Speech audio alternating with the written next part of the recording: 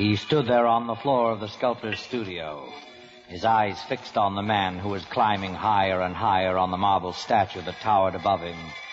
His lips curled as he heard the desperate pleading. You've got to give me a chance. My work is good, really good.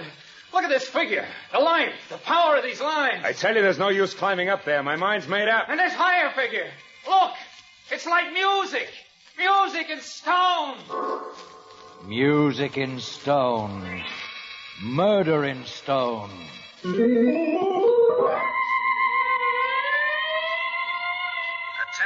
all units, general alarm. Attention all units, general alarm.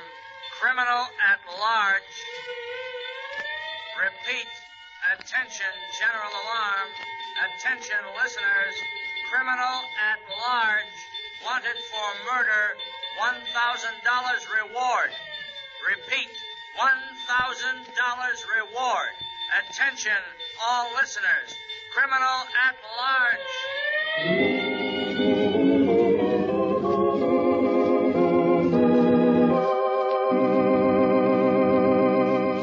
Criminal at Large, radio's newest, most exciting mystery show.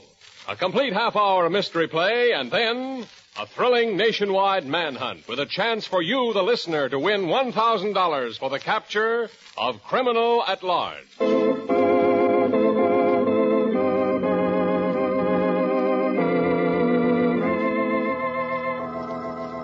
Listen first for drama, action, excitement. But listen, too, for the clues scattered throughout the play. Clues that can bring you the reward of $1,000 in cash. Immediately following tonight's broadcast of Criminal at Large, somewhere in the United States, a person answering the exact description of the criminal in the play will begin a 7-day tour of the nation, stopping in towns and cities, perhaps your town, your city. Remember, the clues will be scattered throughout the play itself. Listen carefully. Watch for description of height, age, color of hair, clothes he is wearing, identifying marks, habits, mannerisms, the type of place in which he is most likely to be found. The criminal at large will not resist capture. When you find him, he will quickly admit his identity and arrange for immediate payment to you of $1,000. If he is not found before next Friday night, the reward will be increased to $2,000 for next week's fugitive, with an additional $1,000 being added each week until you, the listener, discovers the criminal at large. And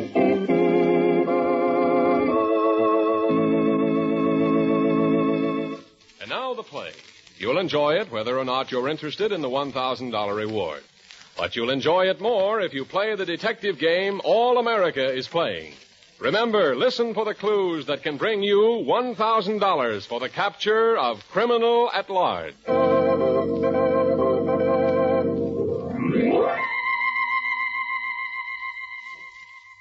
There in his studio, Greg felt almost like a god. Those marble figures towering high above him, his hands had created those figures, given them warmth, almost life. To the 30-year-old sculptor, this was the hour of triumph. That huge memorial group, it was a dream completed. A dream that started the day Ricky had given him the commission. He should have known Ricky wasn't giving him anything. He'd never given him anything. Ricky hated Greg. Hated him because Ruth loved him. Ruth was the only thing Ricky had ever wanted, and he couldn't get. And he wasn't a good loser.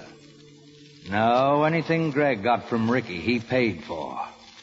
This time, the price tag was death. Yes, old Franz's death.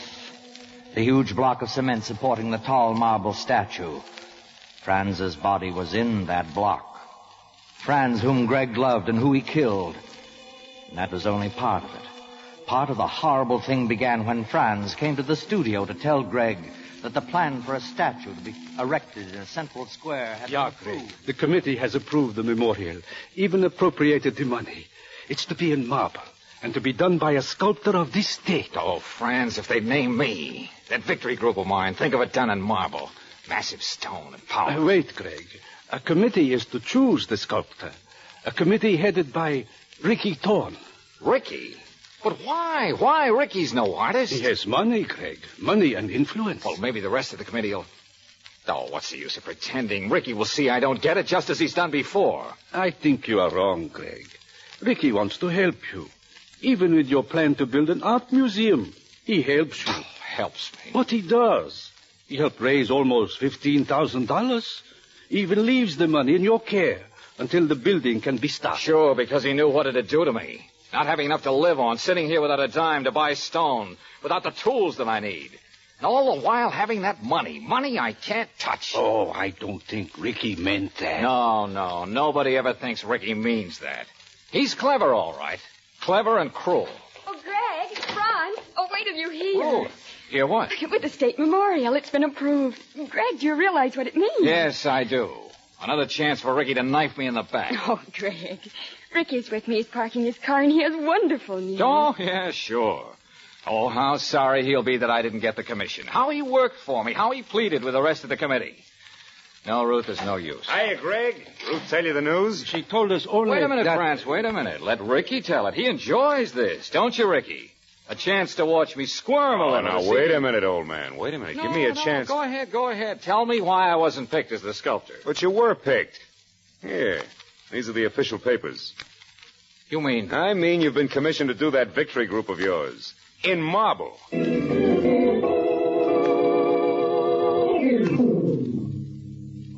Couldn't be. But it was. Everything Greg had ever wanted, all his plans, his dreams, handed to him by Ricky. Greg tried to take it in. He tried to shut out the little voice that was beating against his brain. Don't trust him. Ricky hates you. He wouldn't give you this. He wouldn't make it easier for you to marry Ruth. Watch out for him. But there were the official papers commissioning Greg to do the memorial. Ricky couldn't stop that. Nothing could stop it. This was it for Greg. The start of everything. Of horror and violence and murder.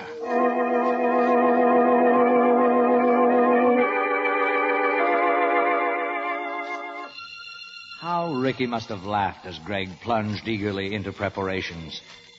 But it was like being a new person. He was no longer an unknown, struggling artist. Now he was the Gregory Hunt, commissioned to do $250,000 memorial. How simple it was for him to arrange for credit for everything. And in the months that followed, the group slowly took form, became even greater than Greg had dared to dream. Even Franz approved, good old Franz, the most exacting of teachers. Franz looked at the work, smiling pleasure as he said, Yeah, Greg, it is good. I am proud of you. But always I knew your hands held the key to beauty. Oh, wait now. What about all those times you made me destroy a model just when I was sure it was perfect? Training, Greg. Training, so that now you can do a great thing like this. But you must be careful, Greg. The size of this. So tall it is. Yes, I know. I'm going to brace it with steel rods in the back. You see those two forms? There'll be cement blocks to hold the rods. Yeah, good. And then later the bronze base will give added support. But you should put the rods up now. Well, it's just that I hate to take the time. The days seem too short as it is. Like a man with a sweetheart, no time for other things. No wonder they say sculptors are a little mad.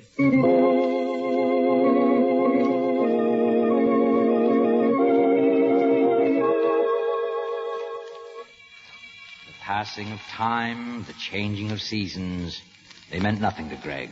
All that mattered were the figures emerging from the marble. Finally, it was time to order delivery of the bronze base. Up till then, Ricky hadn't even visited the studio, but he showed up that day and seemed strangely interested in the matter of the bronze base. His voice was very casual. Oh, Greg, about that bronze base.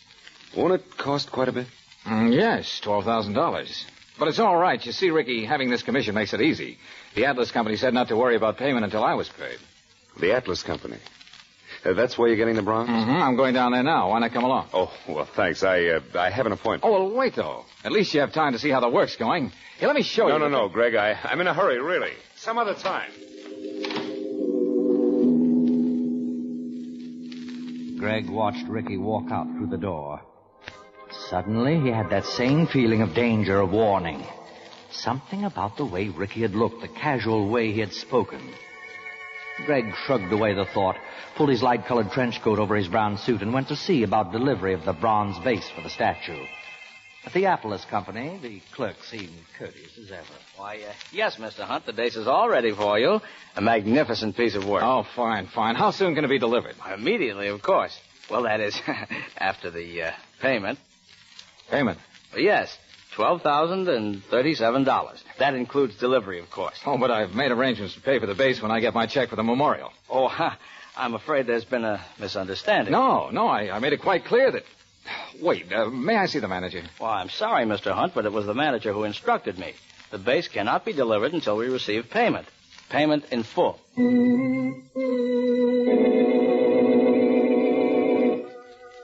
What had happened? Why had they suddenly closed off his credit? Greg had made the mistake of forgetting Ricky hated him. Why, he even went to him for help. As always, Ricky was polite but regretful. Oh, I'm awfully sorry, Greg. If there were any way I could help But, you... Ricky, there is a way. It's only $12,000, and you know the fee I'm to get for the memorial. Yeah, that's just it. I do know. I'm on the committee that appointed you. It has to pass on your work when it's done. But that wouldn't make any difference But about... it would make a difference. Look, this is a state project, and that means politics. If they found out that I'd loaned you money, they'd charge collusion, cancel the whole thing. But, Ricky, I've got to get that money. I've got to. But Greg couldn't get the money. Every door that had been wide open was suddenly closed. He gave up. Sat there in his studio like a half-dead person, staring at the monument towering 60 feet above him. The monument that meant everything in the world to him, that might never be finished. And then again, that little voice started beating against his brain. That money. The $15,000 you're holding for the art museum. It's in your name. You could repay it from your fee. No one would ever know. It would be months before the material for the museum would be available. Yes, he'd have plenty of time. How simple it was. Maybe they're always simple, the things that lead to murder.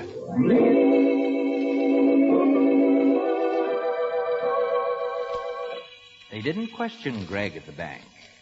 He hurried back to the studio, called the ALIAS company, and told them he'd be right down with the money. But just as he hung up, old Franz walked into the studio. Oh, hi, Franz. I'm sorry, I'm just on my way up. No time to waste these days, I say also, no time yet to put up those steel rods. Greg, if that should fall... Oh, don't worry, it's all right. Everything's all right. And yesterday, there was no hope in all the world. Well, that was yesterday. The company changes its mind, eh? The bronze base. They trust you for it after all. Well, they don't have to. Look, I'm paying cash for it. Greg, all that money, where did it come from? Ricky? No, I borrowed it. Yes, I borrowed it. At the bank, I used the marble for security. But the marble is not paid for. Greg, look at me. Where is that money from? Well, I told you, the bank, they... Oh, what difference does it make? Greg, the truth. You must tell me the truth. Well, I tell you, it doesn't matter. It's just for a few weeks. They're not ready to start the museum, and by that time Greg, I'll be able to... That money is not yours. Well, it's in my care. I'll put it back, Franz. It's just a loan. Look, Franz, I've got to finish this work. It's my whole life. It's everything. Yeah, and that is why you can't. Beauty is not a thing only of hands and chisels. If you did this, it would show. There would be ugliness. No, there wouldn't. The group's almost done. I'll have time to... No. Hey, Franz, wait. Franz, where are you going? To Ruth. You will listen to her, and she will stop you because she loves you. Oh, Ruth won't understand. She think I was stealing it. Franz, wait. No, I do it for you, Greg, to stop a bad... You're not going to tell Ruth. You can't stop me now. Nobody's going to stop me now. Greg, no, let me go. Let me go. I said you're not going to. I told you not to, Franz. Franz, speak to me. I didn't mean to hurt you. I didn't... Franz, you're dead. You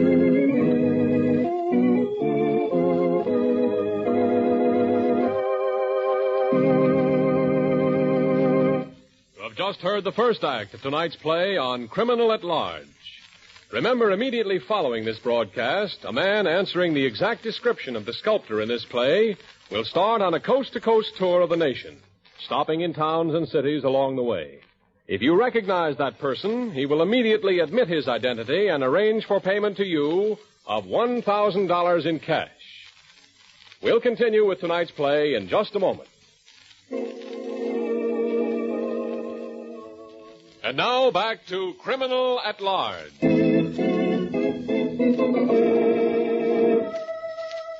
A young sculptor, Gregory Hunt, needing money to complete a memorial statue which was to be his masterpiece, embezzled funds left in his care. Surprised in this act by his old art instructor, Franz, Greg had struggled with the old man. In his fury, he'd struck Franz with a heavy chisel, and now the old instructor lies dead on the studio floor. They wouldn't believe it was an accident. They'd call it murder. If only he could find some way to... But wait. There was a way. The cement. The forms were ready for the huge cement blocks into which the rods were to be fastened to support the statue until it was in its permanent base. All Greg had to do was mix the cement and pour both blocks. They'd look the same. No one would know that in one of them was Franz's body. Greg waited 2 days for the cement to harden. Not answering the door, not sleeping, just sitting there waiting. Afraid to look at that cement block. Afraid that in some way he'd be able to see Franz. His body held upright in the cement, his eyes open, staring. And then the second night he fell into an exhausted sleep. It was 9:30 the next morning when he was awakened by someone at the door. Oh. Who is it? Oh, it's me, Greg, Ruth. Well, I've been wondering what... Well, Greg, what's the matter? You've been sick? No, I fell asleep sitting up last night. Oh, but you look so... Oh, Greg, your hand's all bandaged. I cut it on the marble.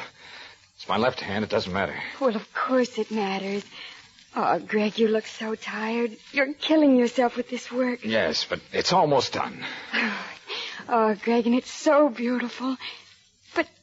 What's wrong? Nothing. Well, maybe it's just because it's so big. Looming so far above us. But just for a second, I felt a chill. As though... As though what? Well, as though there were something. Somebody watching. Oh, Greg, there's nothing wrong, is there? I mean... Well, of course there's nothing wrong. Who's that? Did someone come with you? Oh, no, I came alone. Why? Were you expecting someone?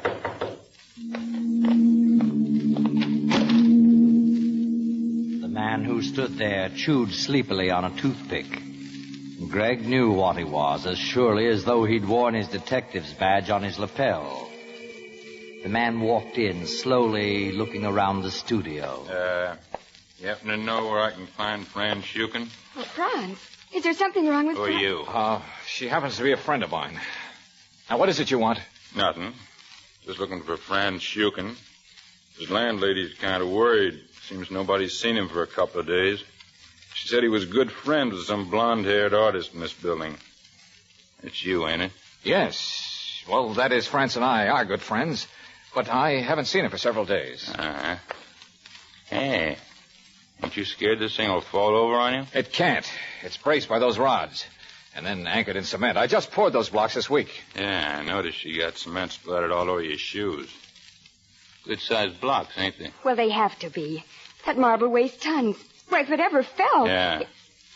Well, let us know if you hear anything from Franz Schuken. Oh, what a strange person. Greg, the cold way he looked at you... Oh, Greg, what's wrong? Don't let me alone, will you? I got enough worries trying to get this work done, having to worry about materials, about money. But I thought those things were taken care of. Well, Ricky... Oh, sure, Ricky said. He doesn't know what it is to be broke, to lie awake nights worrying about pennies. Oh, Greg, I didn't know. Well, you shouldn't have to worry about money. It isn't fair. I'm going to do something about it. Go away. You're an Let me artist, alone. Greg. You shouldn't have to be bothered with I have to get such hold of things. myself. Why didn't you tell me Calm. before? The detective will be back. You can work out. But it doesn't matter. All that matters is my work. Finally, Ruth left the studio.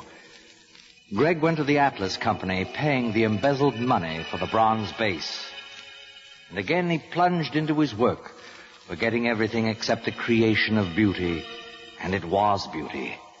To Greg, that made it worth it. Yes, worth even Franz's body inside that block of cement. Then the detective came again. He pushed past Greg into the studio and leaned against the block in which Franz's body was hidden. Just dropped by, still looking for that old guy, Franz Schuken. You never heard anything from him, huh? No, I told you I spend most of my time working. How come you weren't in when I called yesterday? Well, I have to spend hours at the library on research at museums. It's part of my work. Yeah? You about done with this, huh? Yes, almost. In fact, the committee will be here this week to accept it. After that, it'll be moved to the state park. Those blocks of cement, too? No, you see, it'll be on a permanent foundation. It won't need those supporting rods then. Uh-huh. Those rods don't look very strong. They're only temporary. Yeah? And what are you going to do with the cement blocks? I don't know. Well, give us a ring if you hear anything about Franz Schuken. Greg knew he'd be back. He always came back. But in a few days, it wouldn't matter. The blocks would be gone by then. Greg would have them hauled out to where the city was filling in that swamp. Maybe then Greg could forget them and the thing hidden inside. At last, it was the day for the committee to inspect Greg's work. He waited there in the studio alone. Only a few more hours and he'd be free from tenseness, fear, waiting. Ricky, come in. Where are the others? Others? Oh, the committee. Well, you see, they sort of agreed to leave the final decision up to me. Oh, fine. Ricky, I haven't said anything, but I guess you know how much it's meant to me, all your help. Oh, skip it, I haven't done anything. Well, shall we have a look at your work? I've never seen it. Yes, I know. In fact, you made almost a point of not seeing it. Well, I wanted to be impartial. And if I approved your work, it'd be on merit, not friendship. Oh, well, don't worry, Ricky. It's good. Not just because it's mine. Sometimes it seems as though it weren't mine. As though it belonged to someone greater than I. You sound like you did in college. You used to say I was an artistic phony. Yeah, and Ruth used to jump all over me. We've come a long way since then, haven't we, Greg? Yes, Ricky, I don't want to hurry you, but Your whole future rests on my words. Ruth should be here, huh, Greg? Yes. Now, Ricky, if you want to come over here... here... She'd be on your side, wouldn't she, Greg? She was always on your side. Well, let's not go into that, Ricky. It doesn't make any difference now. Besides... Maybe it will. At least it'll be easier for you, having her. Easier? Yes. You know how Ruth is, as far as you're concerned. Failing with this won't make any difference to her. Failing? But I haven't failed. Well, Ricky, it's the best thing I've done, better than I ever dreamed. Yeah, I know you've tried. Ricky, you're talking as though... As though I might decide it isn't acceptable? But you can't. The commission, you gave it to me yourself. Yes, because I wanted to help you. No, you wouldn't. Remember the terms of the commission, Greg. The finished work had to be approved. Oh, Ricky, even if you hate me... Why should I hate you? This is business, Greg. And you're going to... I'm sorry. Sorry. Sure, of course. And I was fool enough to believe you. You never meant to accept it, did you? Oh, I know it's tough. Particularly when you've tied up so much money in it. It's going to be a problem, isn't it? Paying for the marble and that bronze base. That was it. Ricky had done this, done it all. Putting the museum fund in Greg's care, then stopping his credit at the Atlas Company. He'd known Greg would use that money. Then afterwards, when the work was refused, Greg would be exposed as a thief. And then that little voice started again. Don't let him stand there laughing at you. It's his fault you stole the money, that you accidentally killed Franz. He should be killed, too. But this time it wasn't going to be an accident. This time it would look like an accident. The huge weight of that marble towering above him. But wait. Ricky mustn't suspect. He had to make Ricky think he was still begging for another chance. Please, Ricky, you've got to listen. If you'd look at my work, it's good, Ricky. Look, it's really good. Greg, there's no use climbing up there. My mind's made up. I'm sorry. Look at it. This figure, Ricky. Look, the length, the power of these lines. Come down, Greg. I tell you, there's no use. And this higher figure. Look, Ricky, look. It's like music. Music in stone. Music in stone. Murder in stone. Greg could see Ricky's face far below, his lips curling in contempt. Now Greg was near the metal plate which the steel rods were fastened to. He lifted the heavy mallet, judged the blow carefully. Bolts loosened. The massive figures trembled. Then they began to lean. Ricky was trying to see what Greg was doing. Greg kept pounding. Now the plate was loose. The tons of marble hung in delicate dread balance. And then started over. Greg forced his voice to a scream. Gotta move! Look, Ricky! Look at my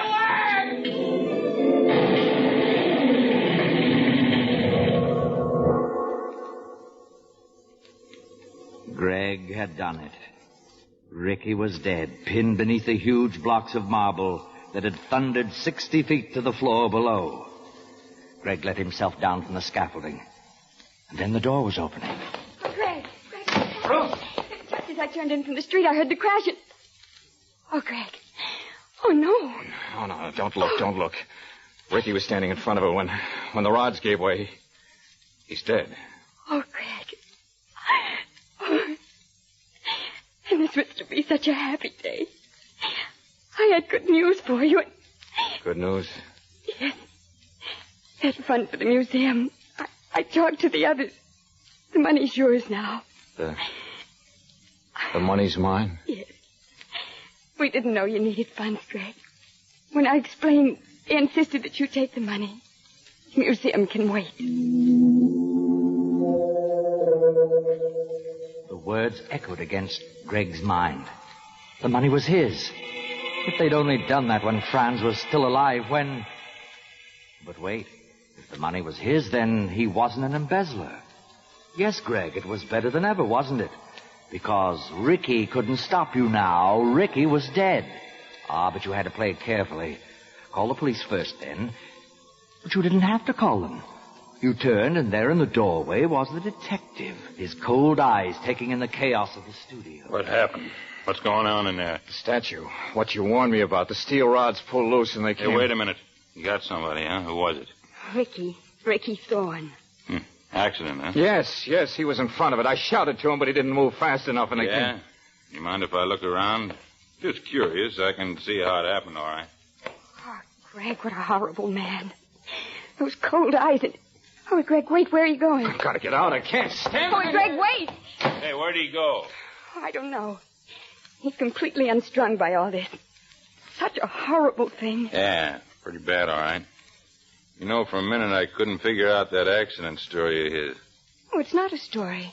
Why, Greg might have been killed himself. Maybe that would have been easier. Easier than what they'll do to him up in that little room in the pen. Penitentiary? What are you talking about? I'm talking about murder. We won't have any trouble picking him up.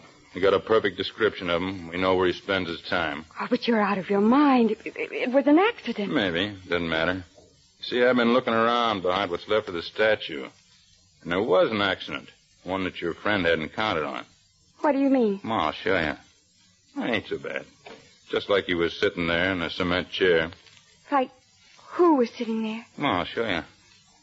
See, when that statue fell, a big hunk of the marble fell over backwards. Well, what's that got to do with... And it fell right on this cement block, cracked it wide open. You see, I finally found that Franz Schuken guy we've been looking for.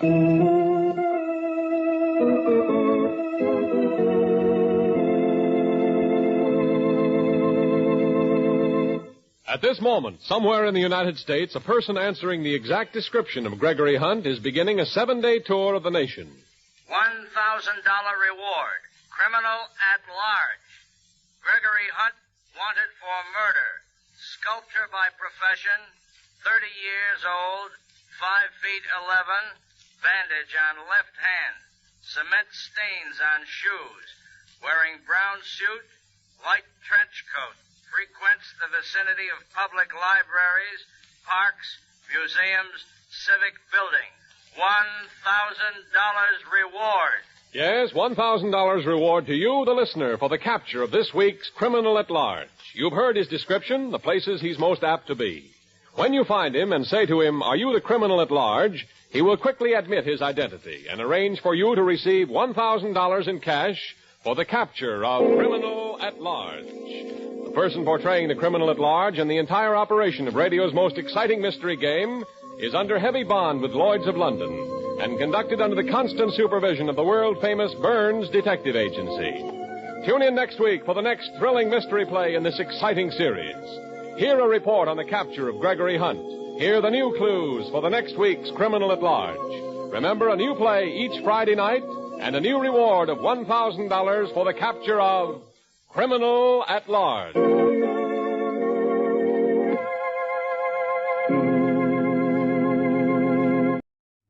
The time now is 11:30. The makers of Royco Soup and Surf present...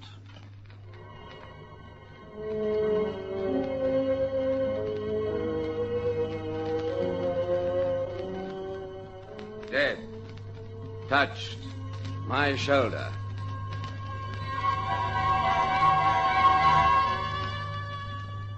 Today we tell of a strange series of coincidences that saved the lives of many people. This story was sent to us by Mrs. G. King of Cowie Road, Durban, and we call it Bridge Awash.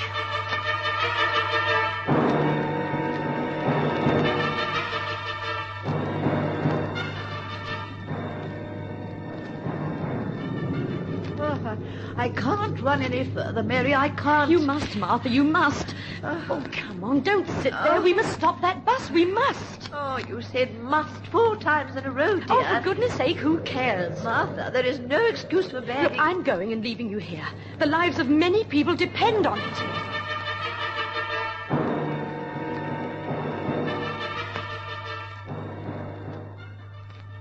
Don't take our word for Royco Cape Dutch cream of vegetable soup. Ask Omar. Here's the soup I loved as a little girl. New Royco Cape Dutch cream of vegetable soup is just like my old Oma made. She used a special recipe learned by heart in the good old Cape days. Yes, Royco Cape Dutch cream of vegetable soup is the real thing. It even smells right. Thank you, Omar. And only Royco make real old Cape Dutch cream of vegetable soup, filled with the good things you would choose. Surf with Super Blue puts true whiteness back into your wash. A real white, a true white. It's Super Blue White.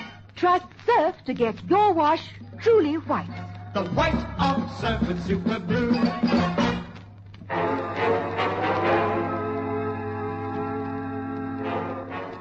Martha, what are you doing? Ringing the grammatical errors in this newspaper. They're disgraceful. Oh, look at that. Do you see? At least 12. Well, I think it's a complete waste of time. Oh, how can you expect a standard of education when newspapers display such abysmal ignorance? Ah, there's another. You see that? A typographical error. Oh, forget it. Really, dear, there is no need to snap. Well, I'm sorry, but I'm worried about Peter. He said he'd ring at 7, and look at the time. Well, I suppose he's been delayed, or perhaps this wind has brought down the telephone lines. I mean, anything could have happened. But that's just it. Anything could have happened. Now, Mary, it's no good thinking the worst. Peter is a strong, able-bodied young man. Oh, dear, there's a misspelt word. I'll ring that, too. There. Mrs. Patrick was saying that there are ghastly storms everywhere, and Peter's such an impatient driver. Oh, we're fortunate the storm has not struck this part of the country. Yes, it's coming up fast. Do you see those clouds over there? Now, that's what you call wishing a storm onto us. Don't see the clouds and we will escape. That's the way it is always. Oh, and there's another thing. Ah, that will be Peter to say everything's all right. Hello? Peter.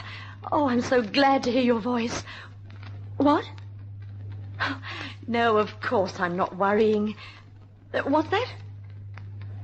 Gearbox? Oh, no. But it's a new car. Shall I come and fetch you? No, it's not raining at present, but it will any moment. Mary, remember what I said. What's that? The bus. Oh, that's a good idea. Yes, at 8. All right. Do that and you can collect the car tomorrow. Bye, darling. Be seeing you. Now, what's happened? His car's developed gearbox trouble, and he had to be towed back to town. He says it's pelting with rain. Oh, here it comes. Thanks to you. Oh, Martha. I said it and I mean you. You brought the storm on yourself. Oh, and it is a particularly horrible one. I think I shall retire under the blankets. There's nothing worse than these wretched storms in this part of the country. The whole atmosphere seems electrified. Peter's coming back in the late bus. I'm glad he's being sensible about this and didn't expect you to drive 50 miles and fetch him. Oh, well, I must take cover. I'll join you for a strong cup of tea when the danger is past. I was relieved when Martha left me. Her carefully ringed newspaper lay on the small table, and the sight of it irritated me. I walked across to the window. Below me, the countryside lay stretched like thick black cotton wool. The lightning was now flashing vividly, and then the rain lashed down, great drops which turned to torrents. There was something grand and wild and fearful in the scene. I stood a moment longer watching, and then a particularly vicious flash of lightning stabbed across the sky, sending forked fingers earthwards. I could see it strike straight into a plantation of great wattle trees which flanked the road bridge. In my imagination, I saw one of those giant trees split and then crash to the ground. I turned from the window and drew the curtain, but I felt uneasy. Perhaps that wasn't imagination, but some sixth sense warning me of the danger. I tried to concentrate on the newspaper, but found I couldn't. I walked to the back of the house, but could see no light in the servants' quarters. If a tree had fallen on the bridge, what of the traffic easing through the rain and mist, unaware of the danger ahead of them? I walked through to Aunt Martha, anything to talk to someone. There was a vast bulk in the bed, completely concealed by thick blankets. I remember calling, Martha, Aunt Martha. Oh, go away until after it's all over. I want to talk to you. In this, you must be mad. I have a steel bridge in my mouth. It's a fearsome lightning conductor. Martha, please. I think one of the wattles has been struck near the road bridge. Well, that wouldn't surprise me. Listen to that. Go to bed, Mary, and don't be foolhardy. What if the bridge has been damaged? What did you say? Road bridge damaged? If a wattle fell directly onto it, it's possible it has been. Oh, my dear child, what a frightful thought. I'll phone through to Sergeant Fenter and ask him to check. What? Use a telephone in this? Be suicide. But I must. Oh, really, you are most tiresome. Why not wait for Peter to come back? He'll know what to do. Peter will be using that bridge. Oh, my. Exactly. I'll phone through to Sergeant Fenter now. Oh, be careful, for goodness sake.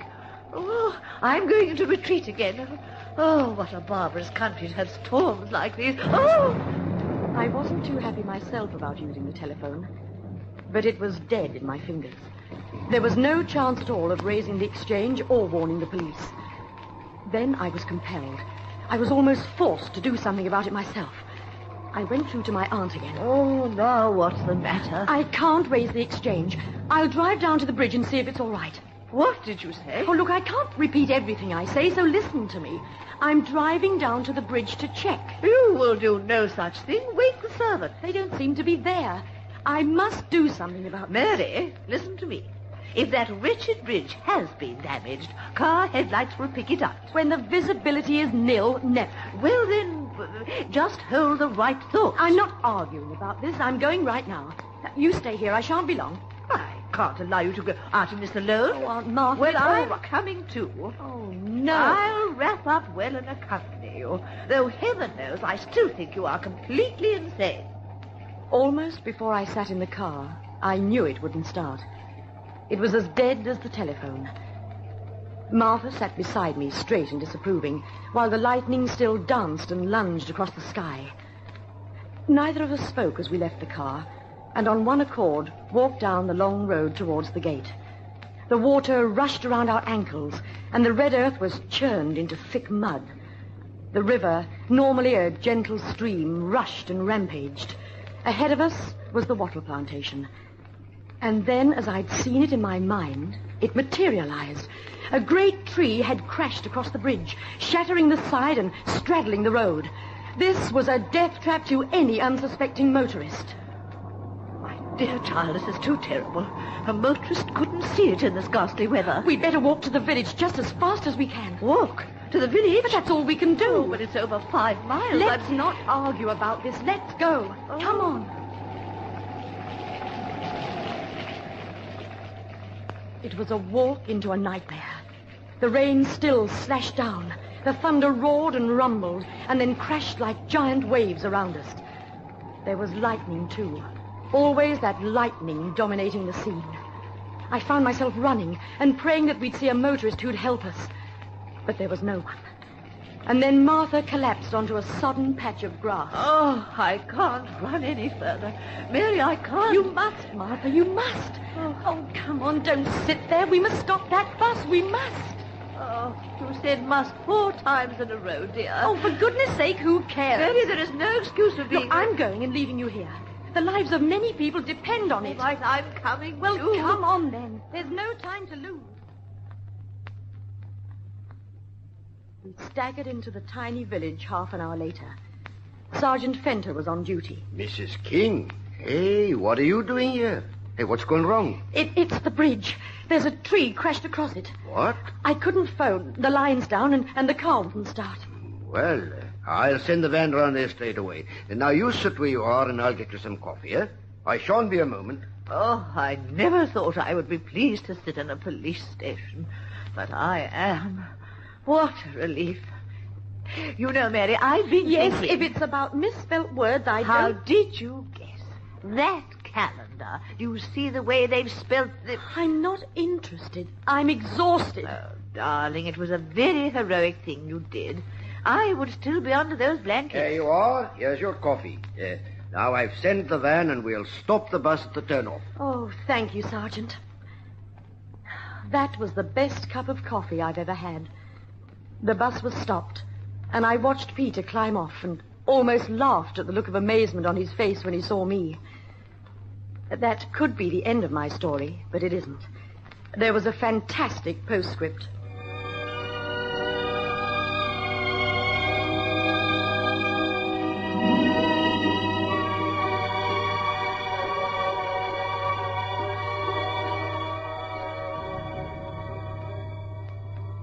What a spread when you add the creamy cheesiness of Melrose Cheese Whirl to sandwiches and snacks.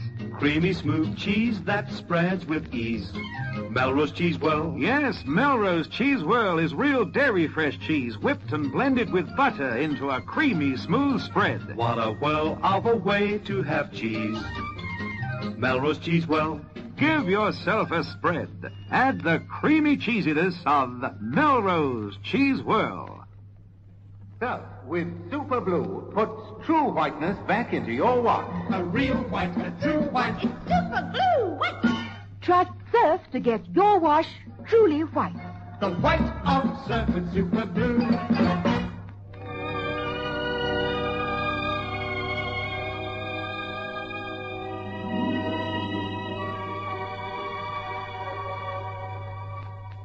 Peter looked at my car in the morning.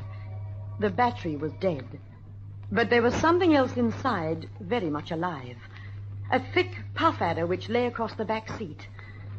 We all asked ourselves the same question. Had it been there the night before?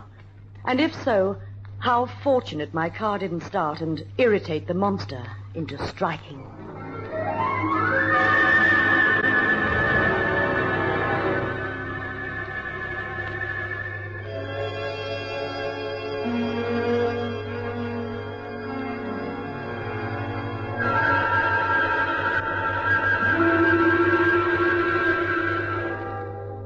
Thank you for a fascinating story, Mrs. G. King of Cowie Road, Durban.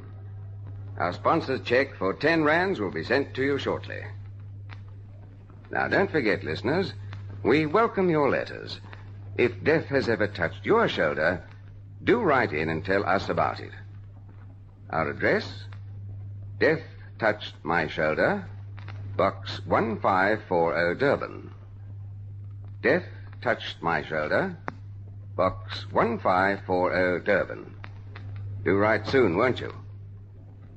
Be listening again on Saturday morning at 11:45, when we will present the story of another true experience in our series, Death Touched My Shoulder.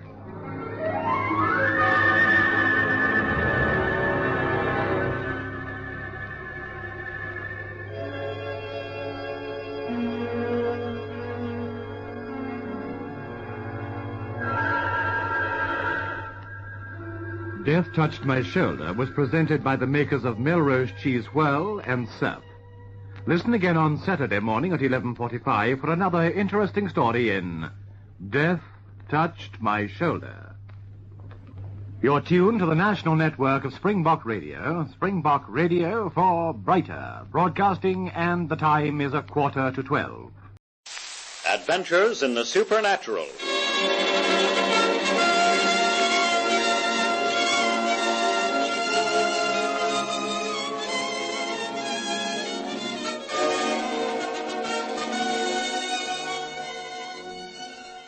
The XYZ Company brings you a new series of programs, a series which we believe is just a bit different from anything you have ever heard over your radio. A scientific investigation of supernatural phenomena, adventures into that shadowy realm which lies beyond the horizon of proven knowledge. Conducting this series of investigations and acting as commentator is the eminent psychologist, Dr. Lionel Hirsch. I present him now, Dr. Hirsch. Ladies and gentlemen, may I begin by explaining the position of the sponsor and my own position as regards this series of broadcasts. We are not out to prove or disprove anything. Our attitude is simply of scientific inquiry. To the question, are there such things as mental telepathy, spirits, premonitions? Our answer is, we do not know.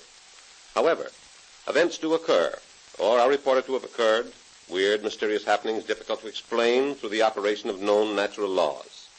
In this series of programs, we plan to give you in dramatic form the story of some of these happenings, instances which have been reported to and investigated by established scientific organizations. In dramatizing these actual cases for radio presentation, it is sometimes necessary to make occasional trifling changes. For example, to fit into a half-hour's broadcast events which occurred over a longer period of time. But the basic facts are presented just as they were originally reported.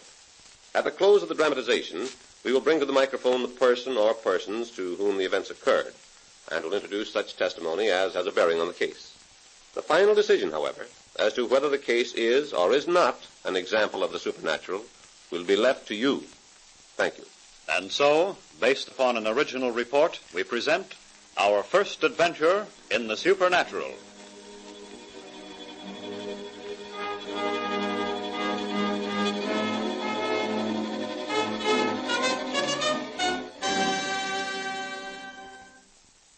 Our story begins in the library of an English country house.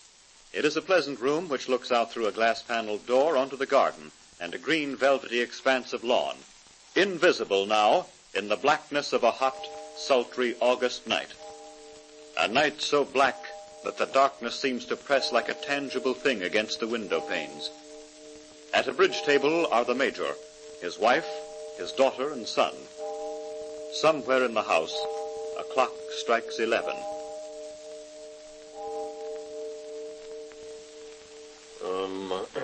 One spade.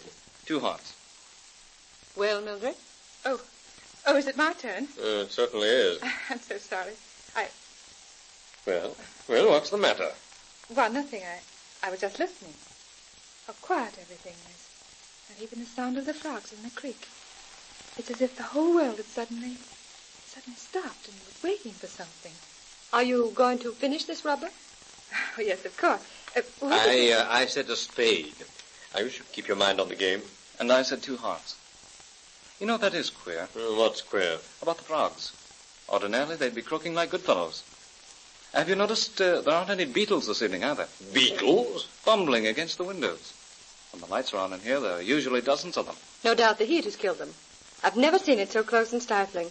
I'm sure it's been hot enough to be the death of everything. Yes, that's it. That's the feeling. The presence of death. Uh-huh.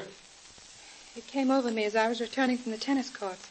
It'd been glorious all afternoon until the sun went down. And then darkness came on so swiftly. Everything was quiet and hushed. Not the drowsy quiet of evening, but a deathly stillness. It was like leaving a bright, sunlit street and suddenly stepping into a darkened room where someone lay dead. Oh, don't be morbid, Mildred. That's the feeling I can't shake at all. Oh, rot. It is oppressive, Charles. We're going to have a storm, that's all. It's always this way before a storm. Now, I bid a spade and Ronnie here bid 2 hearts. 3 diamonds. I pass, as usual. Haven't had a bit of luck all evening.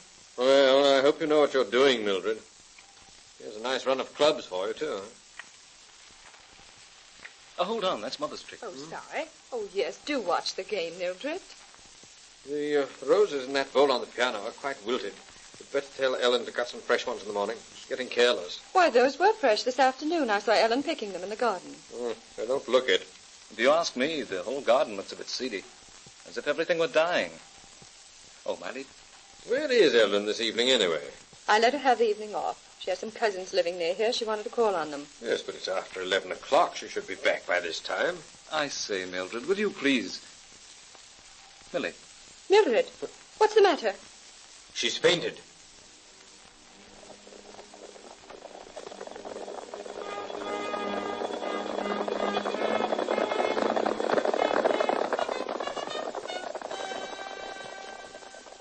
Mildred, darling. Here, take a swallow of water. Oh, that's all. No, she'll be all right. Well, you feel better? A little. Awfully stupid of me. But, darling, what happened? I don't know. Everything got dark, and then I heard the sound of hoofbeats and the rumble of a carriage. It kept coming closer, closer, and finally it swept past me. And through the carriage window, I saw a face, chalk white with staring eyes. Oh, it was horrible. There, darling. Too much tennis this afternoon in the hot sun. In India, I've seen things like this happen lots of times. Had a little touch of the sun myself once. Fancied I saw all sorts of weird things. One gets over it quickly now. There's nothing to worry about. You feel better now, don't you? Yes, quite all right. Only it did seem so real. You'd better run along to your room and get some rest anyway. And tomorrow we'll call in Dr. Thornton. Oh, I'll be all right by tomorrow. Good night. Good night. Good night. Good night. And no more tennis for a few days, eh? Do hope there's nothing really wrong. Oh, I don't see that there's anything to be alarmed about. Mildred's always been a normal, healthy girl. Maybe we'd better go back to town. But let's wait and see what Dr. Thornton says, eh? It's odd, though. It should happen tonight. What with all the other queer things. The frogs and beetles. The flowers suddenly wilting. Oh, I say, don't be a blithering idiot. Listen. Is that you, Ellen? Ellen? Yes, Mum. Oh, I just wanted to make sure it was you. Yes, Mum, it's me. I'm sorry I'm so late getting back. We had an accident almost. An accident? Yes, sir. Jerry, that's my cousin, was driving me back in the motor. He chauffeurs for the Colbert, you know. And we was going along, taking it easy like and talking over old times, and then we hears the sound of horses and a coach coming up behind us. A coach? Yes, sir, a carriage. Traveling fast it was, too. It was on us almost before we knew it. Jerry just had time to pull to one side. You mean a coach almost ran into your motor? Yes, sir. Oh, why? Wait a moment. What kind of a coach was it, Ellen? But I don't know, Mum. I didn't see it. Didn't see it? No, sir. What with it being excited like, it passed us and went tearing down the road without... The coach almost ran into you, past you, and you didn't see it? No, sir. All we heard was the sound. And that's the truth, sir. If you don't believe me, you can ask my cousin. But I've never lied to you in my life, and I'm not lying now. It's the truth, so help me. We know you're not lying, Ellen. But what you heard was probably the wind. There hasn't been a breath of air stirring since sundown. It wasn't the wind. It was something terrible. Terrible. Oh, now, Ellen, I'm sure it wasn't anything terrible. And anyway, it's all over now. There's nothing to cry about. You come along with me. Yes. Well, how do you explain that? I don't think Ellen was playing tennis in the sun this afternoon. Oh, a lot of nonsense. That's not an explanation. Well, there isn't any explanation, except that she imagined it. A coach. Nobody rides in coaches anymore. She'd have been just as reasonable if she said she'd encountered a knight in armor. And I suppose the fact that Mildred spoke of a coach when she fainted... What are you driving at? I'm going to bed, sitting around here talking a lot of nonsense. Hello, thunder. Told you it was going to storm. I think I'll go out and have a look at the weather. I say, Ronald, come out here. Yes? What is it? You know, I believe that is a coach. Who in the name of common sense would be driving a coach around the country at this time of night? Listen. Sounds as if it's coming this way, too. No question about it. It is coming this way. It must be at the turn in the road. By Jove, then it's coming here. There aren't any other houses this side of the turn. Must be driving without lights. I can't see a thing. I can. There. Oh, right. And they're turning in. Great Scott, they're running right over the lawn and through the garden. They'll ruin it. Here, I say, hold on there. Good Lord, they're headed directly for the creek. They'll never see it without lights.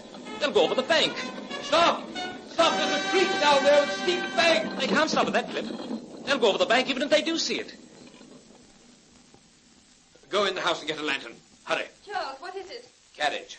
Turned off the road and headed for the creek. Slashed right across the lawn and the garden. Well, the horses must have run away. There's probably no one in the carriage. There were 2 men on the driver's seat. I saw that much. What happened? I thought I heard... Nothing's happened. Go back to your room. Just a carriage that got off the road, dear. A carriage? Yes, they must have lost their way. And a very old carriage with a faded crest on it and 2 coachmen in livery. Eh? You saw it? No, but I knew it would come. Here's the lantern. I had a time finding it. Now, be careful, Charles. You don't know what... I'll be careful. Take Mildred inside. Give me the lantern, Ron. Come along.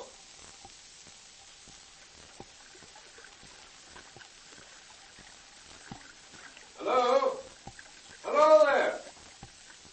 I say hello. There doesn't seem to be anyone about. Here they are, over here. They pulled up and swung around just in time, too. Not the wasn't they'd have been over the edge of the bank and into the creek. Yes, but where are the coachmen? Hello! I don't see how these horses could have run that fast. They're positively skeletons. And the coach looks like something out of a museum. I wonder it didn't fall apart. I can't understand what became of the coachman. I say there. Dead. I think there's someone inside the coach. Well, wait a moment. Stay here. Anyone in there? Why don't you open the door?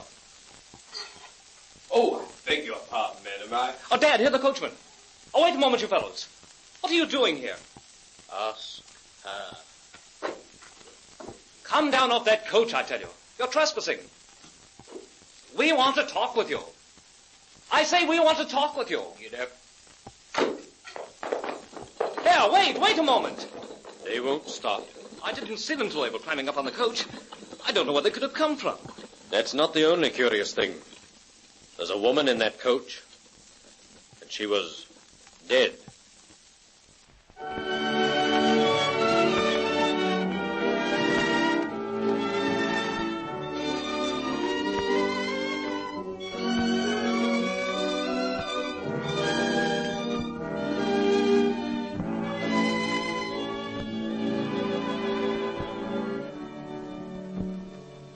Again, the scene is the library. The time, the following morning. The garden doors are open, and sunlight streams into the room. In the garden, birds sing.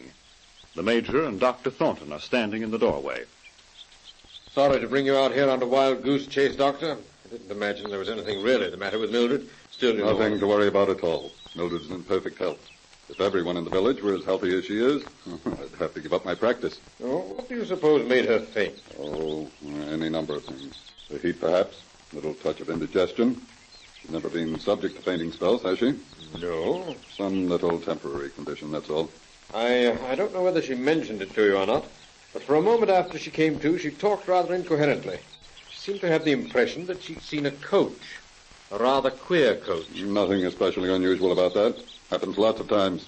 Ever see a patient come out from under an anesthetic? Same thing. Simply a dream. Only this one persisted. We had a bit of a time convincing her that she hadn't seen it. Well, the human mind's a peculiar mechanism. We don't know very much about it. I don't suppose there are any of us who can tell exactly where dreams leave off and reality begins. We all carry around a certain number of delusions. Yes, I understand there's no one quite sane. Not so sure about myself. But I wonder. Suppose a person's mind were a mechanism so finely tuned that it could record a happening long before the less sensitive minds recorded it. Mm-hmm. Or haven't you ever heard of dreams coming true? Only in romantic novels. Well, I still have 2 more calls to make. Goodbye. Goodbye, Doctor. Oh, what about golf tomorrow? Oh, yes, right.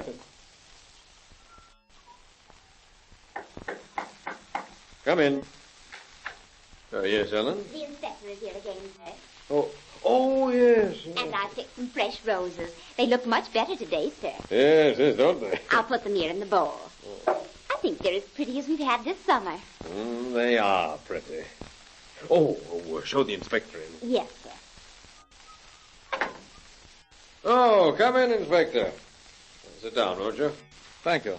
I'd dislike to be bothering you again, but since I talked to you last night, well, there are several little details that need clearing up. No bother at all. Now, in the first place, are you sure that woman in the carriage was dead? Sure she hadn't merely fainted? Inspector, I've served in the army for a long time. I've seen death too often not to recognize it. The woman was dead. And these two coachmen, what did they look like? Well, as I told you, I got only a glimpse of them. Besides, it was quite dark. Oh, yes, one thing I did notice. They wore livery. Livery? Yes. The coach had a crest on it, a coat of arms. As my son said, it looked as if it might have come out of a museum. Your son saw all this, too? Yes, and so did my wife and daughter. At least they saw the coach pass the house again as it returned from the creek and swung back onto the road. You know, Major, this case has some very extraordinary aspects. My first theory was that the two coachmen were taking a body somewhere with the idea of disposing of it and got onto the wrong road. Huh? However, an investigation of the vicinity shows no deaths nor disappearances reported. And if these two men were attempting to dispose of a body, they'd scarcely want to attract attention to themselves by dressing in livery. What's more, such a coach as you describe would certainly have been noticed on the road. Thus far, we haven't discovered anyone who has seen it. It passed our maid on the road last evening. Oh. Well, would you mind if I had a talk with her and get her description of it? She won't be able to give you a description. She didn't see it either. Didn't see it? If it passed her on the road, I'm afraid I don't understand, Major. I don't think any of us understand. I don't think we'll ever understand. Why, what do you mean? When I say this, Inspector, I want you to know that I'm a sane, sensible, practical sort of a person. But in a universe as complex as ours, it is conceivable that there are other worlds, other planes of existence, events which occur in time and space, not our time and space. Perhaps that coach and its strange occupants wandered momentarily from out of another world. Well, You recall last night I told you the carriage had plunged off the road, crashed through the garden, and cut across the lawn. Yes? Under those galloping hooves and careening carriage wheels, I naturally assumed the garden would be wrecked, the lawn pieces. Well? This morning when I looked out, there wasn't a single hoof print, a single rut of a carriage wheel, a single broken trellis in the garden. On the lawn, not the tiniest bit of turf had been disturbed. Inspector, there was not one sign that the carriage had ever been here.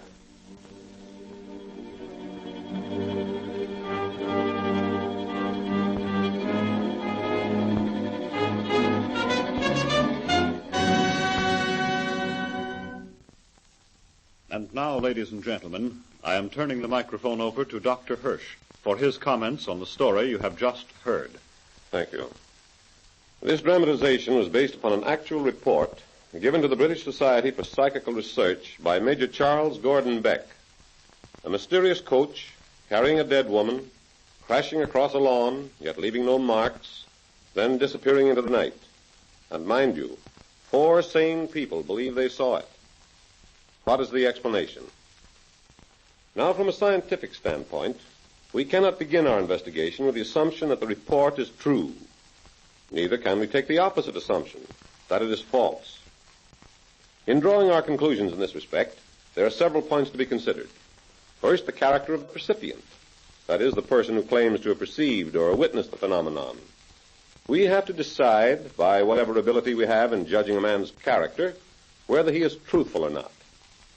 Before we decide he is not telling the truth, we should find some inconsistencies in his story, or at least some motive or reason for his telling a falsehood. But if we fail to find these, we do not yet have to assume that his story is true. The man might be telling an untruth and yet be perfectly honest. He may be an imaginative type, capable of conjuring up in his mind all manners of weird experiences and actually believing them. Or he might have had an hallucination. Once again, we have to judge a man and decide whether he is an imaginative type, the kind of person who would dream dreams and see visions. If we decide that he is telling the truth, that he actually saw what he claims to have seen, there is still the possibility that he is a victim of a hoax, a practical joke. So, before we arrive at any conclusion at all, we should look for natural causes to explain the affair rather than supernatural. Now, I'm going to let you make your own decisions on all of these points. I'm bringing to the microphone for an interview the man who saw the coach and its occupant and who made the report to the British Society, Major Charles Gordon Beck. Major Gordon Beck, was the dramatization you heard just now an accurate representation of what happened? Yes, as far as the facts are concerned. Of course, the words which your characters used were not precisely our words. Of course. But the story we presented was just as it actually happened. Yes, yes. How long ago did this happen? Let me see. About 11 years ago, last August. Mm-hmm. Where did it happen? In Devonshire, England, where I was living. Did the house you lived in have the reputation of being, haunted? No, not that I heard of.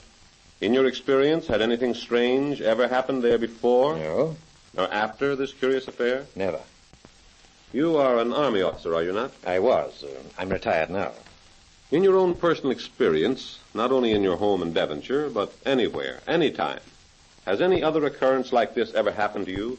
Have you ever experienced hallucinations? No, nothing like that. Do you believe in supernatural phenomena? Well, no, I can't say that I do. I've always considered myself a practical man. Yes. Now, understand, Major, we're not trying to trip you up, but simply attempting to find some sort of logical explanation. How do you know you didn't imagine the whole thing? Well, if I'd been the only one to have seen it, I think I would have doubted my own sanity. But my son accompanied me down to the creek, and my wife and daughter saw the coach pass the house. I don't think we all could have imagined it. Well, how do you know it wasn't a practical joke that someone was playing on you? Well, that wouldn't explain the absence of wheel marks on the lawn and in the garden. All right. Then let's take another assumption. Let's assume there's a family living in the country, getting a bit bored with life, and they make up a story just to amaze the neighbors. Remember, I'm not saying you did make up the story, of course. I'm asking if that isn't a logical explanation. Yes, perhaps it is. But they'd have to be very silly people, and they'd probably gain a reputation of being unmitigated liars.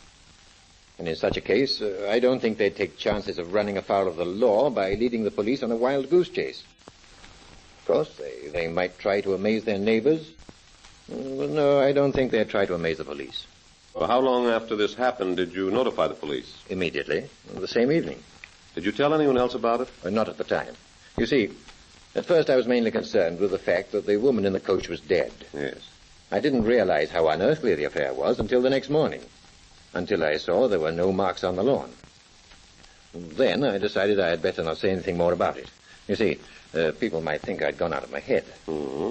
And you didn't say anything about it? No. You didn't use the affair to gain any notoriety? No. But you intimate that some time later you did mention the affair. How long afterwards and to whom? Well, I should say about 3 months afterwards. I mentioned it to some friends in London. One of them suggested that I report it to the British Society for Psychical Research. And you did? Yes. I made a report, and it's included in the proceedings of the Society.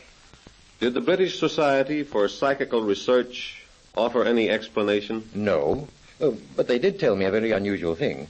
They said that at 4 different times, 4 different people in 4 different parts of the world had reported a similar occurrence. What do you mean by a similar occurrence? I mean a coach with coachman and carrying the corpse of a woman.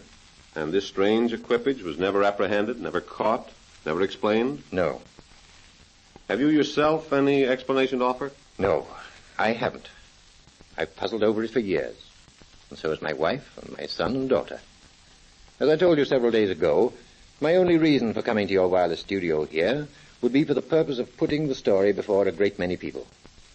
Perhaps there's a very simple explanation that I've overlooked, that some of them might see. Thank you, Major Gordon Beck. Thank you very much. So there you are, ladies and gentlemen.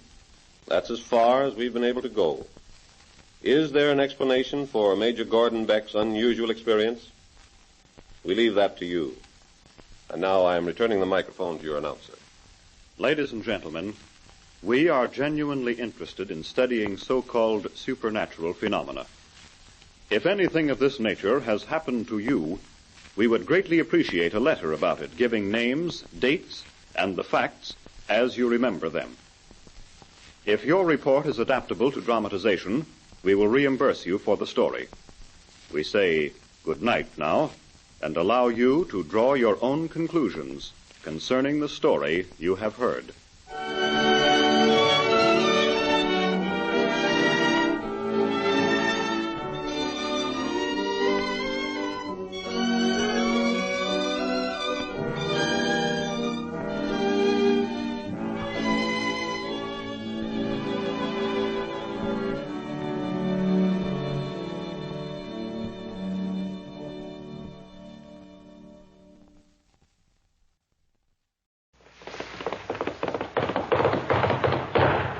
The Adventures of the Scarlet Cloak, starring Wendell Niles.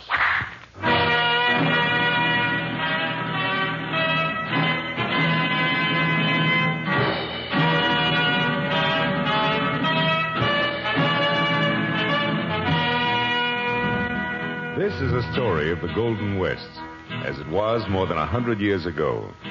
A land of mystery and intrigue. A romantic paradise where the dons and senoritas held to their ancient customs while rubbing elbows with rugged American frontiersmen and pioneers. Where lace-trimmed handkerchiefs from Barcelona were carried next to the heart under crude buckskin jackets. The territory was a melting pot, quiet on the surface like the Pacific, but torn with undercurrents and riptides. It was a restless and growing land, where the strong made their own laws and the weak obeyed or perished. This is the saga of Brad Carver, a fabulous man in a fabulous land. Some called him an angel, some called him a devil, and many claimed that he never lived at all. But the story of Brad Carver is as colorful and exciting as were his roaring guns and flashing rapier as he cut a flaming swath through this glorious land. Our story starts in October of 1842, as a dusty and battered wagon train at the end of the Santa Fe Trail paused within sight of a settlement of 200 people. Oh, hold your teams, hold 'em! Well, we made it, Carver. Los Angeles dead ahead. So that's Los Angeles. Doesn't look like much, McKeever. Well, I guess it ain't Boston, Carver. But it's going to be a mighty big city one day. And it looks good to me right now after 3,000 miles of prairie and Indians and mountains and desert. It still doesn't look like much to me. Well, this is where you and I park, McKeever. Where you striking for? North. Monterey. I'm heading north myself, San Francisco. As soon as I get these folks in and settled. I'll ride along with you if you're willing. Sure, McKeever. Thought maybe you'd had enough of me. Look, Carver, when we started out, you was just another Boston tea drinker to me. But back there on the trail, you proved I was wrong when the going got rough, and I'm admitting it. So do we ride together or don't we? We ride together, McKeever. Good. We'll hit the trail as soon as we get the train into town. Come on! We're moving! Get up, everybody! Get up!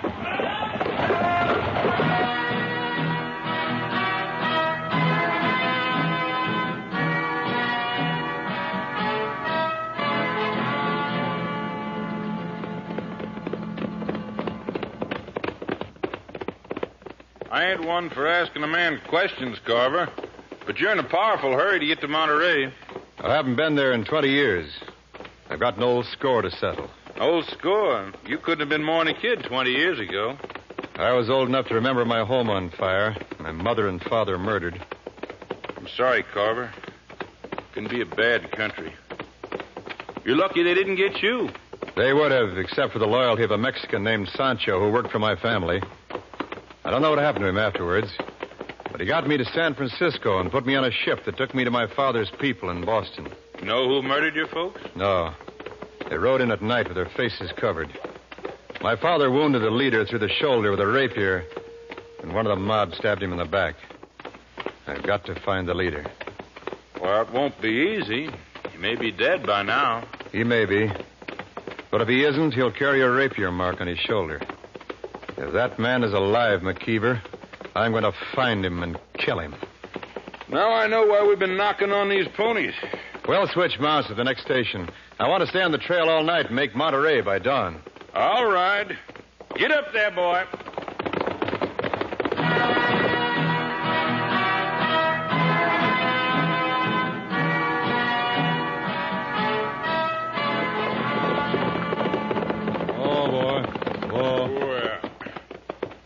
the house? Near that grove of trees? Yes. What's left of it. My mother and father are buried in the grove down there. That's the only news of them I ever had. Well, goodbye, McKeever. If I thought I could help. Thanks.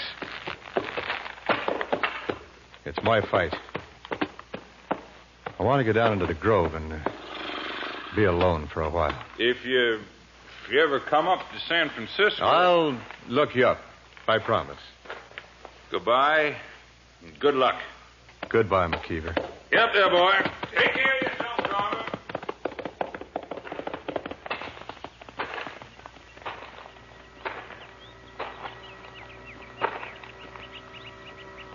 J. Carver, 1785, 1822. Priscilla Carver, 1795, 1822. Dear Lord, blessed be their memory. Senor? What are you doing here? I just come to place the flowers on the graves, senor. These people, they were my friends. Sancho. You must be Sancho. Sí, senor, I am Sancho. But I do not recall ever seeing this senor before. Sancho, you remember me. I'm Brad Carver. Bradito? You are the little Brad Carver? Oh, Senor Brad. Don't call me Senor, not you, Sancho. I knew I'd find you. Oh, I prayed this would happen. I have been living in the ruins of the old house, but you should not be near the house. You must go away from here. For a long time, they tried to find you. The men used to come at night. But that was years ago. They wouldn't know me now. Seeing you near the old house, they might suspect. A stranger come from nowhere. A stranger of your age. No, Bradito, you must go. They would kill you as they killed your father. That's why I'm back, Sancho. Because they killed my father. And I'm going to stay. Then you must go into town like any other stranger. Hey, there is an inn. The Inn of San Bonaventure. You must also change your name. You cannot use the name of Carver in Monterey. You're right. At the inn, I'll be Senor Bradford. Bueno, but we must not stand here talking. A rider might pass. Come, Bradito. I lead your horse, eh? But you said being near the house is dangerous. No, we do not go to the house. I will show you something that you never saw before. Even when you were a little boy. Through the grove and behind these bushes, huh? But this is the base of a cliff. It's solid rock. No, not solid, Bradito. Here, you help me push this big rock here. Huh? All right. It's a cave. See, but even without the rock, the bushes hide the entrance. It's best now to leave it open in case you should need shelter, Sally. Let's go in. Wait, I strike a light for you. Now you take the torch from the wall. Sancho, these things. I remember them from the house. See, Bradito. I say what I could so that one day you could have them. Here, look over here. The portraits of your mother and your father. I never knew this cave existed. Nobody ever told me. Your father wished it so. Only he and I knew. See. I see now by the portrait your resemblance to him. My father. See. You know, Sancho, I never believed that anything could happen to him. He was strong, and that gave me faith. And you gave me more faith with your fairy tales. Oh, I never told you fairy tales, Bradito. You don't remember. The stories about El Diablo, the devil himself, and the scarlet cloak who came riding at night to punish the wicked. It's too bad your El Diablo wasn't around the night my father was killed, Sancho. A child builds up a lot of hope in a legend. Bradito, El Diablo was not a legend. He defended the good against the bad. Perhaps you're right. When stories are told often enough, people begin to believe them. They were not just stories. I did not deceive you. Turn and look at the wall behind you. Masks. Masks in the image of the devil. See, and beneath the masks, a trunk. Open it. Sancho. Open it, Bradito. I know the truth.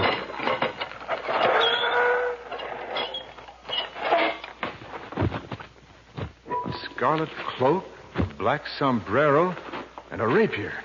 Do you remember, Bradito, when you were a little child? Bad men who did bad things in this land.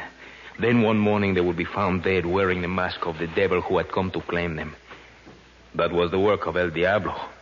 And he lived in Monterey while your father lived. Because, Bradito, your father was El Diablo. El Diablo? Si. And that's why he was killed. Because they found out that he stood in the way of their robbing and plundering. And they were strong enough to destroy him, and they will also destroy you. Bradito, you must go away, please. No, Sancho. This cave is mine now. And so is my father's rapier. But you have been raised in Boston. What do you know of such a weapon? I lived in Europe, too, Sancho. I fenced with the greatest swordsmen in the world. Fenced with them until I could beat them. Because I knew that someday I must come back here to kill a man with a rapier. Now I have to find that man. Sancho, if I need you, I'll come here. But if you ever need me, ask for Senor Bradford at the Inn of St. Bonaventure.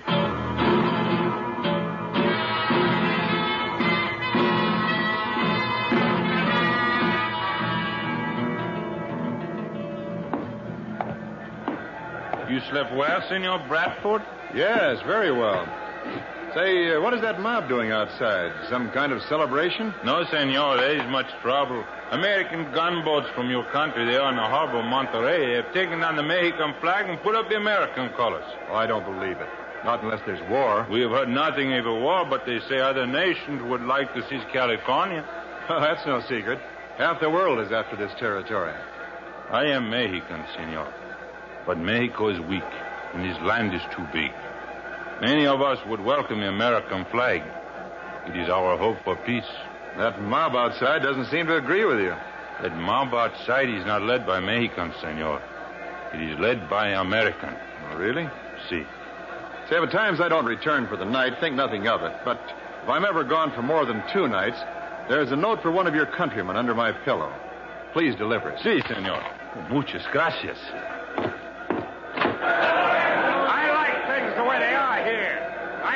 See them change. They say they brought them gunboats in to protect the country. Protect it from what? I don't see nobody else trying to grab it. They're going to get more than they bargained for. I got men riding in from all over the countryside, men with guts and guns. Are you going to join them? Here comes some of them now. Girl, cross the road. Look out, Ben. I'll get her. That was fast moving, stranger. She's fainted. Somebody get some water from the... Catch it, Charlie. That gal's Maria Alvarez. There'll be the devil to pay for this. There's always the devil to pay when a mob like this cuts loose. Yeah, but this just isn't a girl, stranger. This is the niece of Don Raymond de la Torres, the richest man in California. Thanks. Come on, miss. Drink this. ¿Qué pasó? A horseman almost ran you down. Yes, would have, too, if this fella hadn't grabbed you. Oh, gracias. I will be all right now. Let my horse through. Let me through. Maria, what has happened? I was almost trampled, but this gentleman has saved me. My uncle, Don Ramon de la Torres. Senor? Bradford. I am most grateful, Senor Bradford. Who were the horsemen? It isn't the horseman you want. Some madman named Daggett has been inciting this mob, or it wouldn't have happened. Daggett! I'm here, Don Ramon. Stand back. Clear a path from our horses. Who gave you the right to endanger the lives of the people of Monterey? Have you appointed yourself governor of this territory? They changed the flag at the customs house and we don't And you will let the officials determine what action is to be taken. Disperse this crowd at once, or I shall ask the governor to place you under arrest. All right. I guess we made a mistake, man. The governor's job. If you cannot stay in town peacefully, get out. Now move on. Move on, all of you. You should not have come into town, my dear. Daggett is an impetuous fool. I am all right, thanks to Senor Bradford. I have invited him to visit with us this evening. By all means. You will be most welcome, senor. And we shall try to erase this sad impression of Monterey. It's not Monterey I'm worried about, Don Ramon. It's that man Daggett. He was planning to lead an attack on the customs house tonight. Please, do not be so concerned. The mob has scattered. They will drink and gamble, and by night they will have forgotten. Now come, Maria. I will take you home. Adios, Senor Bradford. Adios, senor. Until tonight? Until tonight.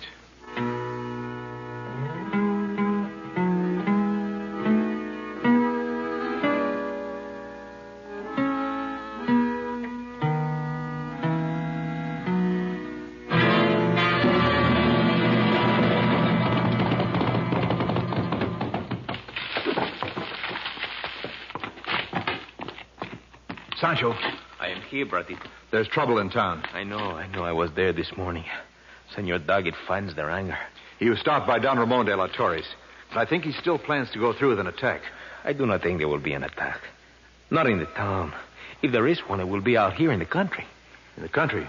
See? I don't understand. Well, the American ships have cannon. They have also taken the cannon in the customs house. And Daggett knows that. An attack would be hopeless. But why is he bringing in armed men from all over the countryside? Well, perhaps to leave the countryside itself unprotected. Do you remember Don Castillo and the Senora, your father's old friends and neighbors? Oh, of course I do. They have been receiving threats. Somebody wishes to drive them from their land. There has been no open attack against them because they have more than 30 men working on their place. But tonight, Bradito, Daggett will have those men in town. The old couple will be alone.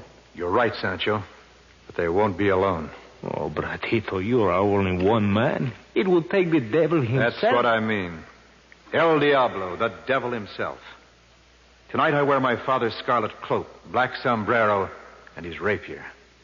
If the Castillo hacienda is attacked, it will be protected, just as it would have been 20 years ago, by El Diablo.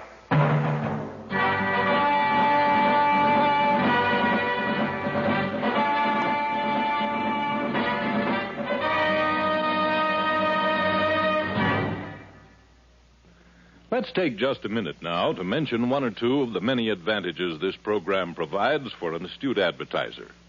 It's a Western-type story, utilizing the basic success pattern of galloping horses, gunfights, and high adventure. However, through its authenticity, believability, and imaginative presentation, we have widened its appeal to attract the young and the adult audience.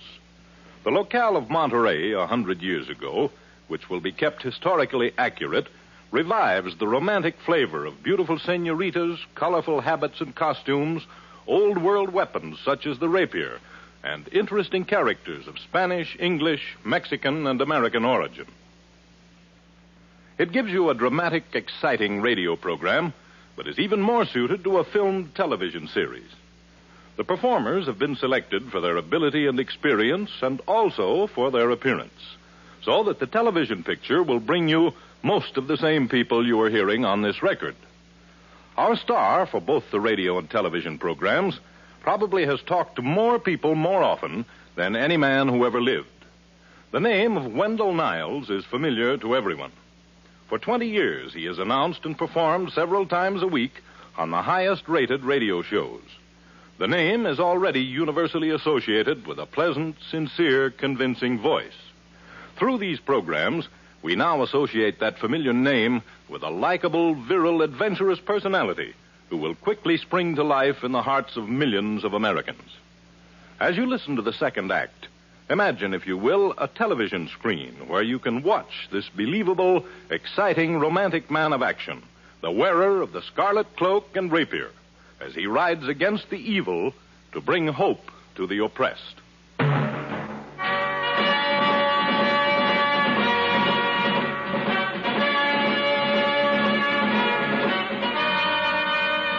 Returning to Monterey after a 20-year absence, Brad Carver has learned that his murdered father was the legendary El Diablo, protector of the weak and helpless. Through his father's old friend and servant, Sancho, he also learns that an attack by night riders is planned against the neighboring hacienda. Donning the scarlet cloak, black sombrero, and rapier that his father wore, Brad and Sancho ride to a hill overlooking the threatened hacienda.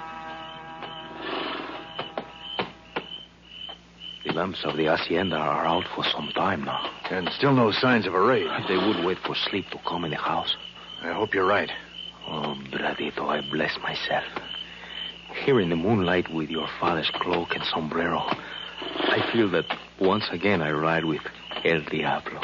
Let's hope the raiders feel the same, Sancho. There may be many of them. We'll have help. Come on. Where do we go?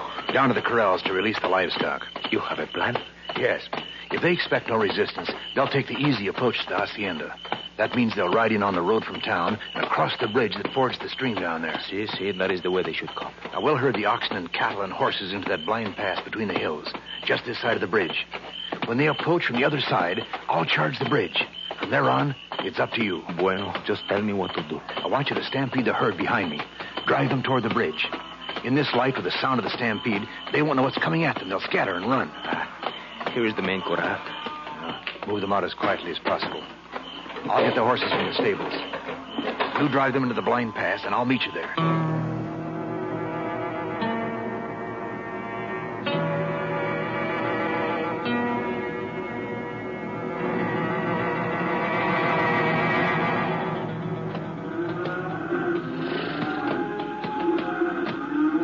I hear something, Bradito. Horsemen, about 10 of them. Look, coming over the hills. They're carrying torches. Good. They're on the road to the bridge. Just as they approach the far side, I'll make my ride. Turn the stock toward the bridge and stampede them behind me. Then keep after them and keep them moving. See, I understand. And lock right with you. El Diablo. Here they come. When you get across the bridge, cut into the hills. I'll double back and meet you near the old missions. See, be careful, Pradito. Now's the time, Sancho. Adios.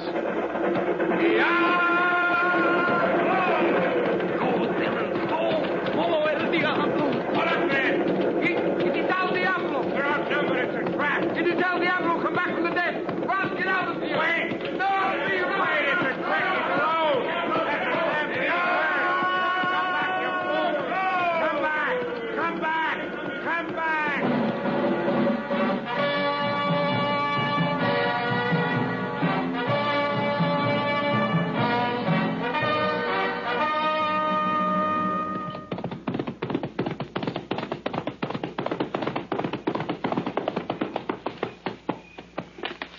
Oh, boy. Sancho? Here, Bradito. I am here. Are you all right? See, all but my leg. I was caught for a little while in the stampede. It was just squeezed a little, that's all. I told you to stay behind the herd. See, I know, but I wanted to be closer to you in case they made a fight. Oh, but you were just like your father, just like him. They were frightened. I'll help you back to the cave. No. You must not go there. Tonight you must be in the company of others, so they will not suspect. But I can't leave you while you're injured. Pratito, you have taken your father's place. El Diablo returns on the same day a stranger comes to the town. They could make much of this unless you spend the evening with others. Yes. Senorita Maria, the niece of Don Ramon de la Torres, invited me to call. Bueno, then you must go there. He is known and respected. It will be perfect. I will take the cloak and sombrero and the rapier. Now you are once again Senor Bradford, a stranger who stops at the inn of San Bonaventure.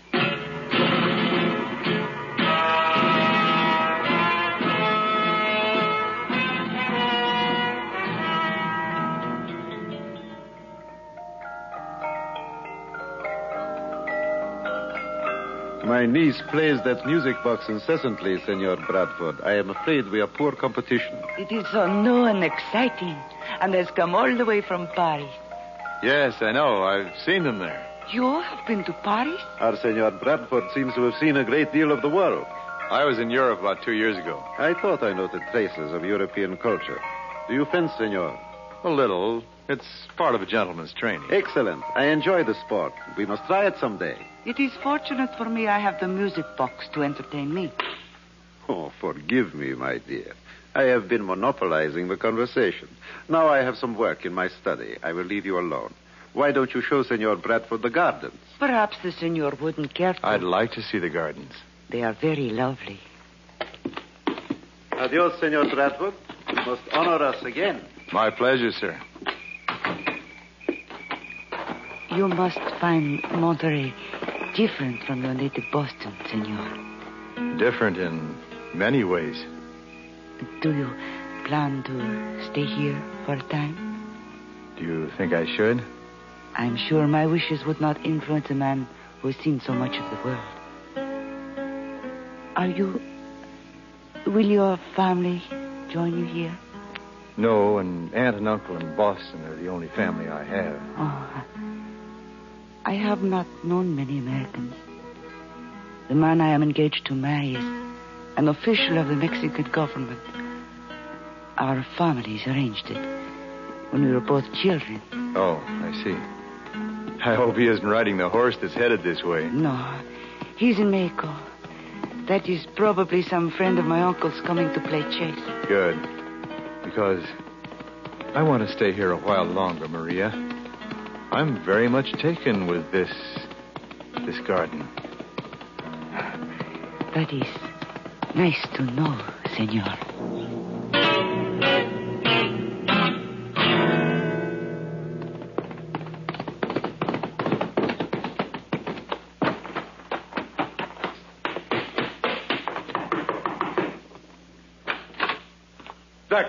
You fool. Why do you come here? Let me in. I had to see you right away. Did something go wrong at the Castillo Hacienda? Did something go wrong? Everything went wrong. We were driven off by El Diablo. He's back. Dagger. Have you been drinking?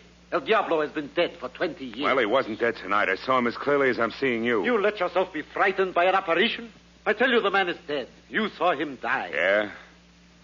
Well, maybe we were wrong. Maybe we killed the wrong man, or maybe somebody's taking his place. That's impossible. Is it?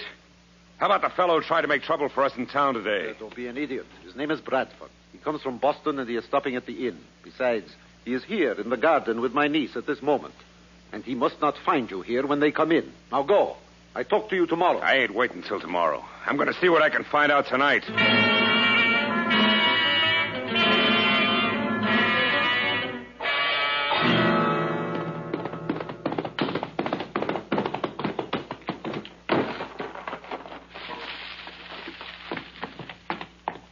Sancho? Is that you, Bradito? Is something wrong? Were you in town looking for me? I have been waiting here in the cave. I left De La Torres and rode to the inn. My room had been searched. A note I'd left for you was missing. A note with money for you to get out of California if I were discovered. Oh, then somebody knows about you now, Bradito. Yeah, I'm afraid so, Sancho. Got to do something about that leg of yours. It will be all right in a few days. We haven't got a few days. We've got to get you away from here to a safer place. No. You are the one who must go. Someday when the Americans really come, then the land will be safe and you may return. Yeah, the Americans are here now, Sancho. No. I met men returning from town after I left you at the mission. The raising of the flag was a mistake. The commander of the ships had a false report of a war. Mexico again controls California. Shh. Quiet. Somebody calls. Quickly, Sancho. Get down behind that trunk. All right, Bradford, don't move. Well, this is quite a layout, ain't it? So this was El Diablo's hideout, and you took it over. How did you find this place? Had to look through your room at the inn. And I stayed around until you came. I figured you'd run for cover when you found that note was missing, and I was right. So the devil had a son. Might have figured you'd come back, only you're not going to last as long as your father did. You can drop your gun, Senor Dagger. All right, Dagger, I'll take that. Pretty tricky, ain't you? Throwing down on me behind my back. Brave when you got an unarmed man. Yeah, it didn't bother you when I was unarmed. Take this gun, Sancho. Throw it outside. What? And throw your own out, too. What, Bradito? Do as I say. There's still two of you against one, you know. No, Dagger, just you and me. Sancho won't interfere. Can you use a rapier, Daggert? Yeah. I can use one. There's one on the wall behind you, under the devil masks. Take it. You've seen those masks in the past, haven't you, Daggert? My father's mark for men like you. Yes, I've seen him. But you'll never put one on me. Here's an excellent swordsman. He's right, El Diablo. This is your last mistake. You are good, aren't you, Daggert? Yeah. Next one, you won't be talking. I had the pleasure of killing your father. And this blade will do for you.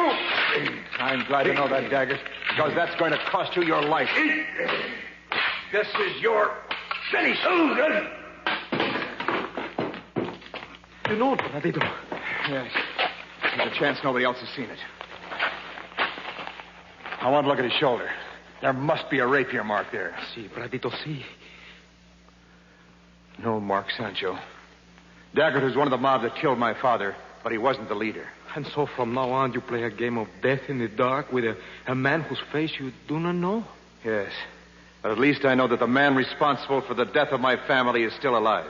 Bradito Daggett's men will search for him tomorrow. We must bury him. No, Sancho, he must be found. With the mark of El Diablo, the mask of the devil. I'll put the mask on him and strap his body to his horse and leave him near the town. They will put a price on your head. There's already a price on my head, Sancho. The price of a life for a life. Because men like Daggett must die for every innocent and helpless person they kill. If my father could carry that price on his head and pay it, then so can I. As long as there's injustice, as long as the good people of this country are at the mercy of the lawless, they'll have El Diablo to protect them.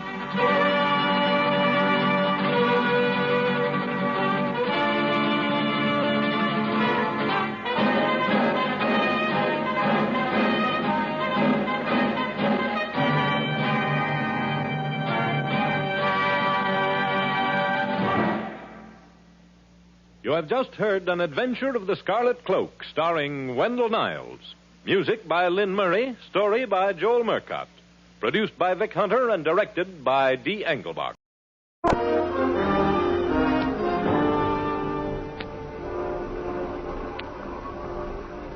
Log entry. The schooner Black Parrot. Matthew Kincaid, master. 6 May, 1950. Position 17 degrees 5 minutes south, 147 degrees west.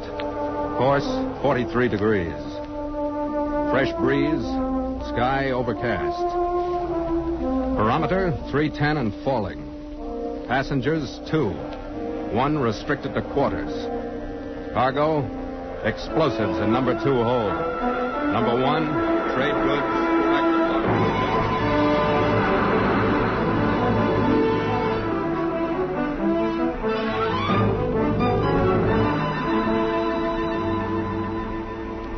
The Log of the Black Parrot, with Elliot Lewis starred as Captain Matthew Kincaid and written by the masters of the sea story, Gil Dowd and Anthony Ellis. The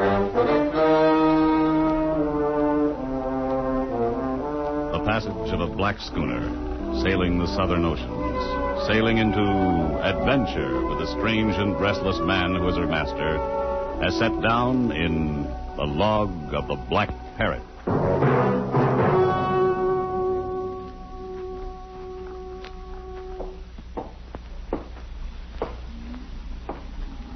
One's batting, skipper, and this is the last for number 2. I'll be glad to see the cargo aboard. Right.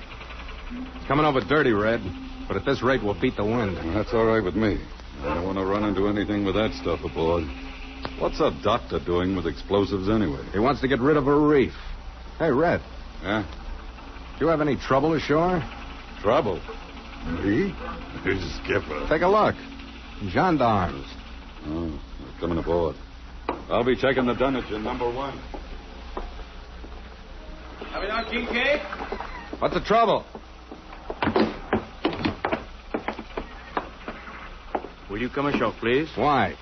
Commandant requests your presence. Why? I cannot say. I only have my orders. I got mine from the harbor master. There's weather moving in. I got to clear Papeete in an hour. I'm sorry, monsieur. You have the papers? Crowder, tell Mr. Gallagher I've gone ashore. Come on, you. We walked away from the waterfront through the warm, dull rain, back into Papeete. And I knew I'd been in the place too long. The feeling of being held, being watched was there again. And now the police, always the curious police, who ask too many questions.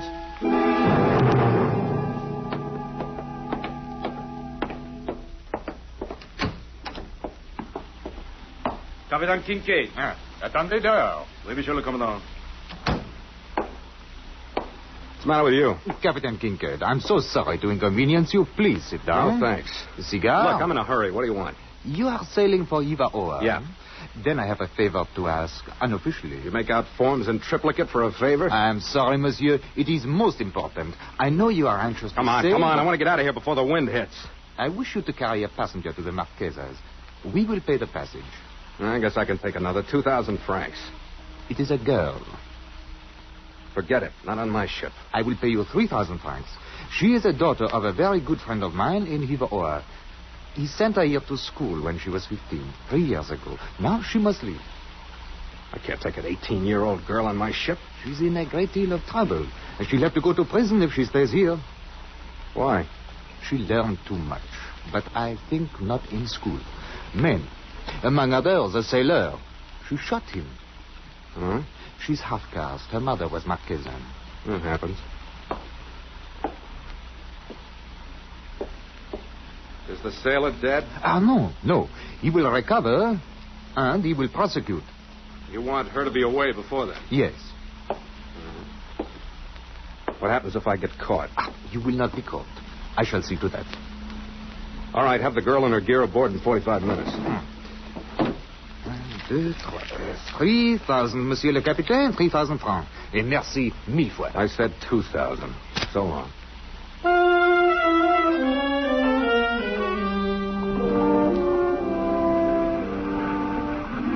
I didn't see the girl come aboard. I was too busy. He's away on the bowsprit. Aye.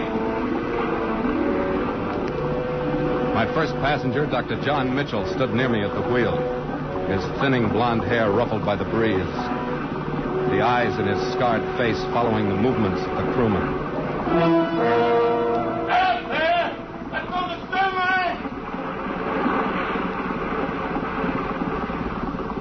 Steady at the helm! We're clear, skipper!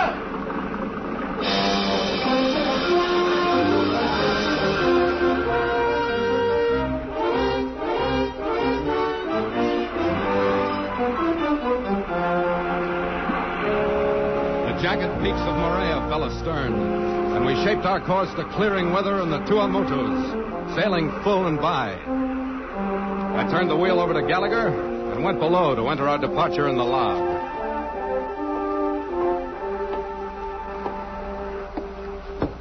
Are you busy, Matthew? Oh, nothing important. Come on in, John. Sit down. Thank you. You wouldn't have... I'm afraid I left the top of my head in Papeete. You had a good time, huh? Splendidly depraved. But after all, 2 weeks out of 2 years. Uh-huh. And now back to Mohotane for another 2. Oh, yes. I obtained some excellent books this trip. One particularly. I hope you have a chance to read it on the way up. Yeah. Oh, thank you. Mm-hmm. Menninger's Man Against Himself. There's good and bad in it. I think you'll like it. Well, bung up and bilge free. I saw your other passenger, the female. That's so? Yes. Her father is Robert Bonnet, the government resident in the Marquesas.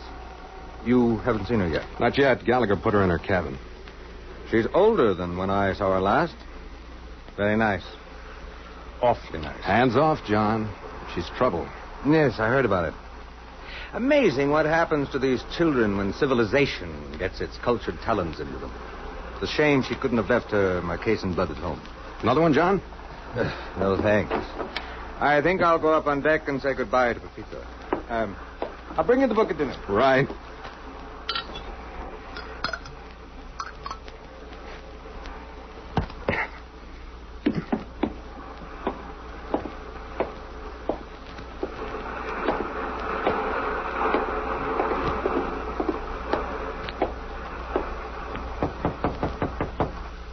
Yes? Captain Kincaid. Come in. You comfortable? Comfortable? Yes. Look, I know about your trouble in Papeete. Let's forget about it. We've got 9 or 10 days ahead of us. Everything will be fine. I don't want to go back to Hiva-Oa. I'm sorry. I want you to stay in your cabin as much as possible. We eat at 6 in my cabin, okay? Okay.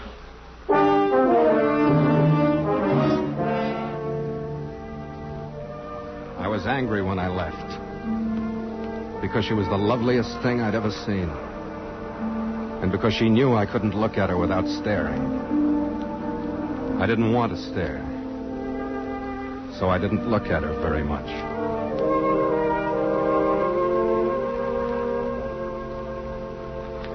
relieved Gallagher at the wheel. The feel of a ship in deep water again is a good thing, but it wasn't this time. I knew there were too many explosives aboard. I should have turned the wheel back to Tahiti then.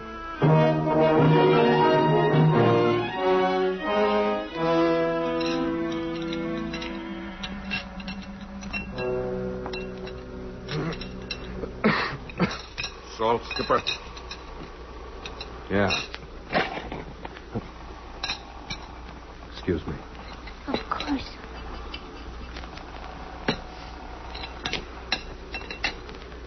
Red, did you check the generator?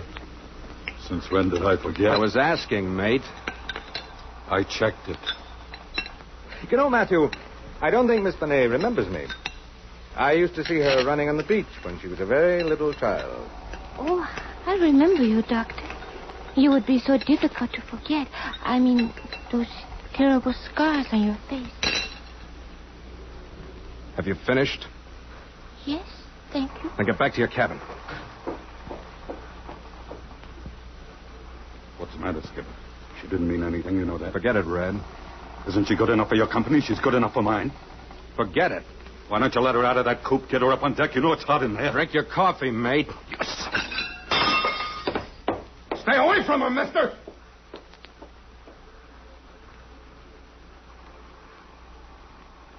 I'm sorry, John. Doesn't matter. No. Really. It doesn't.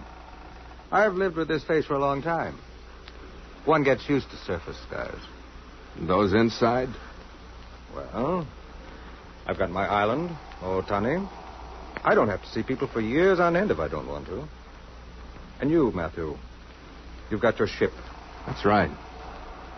I've often wondered what you're running... I picked up some cognac. Let's have a drink. Love to. I say, I brought you the book, Man Against Himself.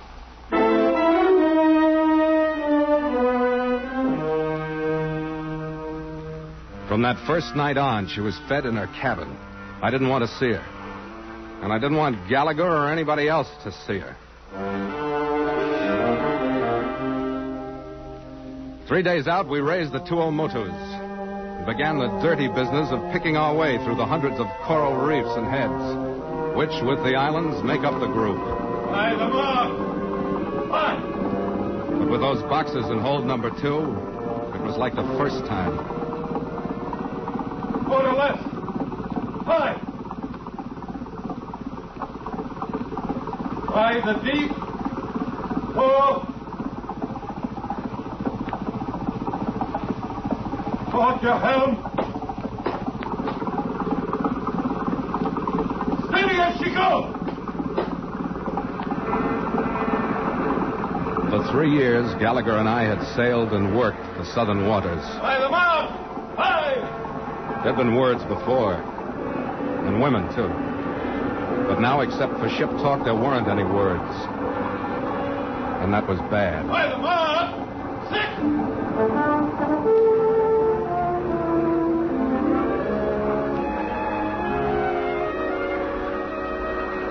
By nightfall, we'd cleared the reefs and were sailing free, with the southeast trades on our starboard quarter. I stood the 8 to 12 wheel watch. What are you doing on deck? Sorry. It was hot. I hope you don't mind the way I dressed. It was so hot. I don't mind the way you're dressed. What do you want? I want to go back. Back? Anywhere.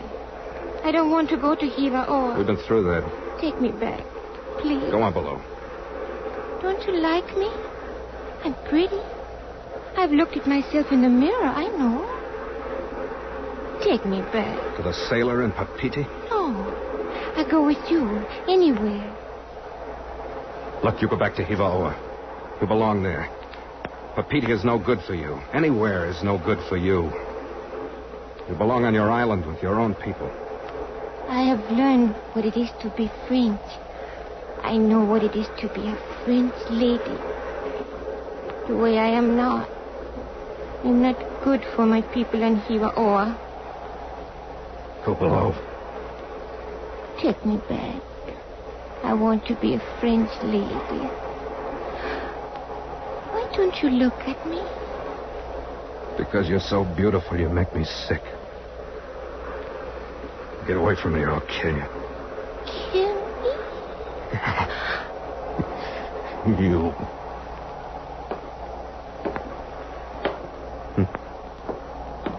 Get away from me. It's midnight, Skip. I'll take over.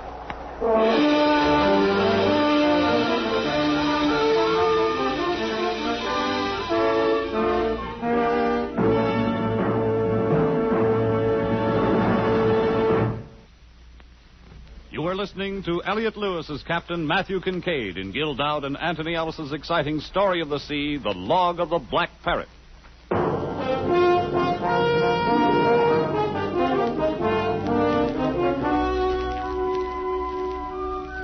I turned the wheel over to Red, gave him the course, and he repeated it. But he was looking something else. I went below. The girl was in her cabin, and I locked her there.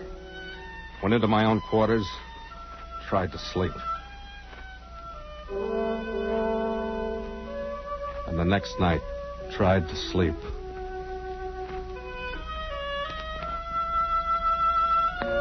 And the next. And the morning came. We were one day off the Marquesas. And our cabin door was open. Matt, wait a moment. I'm in a hurry. For what, Matthew? Get out of my way. You're too late. She's been out since the roar down. Leave her alone, It's Matthew. not her, it's Gallagher. The ship. What's happening to it? Get out of my way before I finish off what's left of your face. Oh.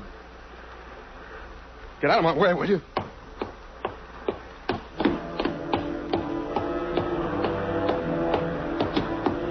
Where's the mate, Crowder? He's up forward, I think. You think, Crowder? He's up forward, sir.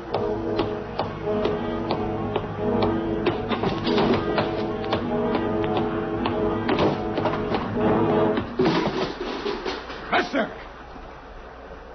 What's that bucket doing on the deck? I don't know. It's your business to know. Stow it where it belongs. Are you kidding? I'm not a deckhand. Stow it away.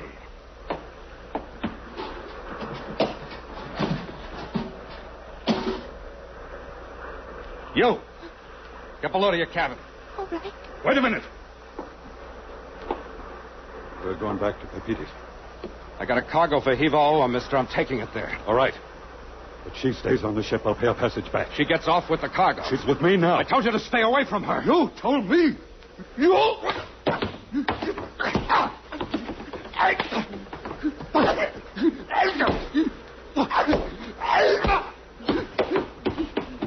I've wanted to do this for a long time. You had your chance, mister.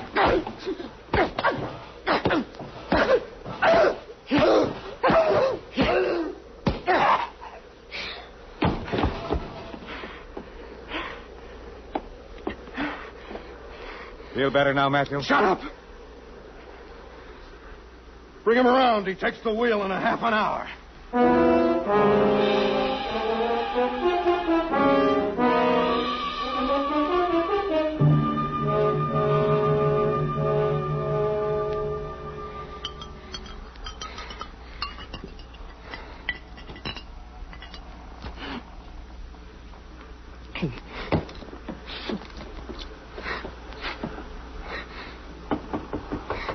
Yeah. What do you want, John? Gallagher won't be able to stand his watch. Oh? He'll be all right. But he'll have to stay in his cabin until tomorrow. Okay. Sure, I'll take it.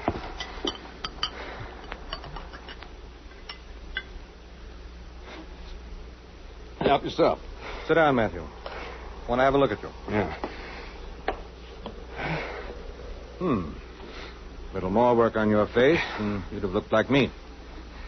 I'm sorry about that. Turn your head this way. Yeah. This is going to hurt. Yeah, that'll be different. No, John, I wish I was a kid right now. No? Why? Yeah.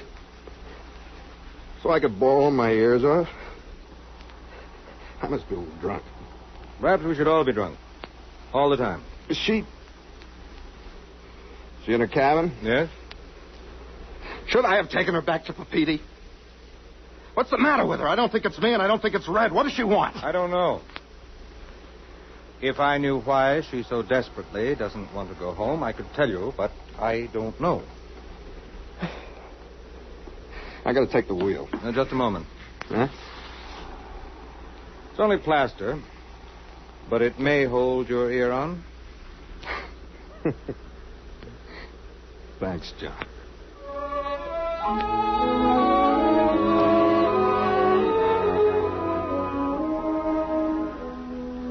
There was a difference in the ship. Almost a relief. The crew was easier. I could feel a lightness again in the deck under my feet, a strength in the pulling canvas. Perhaps it was the fight. Whatever it was, there was a difference in the ship.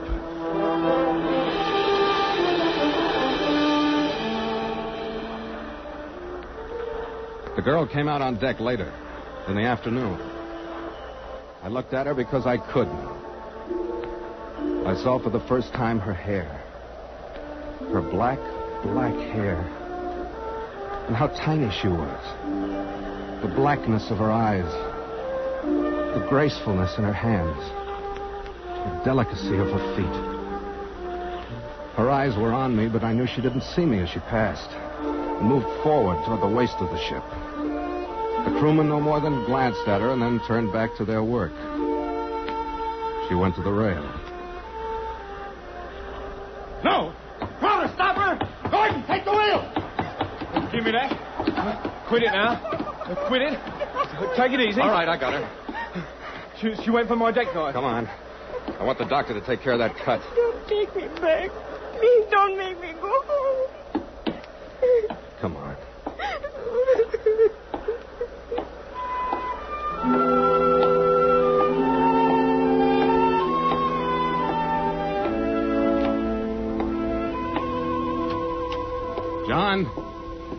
John? What's the matter? Here, put her over here. Tried to go overboard. Crowder stopped her, but she got mixed up with his knife. Move over, let me see. Yeah. That's not too bad. Now just hold still. That's right. Just a minute. There. There we are. Ah. That didn't hurt very much, did it? No. Let me see that, may I? That hurt? No. That? No. Matthew. Yeah. You knew about this, didn't you? Now, you won't make me go to Hiva. How long has it been? Half a year, I think. The native in Papita told me. It'll be all right. Now, don't worry. I'm going to give you something to make you sleep for a while.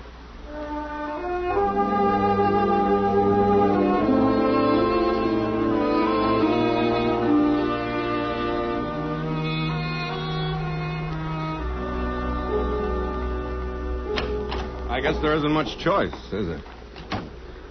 There may be another way. What do you mean? She could live on Mohotane. There's nobody else on the island. Except you. That's right. Oh, I'd marry her if she wanted to. If not, I'd build her a place. That's not what I mean, John. Oh, it's not that bad. There's always a chance. You know what you're saying? My dear chap, of course I do. As a matter of fact, I'm being rather selfish about the whole thing. She's quite beautiful. You've noticed it. So is Mr. Gallagher. I can't let you do it, John. Then you know what's left. Look here, I'm not very prepossessing to look at, I know that. But in a few years, she may not be either. It would be a great comfort to one another. Stop it, will you? You're a strange chap. I think you almost worship beauty. You don't like the idea of her becoming unbeautiful, do you? Do you? Surface scars, Matthew. Surface scars. Well, does she stay with me on Mahotane? I don't know. I'll have to think.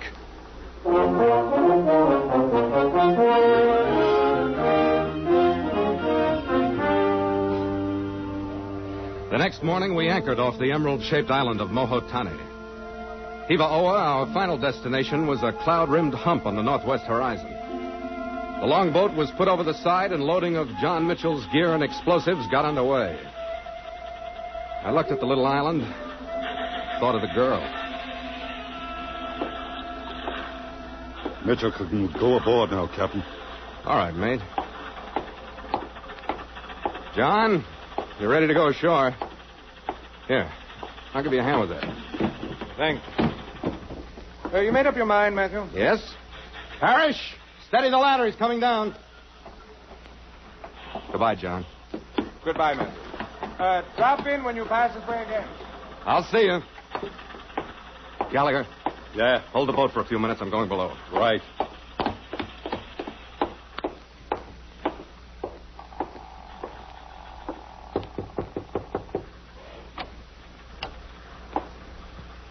We're at Mohotane. I know. Dr. Mitchell is ready to go ashore. You want to go with him? With him? Yesterday we talked about you. He wants to take care of you on his island. He'll marry you if you like, or build your house. You'll be close to your people on Hiva-Oa. He wants this? He wants it. Otherwise, it would mean the island for you. I can't take you back to Papeete or anywhere else. He's a very kind man, isn't he? Yeah. You would tell my father? Yes, about this. Not about Papeete. There's a priest on Hiva-Oa. You will send him here. Sure.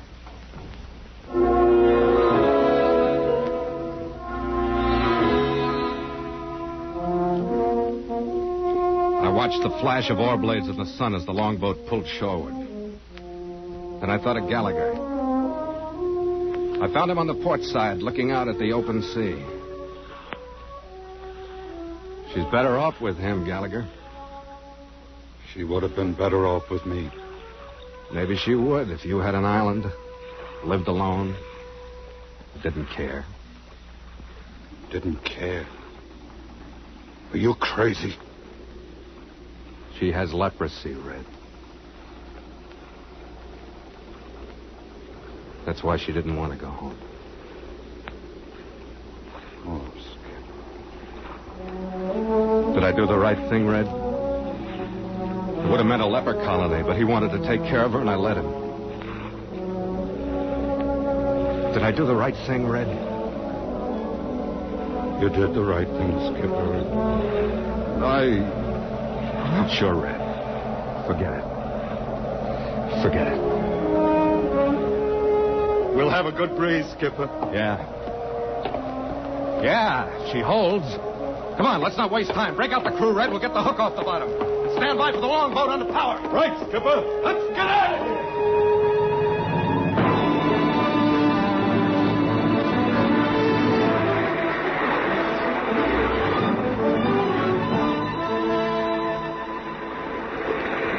The longboat came aboard, and we moved out from the lee of the island and heeled over, close hauled on a starboard tack, under the southeast wind.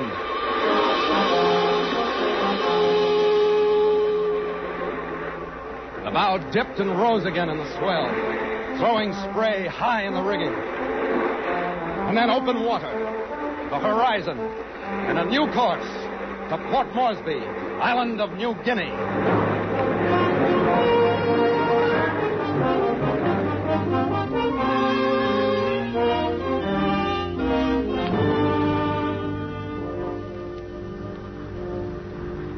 Log entry. The schooner Black Parrot, 5:30 p.m. Wind fresh. Sky fair.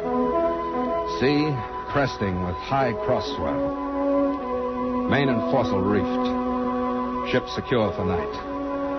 Signed, Matthew Kincaid, Master.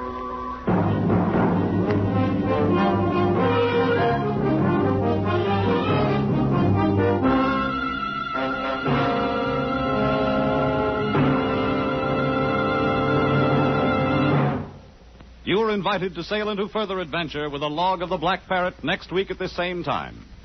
Ed Max is heard as Red Gallagher, and featured in the cast were Ted Osborne, Lillian Byeth, Harold Hughes, Jack Crucian, and Ben Wright. Music was conducted by Walter Schumann and composed by Nathan Scott. The Black Parrot was produced by Elliott Lewis and directed by Gil Dowd.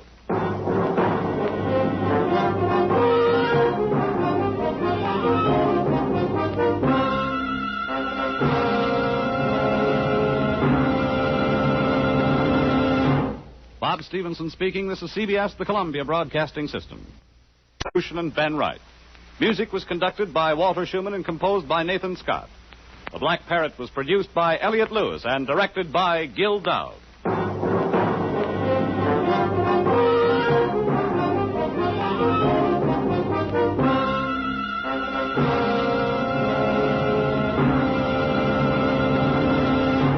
Bob Stevenson speaking. This is CBS, the Columbia Broadcasting System. Frank Theron presents Fantasy.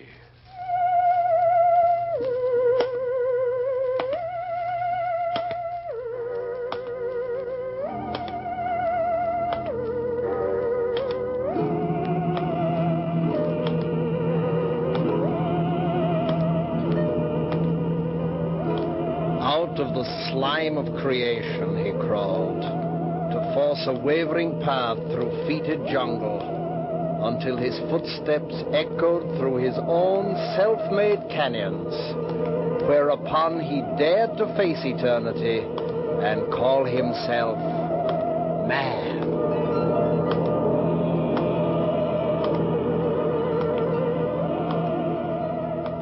Look within yourself, O mind of man.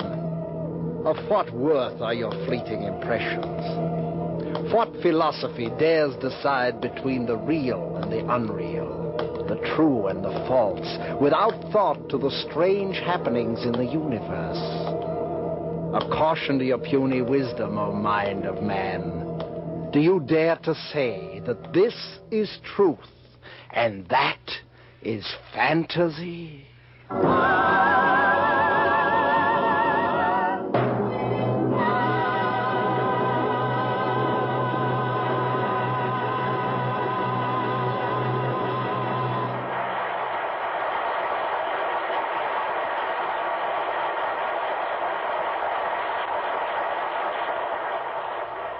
Quite obviously, it's time for the sponsor's opening commercial message. So, in the absence of said sponsor, we will use this space to tell you about fantasy. Our message is short.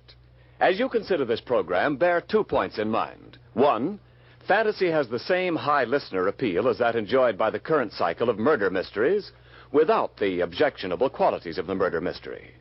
2, fantasy offers a source of radio material virtually untapped since Orson Welles skyrocketed to fame with his Men from Mars. But don't misunderstand. Fantasy is not a series dependent on the space void. For fantasy can happen in your own backyard. And now, as you listen to our story, we ask that you decide for yourself. Is it truth or is it fantasy? Listen to Entity from the Void.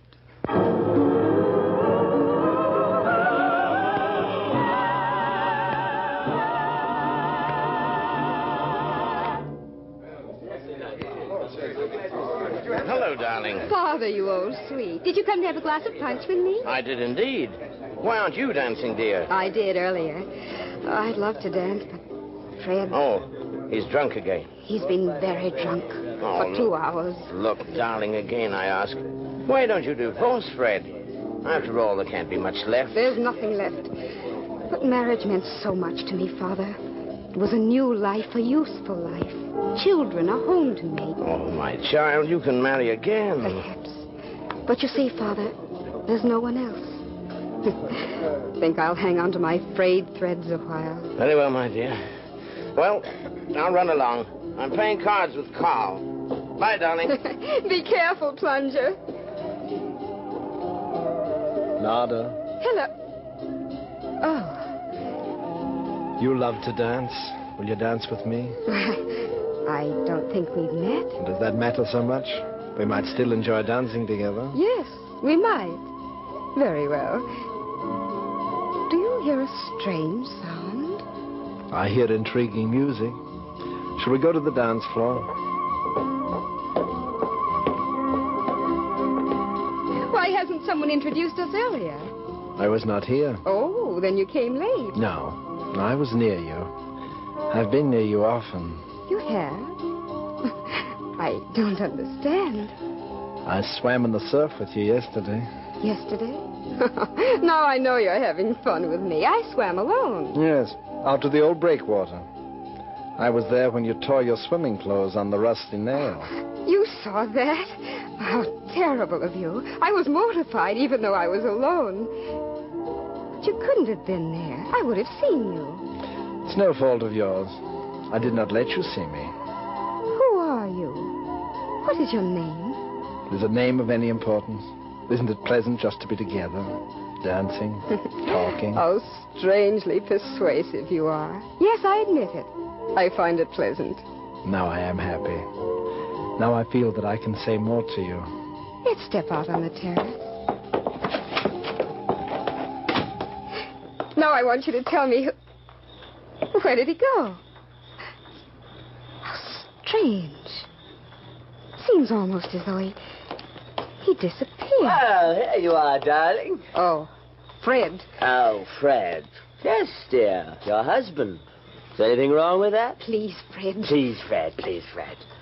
I've been looking all over for you. I want to dance. Everybody dancing, I want to dance too. Fred, please. Fred, you're hurting my arm. Oh, now don't start crying again. I want to talk to you. I'll talk to you when you're sober. I'm going to walk on the beach.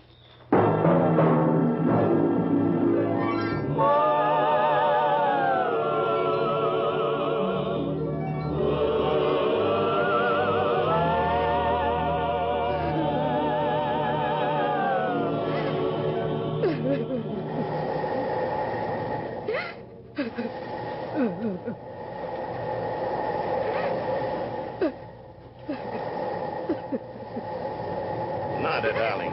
Oh, Father, I didn't hear you come. You were too busy with your tears, dear. I saw you come out here to the beach, so I followed. Tell me about it. Oh, nothing, Father, really. Fred, he just tried to kiss me. And after all, he is my husband. My dear, I know that your loyalty is badly misplaced. You're chained to a besotted fool, and I'll not stand by any longer. But there must be something we can do for him. Perhaps a good punch in the jaw, which I would like to administer personally. Now you're giving away to your feelings, Father. If we could get him away from liquor Wait. for a while. My Southern Queen is sailing for Rio in 3 days, carrying steel plates for me. The ship has accommodation for 24 passengers. It's quite comfortable. Carries a doctor and an excellent chef. But no bar. Oh, Father, you darling, I'd like to try it. If I could keep Fred sober for 2 weeks, it might just be enough to bring him back to reason. Well, I'll arrange it in the morning. Now, how about drying your eyes and coming back to the party? In a moment. Father, did you see the man I danced with just after you left me? Why, no, dear. I went to play bridge. I'm sorry. I wanted at least to know his name. Well, what did he look like? Describe him. I can probably name him.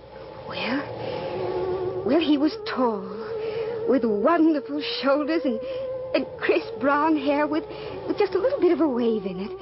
And the bluest eyes I've ever seen. And there was a cleft in his chin. And... Oh, darling, how many fillings in his teeth. You certainly looked this young man over. Oh, Father, I didn't really. I don't recognize this paragon. I'm sorry, dear. Well, it doesn't really matter. But at least I would have liked to know his name. He was strange. Strange. I had an odd feeling of godliness.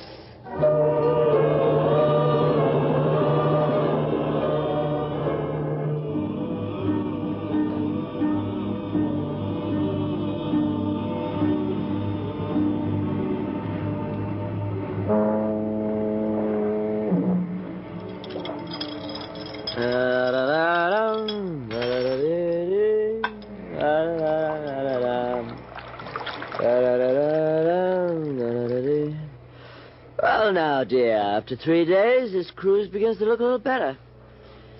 Martini? Fred, where did you get the liquor? I had it in my steamer trunk. Excellent martinis. You sure you don't care for one, darling? Really, no. Martinis are a boon to mankind. I should like to soliloquize or write a poem to them. Unfortunately, I can never think of words that rhyme. However, if I do not have the pen, I do have the soul of a poet.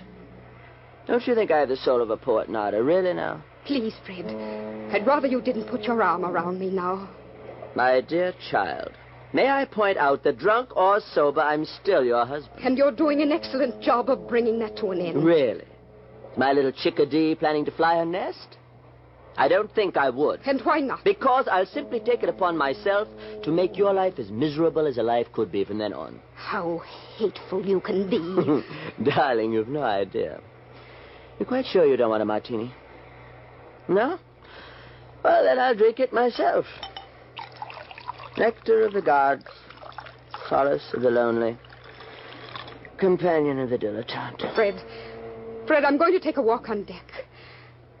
Don't you want to come with me? Of course I don't want to come with you. In the first place, it's blowing some weather. And in the second place, all I want of this miserable tub is a view of Rio Harbor as soon as possible. Then I shall take a plane home. I'm sorry we came. I had hoped that... Oh, well, I'm sure the whole cruise was an idea of that stupid parent of yours. Please, we'll have nothing to say about my father. And why not? He's a dull businessman. And I suspect an interfering busybody. I notice you don't hesitate to spend his money. Why should I? He has plenty of it. You don't think the only attractive thing about you was your beauty, do you, darling? Fred, stop it. Stop it at once. Please try to retain some of the manners of a gentleman. Gentleman? Why, I'm the perfect gentleman. All the society columns say that. Now, you'll notice the cut of my suit. Of course, it's bought with your father's money, the ass. That's enough. Leaving so soon, my dear? I'm going on deck. Oh, it's very foolish of you. You might be blown over the rail and get very drowned. That might be just what I want, Fred. Fred, please, Fred. Slap me, will you? I'll show you. I'll take you down a peg or two.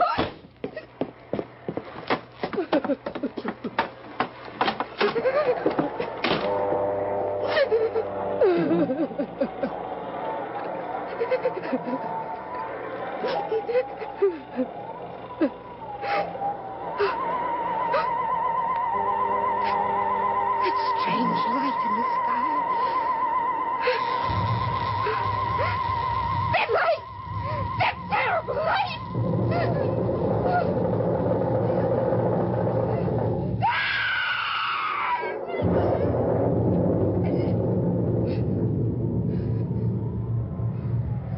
Nada. What's happened? The terrible light, the strange sound. What? Nada, please, do not be afraid. Only trust me. Who are you? Where did you come from? What manner of strange creature are you to come out of the sky? Nada, look at me. Look into my eyes. There you will see that you have nothing to fear. You were frightening, but now Yes, now you are happy, as you were when we danced. That is as it should be. Nada. Tell me. I understand, but believe me, I mean for you only the greatest of good. I am not of your world, Nada. I am an entity out of the void.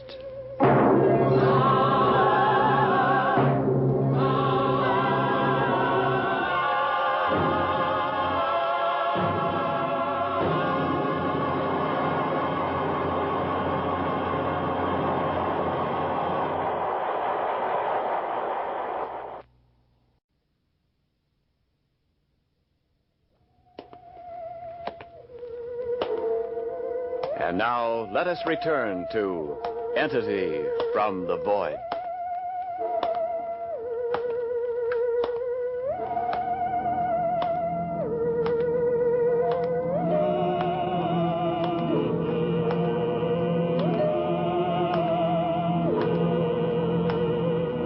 What is truth? And And what is fantasy? A lonely girl, a fog-bound ship in mid-ocean, and the mind-shattering appearance of a godlike creature. Is this fantasy? Or the strange, strange story which he had for lovely Nada? Was this perhaps truth?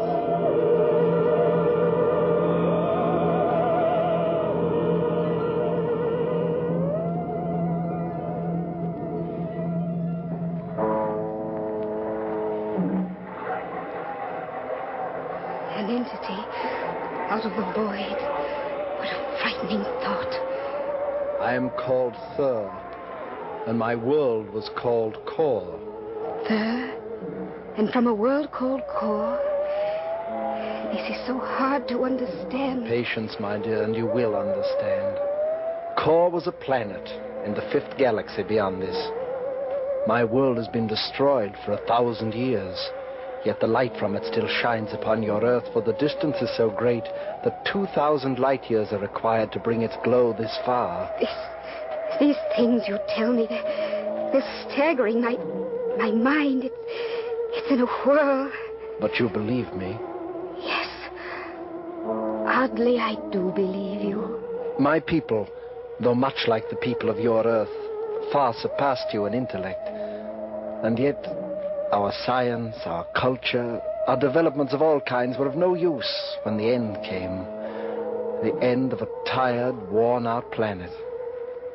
I alone survived, for I alone was given the power. This is frightening, and it's unbelievable. Nada, it is frightening and unbelievable only because your mind is bound by the conventions of an unbelieving world. Let me show you my story. Please do. Tell me your story. Show you my story, Nada. Hold my hands. So. Now clear your mind of all thought. Clear it. I will help you. I cannot. One's mind continues to function. The thought processes go on.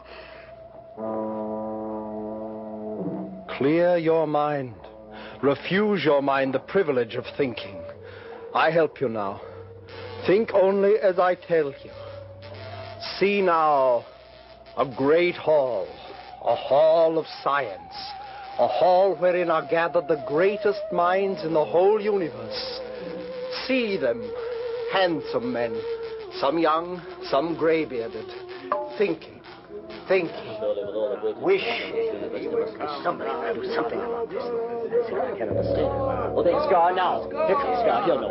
Surely he'll be... Men of Kor! I beg your indulgence for having kept you waiting. Will someone report any further progress?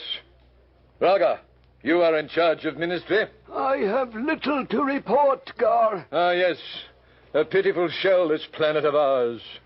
No longer capable of producing even the simplest needs of science. We have gone a step further in the disintegration and reassembly of matter. It would be simple to transport every person on Kor to another planet in a matter of seconds. But first, we must have a station and a power plant on the newly selected world. And that is impossible? Quite impossible, Gar. Then my solution is the only one, though it presages death to Kor and the people of Kor.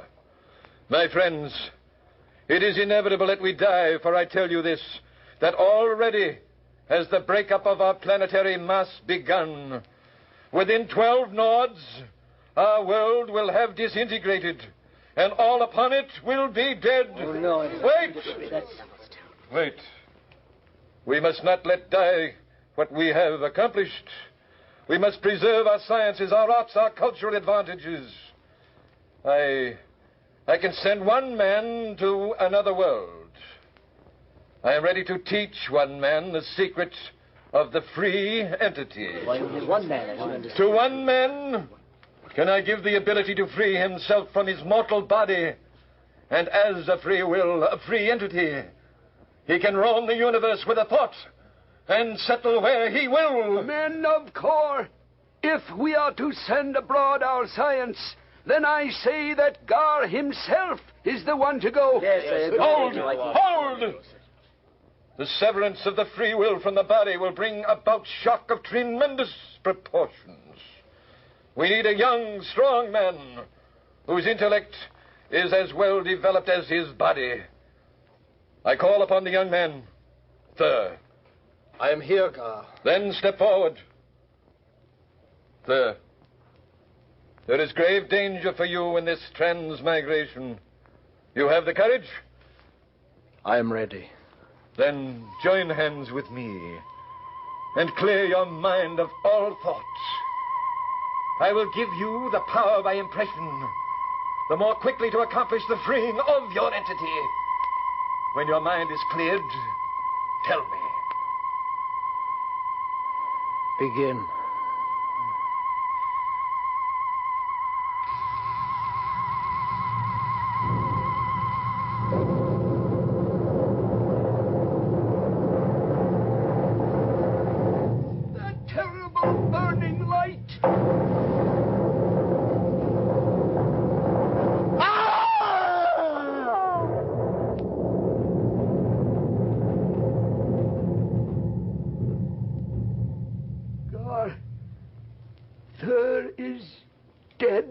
I do not believe so. Wait. There! I am safe, Gar. Describe for us your surroundings, your emotions. Where are you? I am in this room. Yet I am gone from our world. I am in the void. I have the feeling of being everywhere. I move 1 billion miles with a thought. I have no emotion, only a feeling of tremendous power. It is a success. The transmigration of the will from the prison of a body to free entity. What is that sound? It is the crashing of disintegration. Our world is breaking up. I hear you, Gar. Go quickly. Lest in the coming cataclysm you will be drawn from your free entity to the husk of your body and consumed with us. Quickly! You have your mission. Go! I go, Gar. Courage, men of Claw.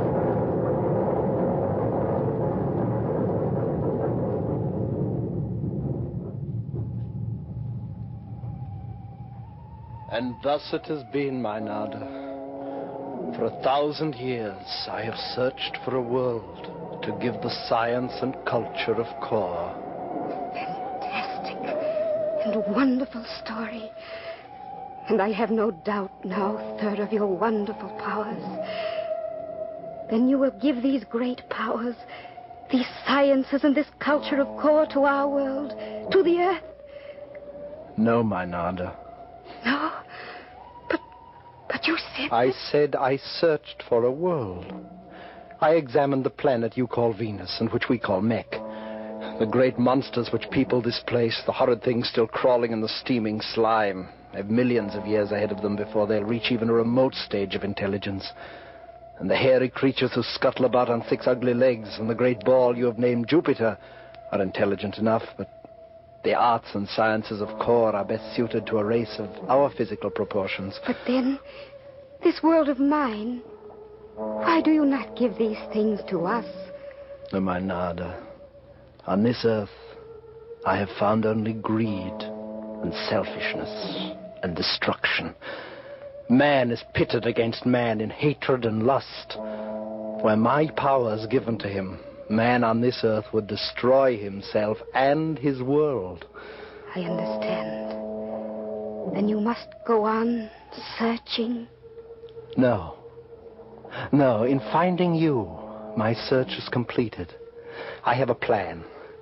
Far out in space, beyond this galaxy, I have come upon a perfect world. It is verdant and beautiful. You would call it paradise. No harmful being exists upon it, from the tiniest creature to the largest. Each one is gentle and kindly. My new world wants only man. You have more to say, sir. In your Christian belief, one man and one woman gave life to this earth. Yes, that is our common belief. Then why cannot one man and one woman give life to my new world. My Nada, only you have measured up to the standards I have set. In your nobility of thought, your gentleness, your loyalty, your goodness, and your beauty.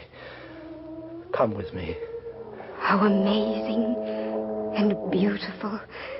A new race, a new beginning for mankind. Oh, sir, how glorious. My Nada, with all the great powers at my command, I find that none is great enough to conquer the gentlest of all emotions. I find myself completely and utterly in love with you. I know. And I love you, sir. My darling. We mustn't.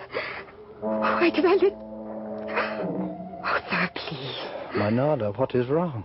Sir, I am already given to a man. I cannot even think The weakling, the dissipate? Oh, you hate him. I know this. Forget him. I cannot. Since childhood, marriage has been sacred to me.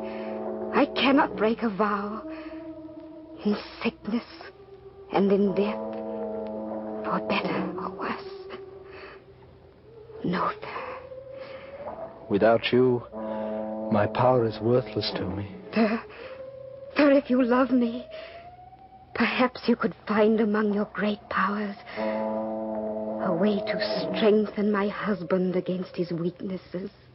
And of course, I could do so with a thought. Then will you, for me, my dear one, there can be nothing else. Very well, my Nada. Let me bring him to mine. A moment. So, Nada, your husband is no longer a problem. Come, let us go to your cabin.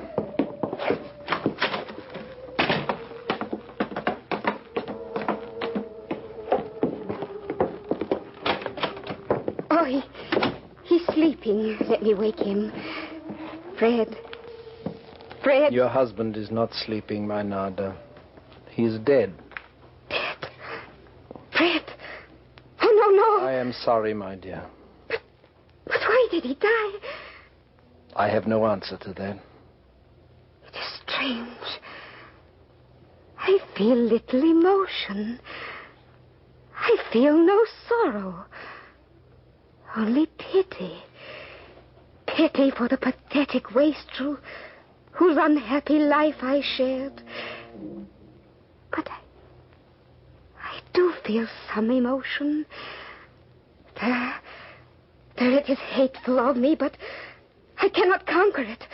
I feel a sense of elation. Perhaps, my Nada, at the thought that there is no longer a barrier between us. I think... Yes, my darling. There is no longer a barrier between us. You will go with me. I will go with you to the end of the universe. There is grave danger, Nada, for you. First, we must bring about the freedom of your entity. We must unshackle your will from your body. In that there is danger. I am ready. Join hands with me. So, now, clear your mind of all thought. I will help you. Look into my mind. Try. Try hard. I will try. Soon your mind will clear of all thought. Only the thought to tell me when to begin the transmigration. My sir, begin.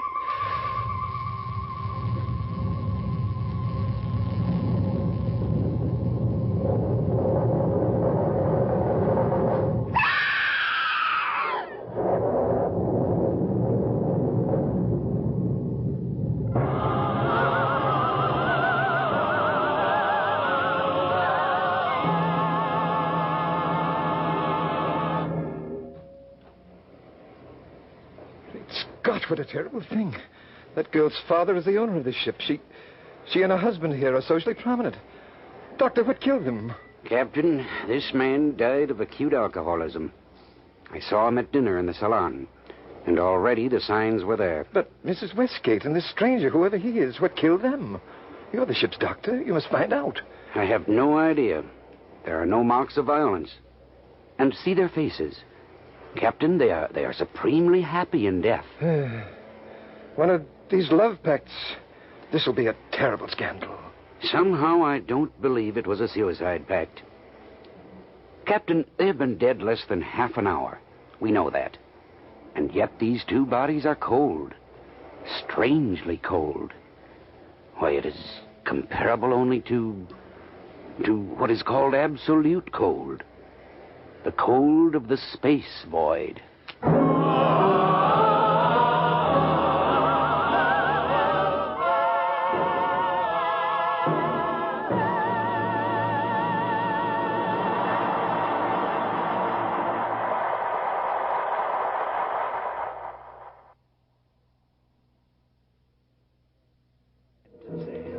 Yes, man is life's enigma. Whether he lives in town or farm, in cottage or penthouse, or locked in the narrow confines of a bottle. Or locked in the narrow confines... In the narrow confines of a bottle? Yes, it's hard to believe that anyone could live in a bottle. Our fantasy next week will be The Bottle Party, adapted for radio from a story by John Collier. Fantasy is produced in Hollywood by Frank Farron. Tonight's fantasy was written and directed by Hobart Donovan. Special music for fantasy was written and arranged by John Duffy and Ken Cameron. The theremin was played by Dr. S.J. Hoffman. This is Ken Niles speaking.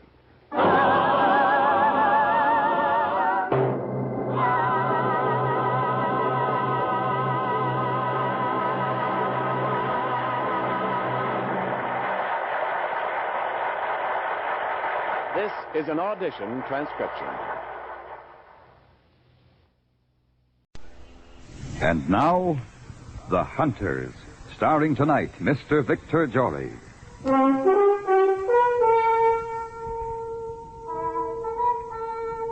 Yes, I'm a hunter. And I'm hunting the most dangerous and tricky game in the world. Man.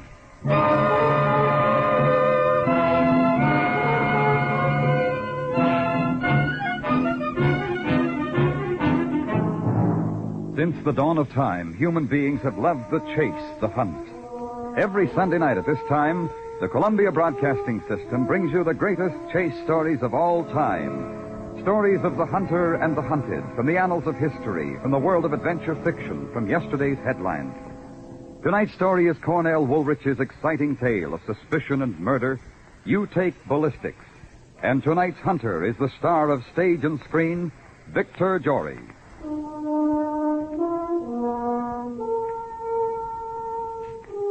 I am a hunter, in a manner of speaking. My name is Harvey, Inspector Harvey of Scotland Yard. The hunted man acts very much like the hunted beast. In the case of Clarence Coleman, for example, the hunt was in the stalking phase. This was no chase yet. I knew where the murderer was hiding, and I was waiting for him to run. Only he wasn't exactly hiding, nor did he seem to be inclined to run. And the waiting had begun to become tedious. By this time it was night, rather late. I walked down towards the buildings on the opposite side of the street, like I had a dozen times before that day. This time, I had to count the doorways. I knew that Sergeant Cass was on watch in the 10th one down from the corner. I knew he was there, but I also knew I'd never see him. It was too dark, and Cass knew his job too well. Has he made any moves yet? Oh, it's you, sir. No, sir. Not a move. How about the rear? No, sir. Peters is covering that. He'd warn us. Anyway, I'm sure he's still up there. Every now and then you can see his shadow against the blind. There. See? Uh-huh. What shall we do, Inspector? It's my guess he's not going to run for it. I think he's set for the night. Shall we, stay here like this? No. This isn't getting us anywhere. We'd better take him in now. Come on up with me and we'll see what we've got. Yes, sir. Oh, it's good to stretch. My knees were beginning to give way, sir. Yes, I know. I had my share of stakeouts myself. Fortunately, it's warm tonight. That's a help. Yes, that's always a help. You know what I think, Inspector? No, what? I think that chap's waiting for something. Or for someone. Like who? Us. He's a brainy chap, eh? Clever. Very clever. I don't like it. Yes, sir, gentlemen. Coleman. Clarence Coleman, take us up, please. Yes, sir. This has been a long day. I need a shave. It's not very noticeable, sir. How long has he been living here? Who? Coleman. Oh, him? About 2 years, I'd say. Uh-huh. Second door to your left. Thank you. We know the way. What a hole. Inspector, shall I, What? Oh, no. I don't believe he'll give us any trouble. He's too sharp for that. Are you Clarence Coleman? That's right. We're from Scotland Yard. You don't say. You want to come in, or do you just want to talk to me out here? We want to talk to you at the yard. First, we want to come in. Come right in. Nobody's stopping you. Look around, Cass. Yes, sir. I suppose you've got a search warrant. I suppose you've got a witness to say that we don't. Go ahead, look. I just want you to know I'm not so dumb, that's all. Oh, we're not underestimating you. You're clever enough. I was doing a crossword puzzle. You don't mind, do you? Go ahead. I wanted to get that one down before I forget. You find it, Cass? No, sir. You own a gun? Me? Why, yes. Where is it? Tell him to look in the bottom drawer of the chest in there under my winter underwear. You hear that, Cass? Yes, sir. I've got a permit for it, too. You fired it recently? That's right, I fired it recently. Here it is, Inspector. Careful you don't rub off any fingerprints. I told you he was clever. Maybe too clever. 38. One shell gone. Only last night. Why should I lie to you? You're going to give me the nitrate test anyway as soon as you get me to the yard? Only last night. Right into Edmund Lombard's body. Wrong. Right into the floor here. Oh, you've got all the answers, haven't you? I only know what I know. Can't do better than that from your own brother. If you fire the gun into the floor, where's the hole? You see that little scatter rug? Just kick it aside. See it? I can do better than a hole. If you dig in with your penknife, you can probably get the slug. Now, what are you doing that for, Cass? Our friend here's pulling your leg. Maybe. But we'd better have the slug just the same, Inspector. All right. You, Coleman. Yeah? Take your hands out of your pockets and get your favorite hat and start moving towards the door. You're coming with us. I'm hopping, Inspector. I'm hopping. You get it, Cass? Yes, sir. 38, all right. Oh, is it? Am I under arrest? If you must have a name for it, no, not yet. You're just a guest of Scotland Yard for the rest of the night. I hope the bed's comfortable. Take him downstairs, Cass. I want to talk to our lift friend for a bit. Right, Inspector. Come along, you. Step right in, sir. Thank you. Tell me, did a gun go off anywhere in this building last night? A gun? Now, let me see. Yes, I believe his did. Whose? Coleman's? Mr. Coleman. The people downstairs complained, so I went up. He fired it into the floor by mistake, he said. He was quite alarmed. Is anything the matter, sir? Oh, I would say so. Just a little thing called murder.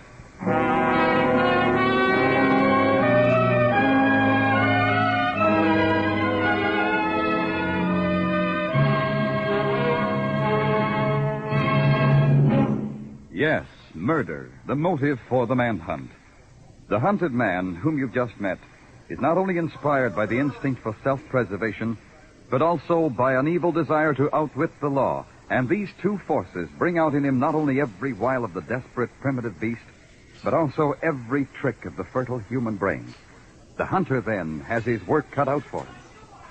We continue the chase now as Victor Jory, in the role of Inspector Harvey of Scotland Yard, the hunter, matches wits with Clarence Coleman, the hunted, in this first of the new CBS series, The Hunters.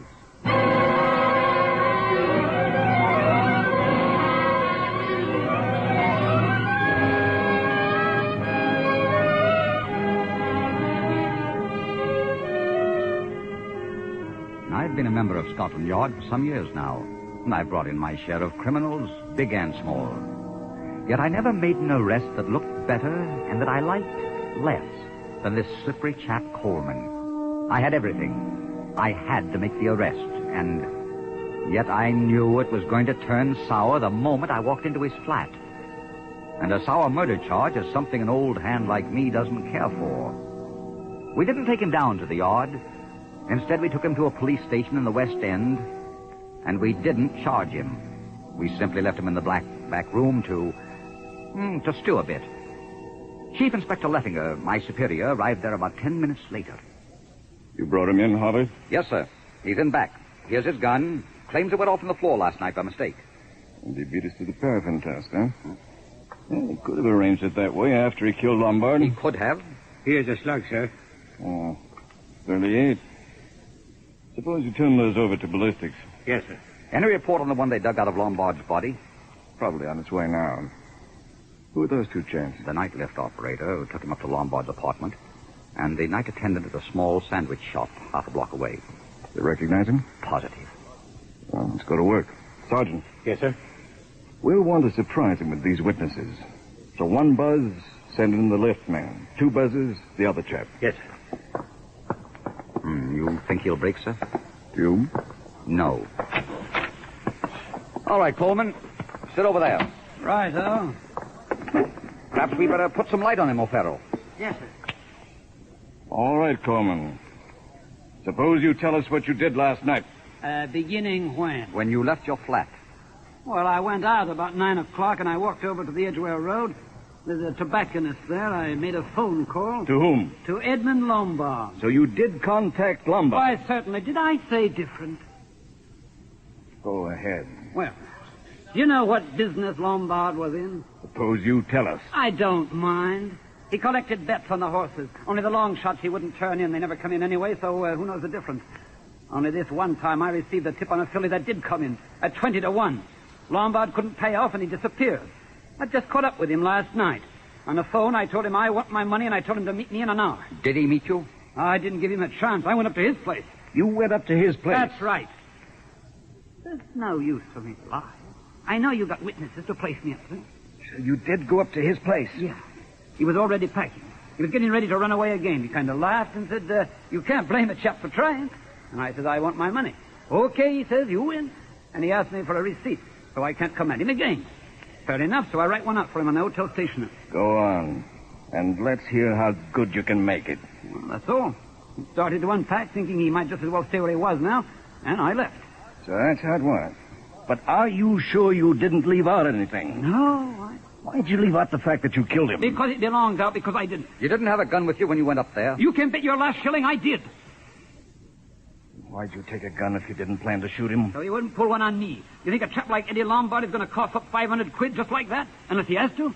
Don't you lie to us now. When we bring you in here, we want the truth. You shot him first and collected your money afterwards. No. And then you wrote out your receipt to a dead man. That's how it happened, isn't it? No. Answer me. Isn't it?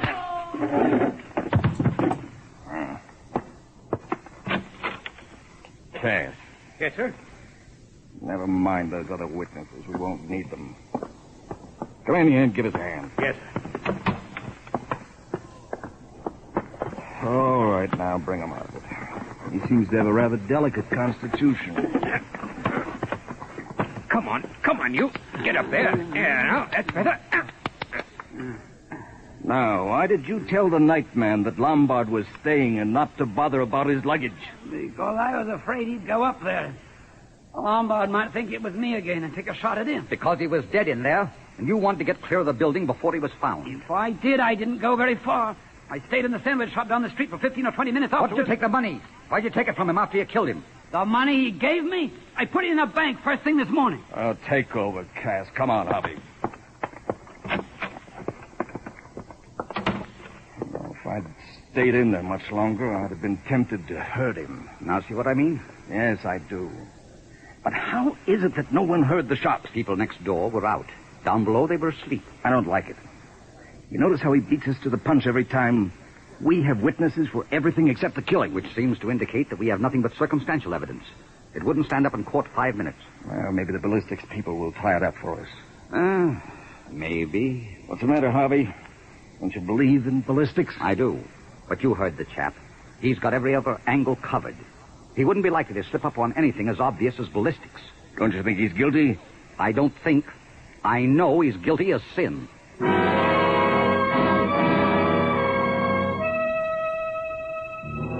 I went back to Coleman's flat. I dislike this part of any job, but it's elementary when you're following a trail, and there's always a slight chance that it may turn up something. So it has to be done. It's one of the processes of the manhunt. Nothing came of it. Just a lot of junk. In the living room, items. The crossword puzzle he'd been working on, and the pencil stub, and the stub of the cigarette he'd been smoking, and the package it came out of. The bathroom. Items. The usual assortment in the medicine cabinet and 15 rusty razor blades under the bathtub. The kitchen. Items. 2 empty whiskey bottles. The bedroom. Items. A chest full of linen and 3 suits in the wardrobe. One of them was the gray plaid he'd been wearing the night he called on Lombard. There was nothing in the pockets but a Canadian penny, a faded snapshot of a faded blonde, and a book of cigarette papers. These latter items from his pockets I put in the regulation brown envelope, for no very good reason, and went back to the station. Chief Inspector Lettinger was still there and close to the end of his patience. Get anything? If I did, I don't know it. How's he doing? Much better than we are, I'd say. Only so far, though. You're still sure of him, Harvey? I was never so sure of an arrest in my life. I see. Well, I decided to let it go through on circumstantial evidence. Ballistics will be certain to match his gun to the bullet that killed Lombard, and that should be enough to do it without anything else. I don't know. I say, what are you driving at? Yes. Yes, this is Lettinger. And it's about time. I've been waiting for this report. Yes. What? All right. Ballistics. Coleman's gun was a .38. I know that. You know that. Well, then maybe you know that the bullet that they took out of Lombard was a .32. So now what do you know? That does it. Indeed, and what does it do? It proves he's our man. I'm convinced of it. Oh, that's fine, except that the court isn't likely to convict on your word alone. Especially when ballistics disagrees with you. I'm not telling you different, but ballistics is. It's a case of theory against fact, and ballistics don't lie. Are you setting yourself up above ballistics? You take ballistics, I'll take human nature. That doesn't lie either. You mean he did it with a .32 and then threw it away? You're wrong. I know he didn't. Otherwise, he wouldn't have shot that slug into the floor. But the slug in the floor was a .38. Chief, I've had occasion to call on important members of Parliament, even lords of the realm, and even they, got a little pale and discomfited when I said Scotland Yard. But not this chap. He was waiting for us. He was calm. He was doing crossword puzzles. He was too calm. He's too clever. He's got everything covered. He's been ahead of us all the way. Now, he's our man, I tell you. He's our man. Well, if he's our man, you haven't proved it, and I must warn you, it'll take more than words to convict him. I know that. Then do something about it. How long will I have? Tomorrow morning. But I can't wait. We can't hold him forever without charging him enough. Tomorrow morning? What can I do at this time of night, Chief? Give me a fair chance and make it noon. All right, noon. I'm stretching it for you. Thanks. Harvey, you're not concealing anything from me now, are you? I wish I were. I don't know a thing more than you do, Chief. I'm just convinced we're right, that's all. Uh-huh. I think I'll take another look at him before I go. Look here, Coleman. We know you did it. Why don't you make it easy for yourself? Make it easy for you, you mean? I know you. Anything for a pinch. What do you care if you got the wrong chap? All right. Skip it, Cass. You can leave him alone now.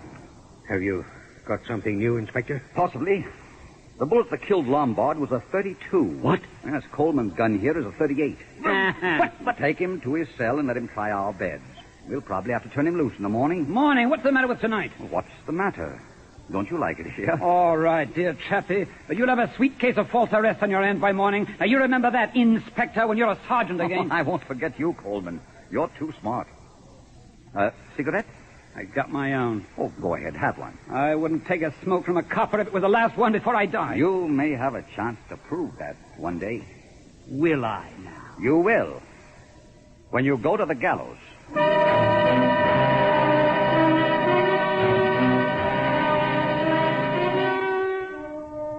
That sounded good, but I wasn't too certain.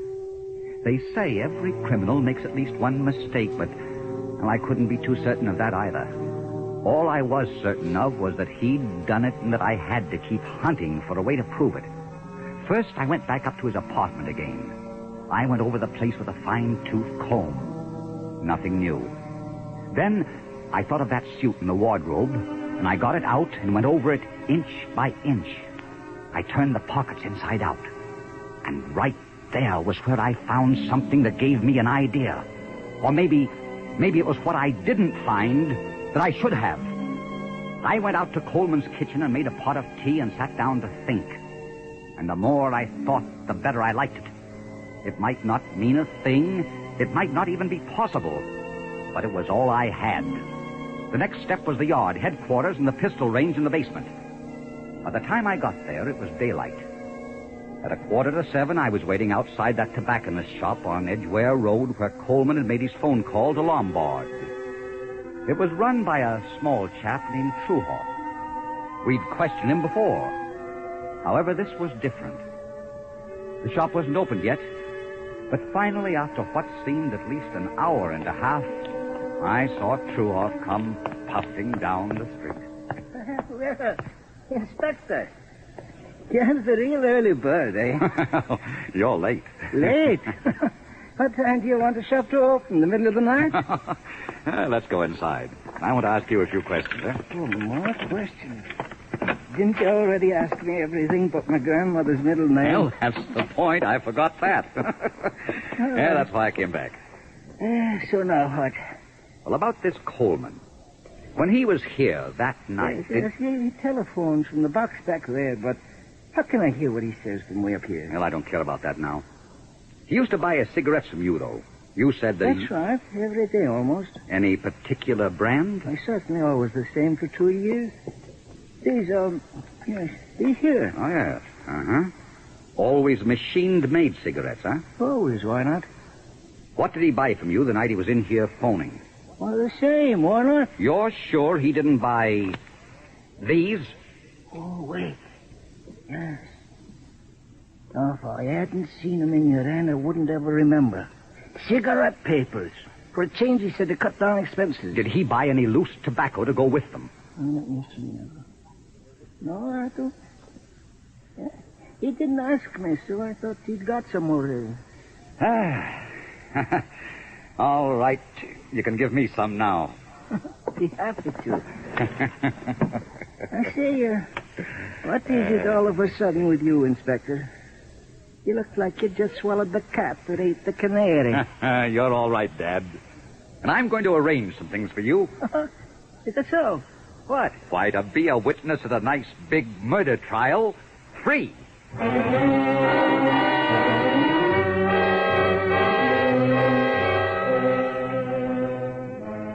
started back to the police station.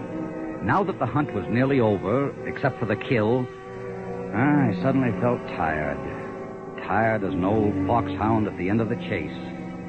I tried breakfast, but that didn't help much. So I went on over to the station. Chief Inspector Leffinger was right on deck and cranky as ever. But I could see he was worried. We'd held this chap nearly 24 hours, and His Majesty's courts don't favor false arrests. Well, I hope you've got something. Where have you been all night? You look like you slept on a park bench. I didn't sleep anyway. I've just been doing some hunting. I hope you bagged something. Otherwise, Coleman's next move is out. His next move is arraignment after what I'm going to show you. Oh, excellent. I'm just in the mood for lantern slides. Shall we have him in? Oh, yes, by all means. Farrell, bring him in. Yes, sir. Now, first, I'd like you to watch how he rolls a cigarette. Oh, what are we doing? Playing parlor games? Just watch him, Chief, that's all. And remember, I found these cigarette papers in the pocket of his suit. The suit he wore the night he went to see Lombard. Are you suggesting he gassed him to death with cheap tobacco? Here he is, Inspector. Good morning. You woke me up just to move me to another hideout. Why, don't you get wise to yourselves? You know you're going to have to charge me or turn me loose sooner or later. All right, enough of that. We're turning you loose. All we want you to do is sign a waiver that nothing has happened to you here. Blimey, I signed nothing. Now, take it easy, Clarence. We got the chap who did it. You've nothing to worry about. We just don't want any suits for false arrest, that's all. You took the words right out of my mouth, Copper, because my first stop after here is a solicitor. Oh, now, wait a minute now. Suppose we talk this over, eh? Smoke? Not one of them things. Well, you smoke thieves, don't you? Yeah, certainly. Well, here's some tobacco. Go ahead. Roll one. Yeah. Thanks. That's not the way. I'm a little out of practice. A little out of practice, he says. It doesn't look to me as if he'd ever rolled one before in his life. Does it to you, Chief? All right, but you can't hang a man for that. Just the same, he bought these cigarette papers the night he went to see Lombard at the tobacconist where he phoned, where he bought all his cigarettes. The first time he ever bought any. And no tobacco to go with them. And not a shred of loose tobacco in any of his pockets. Now, why do you suppose he bought those cigarette papers that night? You're telling it, Harvey. I'm listening. Are you listening, Coleman? Yeah, you're talking in your sleep. I'll tell you why he bought them. Better than that. I'll show you. Loan me your gun a minute, will you, Chief? Yeah. 38. Right. The same caliber as Coleman's gun. Right. Now, here's a 32 caliber bullet. The same caliber as the one that killed Lombard. Care to see it? I know 32 when I see it. All right. We take the 38 bullets out of your gun. And now we take this 32 bullet and about 3 of these cigarette papers. Double them over. Wrap them around the bullet. See how snug that 32 fits in your 38 gun now. Now watch how a 38 gun will fire a 32 bullet. I'll put it in the baseboard over there. That's ballistics, Chief. How'd you like it? Ballistics? Ballistics? Oh, you take ballistics. I'll take human nature every time.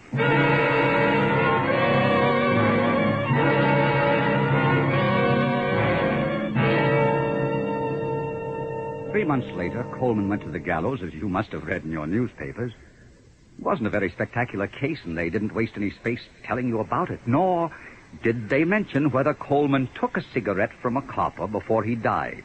Well, I don't know whether he did or not either. But I do know that this case demonstrated the imagination, the patience, the relentless attention to detail required when a man hunts the most dangerous game of all, man.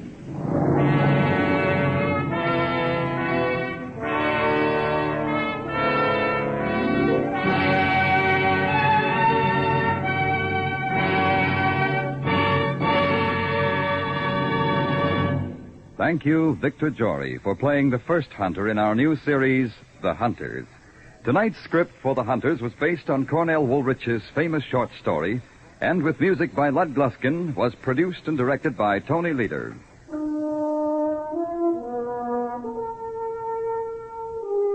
Be sure to listen again next week when CBS presents George Sanders as the hunter in Green Summit, the celebrated tale of danger and pursuit in which a man chases his best friend until he...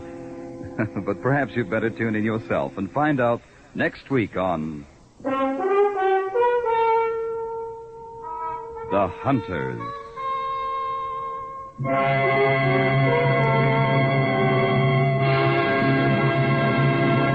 This is CBS, the Columbia... If a dead man reappears on the scene just to get into the spirit of things, isn't it a crime?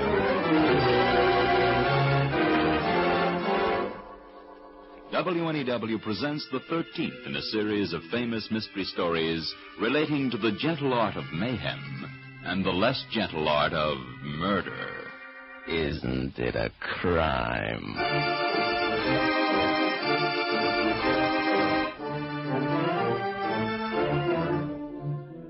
This is Jerry Marshall speaking. Now, not only will you hear the exciting story of Speaking of Murder, but you will be invited to join our radio detective force and be given a chance to solve the crime before the answer is revealed, just as if you might have been there on the scene.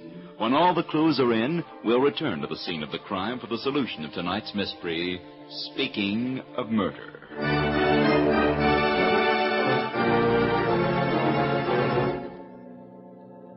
It's nearly noon. Sunlight pokes inquisitive fingers under the window blinds of the penthouse apartment of Glenn Winthrop, writer of mystery stories. But Glenn isn't having any. His face is buried in the pillow and he sleeps with sound effects. The door opens, framing a lean, melancholy face. The owner of the face peers at the figure on the bed, then approaches, holding at arm's length an infernal machine, destroyer of sleep, shatterer of nerves. Answer the door, Smithers. It's not the door, Mr. Winthrop. Then answer the phone. I want to sleep. It's not the phone, sir. Whatever it is, answer it. It's an alarm clock, sir. Oh, no. No alarm clocks. The curfew shall not ring tonight. But it isn't night, sir. It's nearly noon. Oh, it's merely a figure of speech, Smithers. I don't care if it's night, morning, or midwinter. Go away and take that instrument of Satan with you. For heaven's sake, Smithers, turn that confounded thing off. Yes, sir. Now, go away. But, Mr. Winthrop, sir, I must shave you. You'll just sit over there. I'll grow a beard. I'm not going to shave for a month. But you must, sir. Archibald, what's got into you? I do wish, sir, that you wouldn't call me Archibald. As I told you, sir, when I entered your service, I detest the name. My name is Archie. And I wish, Archibald, that you'd go away and let me sleep. I detest alarm clocks, and I'm beginning to detest you. Surely, sir, you don't want to entertain a lady with that ghastly stubble on your chin, especially your fiancée. What's my fiancée got to do with it? She's in Florida. Oh, no, sir. Miss Southwood phoned a few minutes ago. Frances phoned? Well, why didn't you say so? I hadn't as yet had the opportunity to do so, sir. She said she'd be here in 30 minutes. Here in 30 minutes? Yes, sir. Just my luck, and I was all set to go on a hunting trip tomorrow. Oh, I didn't realize that you didn't wish to see her, sir. Shall I refuse her entrance, sir? Shall you what? Shall I turn her away, sir? Of course not, you dope. Where's my robe? Here, sir. If you'll just sit over here, I'll shave you in no time. I have everything ready. Archie, I apologize. I'll never call you Archibald again. You're a lifesaver. Thank you, sir. Now, just sit here, sir. I wonder what brought Frances back. She didn't say, sir. Now, if you'll just turn your head so, I'll lather your face. In the middle of the season, too. Doggone it, Archie, you put the shaving soap in my mouth. I'm sorry, sir. If you keep your mouth closed, it won't happen again.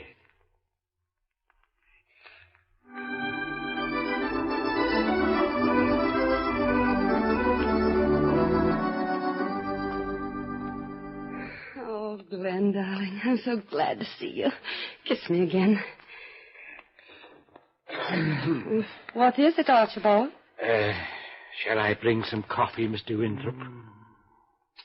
Darling, I'm afraid Archie doesn't approve of romance before breakfast. Well, he'll just have to approve. After we're married, I'm sure I shall insist upon being kissed before breakfast. Shall I bring the coffee, sir? Oh, yes. By all means, Archibald, bring the coffee. Thank you, sir.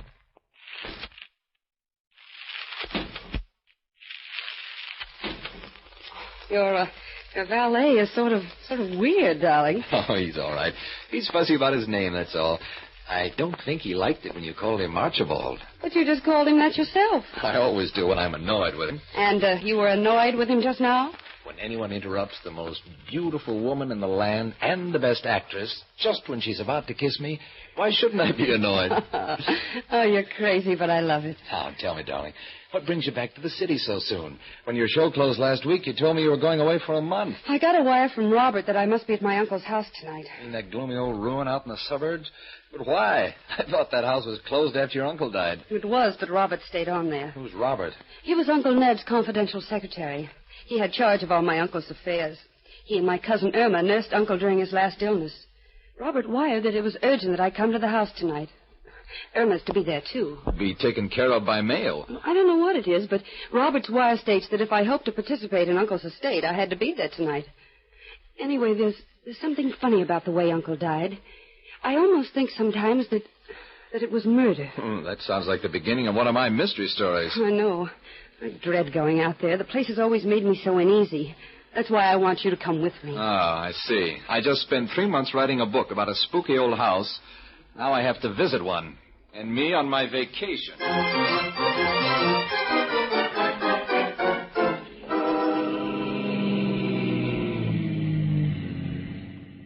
Is this the place, mister? Yeah, this is it. Oh, thanks, mister. Yeah. Gosh, what a spooky dive. You wouldn't catch me going into a place like that. Are you hinting for an invitation? Oh, no, not me, buddy. Well, tastes differ.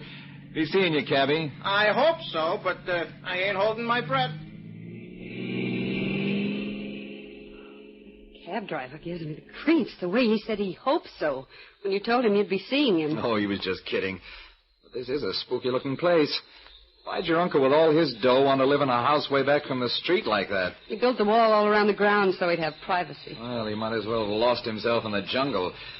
Oh, here's the gate. Oh, watch out you don't stumble, Fran. Gee, it's sure dark around this place. Oh, what was that?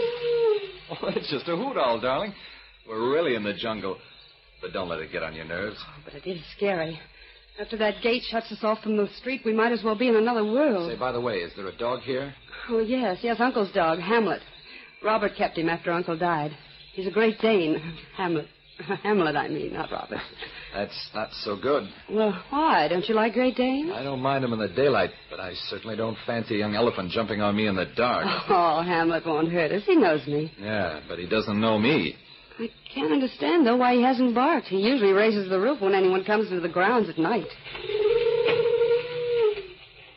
Look, Glenn, there by the tree in the porch, there's a huge dark shadow and something white.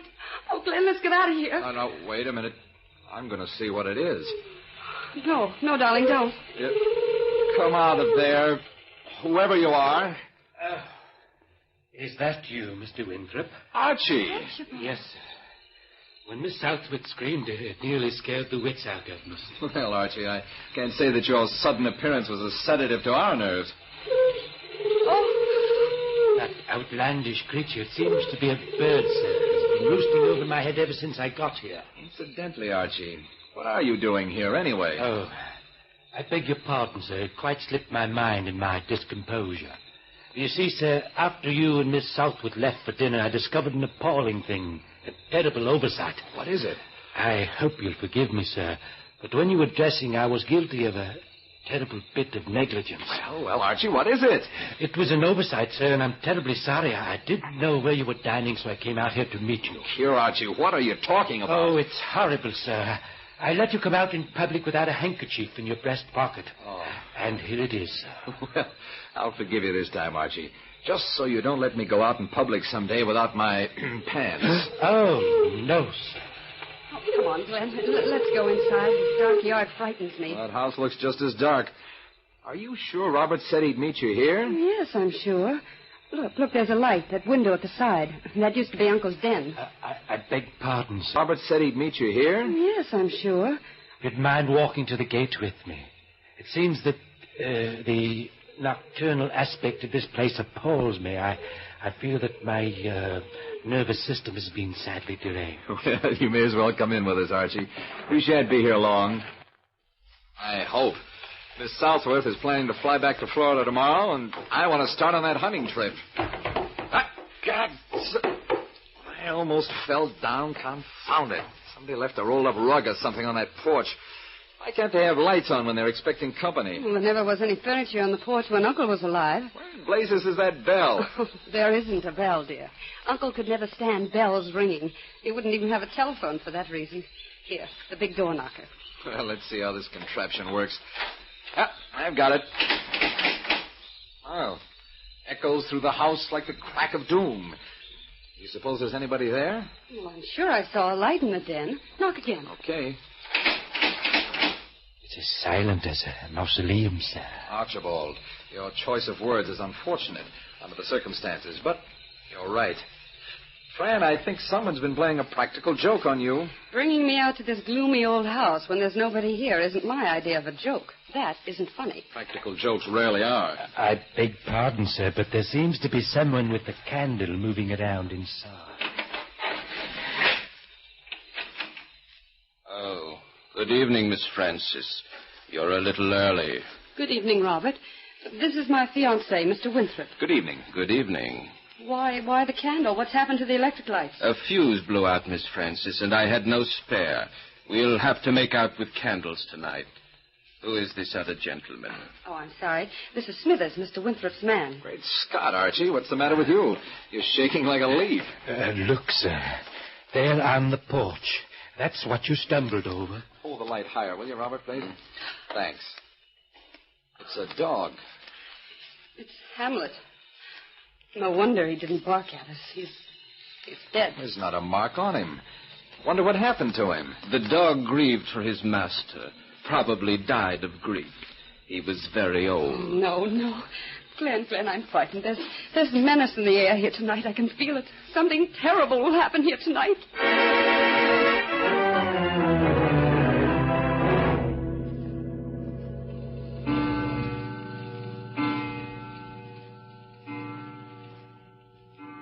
Midnight. I wonder where Irma is. She's probably coming with Dr. Blade. Perhaps he's been detained on a call. Dr. Blade? You mean young Dick Blade, Uncle's doctor? Why is he coming? Irma's been working in his office since your uncle died. He promised to bring her. I never liked Dick Blade. He's been very kind to Irma. Yes, probably feathering his nest. Probably wants to marry her for her share of Uncle's fortune. Perhaps if you had been your uncle's nurse instead of Irma, you might feel differently about Dr. Blade. Oh, I'm sorry, Robert. That was a terrible thing to say. I'm not myself tonight. This place gives me the creeps.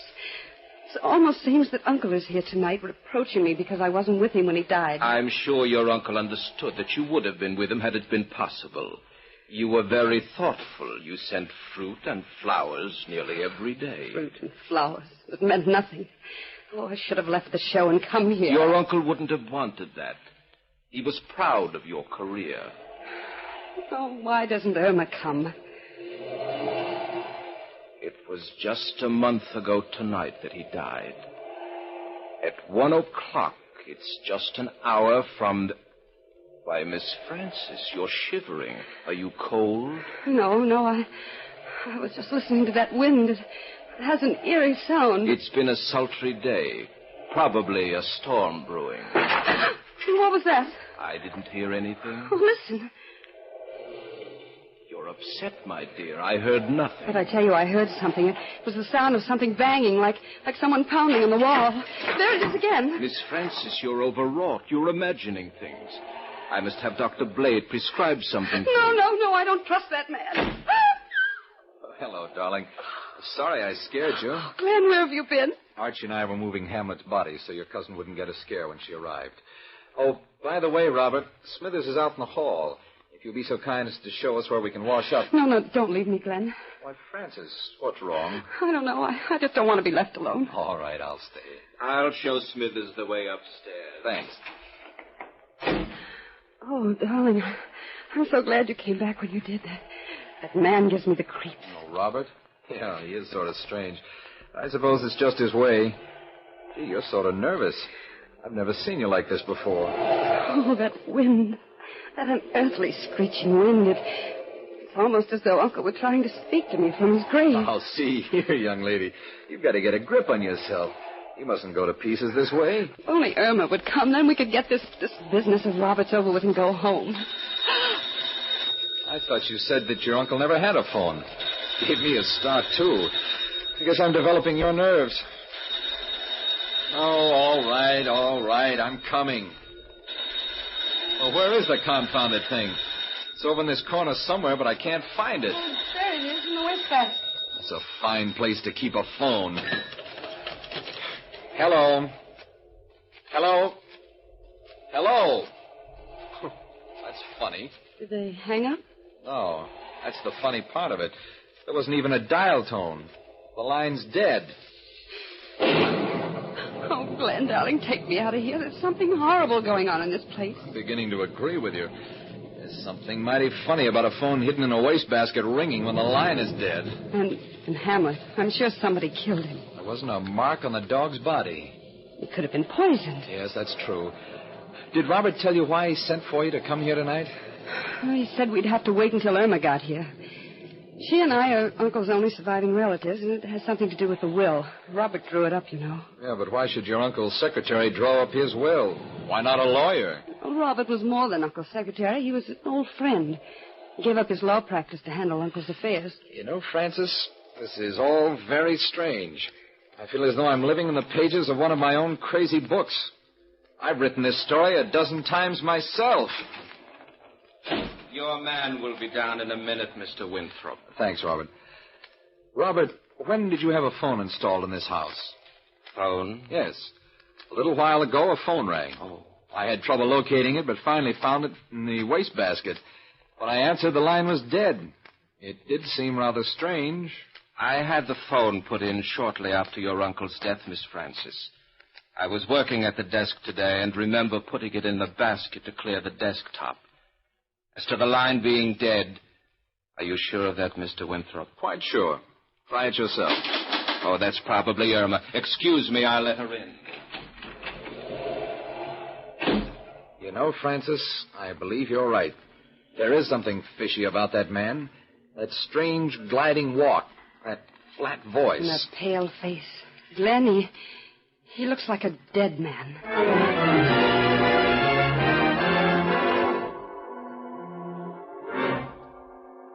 So you're Glenn. Dear Francis has told me so much about you. Mm-hmm. Never mind trying to make a play for him, dear Irma. He's mine. Oh, you talk, Francis. Well, Robert, suppose we get down to business. Dick and I want to get back to town. Phew, we had a wet trip out. It's pouring in town. Bad storm. I tried to call you, but couldn't get you. Saw the reason later. There's a tree down right across the telephone line. Must have fallen while you were calling. The phone rang, but when I answered, the line was dead. Ooh, don't talk about dead things. This house always gives me the willies. I don't see, Robert, why we had to come out here. Why couldn't we meet in town? This really concerns only Miss Irma and Miss Francis, but the rest of you may as well hear it.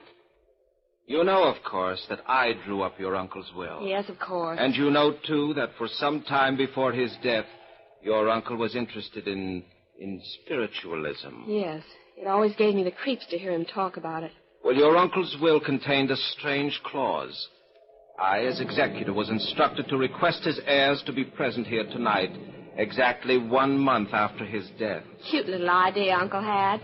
Did he order a storm, too? Please, Miss Irma. I was further instructed to inform you of the terms of his will. I'll read it. Oh, skip all the legal stuff. Just tell us how it affects us. Very well. Aside from some minor bequests, the bulk of the property is to be divided between you two girls.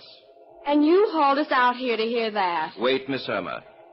Let me read the paragraph which refers to your inheritance. In the event that at exactly 1 month from the hour of my death, my two nieces, Frances and Irma, are living and unmarried, and in the event they have not been involved in any scandal that would besmirch the name of Southworth, the residue of my estate shall be divided equally between them. But should either of my nieces fail in these conditions, said niece shall forfeit her inheritance, and the entire estate shall go to my niece who fulfills said conditions. Should both nieces fail... Oh, no need to read the rest of it. We're both alive, we've been in no scandals, and I'm certainly not married. How about you, Francis? Of course not. Then that's that. Come on, Dick, let's start back to town. 1 moment. Your uncle specified that both Francis and Irma should be here in this house at exactly 1 month from the time of his death. He died at 1 a.m. 1 month ago. We've still half an hour to wait. The conditions of the will are not effective till 1 a.m. Well, that's pretty silly. Neither of the girls is going to die or get into a scandal in half an hour. Well, as a doctor, I grant you that marriage or scandal are unlikely, but who can be sure about death?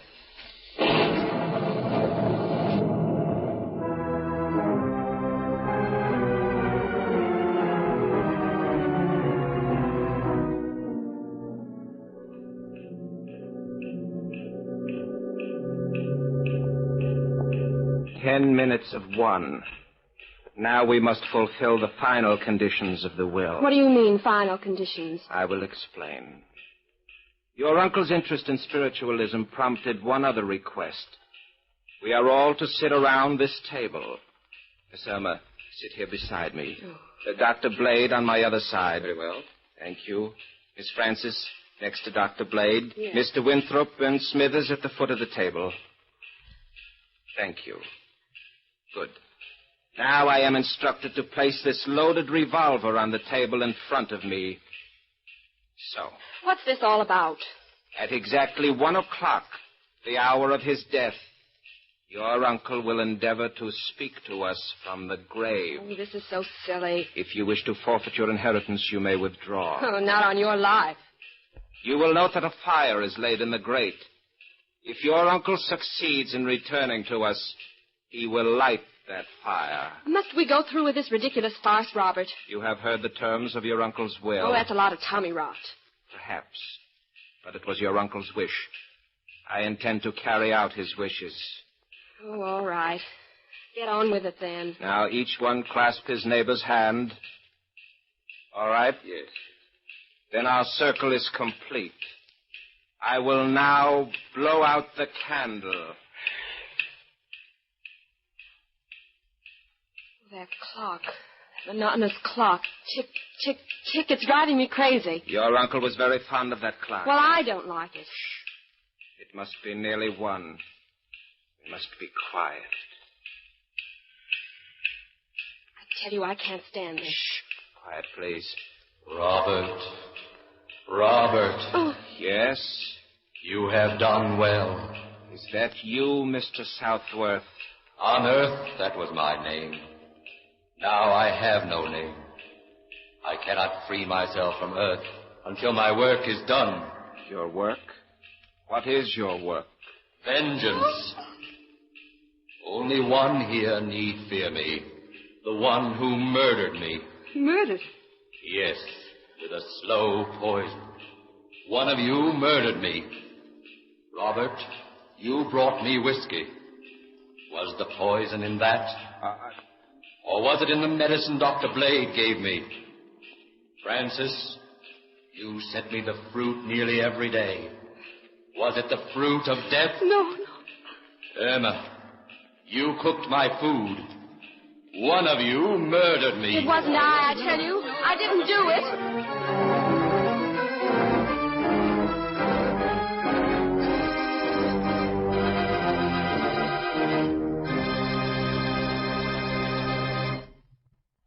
Ladies and gentlemen, this is Jerry Marshall speaking.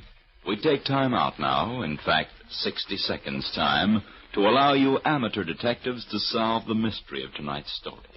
To help you along with the solution, here are a few leading or misleading clues. First, is there anything that Robert said that might shed light on his innocence or guilt? The dog grieved for his master. Probably died of grief. He was very old. Now, how about Dr. Blade? Do you recall him saying... Well, as a doctor, I grant that marriage or scandal are unlikely. But who can be sure about death? Then there is Francis, a very definite heir to Uncle Shekels. There's menace in the air here tonight. I can feel it. Something terrible will happen here tonight. Or could it have been Irma who was heard to say... Must we go through with this ridiculous farce, Robert? Well, the 60 seconds are up. Do you think you have the answer? All right. Hold on to it, and we'll return to our play and see if you're right.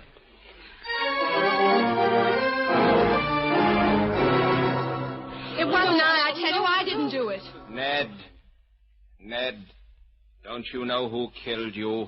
I do not know, but I have ways of learning.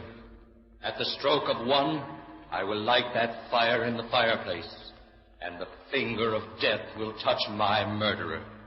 The flame will sear into the treacherous brain that planned my death. Robert, light that candle. Quiet.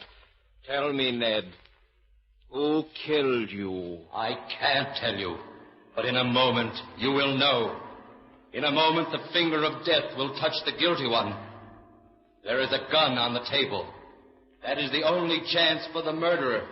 That is the only escape from eternal suffering. That is the only expiation. No. The finger of death is approaching. Confess your crime. Confess your crime. You murdered me. Confess. Confess before it's too late. The hour is at hand. Confess. Look, the fire is lit. The finger of death is upon you. I did it. I killed him. I hated him. He made me a slave. Robert, quick, the lights. Oh, it's Irma. She shot herself. Doctor, is she... Yes, she's dead.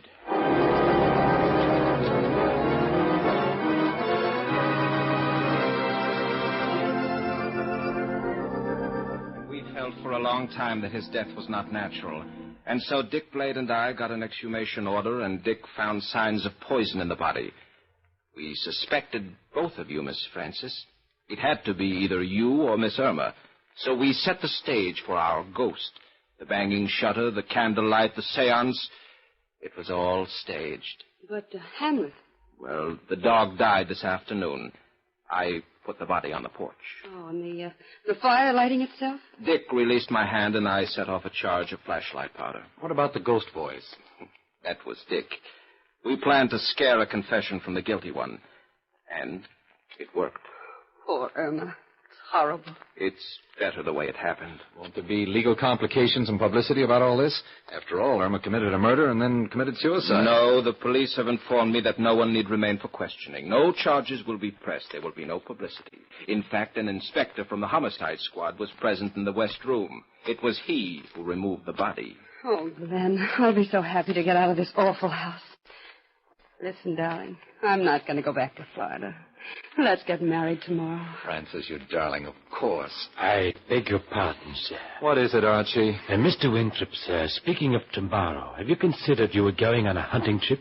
Speaking of murder, have you considered what a swell corpse you'd make? Archibald? Please, don't call me Archibald, sir. We have brought you the 13th of a series of mystery stories. Tonight's drama, Speaking of Murder, was written by Don Thompson and directed by Milton Bernard Kay. The cast featured Casey Allen, Eleonora Reed, Leonard Scherer, Jason Johnson, Eileen Court, and Merrill E. Joels. Musical settings were by Kay Reed. This is Jerry Marshall speaking and saying good night for Isn't It a Crime?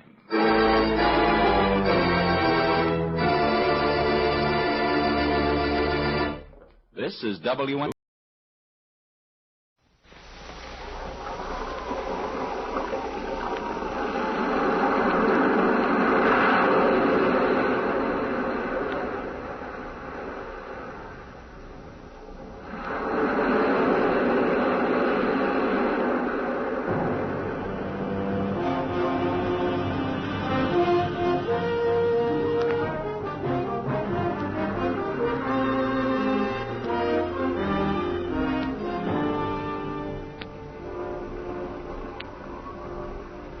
Log entry. The schooner Black Parrot. Matthew Kincaid, master. 6 May, 1950. Position 17 degrees 5 minutes south, 147 degrees west. Course 43 degrees. Fresh breeze, sky overcast. Barometer 310 and falling. Passengers 2. 1 restricted to quarters. Cargo, explosives in number 2 hold. Number 1, trade goods, tractor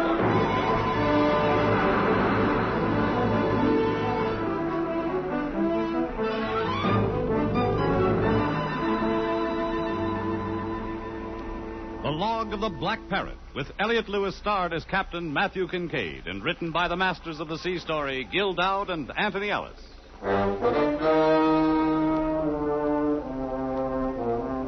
The passage of a black schooner, sailing the southern oceans, sailing into adventure with a strange and restless man who is her master, as set down in The Log of the Black Parrot.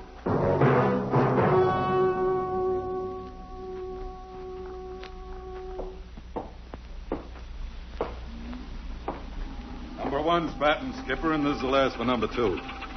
I'll be glad to see the cargo aboard. Right. It's coming over dirty, Red, but at this rate, we'll beat the wind. Well, that's all right with me. I don't want to run into anything with that stuff aboard. What's a doctor doing with explosives anyway? He wants to get rid of a reef. Hey, Red. Yeah? Do you have any trouble ashore? Trouble? Me? Skipper. Take a look. Gendarmes. Oh, they're coming aboard. I'll be checking the dunnage in number 1.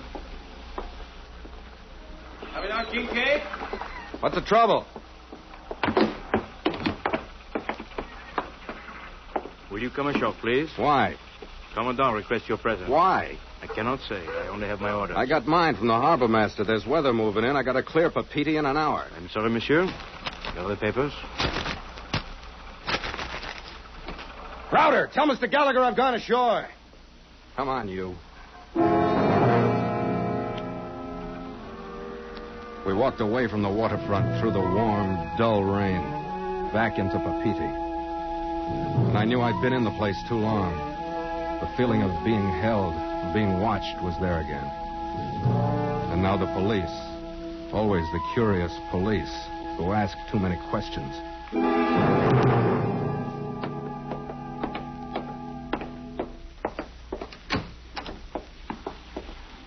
Capitaine Kincaid. Attendez dehors. Oui, monsieur le commandant. What's the matter with you? Captain Kincaid, I'm so sorry to inconvenience you. Please sit down. No, thanks. A cigar? Look, I'm in a hurry. What do you want? You are sailing for Ivaoa. Yeah. Then I have a favor to ask, unofficially. You make out forms in triplicate for a favor? I'm sorry, monsieur. It is most important. I know you are anxious to Come on. sail, I want to get out of here before the wind hits. I wish you to carry a passenger to the Marquesas. We will pay the passage. I guess I can take another 2,000 francs. It is a girl. Forget it. Not on my ship. I will pay you 3,000 francs. She is a daughter of a very good friend of mine in Hivaoa. He sent her here to school when she was 15, 3 years ago. Now she must leave. I can't take an 18-year-old girl on my ship. She's in a great deal of trouble. And she'll have to go to prison if she stays here. Why? She learned too much. But I think not in school. Men. Among others, a sailor. She shot him. Huh? She's half-caste. Her mother was Marquesan. That happens. Is the sailor dead? No. He will recover, and he will prosecute. You want her to be away before then? Yes. What happens if I get caught? You will not be caught. I shall see to that. All right, have the girl and her gear aboard in 45 minutes. 1, 2, 3. 3,000, monsieur le capitaine. 3,000 francs. Et merci 1000 fois. I said 2,000. So long.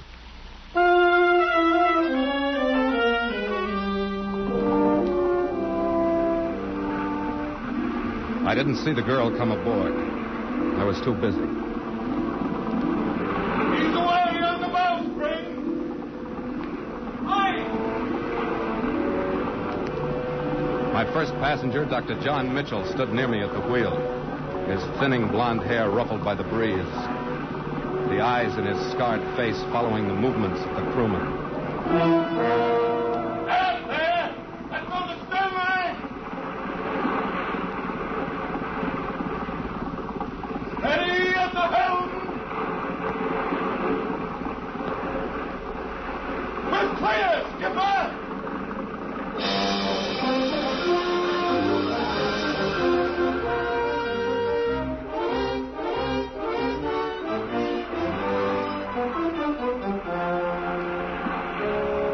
The jagged peaks of Morey fell astern, and we shaped our course to clearing weather in the Tuamotus, sailing full and by. I turned the wheel over to Gallagher and went below to enter our departure in the log.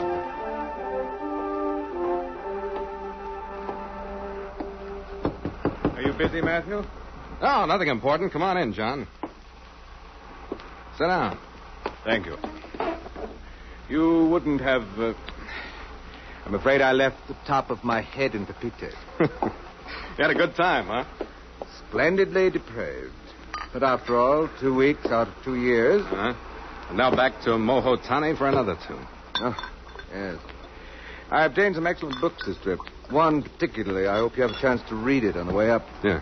Oh, thank you. Mm-hmm. Menninger's Man Against Himself. There's good and bad in it. I think you'll like it. Well, bung up and bilge free. I saw your other passenger, the female. That's so? Yes. Her father is Robert Bonnet, the government resident in the Marquesas. You haven't seen her yet? Not yet. Gallagher put her in her cabin. She's older than when I saw her last. Very nice. Awfully nice. Hands off, John. She's trouble. Yes, I heard about it. Amazing what happens to these children when civilization gets its cultured talons into them. It's a shame she couldn't have left her Marquesan blood at home. Another one, John? No, thanks. I think I'll go up on deck and say goodbye to Pepito. I'll bring you the book at dinner. Right.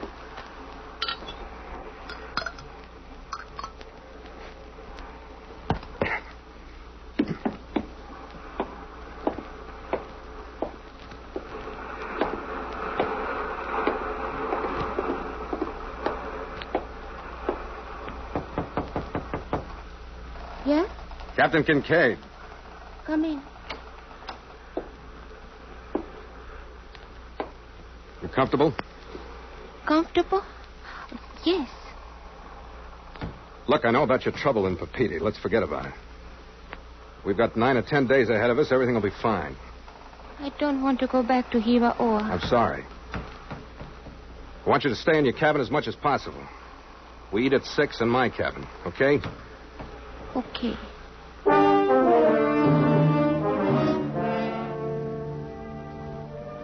I was angry when I left. Because she was the loveliest thing I'd ever seen. And because she knew I couldn't look at her without staring. I didn't want to stare. So I didn't look at her very much.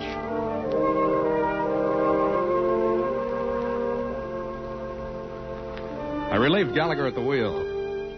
The feel of a ship in deep water again is a good thing, but it wasn't this time. I knew there were too many explosives aboard. I should have turned the wheel back to Tahiti then.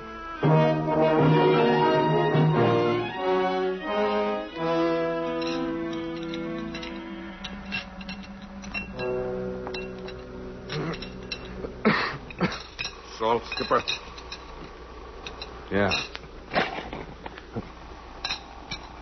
Excuse me. Of course.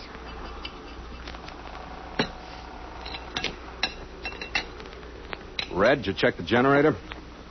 Since when did I forget? I was asking, mate. I checked it. You know, Matthew, I don't think Miss Bonet remembers me. I used to see her running on the beach when she was a very little child.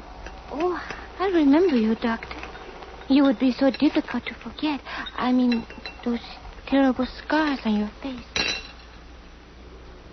Have you finished? Yes, thank you. Then get back to your cabin.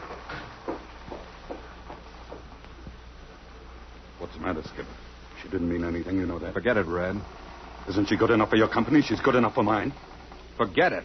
Why don't you let her out of that coop, get her up on deck? You know it's hot in there. Drink your coffee, mate. Stay away from her, mister!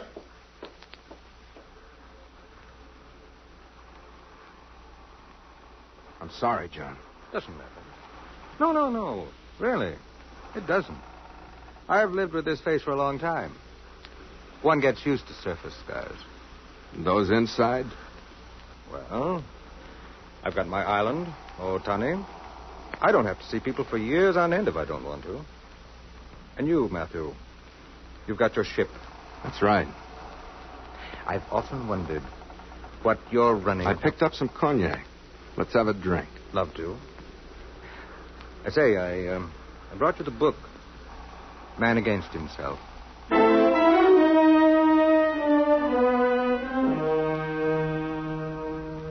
From that first night on, she was fed in her cabin. I didn't want to see her. And I didn't want Gallagher or anybody else to see her. 3 days out, we raised the 2 Omotus and began the dirty business of picking our way through the hundreds of coral reefs and heads, which, with the islands, make up the group. Hi, Lamar. Hi. But with those boxes in hold number 2, it was like the first time. Quarter left. Hi. By the deep. 4. Port your helm. Steady as she goes. For 3 years, Gallagher and I had sailed and worked the southern waters. By the mouth. Hi. There'd been words before, and women, too. But now, except for ship talk, there weren't any words. And that was bad. By the mouth. 6.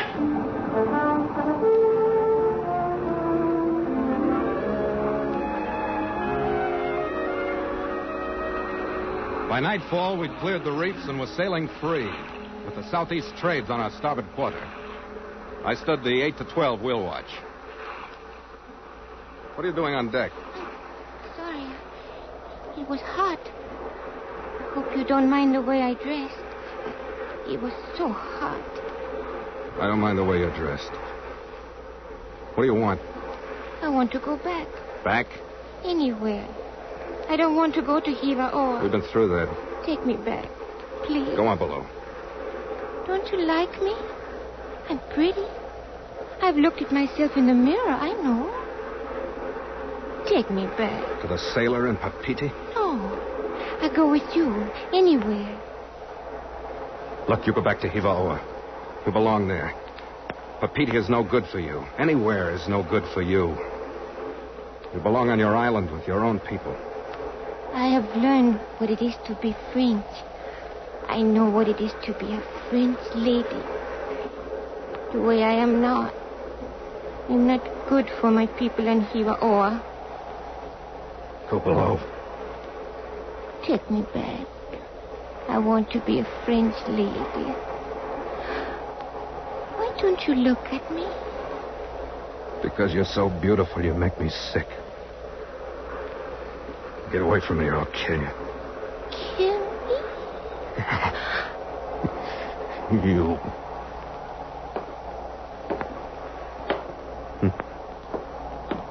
Get away from me. It's midnight, Skip. I'll take over.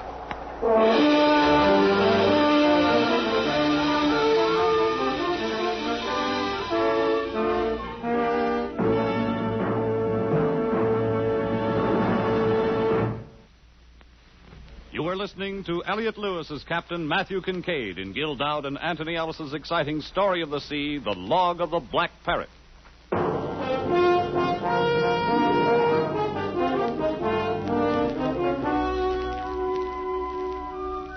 I turned the wheel over to Red, gave him the course, and he repeated it. But he was looking something else. I went below. The girl was in her cabin, and I locked her there. Went into my own quarters, tried to sleep. And the next night, tried to sleep.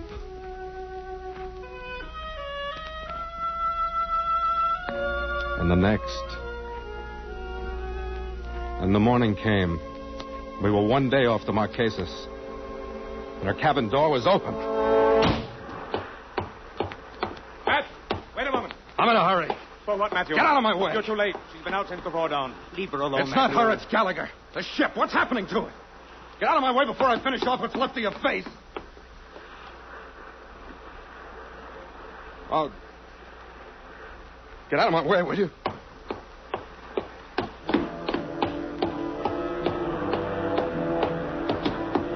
Where's the mate, Crowder? He's up forward, I think. You think, Crowder? He's up forward, sir.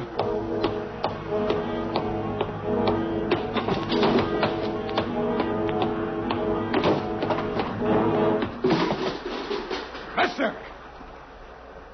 What's that bucket doing on the deck? I don't know. It's your business to know. Stow it where it belongs. Are you kidding?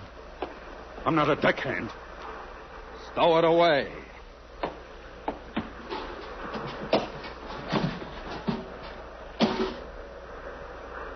You! Get below to your cabin. All right. Wait a minute.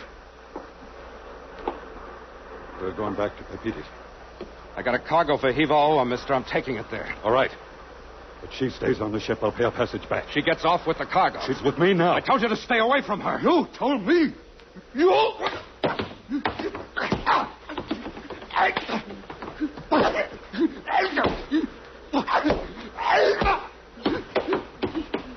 I've wanted to do this for a long time. You had your chance, mister.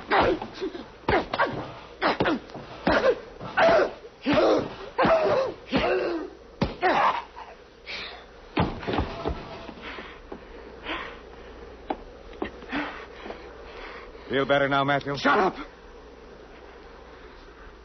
Bring him around. He takes the wheel in a half an hour.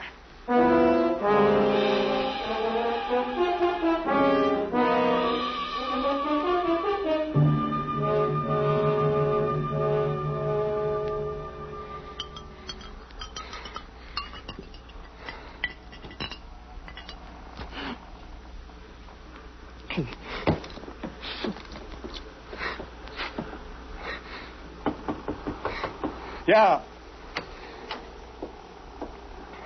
What do you want, John? Gallagher won't be able to stand his watch. Oh? He'll be all right. But he'll have to stay in his cabin until tomorrow. Okay. Sure, I'll tell you.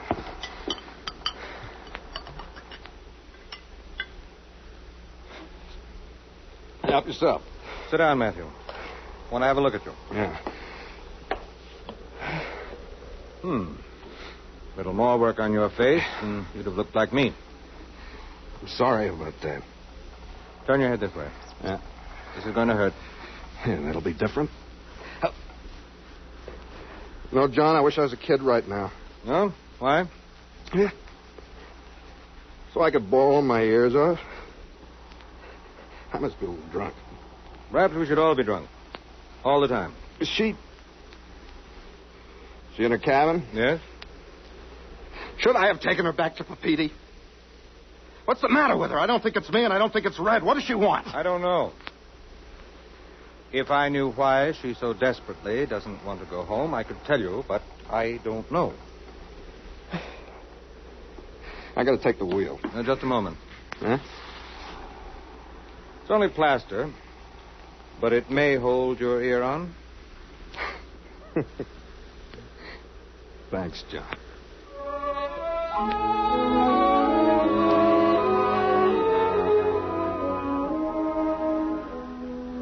There was a difference in the ship. Almost a relief. The crew was easier. I could feel a lightness again in the deck under my feet, a strength in the pulling canvas. Perhaps it was the fight. Whatever it was, there was a difference in the ship.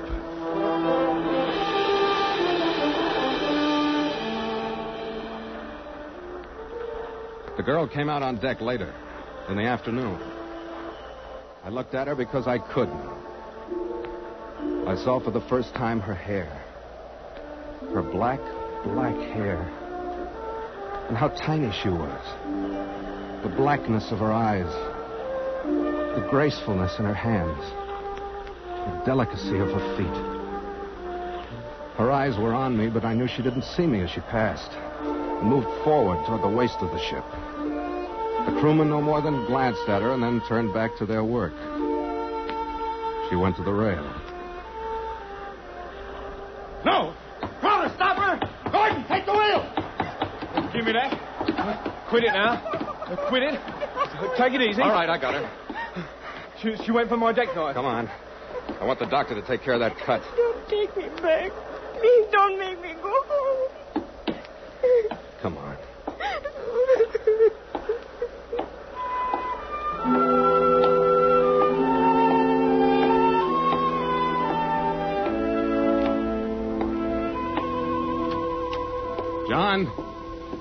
John. What's the matter? Here, put her over here. Tried to go overboard. Crowder stopped her, but she got mixed up with his knife. Move over, let me see. Yeah. That's not too bad. Now, just hold still. That's right. Just there. There we are. Ah. That didn't hurt very much, did it? No. Let me see that, may I? That hurt? No. That? No. Matthew. Yeah. You knew about this, didn't you? Now, you won't make me go to Hiva. How long has it been? Half a year, I think. A native in Papiti told me. It'll be all right. Now, don't worry. I'm going to give you something to make you sleep for a while.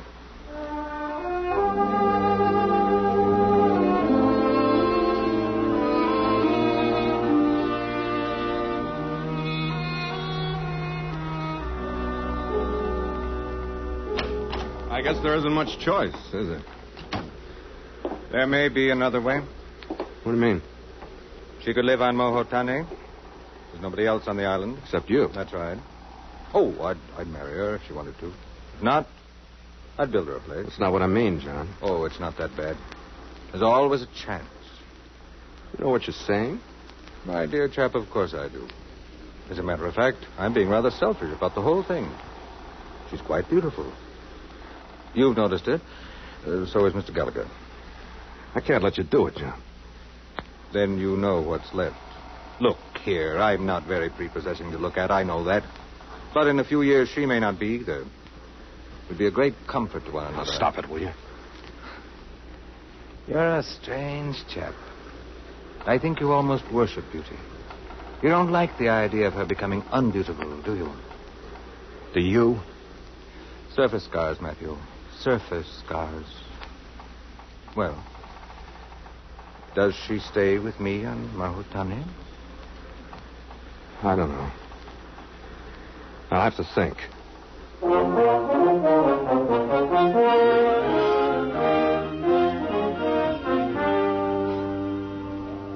The next morning, we anchored off the emerald-shaped island of Mahotane. Hiva-Oa, our final destination, was a cloud-rimmed hump on the northwest horizon. The longboat was put over the side, and loading of John Mitchell's gear and explosives got underway. I looked at the little island, thought of the girl. Mitchell can go aboard now, Captain. All right, mate. John, you're ready to go ashore. Here, I'll give you a hand with that. Thanks. You made up your mind, Matthew? Yes? Parrish, steady the ladder. He's coming down. Goodbye, John. Goodbye, Matthew. Drop in when you pass this way again. I'll see you. Gallagher. Yeah? Hold the boat for a few minutes. I'm going below. Right.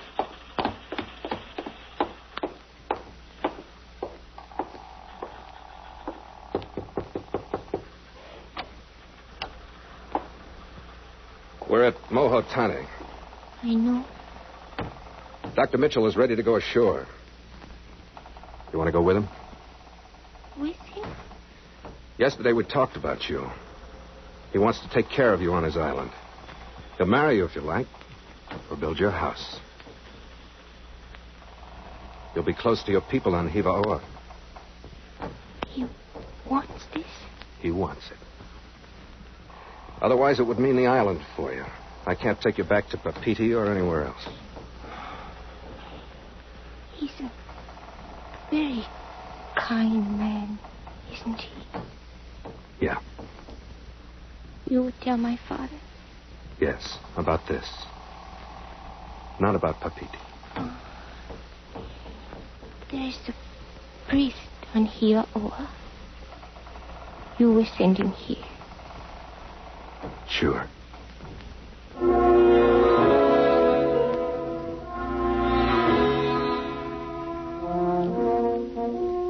I watched the flash of oar blades in the sun as the longboat pulled shoreward.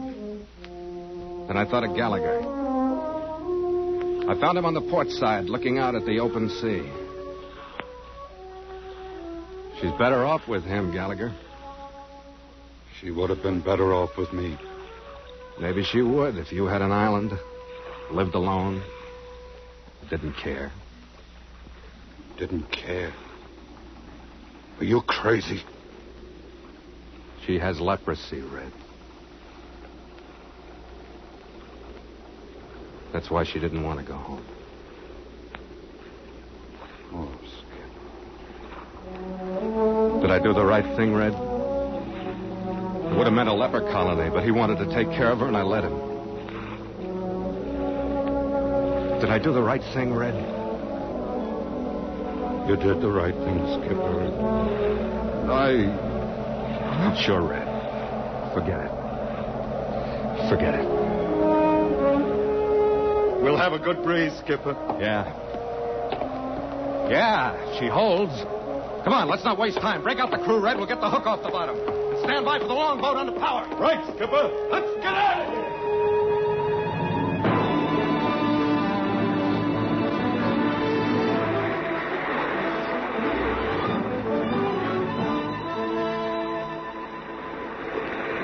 The longboat came aboard, and we moved out from the lee of the island and heeled over, close hauled on a starboard tack, under the southeast wind.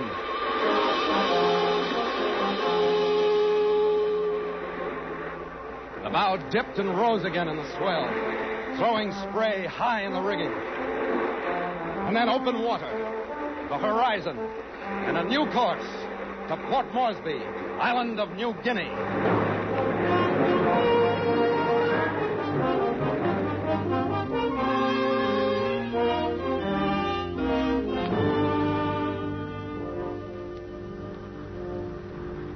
Log entry. The schooner Black Parrot, 5:30 p.m. Wind fresh. Sky fair. Sea cresting with high cross swell. Main and foresail reefed. Ship secure for night. Signed, Matthew Kincaid, Master.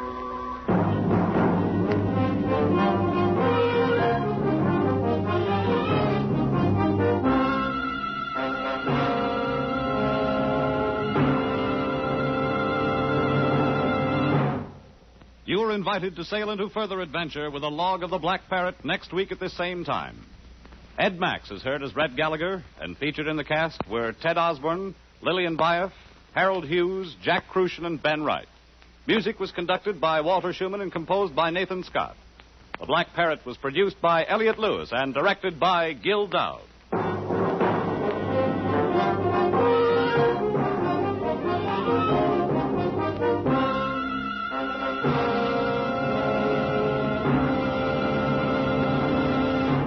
Bob Stevenson speaking. This is CBS, the Columbia Broadcasting. Time. Time for your crime correspondent.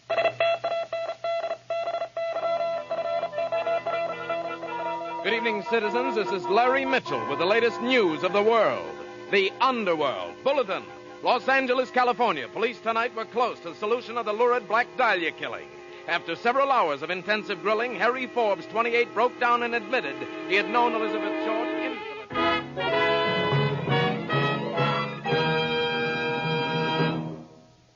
The Columbia Broadcasting System presents Crime Correspondent, starring Paul Frees as Larry Mitchell.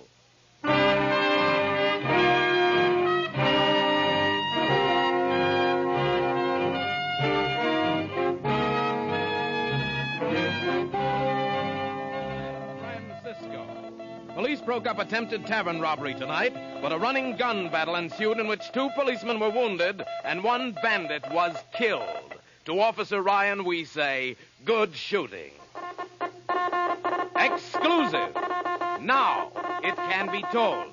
The dramatic inside story, which I call The Chair for Dino.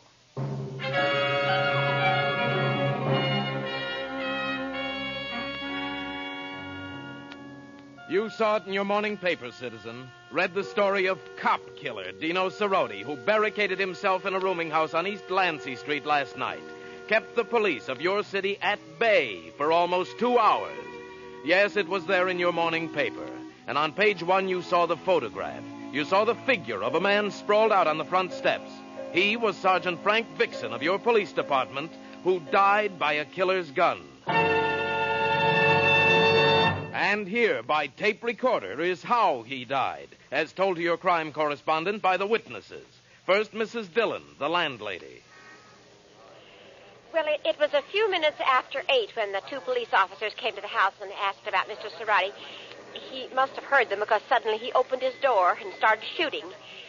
The officer standing next to me, Sergeant Vixen, staggered and stumbled out the front door and fell down the steps. Right away, I knew he was dead. And so, dear citizens, death came to Sergeant Frank Vixen on the steps of an old brownstone house at 721 East Lancey Street. Death on a quiet Saturday night. Exactly 1 hour, 55 minutes later, Lieutenant Steve McCoy of your police department had this story to tell. When Detective Williams, Bernstein, and I started running for the house, we expected Cerroti to start shooting again. Excuse me, but he didn't. After we worked our way inside the house and up to the front room where he was, we found him slumped over in a chair. The gun in his hand, there was a bullet hole in his right temple. He was dead. Yes, Dino Cerroti, cop killer, was dead. Dead by his own hand.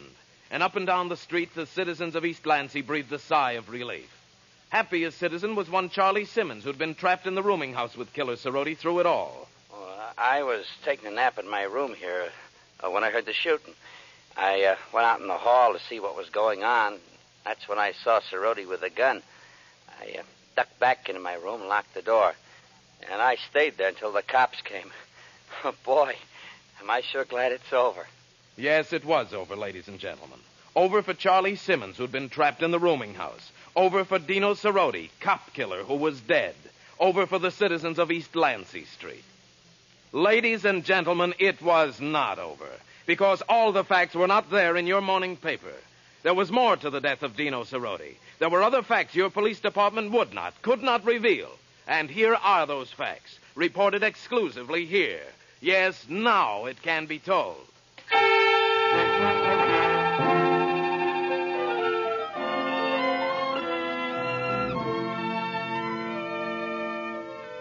When the peace and quiet of East Lancey Street had been restored, the body of Dino Cerroti delivered to the morgue, there was one question on everybody's mind. Why? Why had the police come to Mrs. Dillon's boarding house in the first place? What had they wanted with Dino Cerroti? Well, that question was on my mind, too, last night when I dropped around police headquarters. I was certain Lieutenant McCoy could give me the answer. Look, Mitchell, I've already told this to every reporter in town. We only wanted to ask Cerroti some questions. Like what? I can't go into that. Now run along like a good boy, huh? I got things to do. Oh, come on, McCoy. Break down. Cerroti was wanted for questioning. Let it go at that. Kind of touchy tonight, McCoy. Your ulcers again? Beat it, will you? Okay. Oh, who's Joshua Spear? Spear? How'd you know about Joshua Spear? Surprised? My leg man, Jeff Hayes, collared him down at the morgue half-hour ago.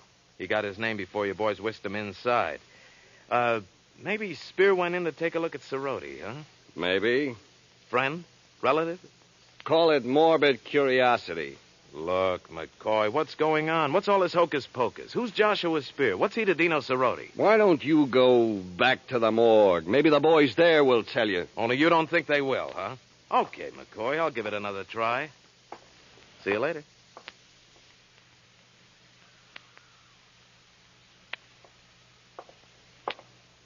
Well, Jeff, Spear's still inside the morgue? I don't think so. I've got a hunch the cops slipped him out the back way. How'd you make out with McCoy? I didn't. Oh, did you look up Joshua Spear in the phone book? Oh, yeah, sure. Here's the number. But, Larry, what's all this runaround we're getting? Maybe I'll tell you after I call this number. Don't get it. Hang around the morgue all day, look up a guy's number. Maybe he knows what he's doing. I don't know.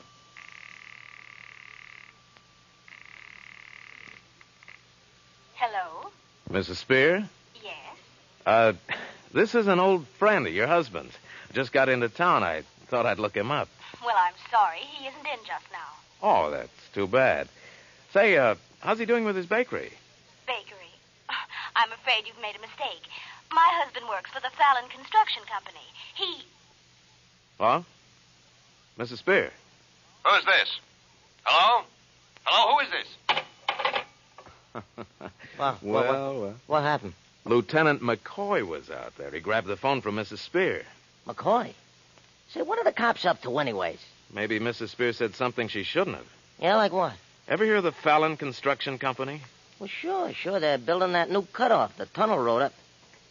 Hey, wait a minute. Yeah, 2 nights ago, somebody broke into the storage sheds, tied up the night watchman. A guy named Spear, that's right. Spear was the night watchman. And now the cops bring in Spear to have a look at Cerroti. Why? You think Cerroti is the guy who broke into the storage sheds? Could be, Jeff.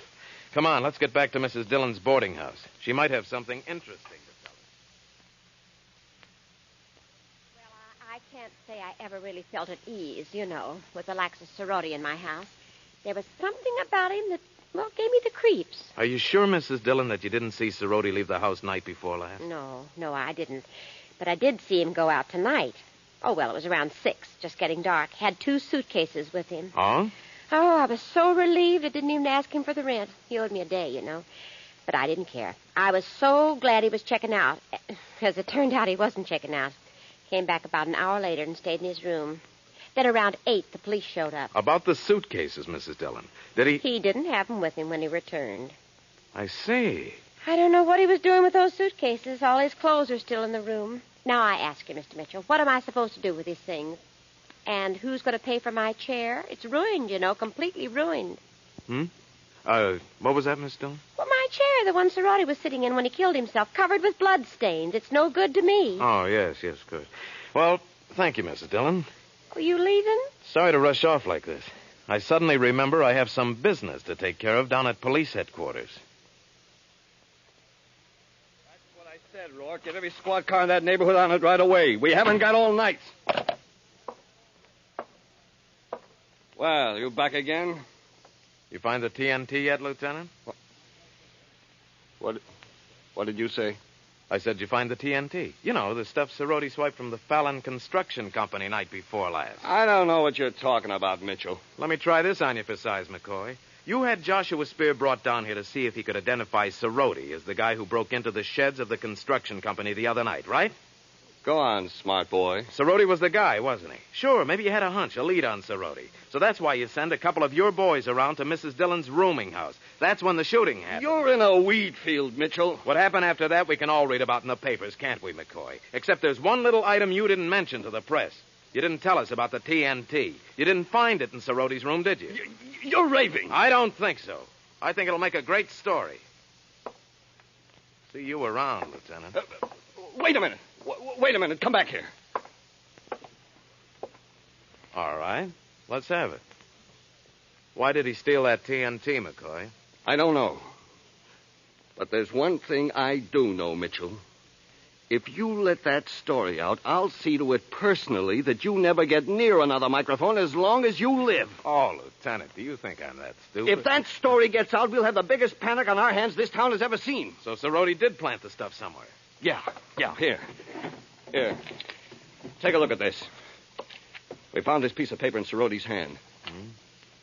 You'll be hearing from me again, coppers. Too bad you'll never find it in time. McCoy, does this mean... Yeah. Somewhere in this town there's a time bomb, Mitchell, ready to go. We don't know how soon or where it is. It's ticking off right now, and there's enough TNT in that bomb to blow up an entire city block.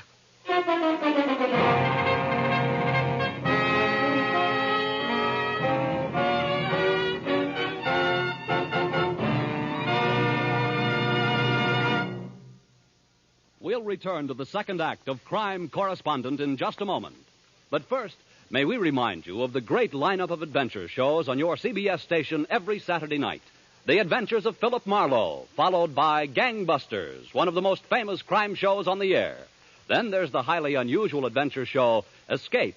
Be sure to listen every Saturday night to your CBS station for High Adventure.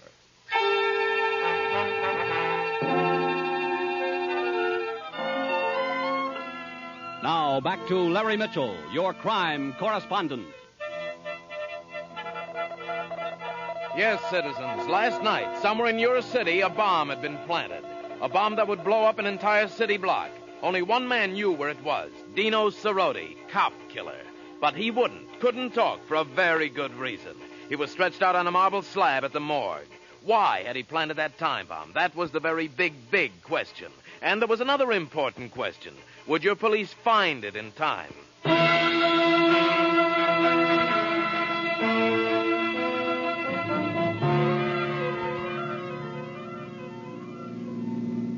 What do you think this crazy Cerroti had on his mind, Larry? Revenge, Jeff. What else?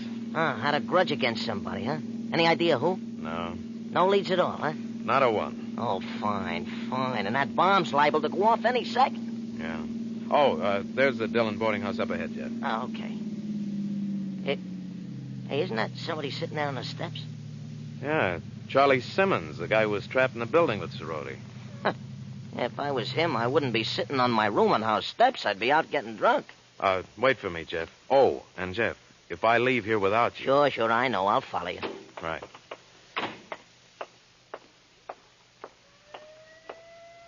Hi, Charlie. Huh? Oh, Mr. Mitchell.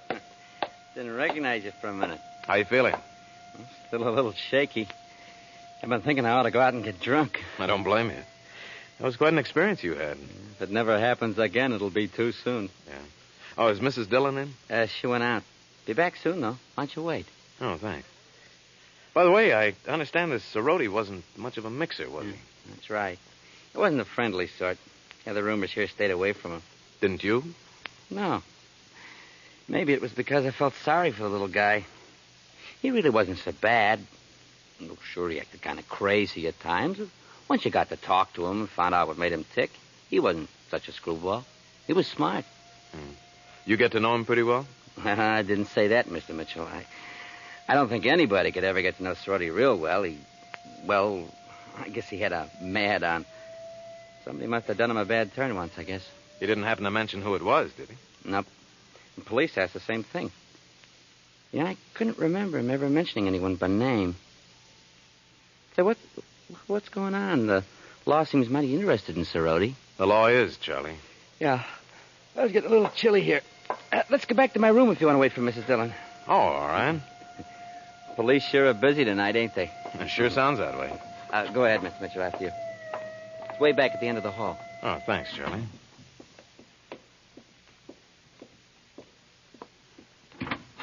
I'll turn on the light. There we are. I'll make yourself at home, Mr. Mitchell. Sit down. Here, move that chair. Oh, this is fine. I'd offer you a little snort on you don't have any stuff around. Now, Mrs. Dillon don't like for roomers to have liquor on the premises. One reason, I guess, why she didn't take much to Sorority. Hey, you listening? Oh, what'd you say? Mrs. Dillon didn't take to Sorority much. Doesn't like drinkers, you know, and Sorority always had a bottle in his room. Guess he drank to forget his troubles. You know, it seemed to me like it made him worse instead. Like a week ago when I ran into him on the street. He was plastered. Loosen his tongue, any? Little. He was griping about how he'd been given the fast shuffle. First, I thought he was talking about the girl. Girl? What girl? The one in the nightclub. What nightclub? Well, the one he came out of when I ran into him. Say, that's something I forgot to tell the police. Well, slipped my mind completely. I knew there was something. Charlie, what about this girl? Who is she? A friend of his, he said, worked there. A cigarette girl, I think. I can't remember her name. Where is this nightclub? Oh, well, let me see now. It seems like it was back a few blocks near 54th, I think. Charlie, could you find it again? Oh, I suppose so. Say, I hit on something important? You certainly did. Come on, Charlie. The drinks are on me.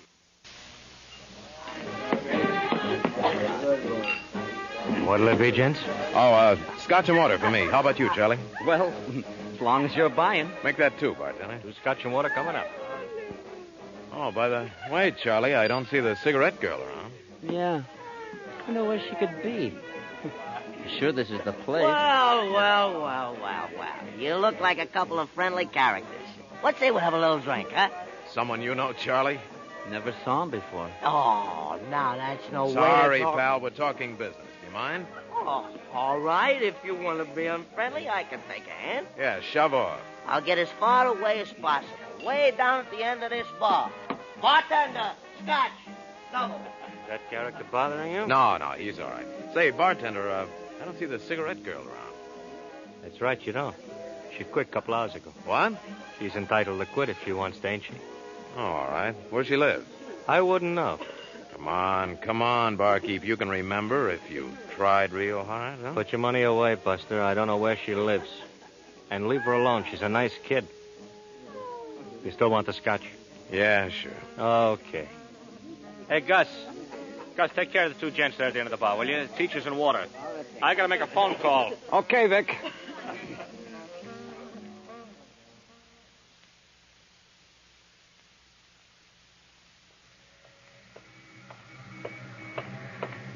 Well, did you get the phone number, Jeff? Sure. How could I miss with that bartender dialing the phone right under my nose? Hey, here it is.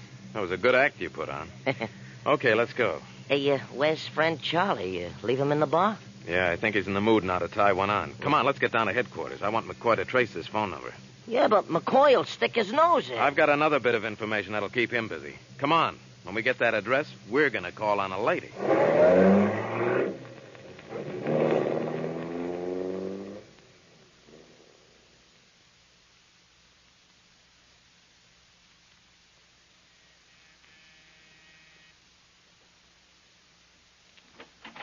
Yes?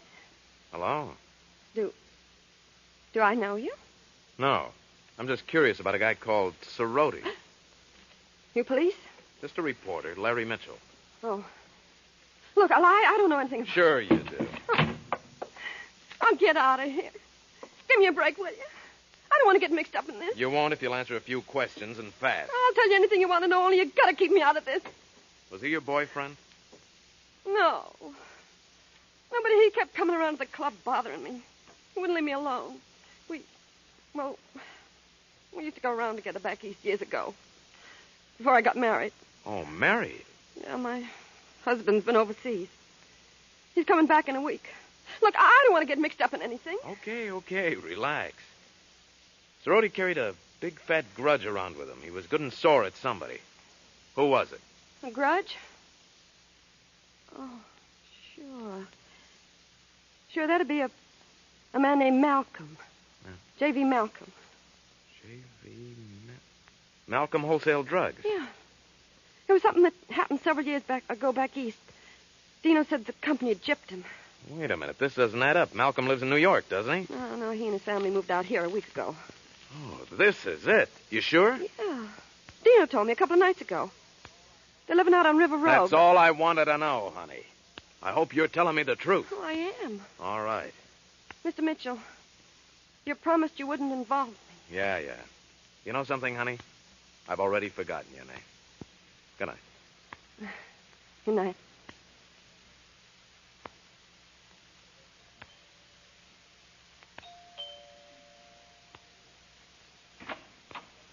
Yes, sir? The name's Larry Mitchell. I have to see Mr. Malcolm right away. Well, I'm sorry, but Mr. Malcolm's in conference. At this time of night, cut it out. Well, I'm Mr. Malcolm's general manager. Perhaps I can... Look, you won't be for long if you don't clear out of this house.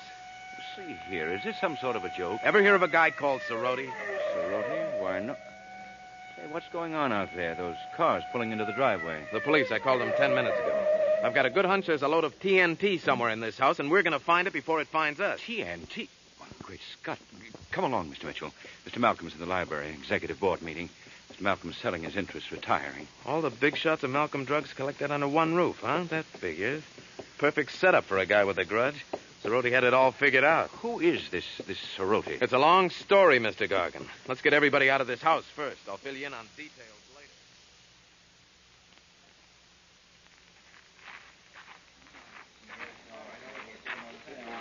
Any luck on your side of the house, Jeff? Not a thing, Larry, no. Oh, what time is it? 1 o'clock. And that bomb isn't going to wait forever. It's got to be around here, somewhere. Look, the cops have been all over the house half dozen times. Hey, Mitchell! Uh-oh, here comes the chief of police, and he doesn't look happy. Well, Mitchell, you got any more bright ideas? Oh, now look, Connolly. You and your hot tip. We've wasted enough time around here. We're pulling out right now. Oh, but Chief... If you think the bomb is in there, hop to it. You'll have the whole house to yourself. Okay, boys, let's roll.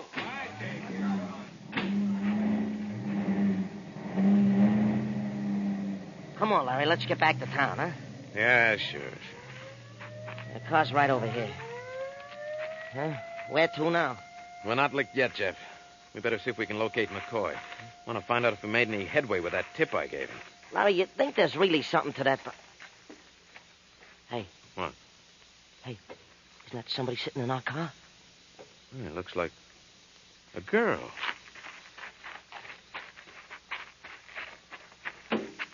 Hi. How about a ride back into town? In the excitement, the others went off and left me. Others? I'm Judy Carson, just one of the Malcolm office slaves. We came out for the conference. Well, do I get a lift? I live on 76th Street off Shelby. Yeah, sure, it's all right. All right, get in, Jeff. The whole thing sort of turned out to be a big fat dud, didn't it? Hey, look, honey, don't rub it in, huh? Did I say something wrong? I'm sorry. Okay, Jeff, let's go.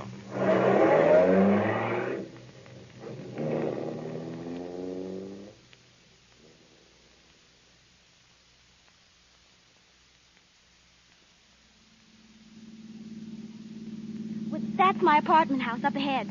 Okay. You two boys always is talkative. Oh, we got problems, honey, and not much time to solve. Well, thanks for the lift anyway. Yeah. Uh-oh. There's the boyfriend. What? Sitting in his car up ahead. He's going to be a little disturbed, I'm afraid. Had a break of day, though. No, but I told him to pick me up tonight at the warehouse. That's where the meeting was going to be, but Mr. Gargan changed his mind. Decided at the last minute it would be nicer to get together at the Malcolm estate. Well, I'm sure your boyfriend will understand. Good night. Night. Thanks again. All right, Jeff. Let's get... What's the matter? Wait a minute. Huh? Did she say the meeting was scheduled to be held at the warehouse and the plans were changed at the last minute? Yeah, that's right. She... Uh-oh. Yeah. Come on, Jeff. Get this thing rolling. Let's get to that warehouse.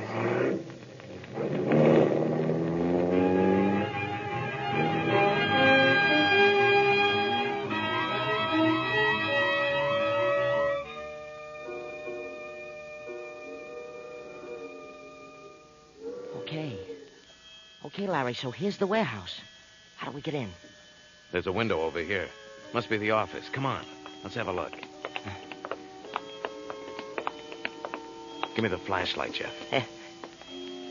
See anything in there? Yeah. Take a look. There in the center of the floor. Let me see. Uh-oh. 2 suitcases. Uh-huh. That's what we've been looking for. We better break in this window. That won't be necessary, gentlemen. Hey, what? The office door is open. Let's all go inside. Well, Mr. Gargan. Mr. Mitchell. Jeff, the man with the gun is Mr. Malcolm's general manager. Oh, that's fine. Shall we go inside, gentlemen? Go on.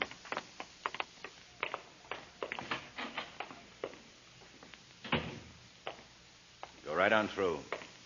Into the warehouse. Anything you say, Gargan. Too bad you got here so soon, Mitchell. I'm afraid you'll have to be detained. For good. Sounds ominous. What's that mean? You've been just a little too clever for your own good, Mitchell. And that's far enough. We'll stop here. Yeah, it's beginning to add up, Gargan. Malcolm and his bigwigs weren't scheduled for the big blow after all, were they? You figured that out, have you? Sure. You knew the meeting place had been changed. You changed it. You could have had the TNT moved over to the Malcolm estate, but you didn't. Go on. So it was the warehouse you were after. Insurance? No, that wouldn't be it. Maybe, covering up something, huh, Mr. Gargan? You're quite good at these things, aren't you, Mitchell? My batting average isn't bad. Oh, company, Mr. Gargan. Open those doors behind you, quickly. All right, come on, Jeff. Let's do as the man says. Yeah.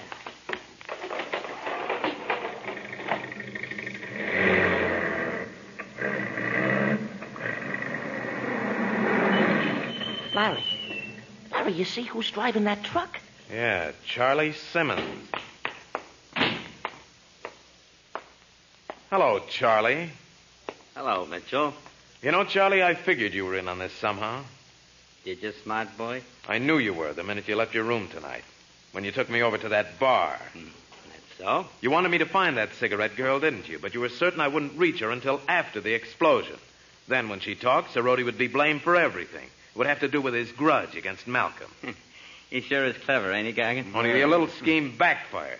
I found the girl too soon. That was a break for me. All right, let's cut out the talk. This has been going on for quite some time, huh, Gargan? Lifting stuff out of Malcolm's warehouse? I said cut out the talk. So now you need a cover-up. Maybe with Malcolm suddenly retiring, there was going to be an inventory, huh? You couldn't let that happen. You are crazy. The warehouse had to be destroyed completely. You couldn't trust a fire to do that. You know something, Mitchell? You and your little friend here are going to go up with it. I don't think so. Stop it! Look out, McCoy! All right, hold it. Charlie, you're not going anywhere. That's a pretty good lift you have, Mitchell. Thanks, McCoy. Thanks for showing up. Don't mention it.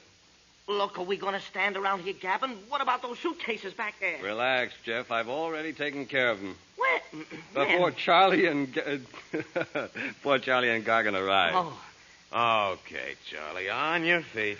You're not hurt. Go on me. Looks like your tip paid off, Mitchell. I've been tagging Simmons ever since I got your lead. Took a look at his room. What are you talking about? You overlooked something, Charlie, when you killed Cerroti. What? You did kill him, didn't you, Charlie? Maybe Cerroti got panicky, wanted to give himself up. You were afraid he'd spill everything to the police. You're crazy. He shot himself. No, you shot him in your room. My room? Look, the cops found him in his room. That's right, only because you moved him there. You had to move the chair, too, because it was covered with blood.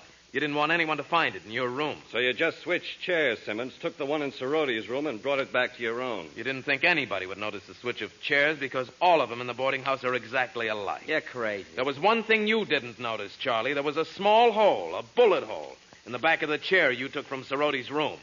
What? That's right. And when I spotted it in your room, I wondered how it got there. With a gun battle raging at the front of the house, how could a bullet have lodged itself into a chair in your room at the rear of the house? But don't worry, Charlie. You'll get your chair. A hot one.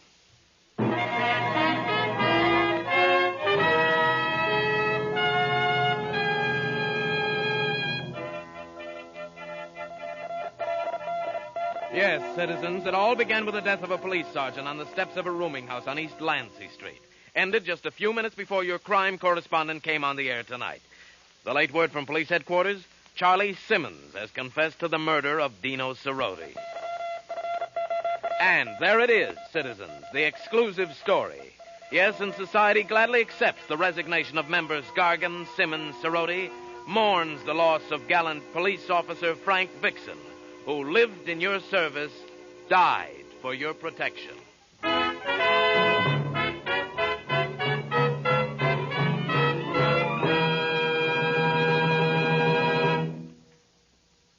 Crime Correspondent is produced and directed by Gordon T. Hughes and stars Paul Frees as Larry Mitchell. Script is by Adrian Jondeau and original music by Marlon Skiles.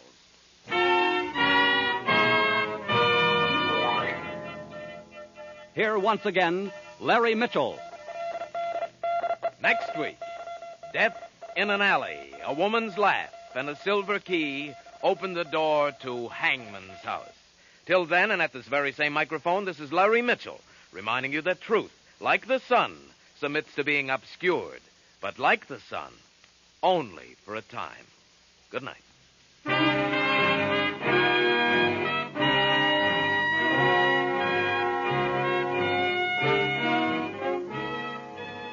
This is CBS, the Columbia Broadcasting System.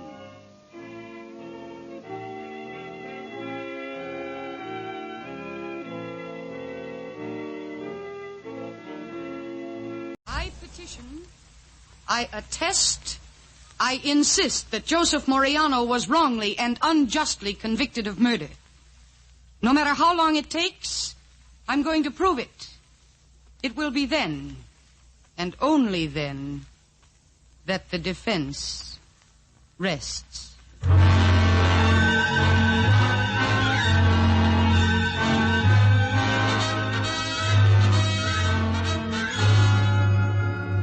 National Broadcasting Company is proud to present Miss Mercedes McCambridge in The Defense Rests, the first in a new and exciting series of cases from the files of an outstanding woman attorney, Martha Ellis Bryant.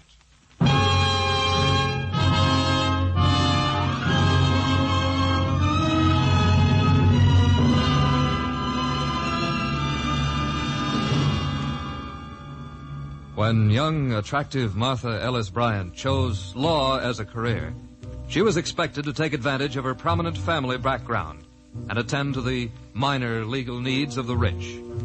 Instead, she accepted the challenge of defending the defenseless. Joseph Moriano was one of the defenseless. So was the elderly, poorly dressed, grimly determined man who came to her office on the night of May 6, 1950. He opened the door without knocking. Who's there? Excuse me. Yes? I'm looking for Martha Ellis Bryant. I'm Miss Bryant, but the office is closed. I thought that door was locked. And my friends tell me you are the one I should see. Yes, well, it's very late, and I was just leaving. I have a dinner engagement. No, please. I take only a minute. I've come about Joe. Joe? Joseph Moriano. They say he killed a man named Freddie Cellini. You know about this? No, I don't think I do. When did it happen? In December 10th, 1939. 1939? Well, that was almost 12 years ago. Yes. It happened in a restaurant run by Bella Groton. It's down on State Street. You remember now? No, I'm afraid I don't.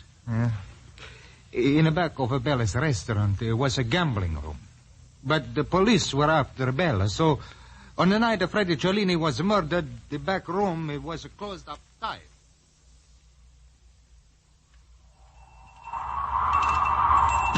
Hi, fella.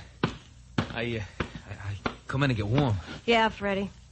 Yeah. No, honest. That wind out there really cuts you up. Boys, coldest December 10th on record, you know that? Yeah. Ready to close up. It's late. Yeah, sure.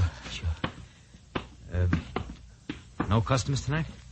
Not the kind of customers you mean. Oh, sure, I know. Gotta be careful, Bella. Yeah. Come on out to the kitchen, Freddie. I'll give you something to warm you up. Okay, all right. What makes you so nervous? Nervous? I'm not nervous. What's that? Someone? Who is it? Who? There's a man coming in the restaurant. Who? Look, Bella, some of the boys have been saying I went to the cops about places like Shut this. up. He's coming back here. Yeah, but it ain't true. But they're after me, see? He's got his face covered up. He's got a gun. It's a stick-up. No. Guns for me. Was warned about it. Look, tell him, Bella. Tell him I didn't do anything. Freddie! Bella! Freddie! Freddie!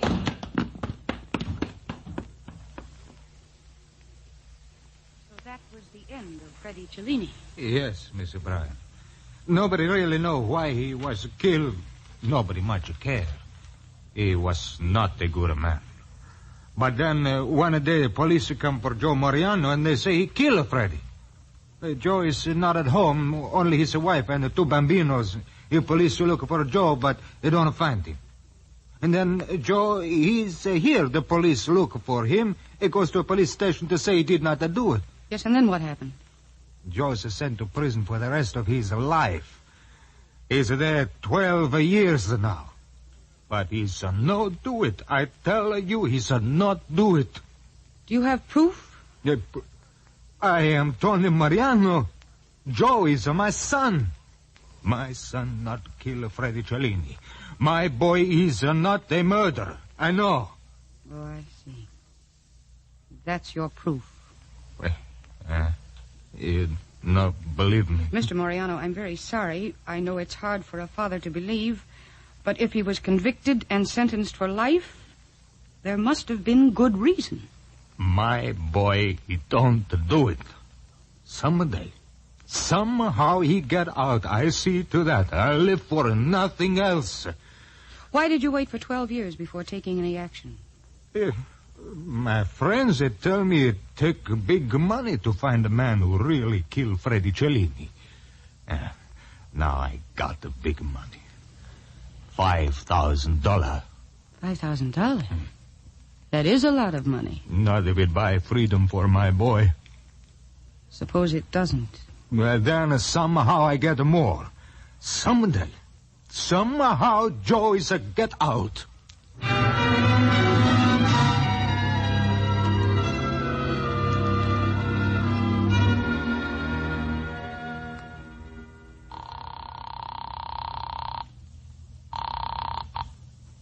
City desk, Crane speaking. Hello, Judd. Oh, I'm glad you answered the phone. Now, wait.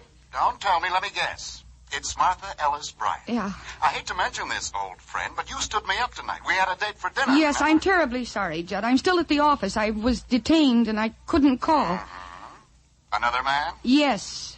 A man with $5,000. Well, that's the breaks. But how could I hold your interest forever on a mere reporter's salary? Judd, listen to me. I don't think I'm bitter. If I can ever be of help, You can be of help.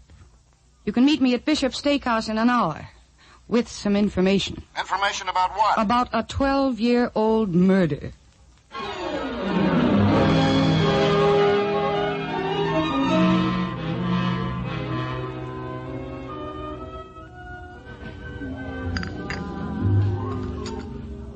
Anyway, after this Freddie Cellini was killed, the police moved in fast.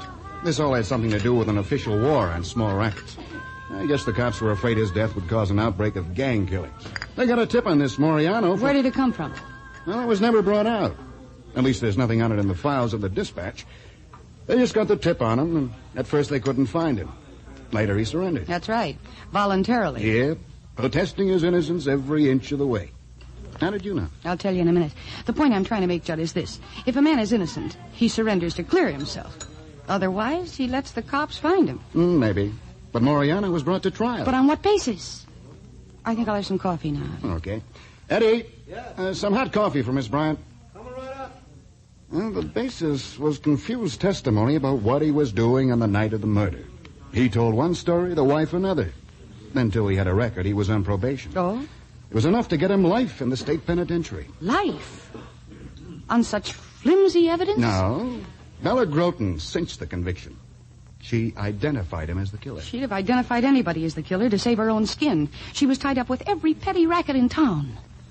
Didn't the court question her testimony? Oh, Bella was nobody's fool.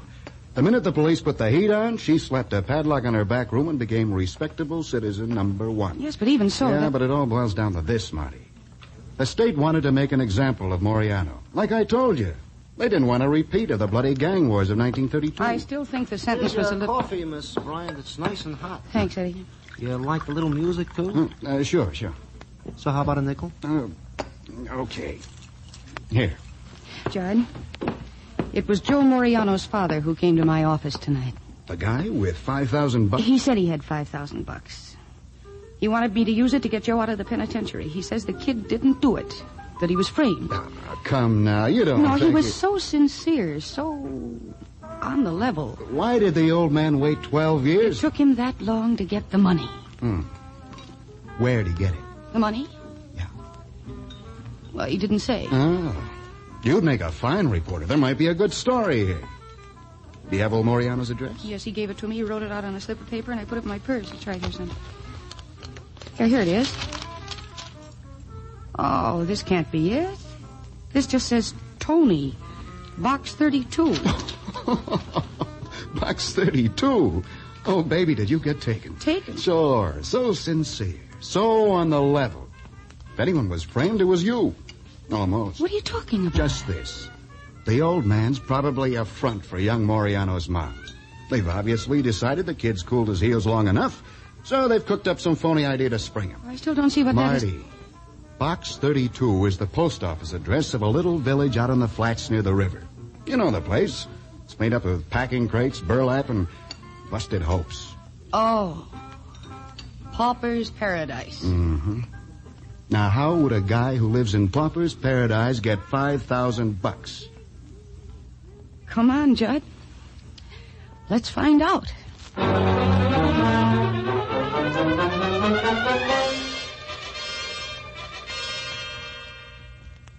We just want to know one thing, Mr. Moriano. Where did you get the money? The $5,000? Here, there. It's not important. Oh, but it is important. Did Joe have it hidden away somewhere? Or is it from some mob who's trying to spring him? A mob? No, the money is mine. For 12 years I work for it. Day, night. Finally, I even sell my home. Why do you think I live here in this place? Now Joe has no home when he get out. But he get out someday. Somehow. I get him out if it take the rest of my life. Life? That can be a long, long time. Yes. That's what my boy think when he get a sentence for killing he don't do. Life can be a long, long time.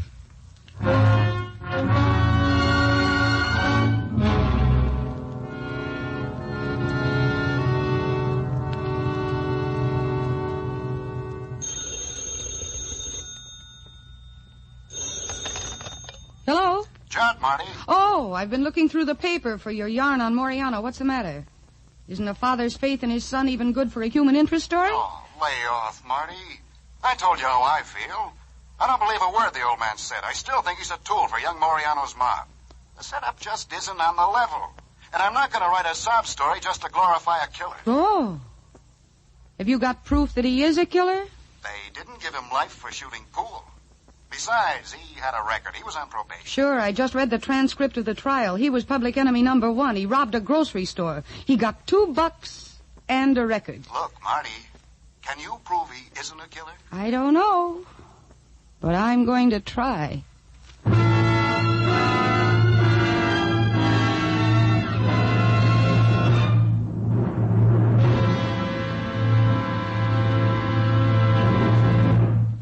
NBC is bringing you The Defense Rests, starring Miss Mercedes McCambridge as the outstanding woman attorney, Martha Ellis Bryant.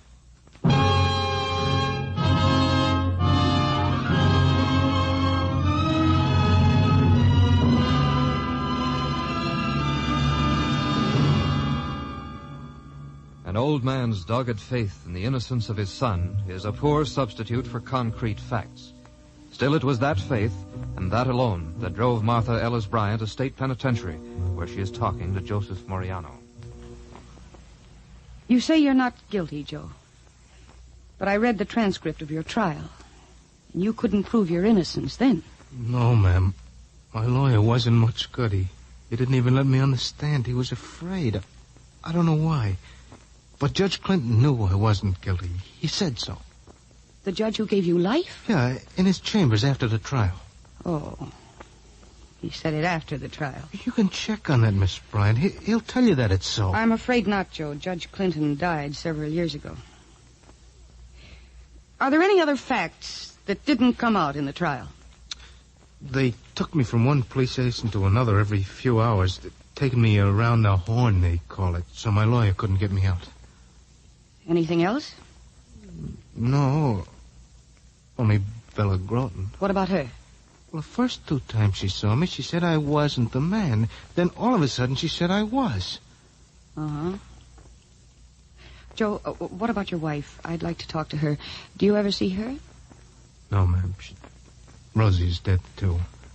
She died having a baby about 4 months after I got sent up. I'm sorry. Where are the children? In a home. I try not to think about them. Home. Miss Bryant, do you think you can help me? Do you believe that I'm telling the truth?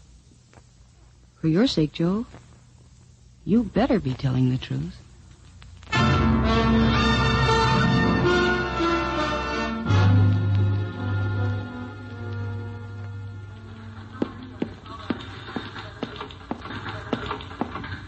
Judd? Oh, hi. Hi. I'm sorry to bother you here at the paper, but I want to talk to you for a minute. Sure. Here, sit down. Well, isn't there somewhere more private? In a newspaper office? Ah. Is this about Moriano? Yeah. I haven't changed my mind, Marty. No, Judd, listen. He's innocent. I'd swear to it. Yesterday, he passed a lie detector test. What kind of proof is that? I know it doesn't count legally, but it counts with me. Well, were you able to get any other evidence of his innocence? No, nothing. Not concrete evidence, that is. But the judge who sent him up told him that he wasn't guilty. Well, is that Moriano's word? Or did you check with the judge? I couldn't check with the judge. The judge is dead. How handy for Moriano. So it's just his word? Yes. And it was just his word that the examining officer tried to get him mixed up on his testimony prior to the trial. They hammered questions at him for hours. Then they forced him to say one thing when he meant another. And they dragged him from station to station so that his lawyer couldn't spring him. And then there was Bella Groton. On 2 tries, she couldn't identify Joe. But the 3rd time, she did. What do you mean? That was all, just his word. Didn't you examine the police records? No, that's why I came to see you. I was stopped today from examining those records. Does that mean anything to you? Oh, no, wait, Marty. This conviction was legitimate. It was upheld by the Supreme Court. I don't care if it was. That boy was put behind bars by an administration that had to get a conviction and couldn't admit it was wrong. For what reason? I don't know. That doesn't interest me. But what does interest me is this. Joe Moriano is doing life for a crime he did not commit. He was a victim of the worst mess of political corruption I have ever seen. You don't have to write it out for me. No. I want you to write it out for me.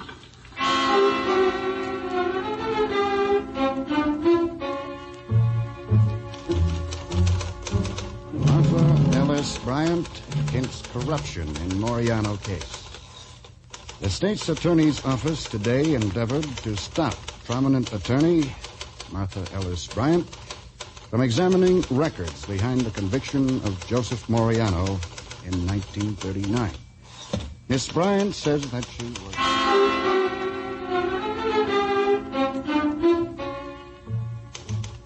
Police still withholding vital information, says Martha Ellis Bryant. Today, in another exclusive interview with this paper, the well-known woman lawyer who was attempting to reopen the Moriano case stated that...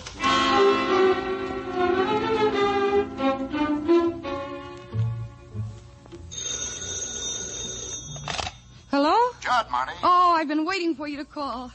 Gee, how can I ever thank you? Oh, For what? For helping me speak my piece through your paper. Oh, you're always good copy, Marty. That's nice of you to say so. But the copy has come to an end. What? You're pulling out? On the contrary. I just got to look at those records. I found what I was looking for. Yeah, what? Oh, it's a Lulu. Uh-oh. Judge Stan Ellenson from the state's attorney's office just walked in the outer door. I'll call you. No, let's get together at the steakhouse about 7. It's a date. All right. I'll tell you about it then. Miss Bryant? Hello, Mr. Ellenson. Won't you sit down? I won't take much of your time, Miss Bryant. I think you know why I've come. Certainly. It's about the Moriano case. You've been doing a lot of talking. I know, and I gather the state's attorney doesn't care much for the things I've said, which doesn't surprise me. It's not only Hendricks. It's the commissioner and the governor. I've only told the truth. You've been smearing the police force and discrediting the present regime for what happened in another regime. If I have, it's because I want action, Mr. Ellenson. You're going to get it, Miss Bryant. That's why I came here today.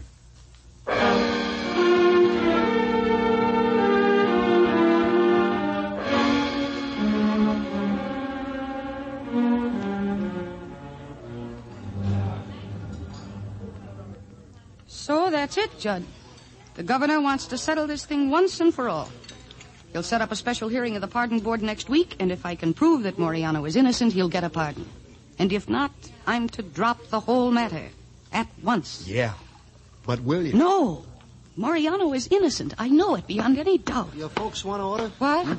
Oh, yeah, a hamburger, Eddie. Well done with everything. And coffee, black. Yeah, I'll have the same. No onions on the burger. Cancel the onions on mine, too. Ah, you sly vixen, you. Well.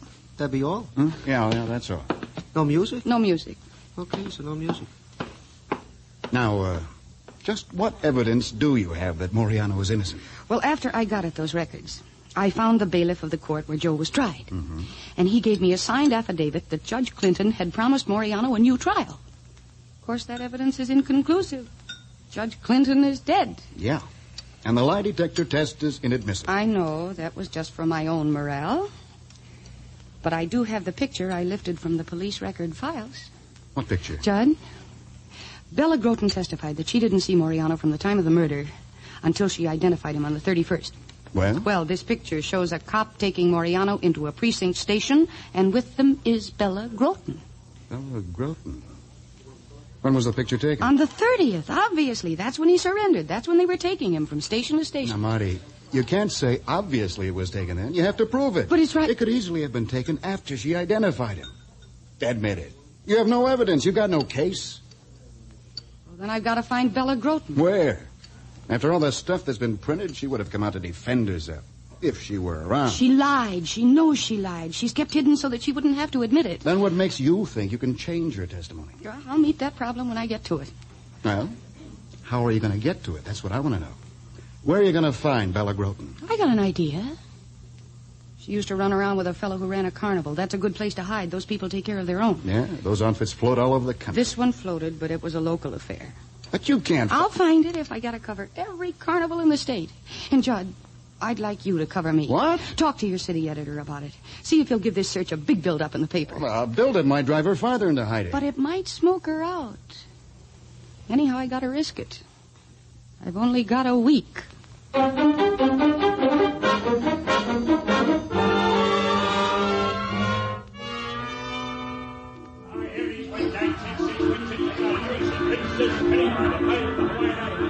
Never heard of Bella Groton, huh? Thanks anyway, mister. You were my last hope. Hey, sister. You calling me? Come on over and try the game. Just look at them beautiful prizes. And the prize with every toss in the ring. Oh, no, thanks. I don't like to... Step right up, ladies and gentlemen. Play the game. Hey, you that Bryant dame, ain't you? Yes, why? Oh, I've been reading about you.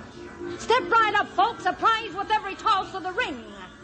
You want to know about Bella Groton? Can you tell me? Come on, folks. Don't be bashful. Don't be afraid to take a chance. Come on. What's in it for me? That depends. What do you want? Oh, me? I want to marry Sam. She should not have took him from me. I told her she'd pay. Where is she? I'm with Sam. I quit the carny business months ago. She never thought I'd find her. Here you are, sister. The address is on this card. Thanks. Here's something for you. Oh, okay. I am much obliged.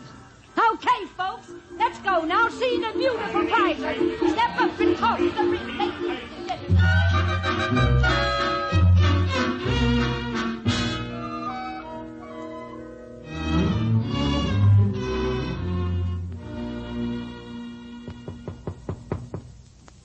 Come in. Who are you, sister? My name is Martha Ellis Get Brown. out. You're wasting your I time. want to talk to Bella Groton. Get out. She ain't here. I only want to know if she could have been mistaken when she identified Joe Moriano. I said she It ain't won't here. do any good to hide her. I intend to find her, you know. Oh, that's a good story. Get out. Now, look. You caused me enough trouble. I don't see why it's Bella I want, and she's caused a little trouble herself. I want her to change her testimony about Joe Moriano. I want her to tell the truth. She'll never change her testimony. You get that? Never. Well, why not? Surely she... Okay, sister, okay. I'll tell you why not. Last week, Bella took poison. She's dead? Yeah, she's dead. Out in the graveyard. Now get out of here. All right. I'm going.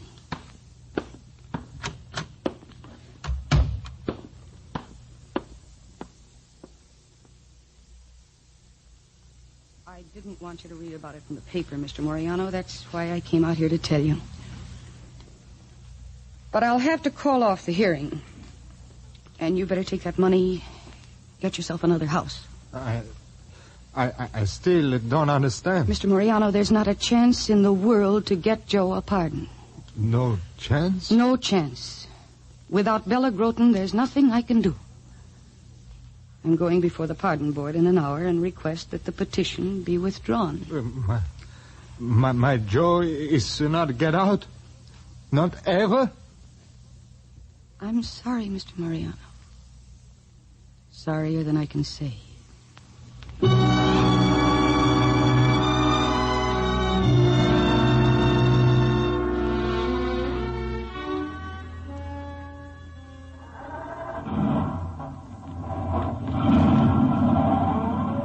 Where to now, Miss Bryant? What?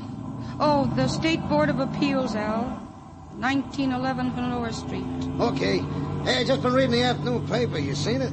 No. A good article in about a forgery. Yeah. Yeah, the cops broke a forgery case by enlarging some writing on a check 1,000 times. They proved... Hey, wait a minute. Enlarging 1,000 times? Yeah. What chance the guy got it? Hey, this picture I've got of Bella and Joe together. Al, take me to the police lab. Fast as you can.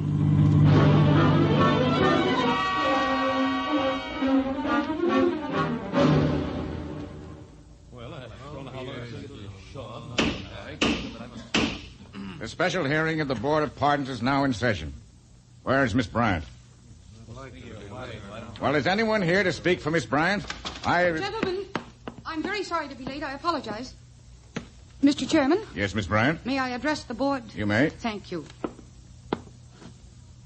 As you know, I've been assembling evidence in the Moriano case. Such debatable items as a lie detector test, a signed affidavit from the bailiff of the court where Moriano was tried, an affidavit saying that Judge Clinton had promised the boy a new trial. Well, I know you're unable to accept these things. You want only evidence. But sometimes the weight of evidence, just because it's on the record, is heavy enough to crush the truth. We'll discuss the shortcomings of our judicial system some other time. Yes, I know. All you want are facts, and gentlemen, I have them.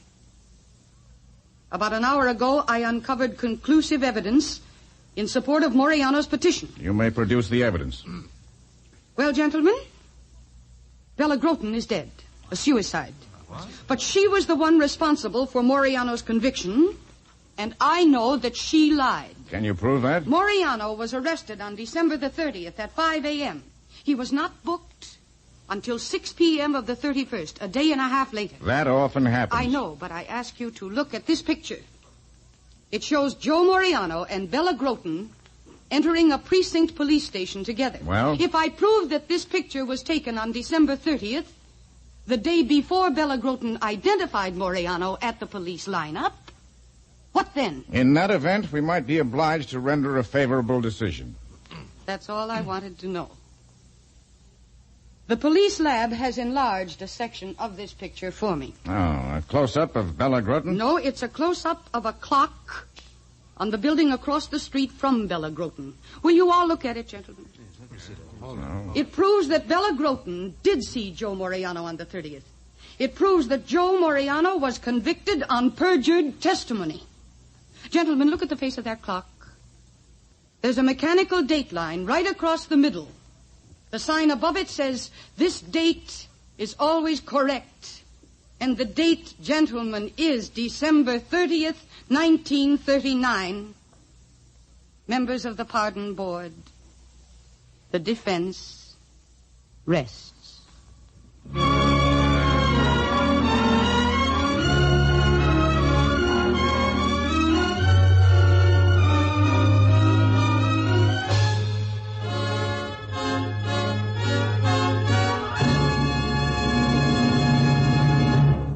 You have been listening to The Defense Rests, starring Miss Mercedes McCambridge, the first in a new and exciting series of cases from the files of an outstanding woman attorney, Martha Ellis Bryant.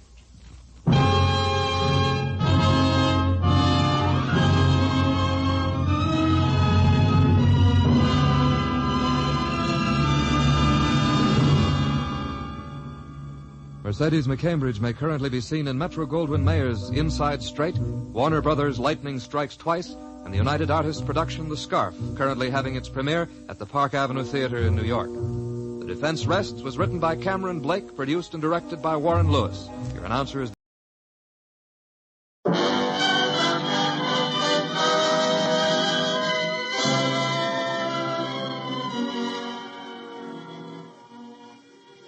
The WOR Special Features Division presents a program in observance of the annual award by the Drama Critics Circle of New York to the best play of the season.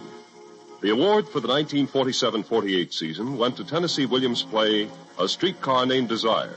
And on this program, you will hear several scenes from this prize-winning production with Jessica Tandy, Kim Hunter, Marlon Brando, and Carl Malden playing the roles they created on Broadway.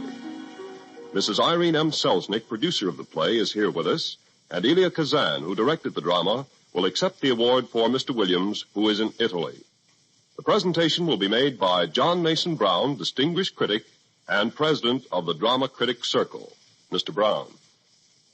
Let the first robin come bobbing along, and all of us can be certain, even in the contemporary world, of one thing.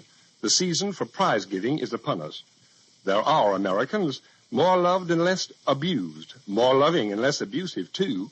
But even we, regardless of our mounting ages, seem susceptible to the spring. For then it is that we meet, as we did on Wednesday last, at the Algonquin, to vote upon what in our group opinion has been the season's best play on Broadway.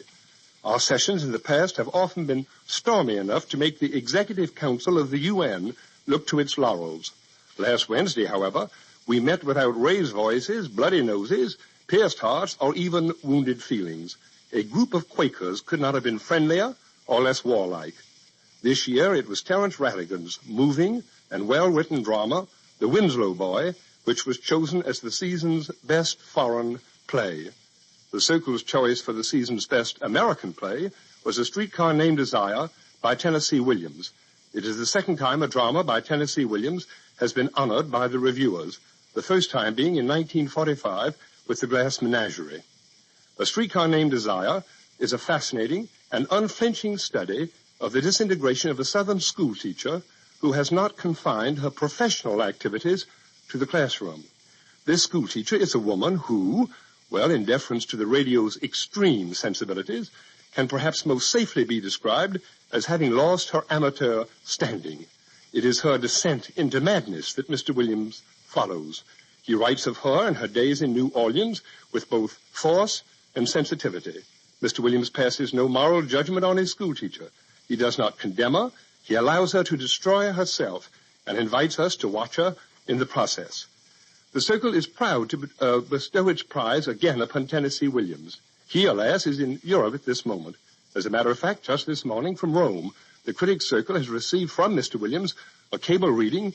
To all of you, my deepest and most heartfelt thanks, which I will try to express in good work, since I cannot in words. But though Tennessee Williams is absent, the Circle is proud to have Elia Kazan present to accept its award in Mr. Williams' name. Mr. Kazan is one of the finest directors our theater knows. It was he, after all, who directed All My Sons, which won last year's Critics' Prize. His direction of this year, on A Streetcar Named Desire, is as sensitive and creative as Mr. Williams' writing of the play. Mr. Kazan. Thank you, John. Of course, I'm most sorry that Tennessee himself can't be here to be honored. On the other hand, I do have an opportunity to say a few things about him that I could never say to him or even if he were listening. You may not know it, but every director secretly prides himself on his ability, generally unappreciated, he believes, as a play constructionist or script expert.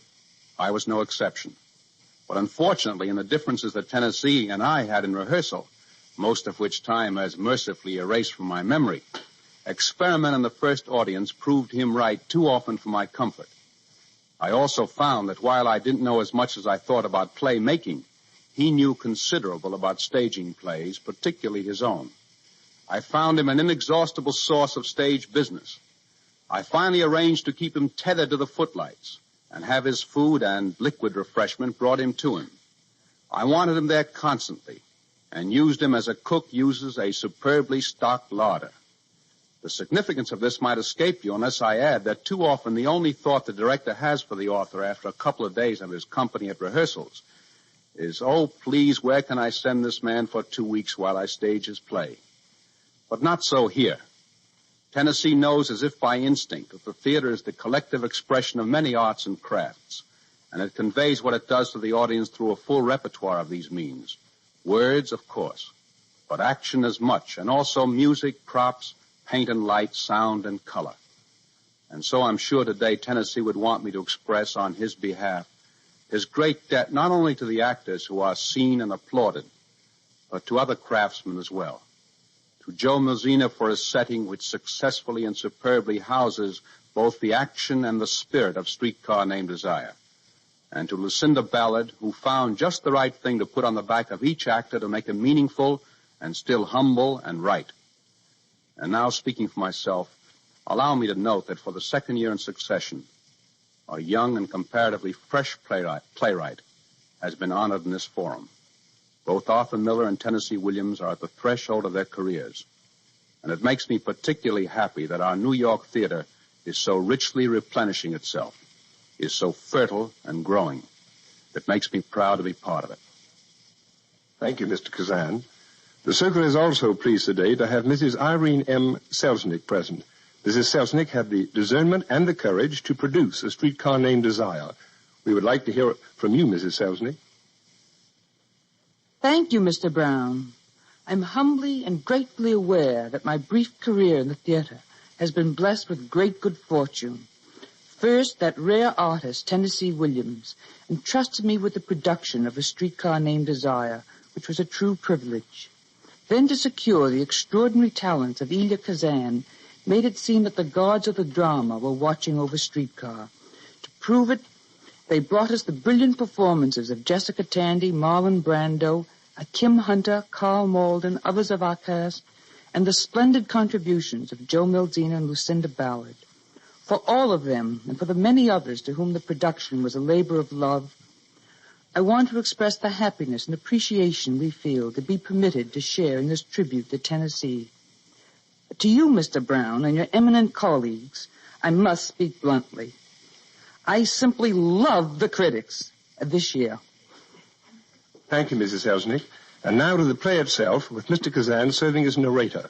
The Sabbath being the Sabbath, and the radio being the radio, A Streetcar Named Desire is not an easy drama to present on the air of a Sunday afternoon. That is one of its virtues. I trust that what follows will not be too inhibited or diluted to suggest the full strength and power of A Streetcar Named Desire when it is seen on the stage. Blanche Dubois has come from Laurel, Mississippi to visit her sister Stella in New Orleans. To reach Stella's home, Blanche has taken the streetcar named Desire, which bangs up one narrow street of the French Quarter and down another. She finds her sister living in a shabby two-room apartment with her Polish-American husband, Stanley Kowalski. Stanley has no background and little education, but he does possess a strong animal magnetism, and Stella is so deeply in love with him in spite of the contrast between them.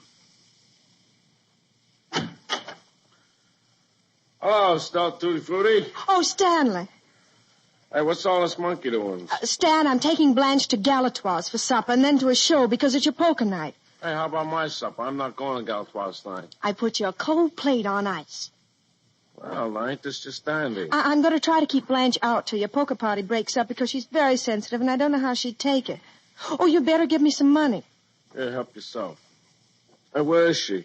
She's in the bathroom soaking in a hot tub to quiet her nerves. She is terribly upset. Over what? Well, she's been through such an ordeal. Yeah, well, that singing doesn't sound like she was upset. Well, she is. Stan, Blanche says we've lost Belle Reve. Hey, what do you mean, that place in the country? Mm-hmm. Well, how? Oh, it had to be sacrificed or something. Yeah, well, let's have a gander at the bill of sale. I haven't seen any. What do you mean? She didn't show you no papers, no deed of sale, or nothing like that? Well, it seems like it wasn't sold. Well, then what was it then? Give away to charity? She'll hear you. Well, I don't care if she hears me. Let's see the papers. There weren't any papers. She didn't show any papers. I don't care about papers. Have you ever heard of the Napoleonic Code, Stella? No, Stanley. I haven't heard of the Napoleonic Code. All right. Will you just let me enlighten you on a point or two? Yes. In the state of Louisiana, we have what's known as the Napoleonic Code, according to which that what belongs to the wife belongs to the husband also, and vice versa. Like, it looks to me like you've been swindled, baby. And when you get swindled on the Napoleonic Code, I get swindled, too, and I don't like to get swindled. Look, there's plenty of time to ask her questions later, but if you do now, she'll only go to pieces again. I don't understand what happened to Belle Reve, but you don't know how ridiculous you're being when you suggest that my sister or anyone else of our family could have perpetrated a swindle on her. Where's the money if the place was sold? Not sold, lost. Lost. You're lost, huh? Yeah, now, look at all these clothes in her trunk. Well, you think she got them out of teacher's pay? Hush, Stan. Well, will you look at these fine feathers and furs? What is that? This is a solid gold dress, I believe. Now, look at this one. Oh, please, Stan. And what's this genuine fur fox piece a half a mile long? Where are your fox pieces, Stella? That's ridiculous, Stan. What do we got here in this jewel box? Look at that. Pearls, ropes of them. Well, now, what is this, sister? Is a deep-sea diver? Stanley, you don't know what you're Yeah, bracelets, solid gold. And where are your pearls and gold bracelets, Stella? Be still, Stanley. Are you kidding? Like, here's your plantation, or right here, what's left of it. Oh, you've no idea how stupid and hard you're being. I'm going outside and get some air. Oh, well, go ahead. You come on out with me while Blanche is getting dressed. Since when do you give me orders? Are you going to stay here and insult her? Darn tootin' I'm going to stay here. Look, Stan, try to understand and be nice to her. Admire her dress and tell her she's looking wonderful. That's important to Blanche. Her little weakness. Yeah, I get the idea. Hello, Stanley. Hey, Blanche. Here I am, all freshly bathed and scented and feeling like a brand new human being. Well, that's good. Where's Stella? She's outside getting some air. How do I look? Look okay. Many thanks. Well, looks like my trunk has exploded. Yeah, me and Stella was helping you unpack. Well, you certainly did a fast and thorough job of it. Well, it certainly looks like you raided some stylish shops in Paris. Yes, clothes are my passion. What does it cost for a string of furs like that? Why, those were a tribute from an admirer of mine. Well, he must have a lot of admiration. In my youth, I excited some admiration. But look at me now. Would you think it possible that I was ever considered to be attractive? Your looks are okay. I was fishing for compliments, Stanley. Look, no, I don't go in for that stuff. What stuff? Compliments to women about their looks. I never met a woman yet that didn't know if she was good looking or not without being told. And there's some of them that give themselves credit for more than they've got. Some men are took in by this Hollywood glamour stuff, and there's some men that are not. I'm sure you belong in the second category. That's right. I cannot imagine any witch of a woman casting a spell over you. That's right. You're simple, straightforward, honest. Bit on the primitive side, I should think. To interest you, a woman would lay her cards on the table. Well, I never cared for wishy-washy people. That's why when you walked in here last night, I said to myself, my sister's married a man. Of course, that was all I could tell about you at the moment. Blanche, in the state of Louisiana, there's such a thing as the Napoleonic Code. According to which whatever belongs to my wife is also mine and vice versa. Cards on the table. Well, that suits me. I know I fib a good deal. After all, a woman's charm is 50% illusion. But when a thing is important, I tell the truth. And this is the truth. I haven't cheated my sister. Nor you, nor anyone else, as long as I All right, live. where are the papers? In your trunk? Everything I own is in that trunk. I keep my papers mostly in this tin box. What's them underneath? Those are love letters. Yellowing with antiquity. All from one boy. Let me see them. Give those back to me. No, I'm just going to have a look at these first. The touch of your hand is Don't pull that stuff. Well, what are they? Poems. A dead boy wrote them. I hurt him the way you'd like to hurt me, but you can't. I'm not young and vulnerable anymore, but my young husband was. Never mind about that. Give them back to me. Well, take them. What's so special about them? I'm sorry. Everyone has something he won't let others touch because of their intimate nature. Here are the papers you want. No. Who was that? It's Ambler and Ambler. The firm that made loans on the place. Well, then it was lost on a mortgage. That must have been what happened. I don't want no ifs, ands, or buts. Now, what is the rest of them papers? There are thousands of papers stretching back hundreds of years affecting Belle Reeve. I hereby endow you with them. Take them, peruse them, commit them to memory. I think it wonderfully fitting that Belle Reeve should finally be this bunch of old papers in your big, capable hand.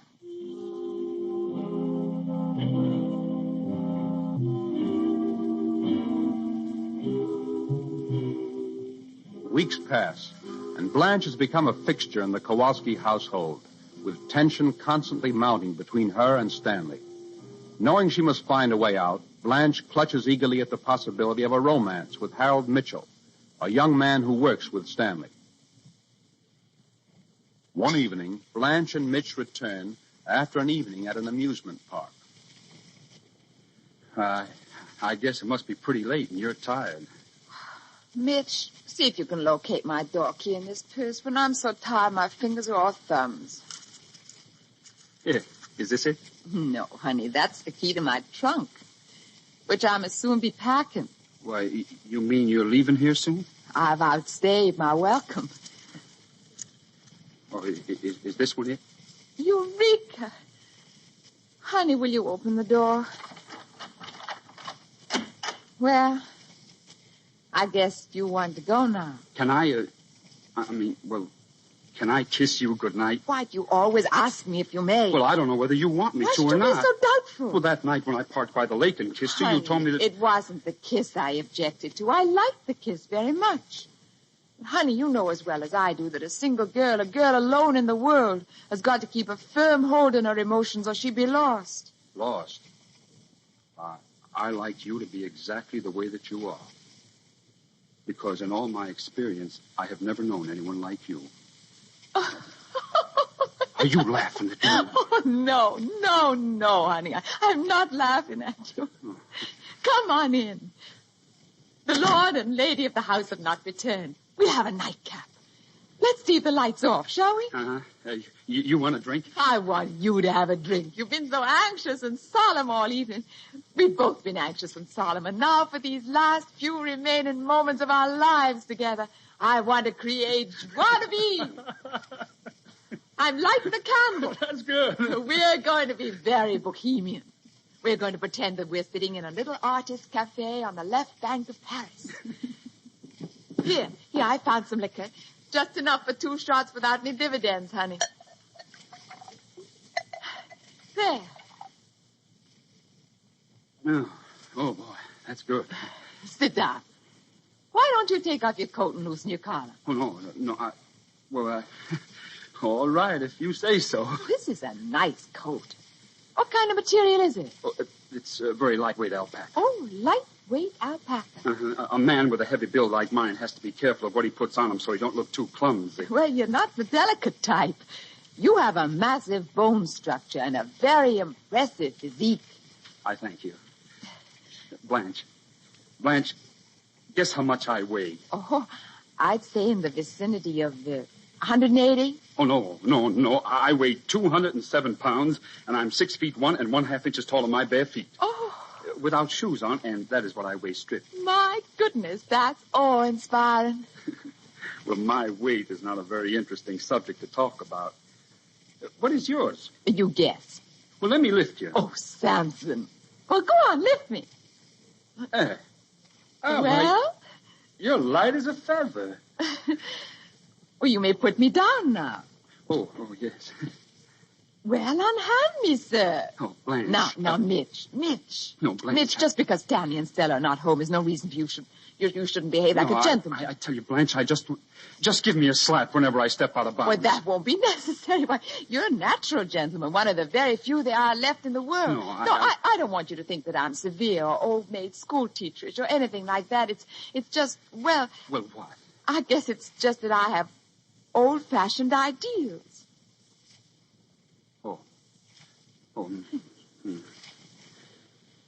Oh. Where's Stanley and Stella tonight? Oh, they've gone out with Mr. and Mrs. Hubble upstairs. You're an old friend of Stanley's. Well, we was together in the 241st. Has he talked to you about me? Well, why do you ask that? Well... Don't you get along with him? That is putting it mildly. If it weren't for Stella about to have a baby, I wouldn't be able to endure things here. Why, he isn't nice to you? He's insufferably rude. He goes out of his way to offend me. No, Blanche. Yes, honey? Blanche, how old are you? Why do you want to know? Well, I talked to my mother about you, and she said, how old is Blanche? You talked to your mother about me? Yes. Why? Well, I told her how nice you were, and I liked you. Were you sincere about that? Oh, you know I was. Well, why did your mother want to know my age? Well, my mother is sick. Oh, I'm sorry to hear that. Badly? Well, she won't live long, maybe just a few months. Oh. Well, she worries because I'm not settled. She wants to see me settle down before she... You love her very much, don't you? I think you have a great capacity for devotion. You'll be lonely when she passes on, won't you? I understand what that is. To be lonely? I loved someone, too, and the person I loved, I lost. Dead? Mm-hmm. A man? He was a boy. Just a boy when I was a very young girl. When I was 16, I made this discovery. Love. All at once and much, much too completely. It was like you suddenly turned a blinding light onto something that had always been half in shadow. That's how it struck the world for me. But I was unlucky. And with his death, the searchlight that had been turned on the world was turned off again. And never for one moment since has there been any light stronger than this kitchen candle. Blanche, you need somebody. And I need somebody, too. Well, could it be you and me? It could be. Oh, Mitch. Sometimes there's heaven so quickly.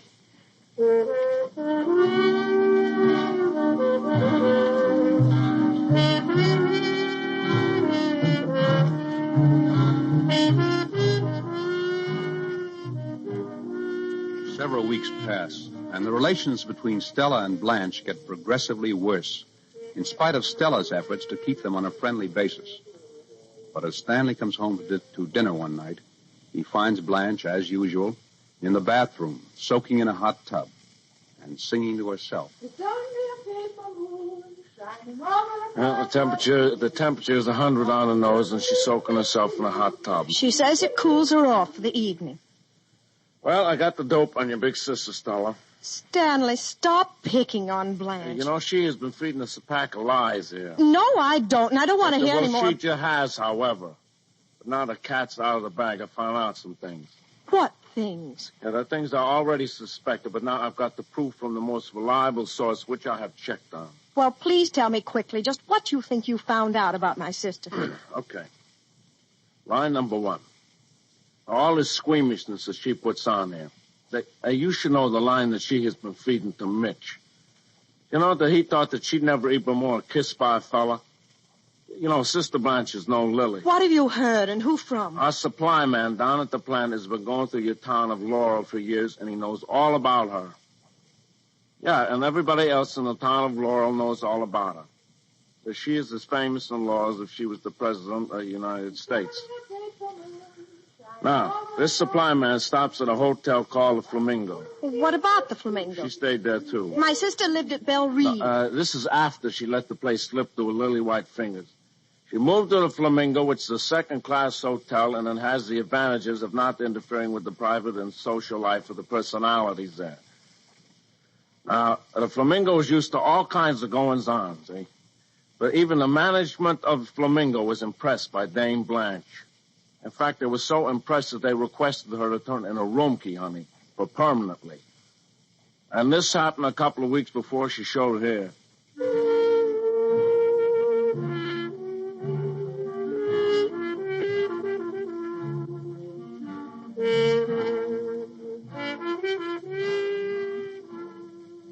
A few minutes later, Blanche finally appears for dinner. And Stanley tells her she is to pack her things and go back to Laurel the following day. And he gives her a bus ticket he has bought for her. Later that evening, he takes his wife to the hospital as the baby is expected momentarily. While he is gone, Mitch shows up and tells Blanche in no uncertain terms that he's through with her. And why? As soon as he is gone, Blanche feverishly searches through her wardrobe. And when Stanley returns, he finds her dressed in an elaborate but crumpled white satin evening gown, preening herself before her mirror. Stanley. Yeah, it's me, Blanche. How's my sister? She's doing okay. How's the baby? Well, the baby won't come before morning, so they told me to go home and get a little shut-eye. Does that mean that we're to be alone in here? Yeah, it's just you and me, Blanche. Hey, what you got all them fine feathers on for? I received a telegram from an old admirer of mine. Oh, yeah? Anything good? I think so. An invitation. To what? A cruise of the Caribbean on a yacht. Well, what do you know? I've never been so surprised in all my life. I guess not. Came like a bolt out of the blue. Who did you say it was from? An old beau of mine. Oh, sure. I want to give you them white fox fur pieces. Mr. Shep Huntley. I wore his fraternity pin my last year at college. I hadn't seen him again till last Christmas. I ran into him on Biscayne Boulevard. And then just now, this wire invited me on a cruise of the Caribbean. The problem was clothes. I tore into my trunk to see what I had that was suitable for the tropics. Well, it just goes to show you, Blanche, you never know what's coming. When I think how divine it's going to be to have such a thing as privacy once more, I could weep with joy. Yeah, this millionaire isn't going to interfere with your privacy now. This man is a gentleman. He respects me. What he wants is my companionship. A cultivated woman, a woman of intelligence and breeding can enrich a man's life immeasurably. Physical beauty is passing, a transitory possession. The beauty of the mind and richness of the spirit and tenderness of the heart. I have all these treasures locked in my heart. I think of myself as a very, very rich woman. But I have been foolish, casting my pearls before... Swine, huh? Yes, swine. Swine. And I'm thinking not only of you, but of your friend, Mr. Mitchell. Mm-hmm. He came to see me this evening. He dared to come here in his work clothes. He repeated slander to me, vicious stories that he'd gotten from you. I gave him his walking papers. Oh, you did, When he came back, he returned with a box of roses, begging my forgiveness. He implored me to forgive him. But some things are not forgivable. Deliberate cruelty is not forgivable. Was this before or after you got the telegram from Texas? What telegram? No, after. Yeah. As a matter of fact, As a the wire matter came of to- fact, there wasn't no wire at all. No. And there isn't no millionaire. And Miss Sting come back with roses because I know where he is. There isn't a darn thing but imagination and lies and conceit and tricks. And look at yourself. Look at yourself in a sworn-out Mardi Gras outfit rented for 50 cents to some rag picker. Please. You know, I've been on to you from the start, and not once did you pull the wool over this boy's eyes. You come in here and you sprinkle the place with powder and spray perfume. You stick a paper lantern over the light bulb. And lo and behold, the place has turned into Egypt, and you're the queen of the Nile, sitting on your throne, swilling down my liquor. You know what I say? Ha ha! Did you hear what I said? I said, ha ha ha! I'm going into the bathroom and get ready for bed.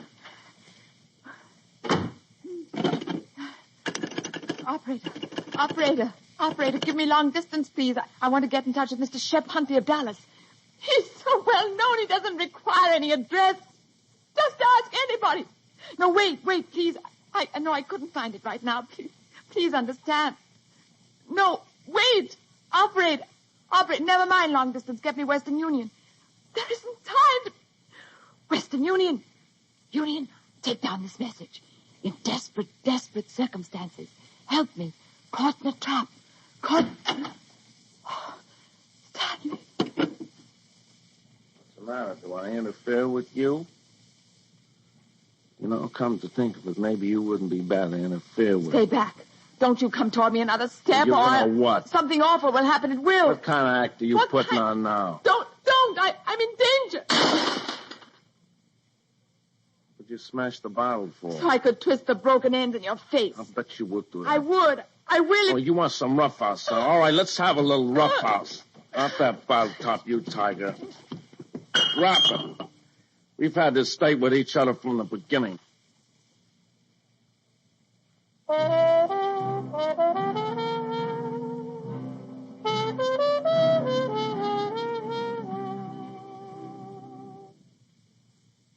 The WOR Special Features Division has brought you the presentation of the annual Drama Critics Circle Award to the best play of the 1947-1948 season, A Streetcar Named Desire by Tennessee Williams. The award was made by John Mason Brown, president of the Drama Critics Circle. The entire broadcast was under the direction of Jock McGregor. You also heard Mrs. Irene M. Selznick, the producer, and several scenes from the play. This is the Mutual Broadcasting System.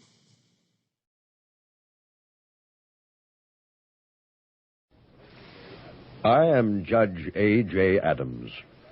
For almost 40 years, I presided over one of the highest criminal courts in the land, and I have learned, above all, that no crime is perfect.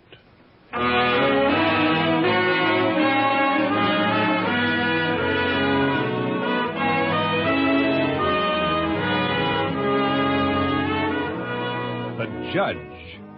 Each week at this time, Judge A.J. Adams solves another nearly perfect crime. Relying on the fact that mistakes are repeated, that criminal motives do not vary, the judge, now retired, draws upon his vast courtroom experience to fight another battle for justice.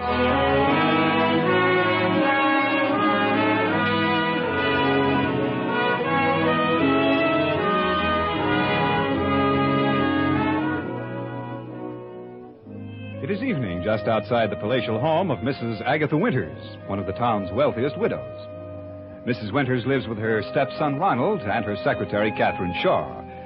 A high solid brick wall surrounds the Winters estate, cutting it off from the rest of the neighborhood. It's 9:30 when a long, sleek convertible pulls up the driveway in front of the mansion and stops. The car door opens, and a young man steps out. He starts up the stairs toward the house as a voice from out of the shadows says, Ronnie! What? Ronnie, wait. Julie, what are you doing here? I had to talk to you. Ronnie, why haven't you been to the nightclub to see me?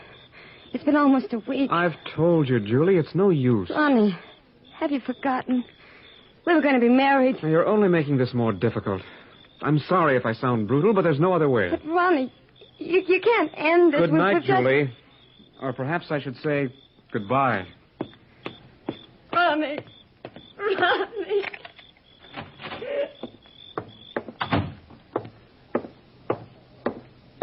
Ronnie? Oh, hello, Catherine. Is my stepmother still up? No, she's retired for the evening. Oh. Well, I have some news for her.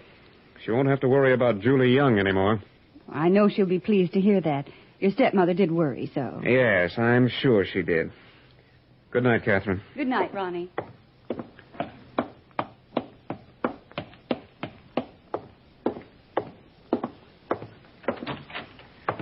It's good to be home. It's stuffy in this room. I'll just open the window. It's a beautiful night. Hello. Looks as though there's someone down in the garden. Who's there? Who's... Oh, it's you. Hey, wait. Put down that...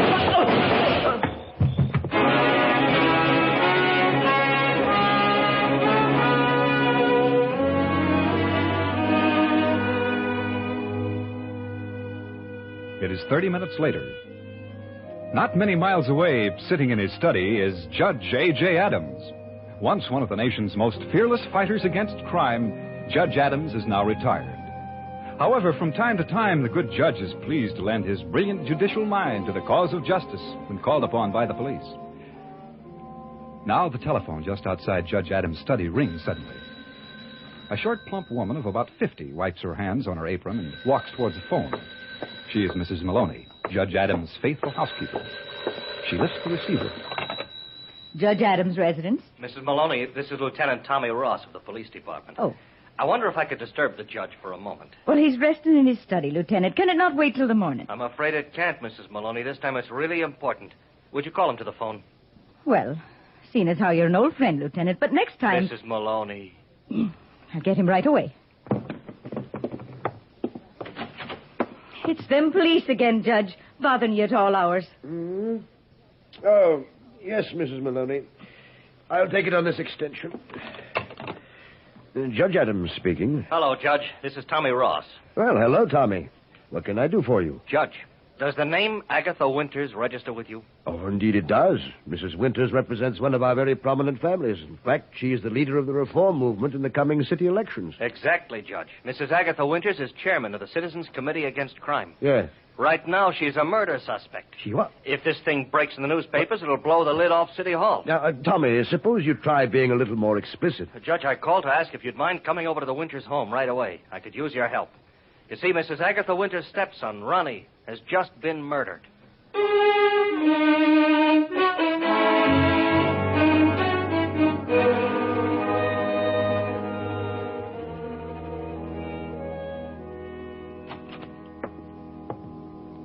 Oh, here you are, Judge Adams. Yeah, I'm sorry I took so long, Tommy. The old car doesn't start as easily as it used to. Judge, perhaps we could talk in the library. You're the policeman, Lieutenant.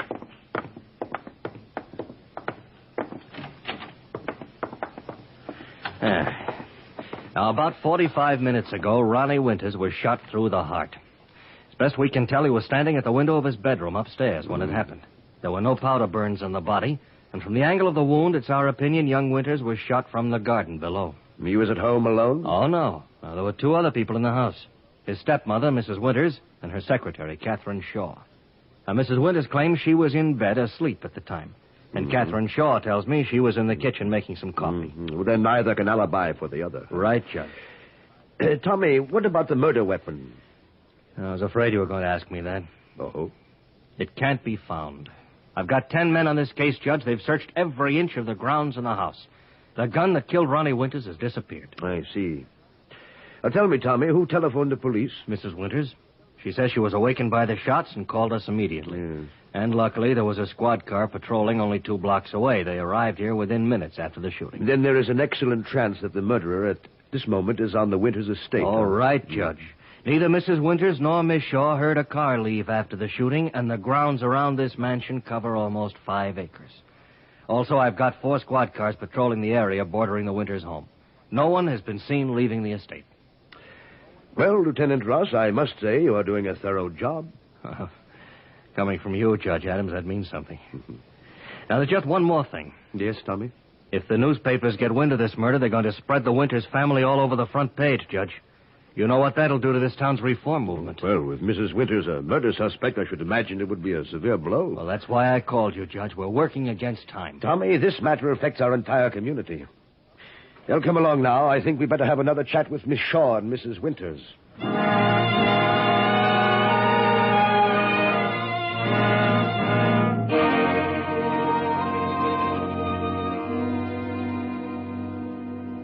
There's Catherine Shaw coming out of Mrs. Winters' room now, Judge. Good. Perhaps Miss Shaw can talk to us. Yeah.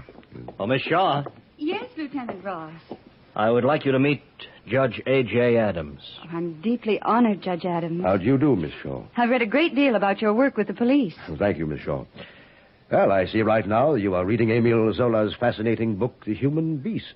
I think it's one of Zola's best works, Judge Adams. You sure? I wonder if I might speak with you for a few moments. Why, of course. Did you discover the body of Ronald Winters? Yes, sir.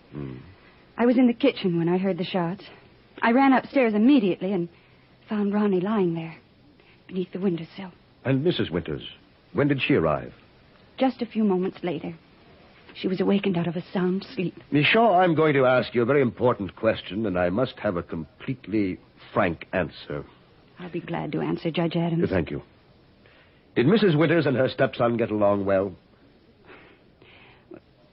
Most of the time, yes, sir. But some of the time they did not, Well, there was one minor matter. Oh, please, continue. Ronnie was going with a nightclub singer, Julie Young. Mrs. Winters didn't approve.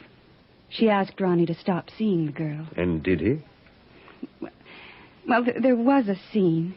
At first, Ronnie refused. Then when Mrs. Winters said she wouldn't let Ronnie disgrace the family name, she said... Go on. She'd rather see him dead. Miss Shaw, why haven't you revealed this information to the police? Lieutenant, Mrs. Winters is not only my employer. She's my close personal friend. I'd hate to see her involved. Miss Shaw, that's for the police to decide. Lieutenant Ross is quite correct, but I understand your loyalty. Now, Miss Shaw, tell me, did you know Julie Young? Well, I've never met her. However, tonight when Ronnie came in, he told me he'd broken off with the girl. I checked on this Julie Young, Judge. She works at the Bluebird Cafe. That's a night spot on the other side of town. Miss Shaw, do either you or Mrs. Winters own a gun? Oh, no, Judge. We've never had one in the house. How long have you lived in this house with Mrs. Winters? Almost 4 years. Since Mrs. Winters' husband died. Thank you, Miss Shaw. You've been most cooperative. Anything I can do to help, Judge Adams. Anything at all. I shall be happy to call on you. Keeps going in circles, Judge. And still no sign of the murder weapon. Tommy, regarding this Miss Julie Young... Yes, sir? I think you'd better send for her right away. Meanwhile, I'm going to have a talk with Mrs. Agatha Winters.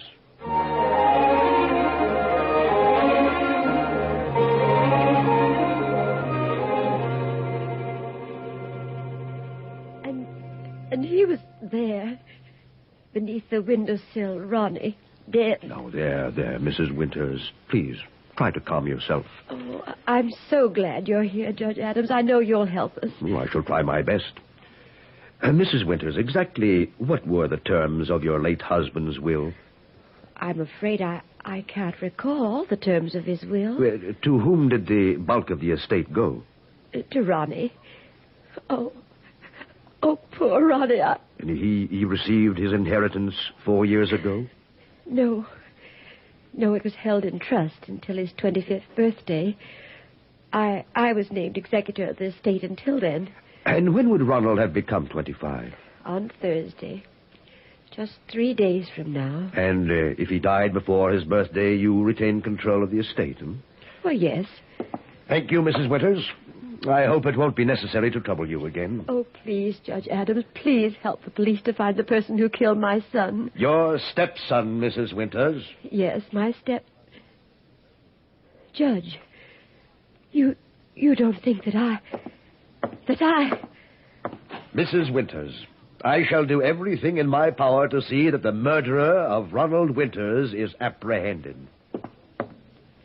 Oh, Judge, I have to talk to you. Yes, Tommy. I sent a squad car down to the Bluebird nightclub to pick up Julie Young. And? The men just got back. The manager of the Bluebird told them Julie Young disappeared at 9 o'clock. She hasn't been seen since. How about her residence? We checked there. They said she left sometime this afternoon, hasn't been back. Besides that, she was due at the Bluebird for the 9:30 show. 9:30? Yes. Approximately the time of the murder of Ronald Winters. Tommy, why don't you and I take a stroll outside? I'd like to look over the grounds. Right, Judge. I've doubled the men searching out there. Somewhere in these 5 acres, we're going to find that gun. And when we do, it's my guess we'll find the murderer still holding it.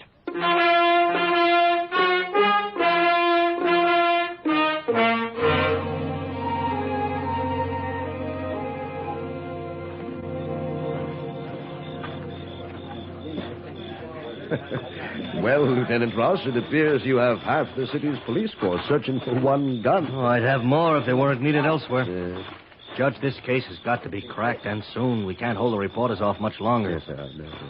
Every racketeer in this town would like nothing better than a scandal involving Mrs. Winters, the reform leader. Hold it. Tommy, I believe one of your men has discovered something. All right. Come out of those bushes with your hands up. Judge, someone hiding in the shrubs. You better get back in the house. They could be shooting. If there is, you'll need every man of us. I'm going to count 3. If you aren't out of there with your hands up, we open fire. 1, 2. No. Judge, it's a girl. She's coming this way, Tommy. Don't shoot, please. Don't shoot, Dunning. Now, well, young lady. Hold your fire, man. Judge, you okay? She ran right into you. Luckily, I'm in better shape than most men my age. All right, now, miss, suppose you tell us your name. Now, she's frightened, Tommy. Here, let me try it. Come here. Miss? Yes. Who are you? My name is Julie Young. Julie Young, the nightclub singer. Please, couldn't we go inside? We'll do better than that, Miss Young. I'm arresting you for the murder of Ronnie Winters.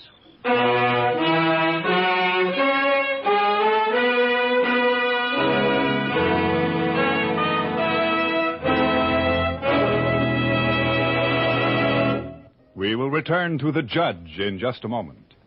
But first, March 15th can be just like any other day in the year if you send your income tax returns in early. Don't be harassed, worried, and nervous as that date draws near. Remember, you receive refunds sooner if you file early. It's worth it. Get your returns filed right now. And now the second act of The Judge. And today's story, The Death of the Playboy.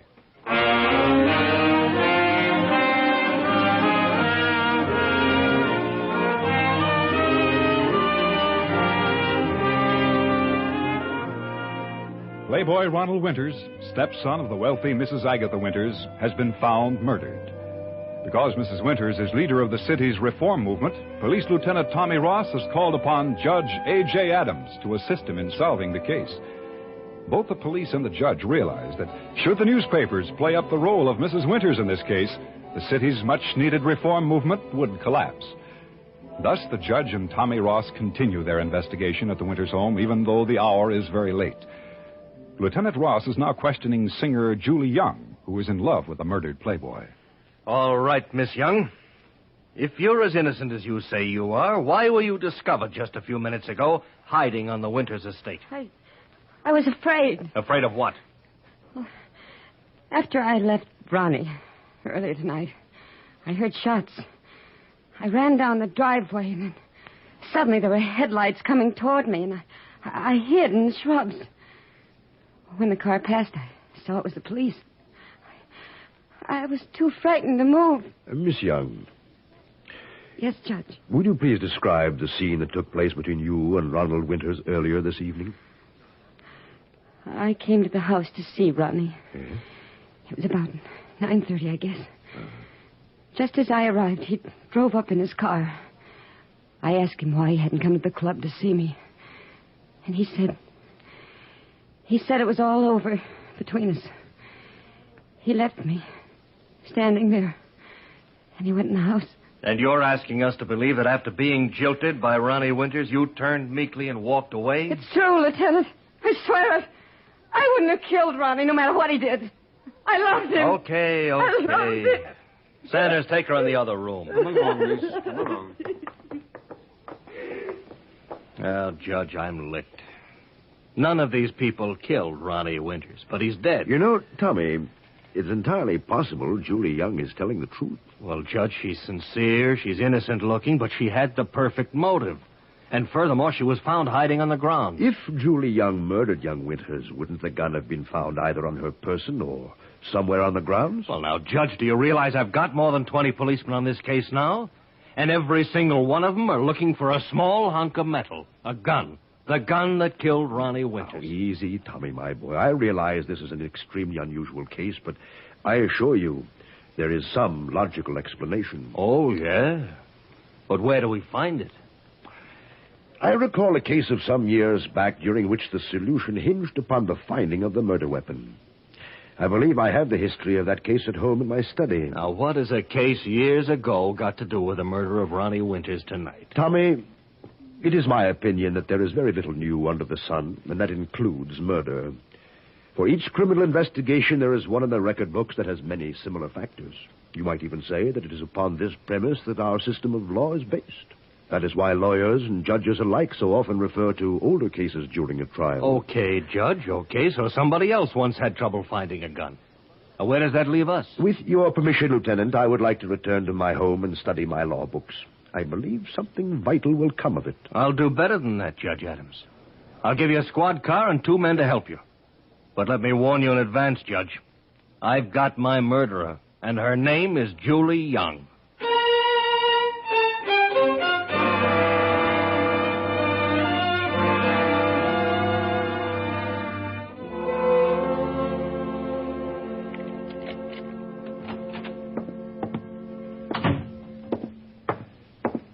So, you finally came home, Judge Adams. Why, Mrs. Maloney, perhaps I might ask what my housekeeper is doing up at this hour of the night? Keeping track of you, that's what.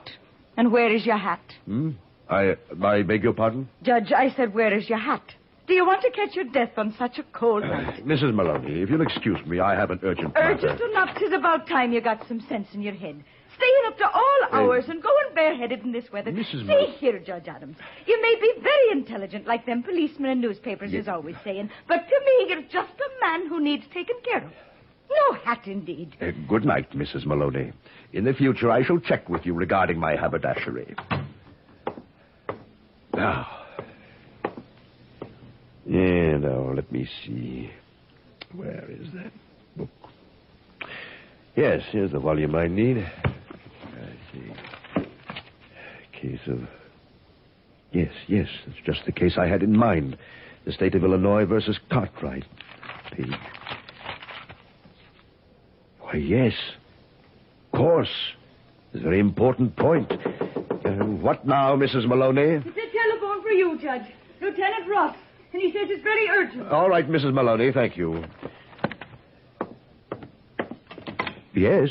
Judge, Tommy Ross. Yes? You better come back to the Winters home right away. Is something wrong, Tommy? It's that Julie Young dame. She was a bundle of nerves, Judge, so I let her lie down in a spare bedroom. Go on. Well, I used my sympathy instead of my head. Julie Young has escaped. What? I'll be right there.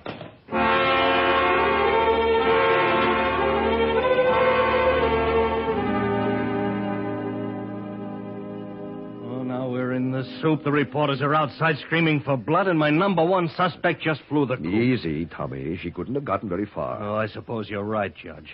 I've got every man searching the grounds for her. But so far as I'm concerned, this proves it. Just as soon as Julie Young is recaptured, she's getting a nice, cozy cell. Tommy, I wonder if I could ask one more favor of you. Oh, Judge, it's getting late. Oh, well, for you, sure. Go ahead. Thank you, Tommy. Could you have your men bring Mrs. Winters and Miss Shaw into the library now? I'm sure you will find it highly informative. I'm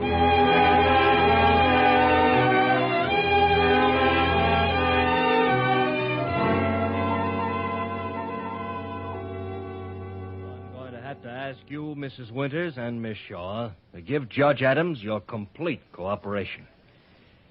All right, Judge, the floor is yours. Thank you. From the very beginning of this case, certain factors seemed familiar to me. Primarily the matter of the missing weapon. Thanks to the kindness of Lieutenant Ross, I was able to return to my study and engage in some research. That research has borne fruit. Judge. Oh, Judge, please, have you discovered who killed my stepson? In a moment, Mrs. Winters. The basic problem in the murder case is generally the motive. But in this case, there were many motives available. Mrs. Winters. Yes, Judge Adams. By your own admission, your husband's vast estate would have been turned over to your stepson in but 3 days, had he lived. That's true, Judge, but you certainly don't think that please. In addition, there is the known fact that you informed your stepson, Ronald, that you would prefer to see him dead rather than disgrace the family name. Is that not correct? Well, yes. Motive and circumstantial evidence. Now, Miss Shaw. Yes, sir.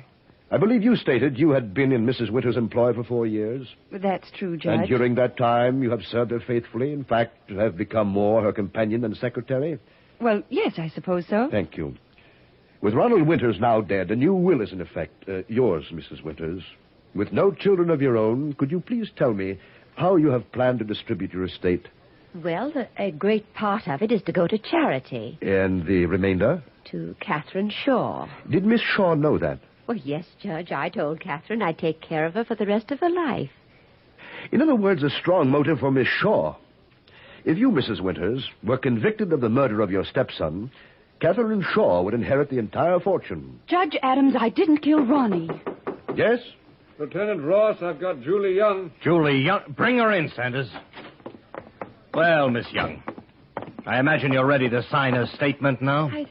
I had to run.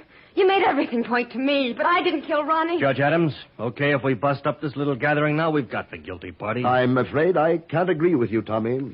What? If you'll give me another minute, I'm sure you will understand why. Okay. Okay, Judge, another minute. Now we have the motives established for three people. Miss Young here, the scorned lover. Mrs. Winters, facing what she felt to be family disgrace and loss of control of the family money. And Miss Shaw, also a matter of large inheritance. But what of the murder weapon?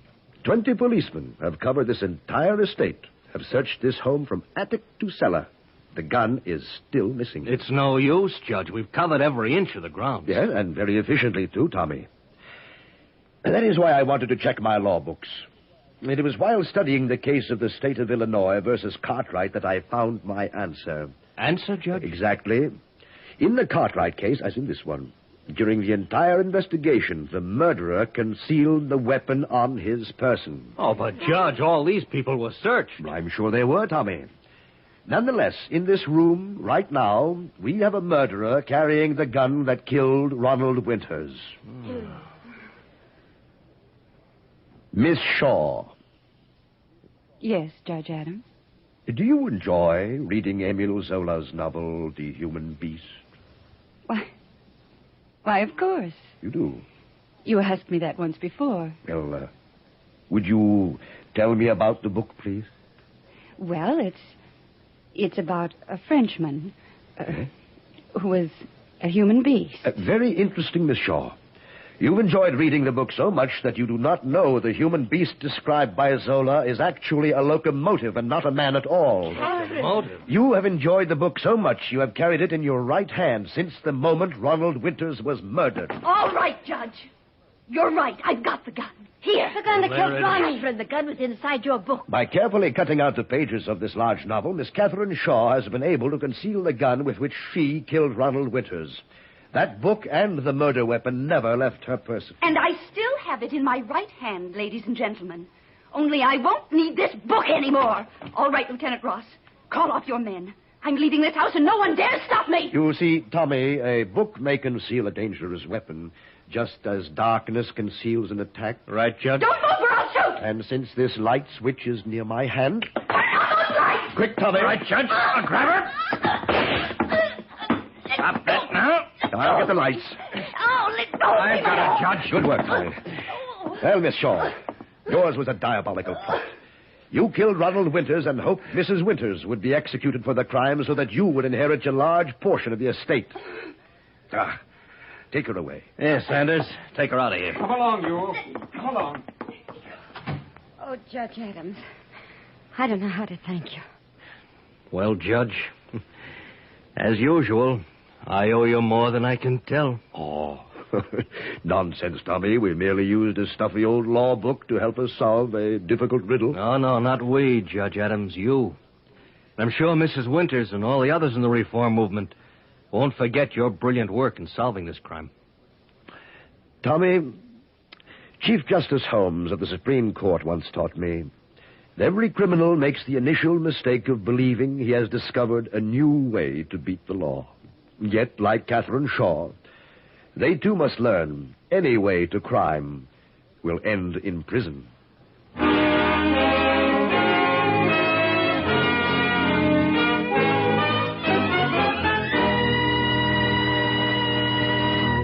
The Judge, under the direction of Norman MacDonald, stars John Dehner and is written by Richard Petticini and William Frug. Featured in today's cast were Georgia Ellis, June Whitley, and Sarah Selby, with Byron Kane and Vivi Janis. Lieutenant Ross is played by Larry Dobkin. Editorial supervision is by John Meston, and the special music is composed and conducted by Leith Stevens.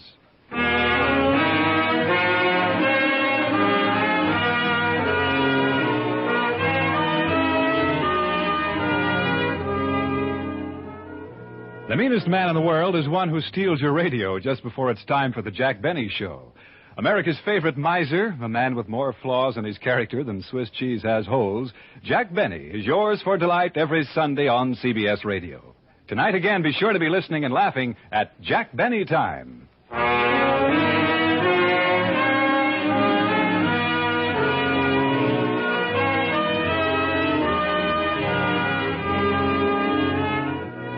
Be sure to join us again next week when Judge A.J. Adams uses his vast knowledge and experience to solve one of the most unusual crimes on record, the cat's paw.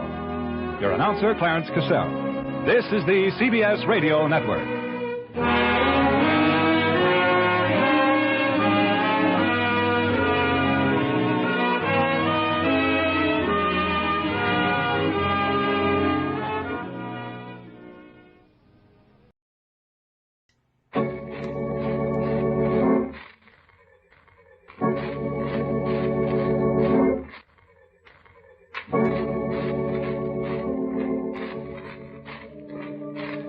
Tonight, as number 11 in the series Let's Face the Facts, the Director of Public Information has the honor to present to the Canadian people the world premiere of the radio adaptation of a great play.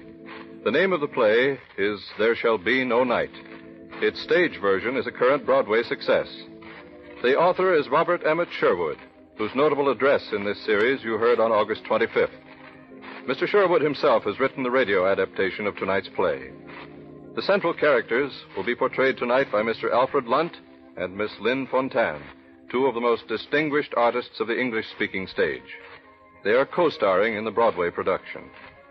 Assisting them this evening will be a supporting cast drawn from their Broadway company.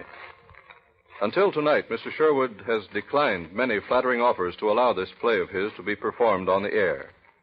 For the people of Canada, not only has he prepared tonight's production without charge, but Mr. Lunt, Miss Fontaine, and the fine cast supporting them are giving their services. Early in November, Mr. Lunt and Miss Fontaine will appear in the stage version of this play in Ottawa and Toronto. During their Canadian visit, they will devote their share of the money which the play will earn in the Dominion toward the building of a Spitfire. Mr. Sherwood intends to do the same with all his royalties from Canadian performances. Ladies and gentlemen, the Canadian Broadcasting Corporation and the Director of Public Information have the honor to present There Shall Be No Night by Robert Sherwood and starring Alfred Lunt and Lynn Fontaine. The first voice you hear will be that of Mr. Lunt. Mr. Sherwood's play, There Shall Be No Night, is about a war. The war between Finland and Soviet Russia, which was fought last winter. When the play begins, the threat of war is still far away. The very thought that war may come is unthinkable. The scene is in the home of Dr. Carlo Valkonen in Helsinki, in Finland. Dr. Valkonen is a neurologist who has won the Nobel Prize for his studies of the human brain. His wife, Miranda, is an American, a New Englander. They have a son, Eric, 19 years old. They have a lovely, quiet, civilized home. They are very happy. They are at peace. Dr. Valkonen is devoted to his work, which he hopes and believes may be of benefit to the whole human race. Miranda Valkonen is devoted to her house and her family. Eric Valkonen is devoted to his own studies and his volunteer military training, and to his young sweetheart named Katri. The story of There Shall Be No Night is the story of the human spirit, the free spirit, assailed by the brutal aggression of the makers of war. Naturally, we can bring you but a few random scenes from the play in the half hour that the Canadian Broadcasting Company has so kindly given us tonight, but we are deeply grateful for this opportunity.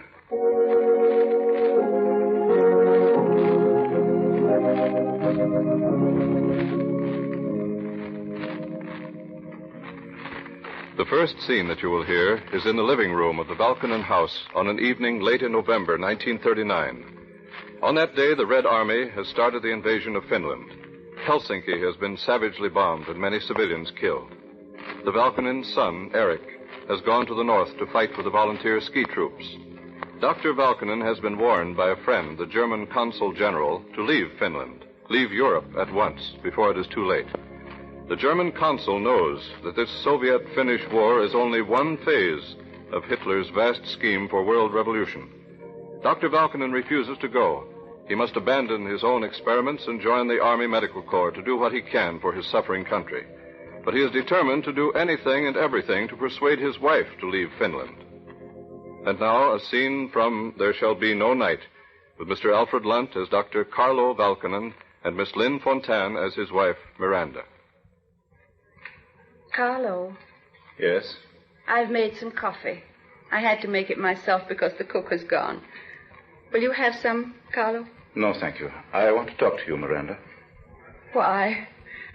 Do you want to talk about Eric? No, I don't want to talk about Eric. Miranda, I have to tell you that the time has come when you must go home. Home? This is my home. No, I mean to your own country, to America. Why? Because I do not wish you to stay here. Mr. Walsh at the American legation can make all the necessary arrangements. You go to Boston and stay with your aunt. You're not going with me? Naturally not. I'm needed here. You will stay in America until this business is over. And when it is over, what then? Why, then you'll come back and we'll go right on living as we always have. I might even go to America to fetch you. And supposing you're killed? Killed. I'm a doctor. Do you think a Russian in a bombing plane 10,000 feet up can tell the difference between an ordinary person and a winner of the Nobel Prize? No, it's out of the question that I should go. Freud left Vienna after the Nazi occupation. He went to London, where he was welcomed and honored. But he couldn't speak. He knew that if he told the truth, it would be printed, and that his own people still living in Austria would be made to suffer for it horribly. So Freud was technically free, but he was silenced. What did he then have to live for? Nothing. And so he died. No, I'll not leave. You must go alone. And if I left, what would I have to live for? Oh, you will manage very well in your own great, secure, distant country. Why, Carlo, what is the truth of this? Why do you want me to go? What can you do here? This is a war for the defense of Finland. And all of us know what he must do or she must do, and we have been trained to do it. Now, what have you been trained for except to wear lovely clothes and be a charming hostess? You are an intelligent woman, Miranda. Reason this out, and you will see that at a time like this, everyone who eats bread must have work to earn it. And God help us, there is only one kind of work that matters now. Resistance. Desperate resistance. You think it's impossible for me to contribute anything, then? To help in any way? Why do I have to tell you what you know yourself? This is nothing you should be ashamed of. This is not your country. This is not your war. The country of my husband and my son? Do you think that I and Eric want you caught here in these ruins? Don't speak for Eric. I don't think he'd be particularly happy or proud to think his mother scurried to safety at the first sound of a shot fired. Eric has American blood in his veins. He'll understand. So that's it. His American blood will tell him it's perfectly reasonable for me to run away.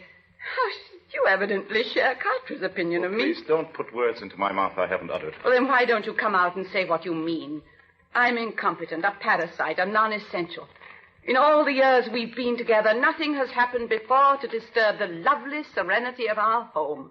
And now comes this great calamity, and you suddenly realize you don't want me, you don't need me any longer. I didn't say that. What did you say then? You don't understand why I want you to go. Maybe I don't understand. But one thing I do know, and you may as well know it too. I'm not going. Probably you don't need me. You have important work to do, and I'm sure that's enough for you. But the time may come when Eric will need me, and when that time comes, I intend to be here. Please, don't keep on bringing Eric into this. Wasn't it enough seeing him go away like that in that uniform? That poor, hopeful, defenseless boy. Oh. No, I'm sorry, darling. I'm sorry. You must see that I've been making a desperate attempt to drive you to safety with lies. Well, it's no use. You always can make me tell the truth. The real trouble is you've had too much confidence in me. How could you know that I have been living in a dream, a beautiful, wishful dream, in which you played your own unsubstantial but exciting part? And now there is war, and our own son has to fight. Oh, don't. And I wake up to discover that reality itself is a hideous nightmare. What has happened, Carlo? I what have you suddenly heard? realize where I am and what I am. I am a man working in the apparent security of a laboratory. I am working on a theory so tentative that it may take hundreds of years of research and generations of workers to prove it. I am trying to defeat insanity, the degeneration of the human race. And then a band of pyromaniacs enters the building in which I work. And that building is the world, the whole planet, not just Finland. They set fire to it. What can I do? Until that fire is put out, there can be no peace, no freedom from fear, no hope of progress for mankind. And it isn't just us. Not just this one little breed that wants to be free. This is a war for everybody. Yes, even for the scientists who thought themselves immune behind their test tubes.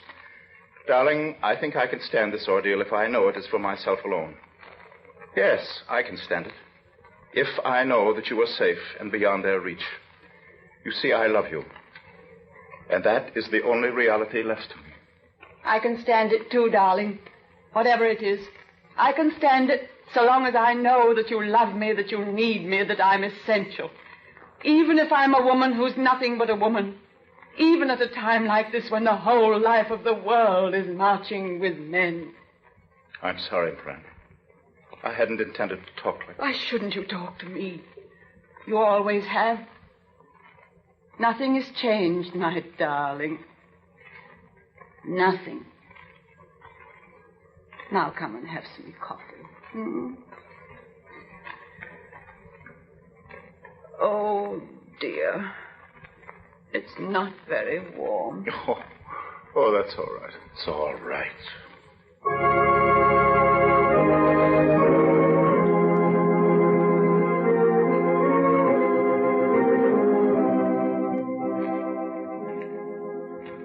The Soviet-Finnish war goes on for 1 month, 2 months. The heroic resistance of little Finland thrills the world. But the Russians are pouring in more and more troops in overwhelming numbers. Dr. Valkonen finds that he must leave his own important work and put on a uniform. He goes to Viipuri, behind the Mannerheim line, as an officer of the Army Medical Corps. The next scene that you will hear is in the little hotel room in Helsinki. It is the room of an American broadcaster, Dave Corwin, played by Mr. Richard Wharf. Dave has come to Finland to report the war over the radio to America. He has become a great friend of the Valkonens. Come in. Mrs. Valkonen. Hello, Dave. I hope I'm not disturbing you. Mr. Schumann told me I might come up. I met him in the lobby. Why, of course, Mrs. Valkonen. I must apologize for the mess here. Would you like anything to drink? No, thank you, Dave. I've come to ask for some help. Anything that I can do. I want to get my daughter-in-law, Cartray, out of this country. She's going to have a baby. Can you persuade her to go? I couldn't have as long as Eric was alive. Oh, I'm terribly sorry. I know you're sorry, Dave. Cartray and I were with him in the hospital when he died. Poor Cartray. She's very ill. I've made all arrangements to get her to Norway and then to New York, but she must leave right away. I need some American money, Dave. Could you lend me $50?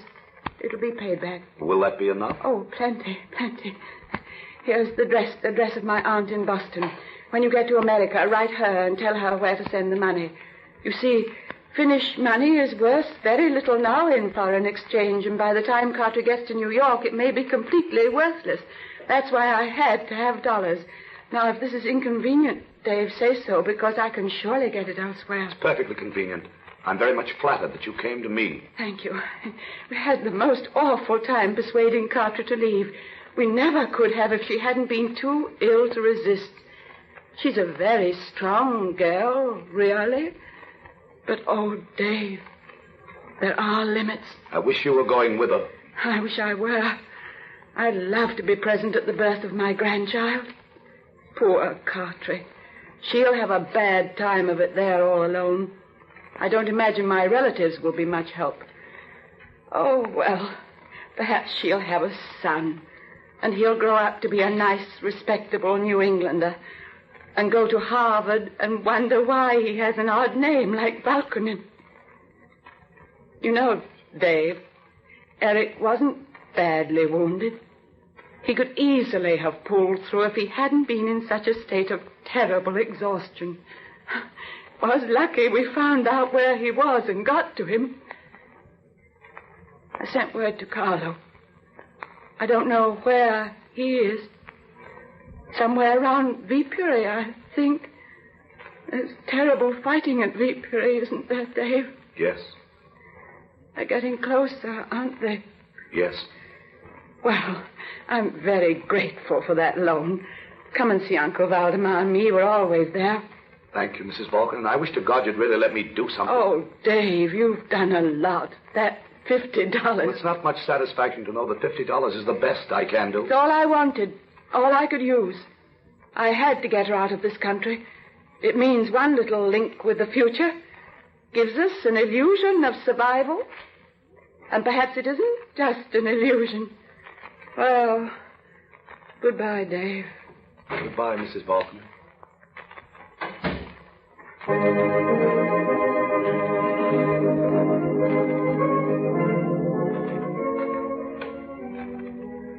The next scene is in a little country schoolhouse near Viipuri Bay.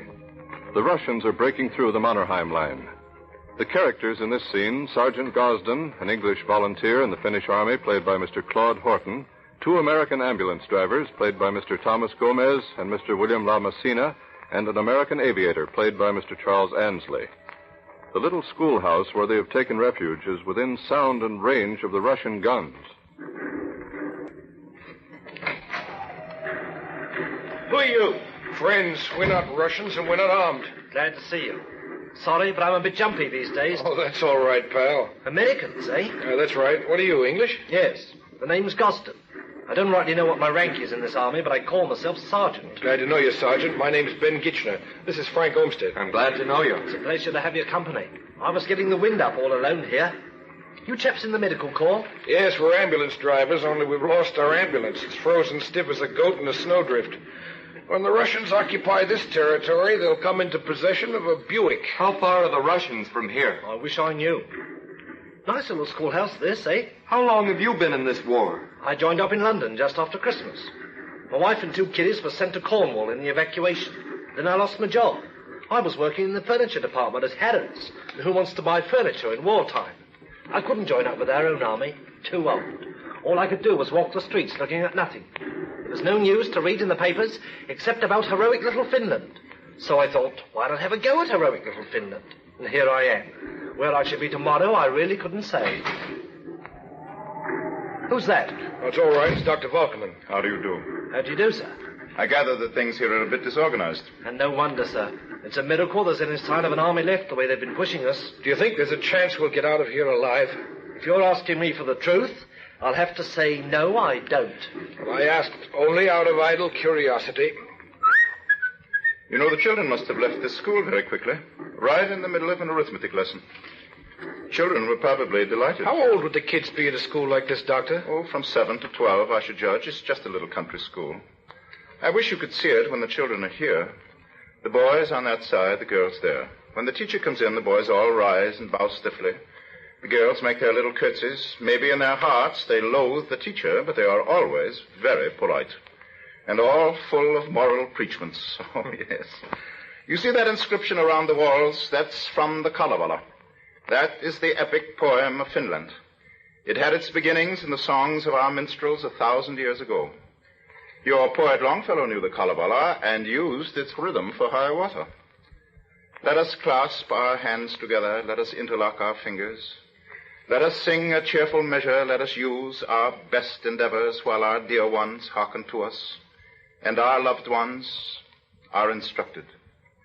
While the young are standing round us of the rising generation, let them learn the words of magic and recall our songs and legends. Oh, yes, all Finnish children learn about the Kalevala just as all Americans learn those words about life, liberty, and the pursuit of happiness. Dr. Volkanen. Yes, Frank? I've wanted to ask you a question. Yes? About your book. Have you been carrying that around with you? Yes, I bought it in Viipuri when we first went there. Frank is more worried about your book, Doctor, than he is about the Russians. There's a lot of it I don't understand, but what I wanted to ask you about mostly is the very end. Well, what is at the very end? Read it to me. How long, O Lord, before we shall hear the sound of the 7th angel of the apocalypse? Have you forgotten the promise of St. John? And they shall see his face, and his name shall be in their foreheads. And there shall be no night there, and they need no candle, neither light of the sun. For the Lord giveth them light, and they shall reign forever and ever. How long, O Lord, before we shall be given to see the true revelation? Why did you conclude a scientific work with biblical words? And what do you mean by a true revelation? It is the revealing to us of ourselves, of what we are and what we may be. Of course, we can all use the book of Revelation to substantiate our own theories. It is an eternally effective device. But there is something profound in those words I quoted. The unknown Jewish mystic who wrote that somehow unconsciously knew that man would find the true name of God in his own forehead, in the mysteries of his own mind. And there shall be no night there. You see, that's the basis of all the work I've done. How do you feel about that work now, Dr. Vulcan? Oh, I think I've learned a great deal in the last few months. Research in the field, I never dreamed I'd have such a vast laboratory or so many specimens. Have you arrived at any new conclusions, Doctor? No new conclusions, I'm afraid, just somewhat stronger suspicions. It is very wonderful to see what men are capable of. What courage, what endurance, what an utter lack of selfishness. And what a tragedy it is that all these heroic qualities can only be tested by disease. For that's what this is, you know, disease. All of this reasonless war, this aimless revolution. It is a psychological epidemic. We had seen it coming for a long time, long before 1914, but we had no conception of its extent. And now the very belief of men that they can insulate themselves against it is in itself a sign of lunacy. The germs of that disease travel on the airwaves. The only defenses are still here, behind the forehead. I want to apologize for carrying on a conversation which must be extremely boring to you. Doctor, I'm an ignorant man, sir. I haven't read this book. Didn't even know I was in the presence of anyone who'd written a book. But from what you've said, I have a feeling it's all hopeless. I shouldn't like to die believing that. Then you won't die believing it's hopeless. That's the point, my friend. You have lived in faith. The light is in you, and it is that light which gives the strength that defeats death. It is only the fearful, the unbelieving, those who have sold themselves to the murderers and the liars. Those are the only ones who will really die. How can you deny that the light is going out? It's going fast everywhere. It is just beginning to burn with a healthy flame. I know this because I have seen it. I have seen it in all kinds of men, of all races, of all varieties of faith. They are coming to consciousness. Look at the millions of men under arms today, and look at all those who are fearful that arms will be thrust upon them. Are there any illusions of glory among any of them? None whatsoever. Well, isn't that progress? Far be it from me to argue, Doctor, but I can't see what difference it makes whether men go to war because of illusions of glory or just in a spirit of grim resignation. No, but there is all the difference. Because those illusions, when shattered, leave men hollow. They say, oh, what's the use? What have we got to live for? They are devitalized by a conviction of futility. But grim resignation, as you call it, that makes a man say, this is an evil job, but I have to do it. And when a man says that, he is already beginning to ask, but why do I have to do it? Why must this evil go on forever? And when men start asking questions, they are not satisfied until they find the answers. That is consciousness. And for the first time in history, consciousness is not the privilege of a few secluded philosophers. It is free for all. For the first time, individual man is fighting to know himself. Oh, forgive me, gentlemen, I forget myself. I think I'm still lecturing at the Medical Institute, but the Russians are only 1 kilometer away, and this may be my last lecture, so... Oh, please let me finish. Listen. What you hear now, this terrible sound that fills the earth, is the death rattle. One may say easily and dramatically that it is the death rattle of civilization. I choose to believe differently. I believe it is the long-deferred death rattle of the primordial beast. We can conquer bestiality, not with our muscles and our swords, but with the power of the light that is in our minds. What a thrilling challenge this is to all science, to play its part in the ultimate triumph of evolution, to help speed the day when man shall become genuinely human, instead of that synthetic creature, half bogus angel, half actual brute that he has always imagined himself to be in the dark past. Is that an aeroplane? No, that's a motorbike. A dispatch rider, I expect, sir. Maybe it's orders. Hello, Ben. Hello, Frank. Joe. Hello, Dr. Where did you Balkan. drop from? I saw Major Rakoski up the road. He said you were in here. Mr. Burnett, I'm delighted to see you. Are you flying in this front now? I was. Up until a half hour ago, I was shot down. It was the first time that ever happened to me. I just managed to make a landing behind our lines. I got a motorcycle, and I'm going back to headquarters to see if they have any more planes. Have you been in Helsinki lately, Joe? Yeah, I was there a few days ago. I saw Dave Corwin. I hope you called at my house, Mr. Burnett. Did you see my wife? No, I didn't. I don't quite know how to say this, Dr. Valkonen, although God knows I've said it plenty of times before. But I want you to know you have my sympathy. Your sympathy? Why have I got your sympathy? You don't know about your son? No. He's dead. Yes, sir. Killed in action. I believe he died in the hospital of wounds. When was this? I don't quite know, sir. I heard it only from Dave. He'd seen Mrs. Valkonen. Is my wife well? Oh, yes, Doctor. She told Dave that she'd been with your son in the hospital. Your son's wife has gone to America. I didn't know, Doctor, that I should be the bearer of this news. I should like, sir, to be permitted to put in my word of sympathy, too. And mine also, Doctor. Wouldn't you like us to get out of here, Doctor? No. No, thank you. I have been expecting that news for a long time. I was prepared for it. My son had a good character. Part Finnish, part American. He was not afraid. And now, if there's still time, I must write a letter to my wife. If you'll excuse me.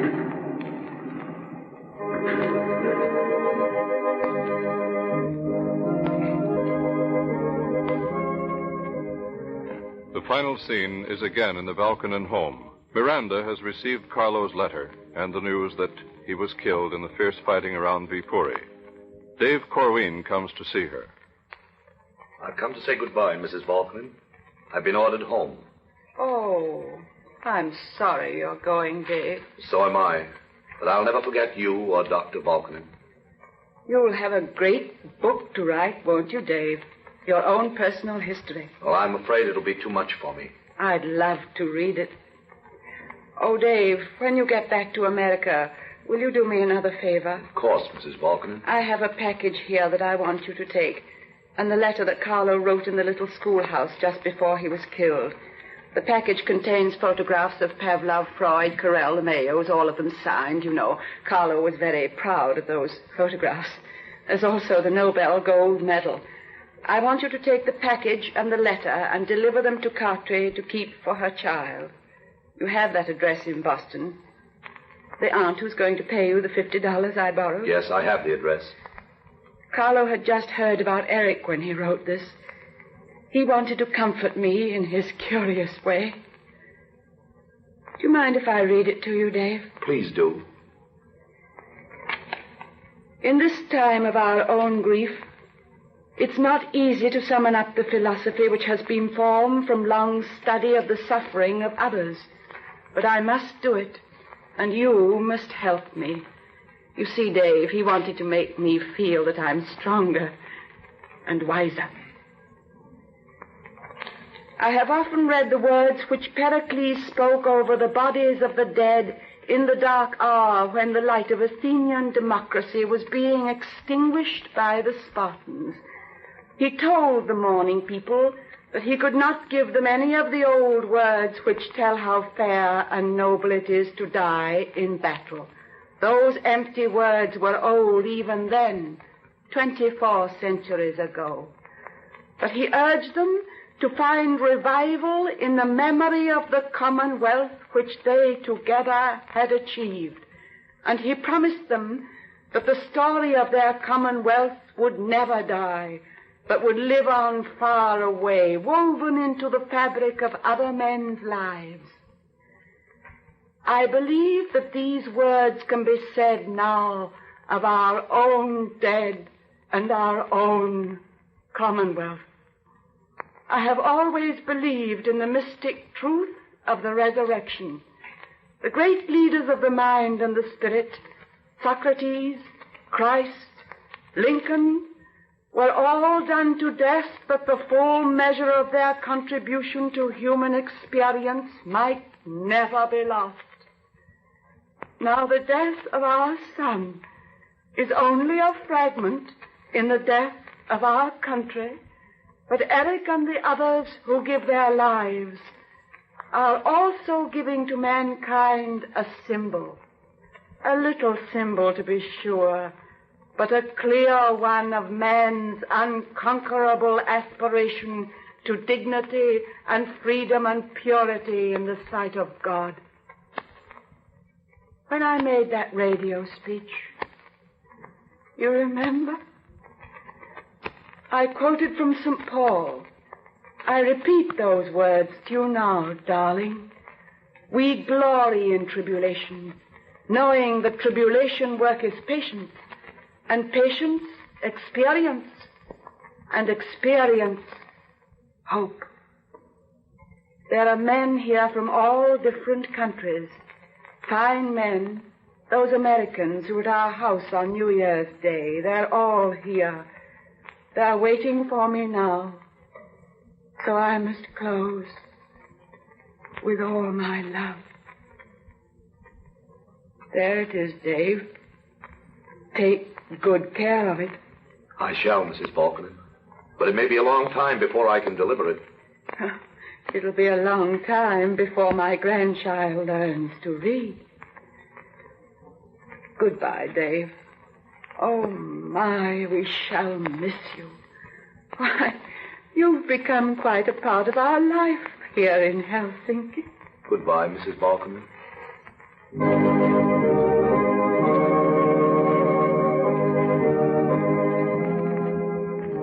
And now, before this program comes to an end, Mr. Lunt has a final message for you. I cannot possibly tell you what a great privilege it has been for us to read these lines from Mr. Sherwood's play, knowing that they could be heard by you brave and noble people who today are defending the cause of human freedom, human dignity on this earth. We who have had the honor of speaking to you tonight are actors, and therefore like to believe the assurance of William Shakespeare that all the world's of stage and all the men and women merely players. If that is true, then we can say with deepest conviction that never in all the great drama of history has any race of men and women enacted so heroic a role as you of the British Empire today. We, at the moment, are only your audience. We beg to say thank you, and God bless you.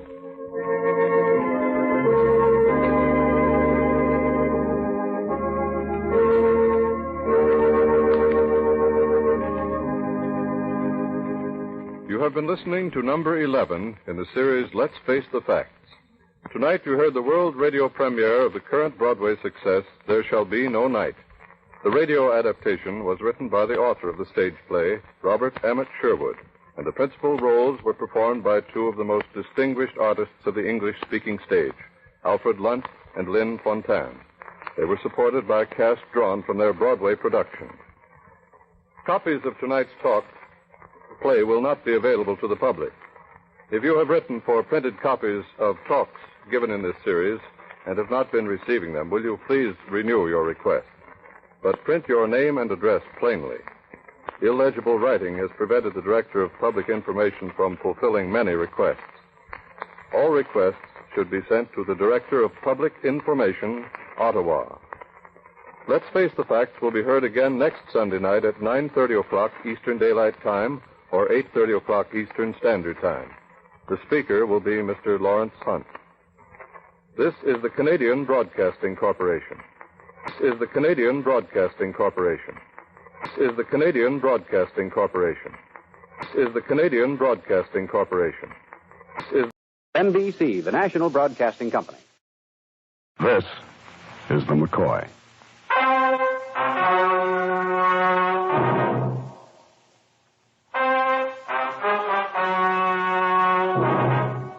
The National Broadcasting Company presents The MCCOY, starring Howard Duff.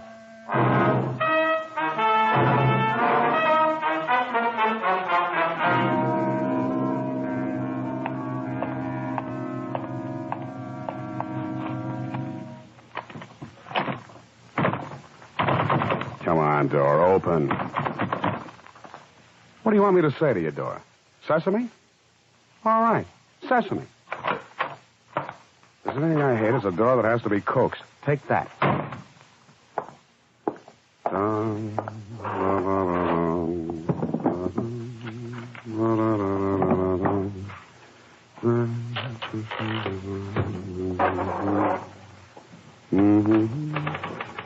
For the file, Mike McCoy, Criminal Investigations, file number 354, 22 April 1951, Los Angeles, California. Where else? Case, the 3 wayward girls. It was 5:20 of a dirty day. The sun beat through the smog and still had strength enough to kiss the summer dresses walking Sunset Strip. The girls walking their poodles home to Daddy, who'd had a hard day at the office. Having nothing better to do, the dogs and I chatted. I took my leave, and I tiptoed through the Cadillacs, patted their saucy fishtails, watched my hand turn green, then walked into Shea Mason's on the Strip. The kindly picture folk were already there, exchanging pills from matching cloisonne pill boxes and discussing the high cost of nervous breakdowns. Then Herm, the maitre d', saw me, ad-libbed his way through all that box office gold, offered me 2 things. Mabel, knew she'd phoned 3 times, and the specialty of the house, Admiral Haughty goulash with matzo balls. I took the matzo balls. The fork was cutting through their delicate contours when there was a hand on my hand. Fool that I am, it annoyed me. But when I saw that the moist hand on mine belonged to Phil Gardner, peddler, talent agent, shill for plaid dinner jackets, it annoyed me even more. Only a minute, Mike. Scooch over a little bit. I'll sit down next to you. You want something, huh, Phil? I'll tell you how I know. You keep licking your lips, your hand shakes, which reminds me, take back your hand. I've had it. Mike, I want you to go to work for me. Right now. From this minute, you're on salary. Yeah, with expenses. Per diem. Philzy, my matzo balls are growing colder. It's for Toby Drake. I'm putting you on the payroll. You remember Toby, built you up to her, gave you a knockdown to her. You had a season's pass with her. You'll remember Toby. What's the matter, Phil? The girl getting lonely for the McCoy again? Lonelier than you know, Mike. The girl's being threatened. With phone calls, with poison letters. You're doing real good, Phil. Mike, listen close, because I'm going to almost whisper. Well, that should be refreshing, but not so close. Somebody's going to kill her. Yeah, murder her dead. Toby's my client. It shouldn't happen to my client to die from an anonymous threat. You tried, Phil. You really did. Mr. Gardner, there's a phone call for you. Will you take it here? Thanks, Charlie. Mike, you've got to pay attention to me. You got to. I got matzo balls. Gardner speaking. Snap it out. I'm busy. Huh? No. Yeah, huh? No. Yeah. Phil, why don't you talk to me like that when you talk to me? You're dynamite with monosyllables. I'll bet now you'll believe, skeptic. Toby's dead. No jokes, Phil. I'm not in the mood. Her boyfriend just called. I should be the first to know. I tell you, she's dead. Dead? If you're kidding me. Look, I'll drive you over in my cab. I'll put the top down, Mike. Sure. You wouldn't want to go to a funeral any other way, would you, Phil?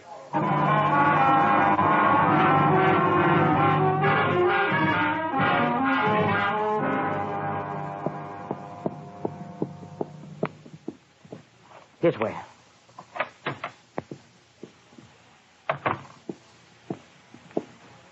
There, you see? You see, Mike? What did I tell you? She's dead. My client. Shut up. The place was swarming with new things. New chintz curtains, fresh upholstery, and Beverly Hills Oriental knickknacks cluttering the Grand Rapids highboy. There was a big overstuffed chair near the door that I remembered. And Phil climbed into it and put his chin in his hands to watch. I walked over to the 3-piece sectional. Toby Drake was lying there, her hand trailing down on the floor. I couldn't see her face until the big man stood up.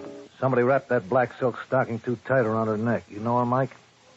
Yeah, I knew her when she looked better. I liked her. She laughed at my jokes. You wrapped the stocking? You only asked because you're a cop, huh, Koska? I only asked because if I were a cop, I'd ask. The call came and said get here because there was a dead girl named Toby Drake, and on the way down I toyed with the name. Then I remembered she used to laugh at your jokes, and all of a sudden you're here. Why? Ask him. What is it? Something they have around town, an agent. He's Toby's. He's an agent? I gotta look. You're an agent, eh? Well, now. Well. Let me bend my face close because I've never seen one of you before. Talk to me, Agent. I want to hear. Well, Lieutenant. Just Detective Casca. Go ahead. It was like this. Mike and me sit there at Mason's, chewing fat. And the phone was brought over. The man on the other end says it's Roy Fulton. And he says his girlfriend's dead. Honest, I'm broken up about this. Well, now. Well.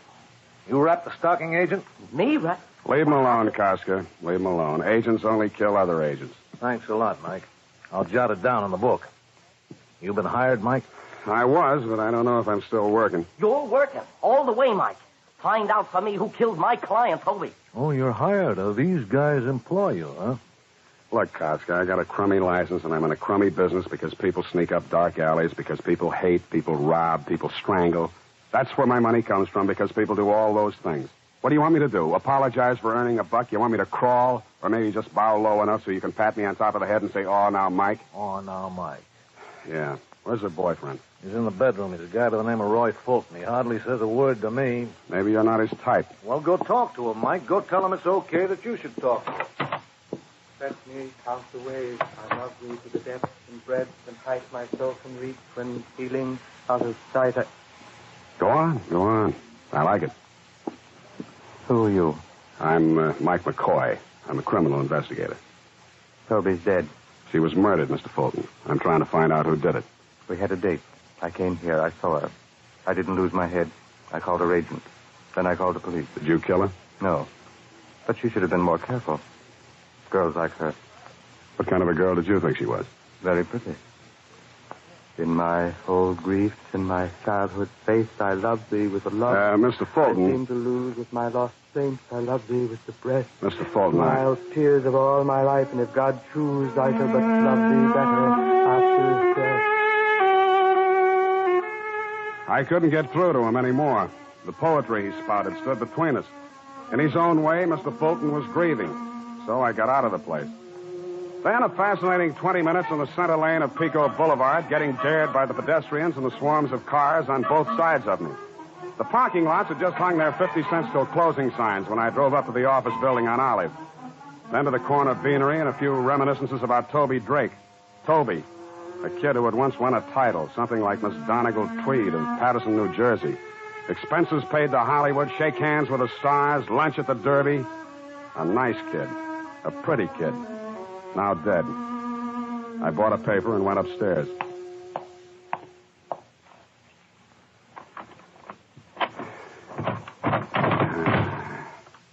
Sesame. I had to rent an office that once belonged to a Persian rug merchant.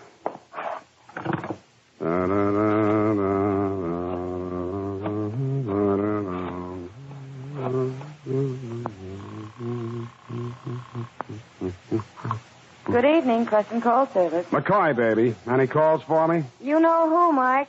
Mabel? 4 times. What happens to a girl when she goes out with you? She's got a call every half hour and a half hour? I'm delicate. They worry.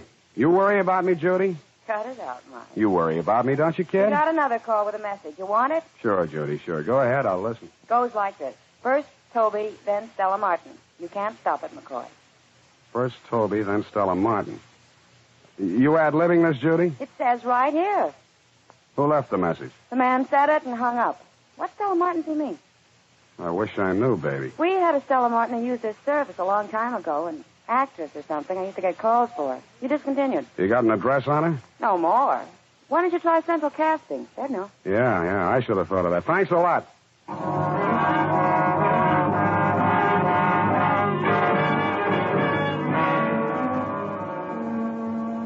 Take this card, Mr. McCoy. Take it. Yes, Miss Ford. Fill it out. Central Casting wants to know your age, weight, height, color of eyes. They do? It does? Gosh. You're fresh. You're new. They'll eat you up. Hmm? For color of eyes, put heart-shattering robin's egg blue. I haven't been well. The space where it says experience? Leave it blank. I'll fill it in myself. Steady girl. 2 can play at that game. It'll all be so simple. You put yourself in these two hands. I devote myself to you, heart and brain. Mm-hmm. Make you the most exciting thing in pictures. The most exciting. Steady, girl. Heel. Don't back away from me. Don't be frightened of me, Mr. McCoy. It's not that I'm frightened, Miss Ford. It's just that my metabolism's a little sluggish today. You're a fool. Worse. A hard-headed, stupid, moronic, cretin fool. Hard-headed?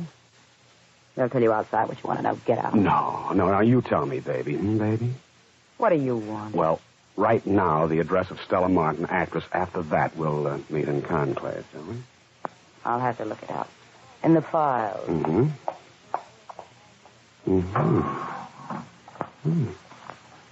Yeah.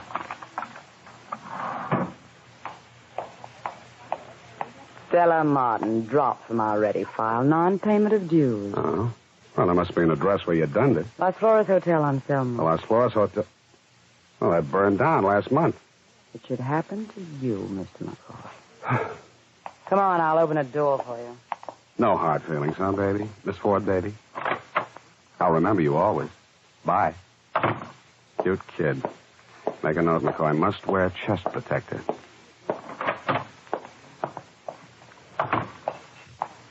Hey, Mike, over here in the car. I called your phone service, Mike. They told me where you were. I've been looking for you. You're taking my money. You don't even call me on the telephone. You know a girl named Stella Martin, Philsey? Stella?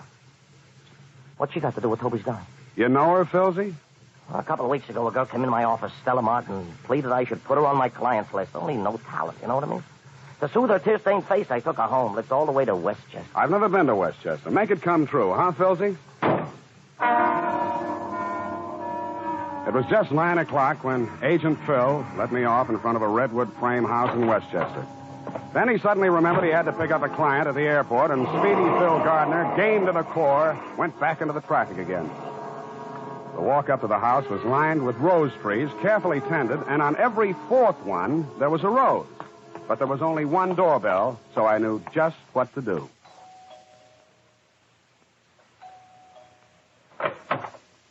You want what, mister? Stella Martin. She live here? Yo who? Mike McCoy, Investigations. You got a card says that? Let's go inside, huh? Just you got a card. Just show me. Is Miss Martin here? No card, huh? If I say yeah, she's here, then what happens? I said inside. Now, where is she? I'm glad you pushed me, son. Now I got a reason. What? No! When I opened my eyes, the guy was still there, all 7 feet of him. You ain't gonna take me, Shaman. You ain't gonna take me. Oh! This time I played it brainy. I peeped first. He was gone. I got to my feet. Fell down, then finally made it over to the hallway where there should have been a bathroom and a towel and some water. The thing that stopped me was the girl in the negligee. She was sitting on the floor against the wall. She was blonde, and her head was turned to one side as if she was wondering about me. There was a stocking tied around her throat, and she was dead.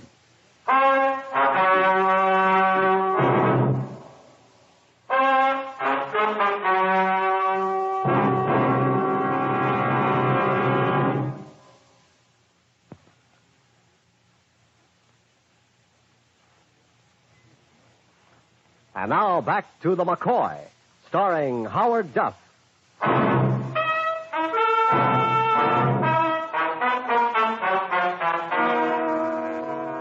I didn't know whether I'd been out for a few minutes or a few days.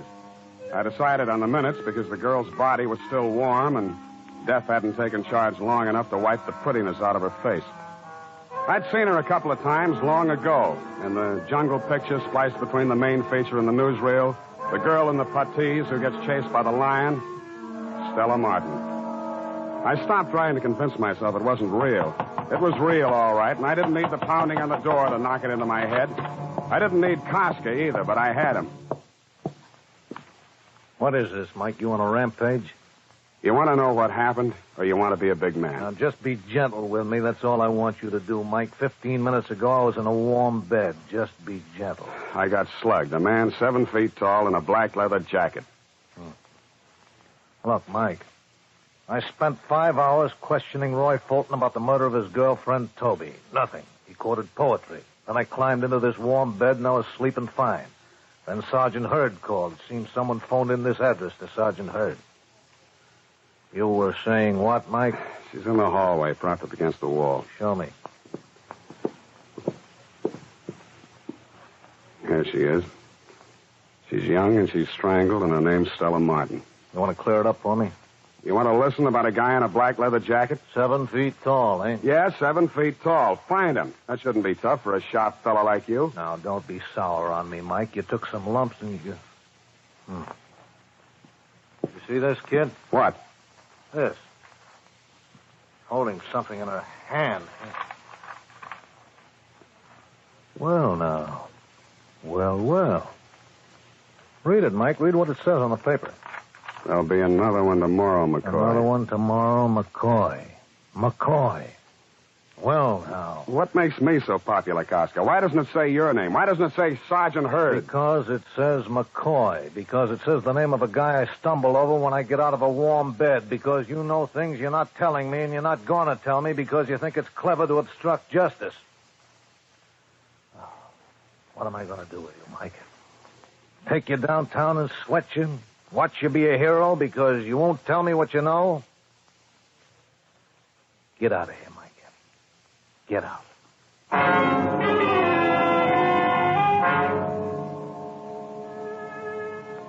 And then to my room in Las Palmas, pull the Murphy bed down, adjust the beaten frame to the broken spring, and lullaby yourself to sleep with what makes 2 girls dead from a pair of silk stockings. What made Stella Martin and Toby Drake so close they had to hug death in the same way? And the next morning, Saturday, torn out of sleep by the sound of the mockingbird screaming the name of Phil Gardner, agent. I told them to button their bills and went there. Girls drop like flies where you walk, McCoy. Turn your gyp sheet into my girl in the cashier's cage. She'll pay you off. Kiss you goodbye to the firm. She'll also give you all the messages from Mabel we've been taking for you. What's the matter, Phil? Only yesterday we were in love, you and I. So what does it buy me? A lousy ride to a place where the morning paper says a has-been is dead? Call her by name, Phil. Because you must have called her by name lots of times. Stella Martin. Let me hear you say it. Keep away from me, Mike. I told you, I hardly knew the dame. Say a name, Phil. She's dead. The least you can do for her is to say a name. Say it. Or else she'll break my arm. Huh? Here, and here. Stella Martin. You kill her, Phil? My arm, Mike. I'll need her to sign your check. How long have you known Stella? 3 months ago, pickup from Dorcas Drive-In on Santa Monica. A guy gets lonesome for a car hop like Stella. A friendly pickup, so help me. You did lovely, Phil. Now, tell me one thing more. You know a man who wears a leather jacket who's 7 feet tall? Somebody help me. I got a madman loose. 5, Philsy. For 2 lovers like we, you've made the morning stink. I got to the drive-in on Santa Monica. A cowgirl with a menu and a pair of heavy-duty sheer dungarees threw a card on my windshield that said Phyllis on it. Dorcas, she asked back. Why, that's old Mel over that-a-way mixing up a passel of nuts and cheese for the super burgers. I moseyed on over to old Mel, but the critter saw me coming and snapped his galluses at me. Howdy. Yep. Do tell. Mike McCoy, Criminal Investigation. Melvin Dorcas, short order fella. Howdy. Howdy. You the manager of this place, Mel? Foreman. Figures. Tenderfoot talk. Don't let it throw you. I need some information, Mel. Who'd you say you be? Mike McCoy, Criminal Investigations, IB. Don't be a gravel kicker, son. Speak up. What's on your mind? Know a girl named Toby Drake, Mel? Knowed her. Used to work here. One named Stella Martin? Yep. She's due to work this morning. She ain't gonna make it, though. She's dead. Her and Toby. Choked. Seen it in the Gazette. I need your help, Mel. Oh, deputizing me, huh? Well, I don't know. I just don't know. If you don't help, there's liable to be another dead girl. Yeah, Peggy. Who? What's the matter with you, son? You got monkeys in your ears. I said Peggy. Peggy Bryan. On account of them 3 girls was thicker'n a bobcat's tail. Do tell. Thicker'n that, even. Peggy used to work here, too. Drove to work in Toby's auto. You know where I can find Peggy? North Hollywood she lives in. You wait a little bit. I'll dig up her address. You want to wait, son, or do you got to be riding on? You'll wait, won't you? I'll wait, Melv. I'll wait. I'll wait.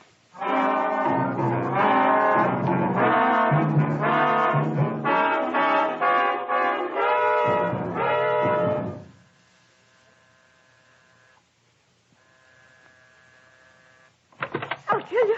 I'll kill you before you kill me. Don't be crazy. Give me that gun. Come on. That's better. Kill. That's what you've got to kill me. No, Let's scream inside. We don't want to make talk to the neighbors. Inside, Peggy. Come on.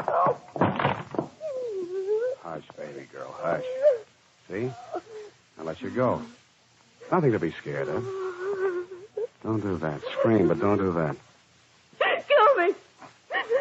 Get it over with so I can rest. Kill me. Try to understand. I'm an investigator. I'm hired out. Sometimes I keep people from dying. Sometimes I don't make it. Now help me, baby, so I can help you. That way we'll save us both a lot of pain. So frightened. It's because I'm so frightened. Sure. Now, whoever killed Toby and Stella, why would they want to kill you? Tell me, Peggy. A woman was killed. We killed her. What woman? I don't know. I can't even remember her name. It was 3 years ago. Toby, Stella, and I, we had a little car, a jalopy. And one day. One day what? This woman crashed into it. It was her fault. Honest, it was her fault. And she was killed. A married woman. The police said it wasn't our fault. It's the only reason. Why else would anyone want us dead? It's Saturday, Peggy. What do you do with yourself on Saturday? I shop for groceries.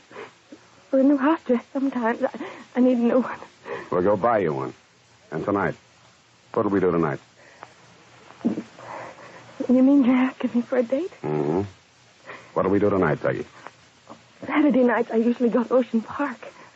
It's fun. Rides and people, the fellas.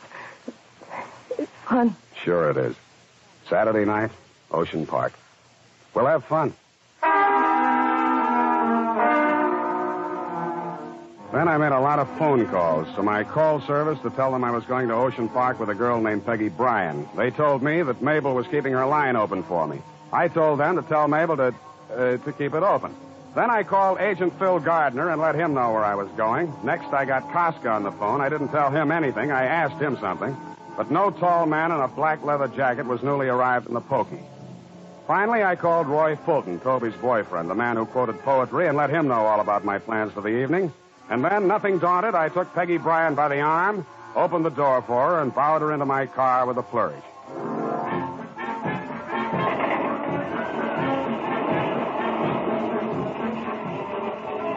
At Ocean Park, I bowed her out. The least I could do was to make it gay for her. After all, she was my personal pigeon. Let's just walk for a while, Mike. Whatever you say.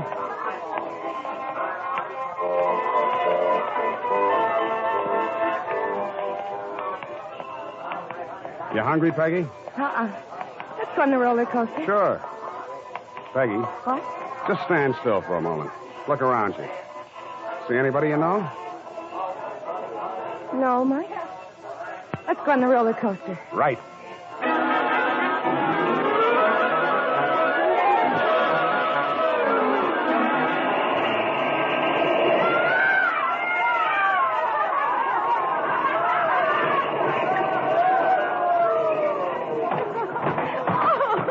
Like it, huh? It scares me, Mike. It's fun. Sure it is, sure. Want to eat now? I always have fried shrimp when I come to Ocean Park. Yeah, me too.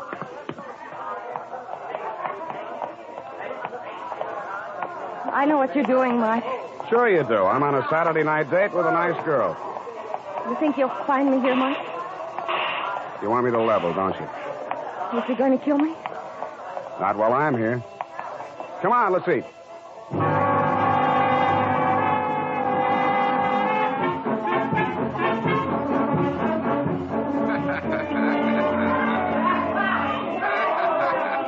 Two tickets, please. Thanks. Let's go, Peggy. Stay close to me, Mike. A girl can get lost in fun house. A girl can get lost, period. Mike. Oh, Mike. What's the matter, honey? Nothing. I'm having such a good time. You ever been through that spinning barrel? I always fall down. I'll hold your hand. Mike, What?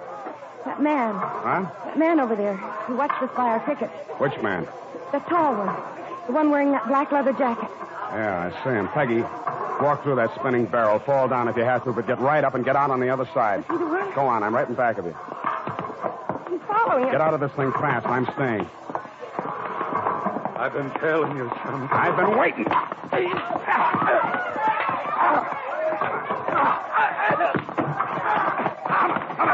on, get out of there. Get out of there. All right, now talk. Talk, I say. Help me. You crazy, Sherman. Talk. You think I killed her? I didn't kill Stella.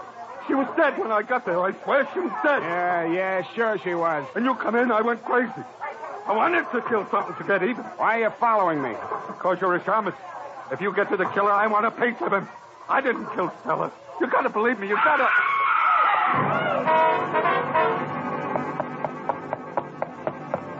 Peggy, what's the matter? The mirror! Look! The mirror! He was in the mirror, all right, his reflection in the crazy, rippled mirror of the funhouse. Roy Fulton's reflection, long and thin, as if he'd been squeezed together. This time there was no poetry, just a gun. I pulled Peggy down on the floor with me. The crowd scattered, and there was nothing in Fulton's way. Mike! It's her I want, Mike! It's her! I was lucky. My shot got to him, but he kept coming. Then it caught up with him. But he didn't fall. Fulton.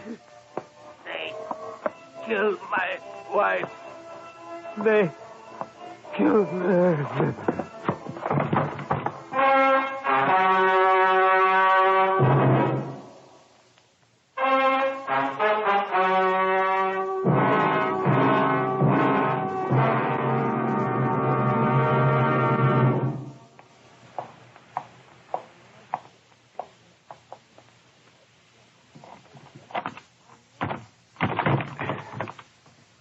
Sesame.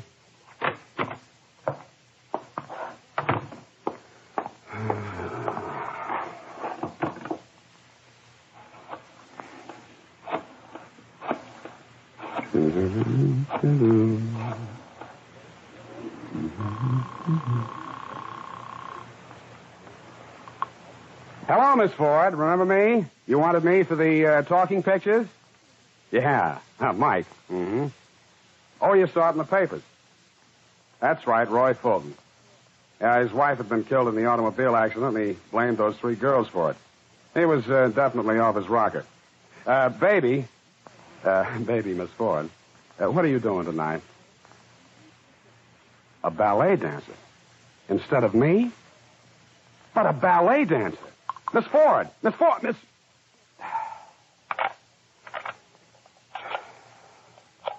I'll be seeing you with all your familiar faces.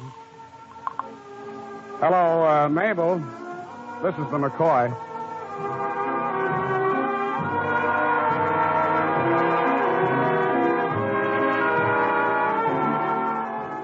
The McCoy, starring Howard Duff, is written, directed, and produced by David Friedkin and Morton Fine, with music composed and conducted by Walter Schumann.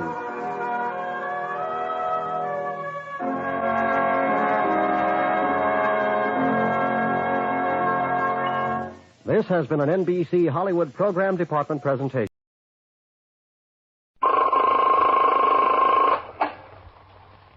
21st Precinct, Sergeant Waters. Wait a minute, lady. Talk slower. I can't understand you. A man in the hall? What's he doing there? Yeah? Yeah? Was he drunk? You are in the muster room at the 21st Precinct, the nerve center. A call is coming through. You will follow the action taken pursuant to that call from this minute until the final report is written in the 124 room at the 21st Precinct. All right. I'll send an officer over right away. Well, don't worry about it. He'll be there right away. He'll take care of it. Yes, ma'am. 21st Precinct. It's just lines on a map of the city of New York. Most of the 173,000 people wedged into the 9/10 of a square mile between Fifth Avenue and the East River wouldn't know if you asked them that they lived or worked in the 21st. Whether they know it or not, the security of their homes, their persons, and their property is the job of the men of the 21st Precinct. The 21st, 160 patrolmen, 11 sergeants, and 4 lieutenants, of whom I'm the boss. My name is Kennelly, Frank Kennelly. I'm captain in command of the 21st. I was working my night tour, 4 p.m. to 8 a.m. It had been a quiet night in the precinct, and after I turned out the platoon for the 12 to 8, as superior officer on duty in the division during the night, I was called to the 23rd Precinct to supervise the patrol force on duty at a 3-alarm fire near the approach to the Triborough Bridge. I was still out of the precinct at 2:10 a.m. when Patrolman William F. Coley, assigned to post number 4, approached a call box on York Avenue to make his hourly ring.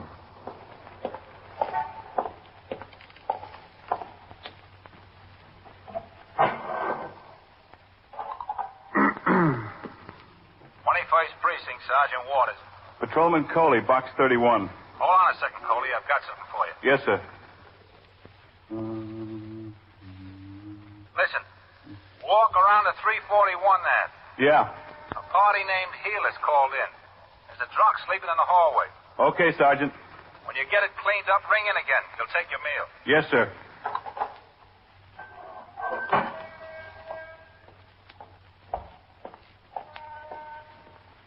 Officer? Yes? I hate to bother you, but I'm a little confused. Which way is the subway station? The Lexington Avenue subway? Yes, that'll be all right. That's 4 blocks this way and 1 downtown. Oh, thanks. It's all right.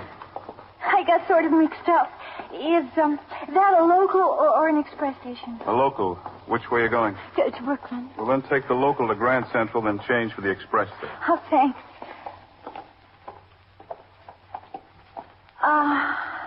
Yes?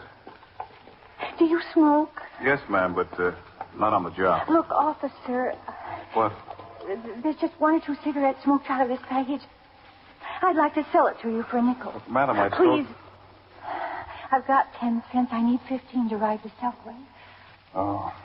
Please take what's in the pack of cigarettes and give me a nickel. It's a bargain. It's really a bargain. Look, I don't want your cigarettes, lady. You can see I'm dressed all right. I'm not a tramp. Yeah, I can see that. That's right. It's really a long, sad story. I'd rather not go into it if you don't mind. Look, you don't have to. Do you want to borrow a nickel? I want to sell you my cigarettes. That's not necessary. Here. You, sure you have the dime? That's all I've got. Here you are. And here are your cigarettes. Oh, forget it. I can afford to be that generous. Where can I send it to you? Forget it. It's nothing. Oh, look, I certainly appreciate it. You don't know how much I appreciate it. It's all right. I know how you feel. I don't know what to say. You see I'm not a tramp. It's okay, lady. Oh, I've got a job in this building. Now, you just walk over to Lexington Avenue and downtown 1 block. Well, thanks a lot. It's okay. I certainly appreciate it, really. Yeah.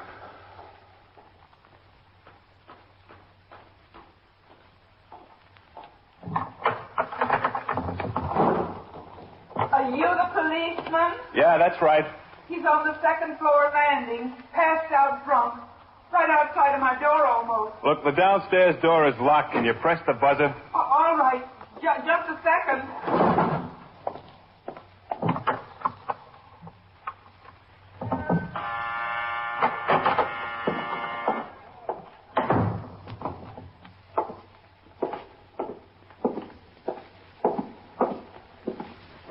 Up here on the 2nd floor. Okay. He's still here. He's still passed out. All right, I'm coming. How did he get in here? I don't know. Well, don't worry about it. I'll take care of him. An old man like that will lose all his self-respect. Hey, Pop. Pop, come on, wake up.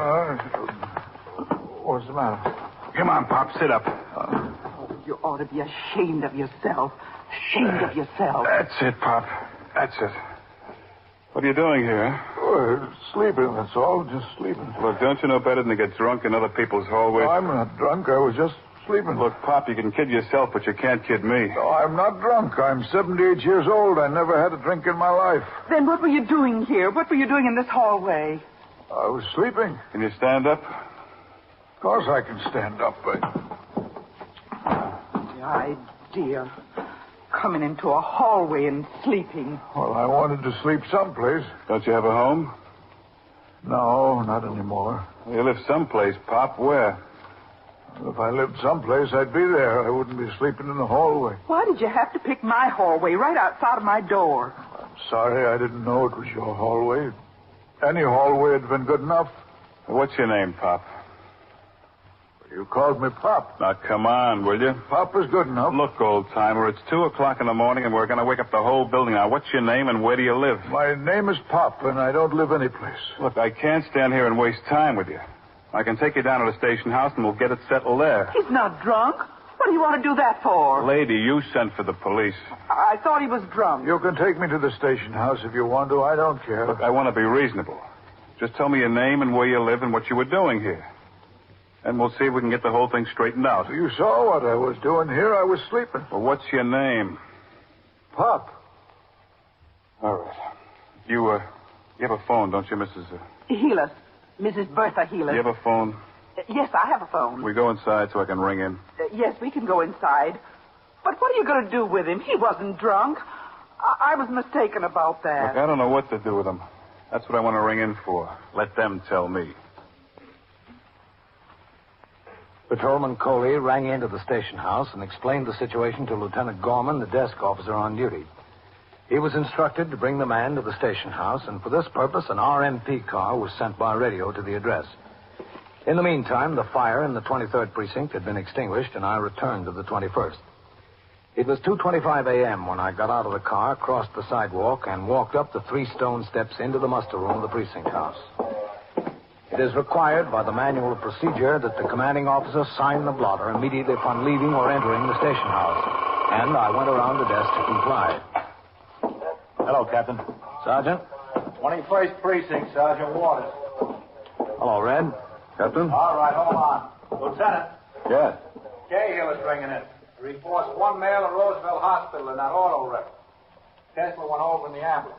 All right, tell him to resume patrol until Kessler rings in that he's ready to be picked up. Yes, sir. Okay, Red, it's all yours. Resume Big patrol. fire up there, Captain? Yeah, Red. Call when you're to pick up Kessler. It burned out this one building almost completely. Ran about 30 families out on the street. Lucky it's a warm night. Yeah.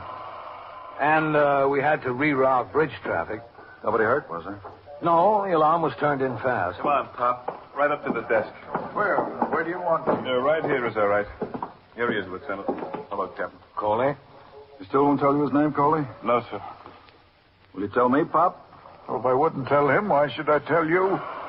What's this all about, Coley? Well, he was sleeping in the hallway, Captain. The lady who called in thought he was drunk. All right. I wasn't drunk. I never had a drink in my life.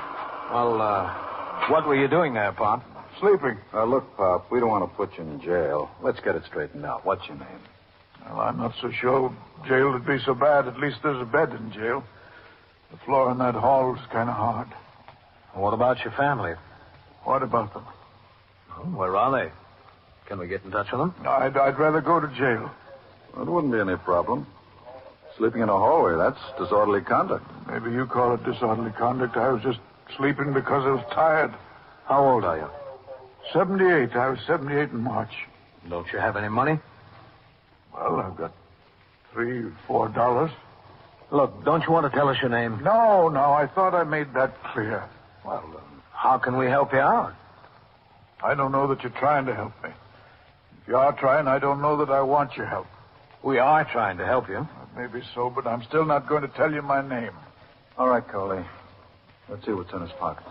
Put your hands up on the rail, Pop. Suppose I don't want to let you search me. Oh, look, it's the law, Pop. We're required to search all prisoners. Well, if it's the law, I don't want to go against that. Oh, Lieutenant. I think I saw an alarm yesterday. A missing persons report on a 78-year-old man. Did you? I think so. All right, go see if you can locate it. Yes, sir. Right away, Captain. $3.88. Gee, I was pretty close about the money. I said between $3 and $4. A pipe, some tobacco. You're not going to take that pipe away from me. I've had that 16 years. You'll get it back, Pop. One key, a door key. You can throw that away. I don't know why I'm carrying it around. Well, that's all. No identification, Coley? Not a thing, sir. Look inside his suit coat pocket. See if there's a label. Yes, sir. You won't find the thing now. There's no use looking. No label, Captain. Nothing here. I think I found the alarm, Captain. Come on, Pop. We don't want to waste any more time. Description fits. We should be out catching robbers. I better get that. Excuse me, Captain. Yeah? Put me in jail if you want to. Pop, is your name John W. Lowfield? 21st Precinct, Sergeant Waters. Is it?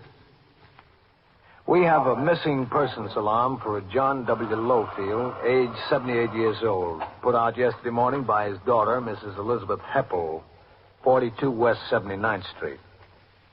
She says he's missing from home and describes him as 5 feet 8 inches tall, 145 pounds, medium build, gray, almost white hair, glasses, wearing a brown suit, gray sweater. Well, this suit's brown, isn't it? And the sweater's gray. Are you John W. Lowfield? The description says he has a 2-inch cut scar in the palm of his right hand. Let's see your right hand, Pop. He's got it, Captain. I'm not going back there now. There's no use you calling her. I'm not going back there. I'm just not. Why not? They don't want me. She's your daughter, isn't she? That doesn't make her want me. She got word that you were missing. What did you do? Run away? No, I didn't run. I'm too old to run. I just walked. You are listening to 21st Precinct, a factual account of the way police work in the world's largest city. If you were to sit down and list some of the rights and freedoms that you have, you would probably list the big things like, freedom of speech, freedom of the press, freedom of religion, and others. Well, those are mighty important. But what about the little things? Things you don't think about much because you pretty well accept them as a matter of course, like choosing the business or profession you want to go into. You know, in some countries, you work at the job assigned to you with no free choice at all. Or like getting as much education as you can in schools that are open to all. In some countries, education is only for the privileged few. Or take a little thing like buying a house or renting an apartment for your family. There are places in this world where you live right where you're told. Have you ever thought about why you're allowed these free choices? Why you accept it as your right? It's because such free choices are guaranteed to you and your children and to generations in the future. To be exact, it's in Article 9 of our Bill of Rights. The men who wrote our Constitution and our Bill of Rights put this in just in case they forgot to mention something important in the other. It says, the enumeration in the Constitution of certain rights shall not be construed to deny or disparage others retained by the people. You get that? It's not left to Congress or the President or any special group. These rights belong to all of us, to the people. It's one of our freedoms. Now back to 21st Precinct and Captain Kennelly. Because John W. Lowfield, the 78-year-old man found sleeping in the hallway at 2 o'clock in the morning, was the subject of a missing persons alarm, he was not booked in on a charge of disorderly conduct. Instead, he was taken upstairs to the 21st Detective Squad to await disposition of the case. In the meantime, Lieutenant Gorman, the desk officer, informed the Manhattan Communications Bureau, which in turn put out a cancellation of the alarm on the teletype. According to established procedure, the desk officer in the 20th Precinct on the west side of Manhattan sent a patrolman to the residence of Mrs. Elizabeth Heppel, the daughter of John W. Lowfield, who reported him missing, to notify her that he'd been located. At 3:15 a.m., while I was out on patrol of the precinct, Detective Edward D. McInerney returned from his meal. Carrying a paper bag, he walked in the front door of the station house, through the back room, and up the stairs to the 21st Detective Squad.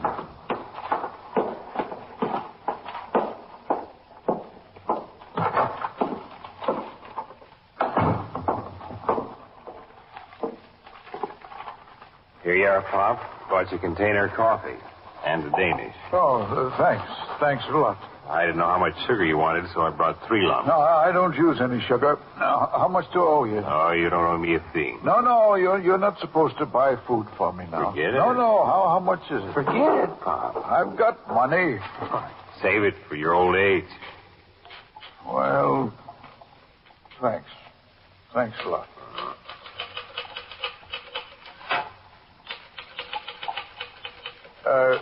Excuse me. Yeah? Are you sure they notified my daughter? Well, that's what the desk officer says. Says you'll be here in a little while. I didn't want them to do that. Pop, that's life. We can't have things the way we want them all the time. Yeah, that's life.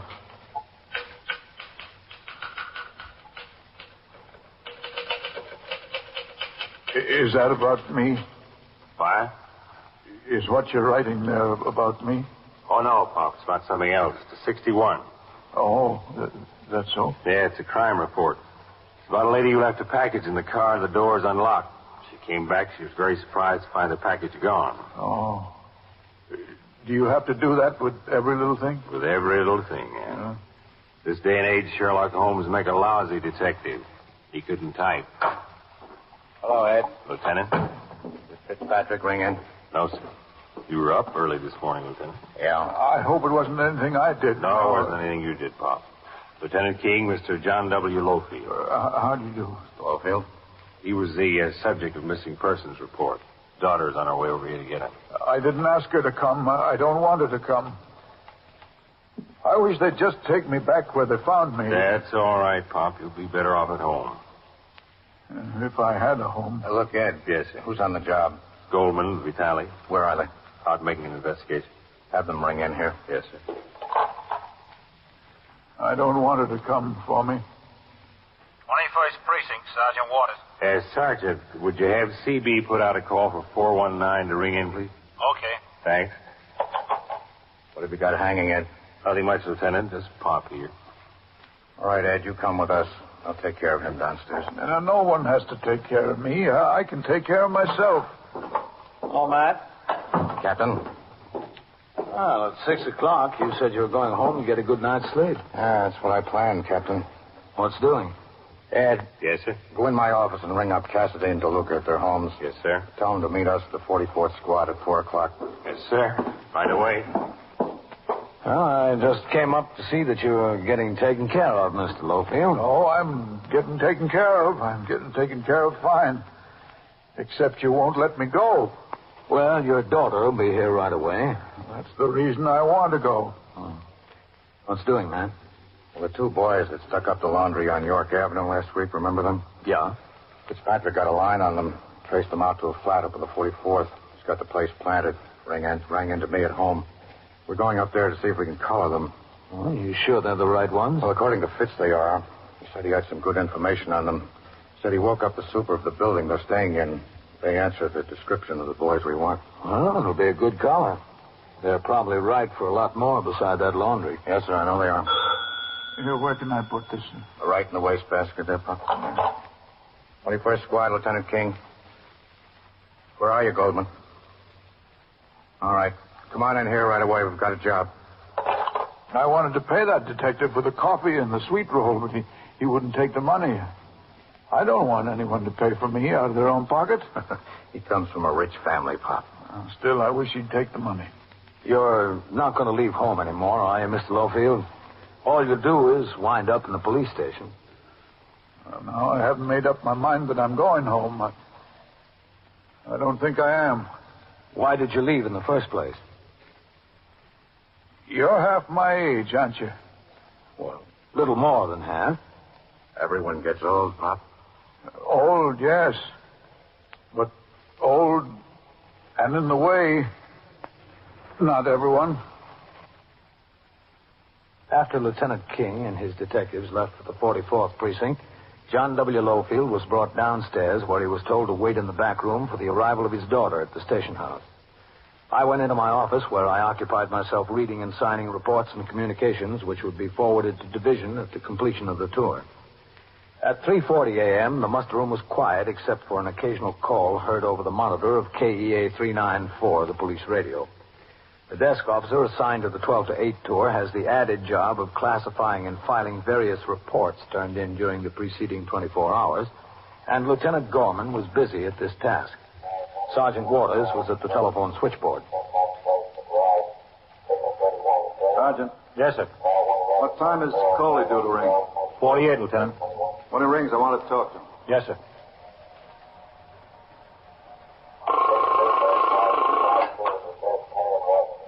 21st Precinct, Sergeant Waters. Well, there's nobody up in the detectives, sir. They're all out on a job. Yes, sir. Yes, sir. Yeah? Well, hold on a second. I'll give you the 124 man. Maybe he can help you. Sergeant Waters, Fallon. A lieutenant from the Manhattan West Homicide Squad is ringing in for some information about an armed robbery we had in the 21st last week. Well, the detectives are all out. See if you can help them. Okay, hold on. Go ahead. Sergeant. Yes, sir. Give me a line on there, would you, please? Yes, sir.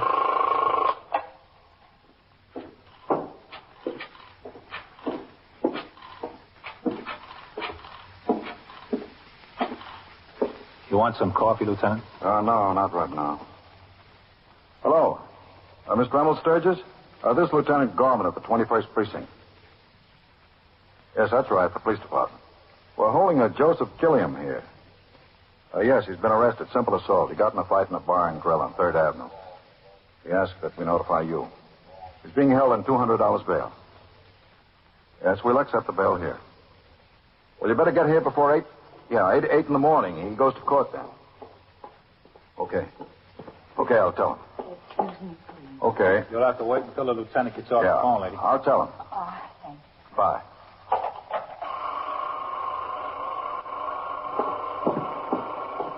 All right. You can talk to him now. Thank you. Yes, ma'am. I'm Miss Elizabeth Heppel. Oh, yes. I was notified my father was here. Oh, yes, ma'am. He's here. Where? Well, he's in the back room, but the captain wants to talk to you first. Is anything the matter? No, he just wants to talk to you. Cross the room and in that door. All right, thank you. Just knock on the door. Thank you. Yes, come in. Oh, come in, please. Thank you. That's all right. Just leave it open. I'm Miss Heppel. Oh, yes. Won't you sit down?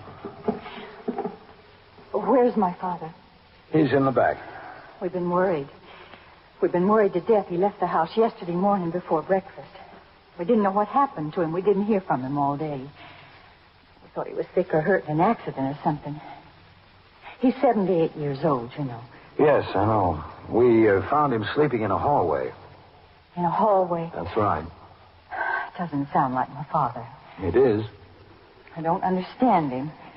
He doesn't want to go back. He doesn't. No. Well, he has to come back. There's no place else for him to go. Why did he leave? You know? He's been living with us 8 years since my mother died. He's never done this before, never. Well, he must have had a pretty good reason. Especially if he doesn't want to go back. I don't understand him.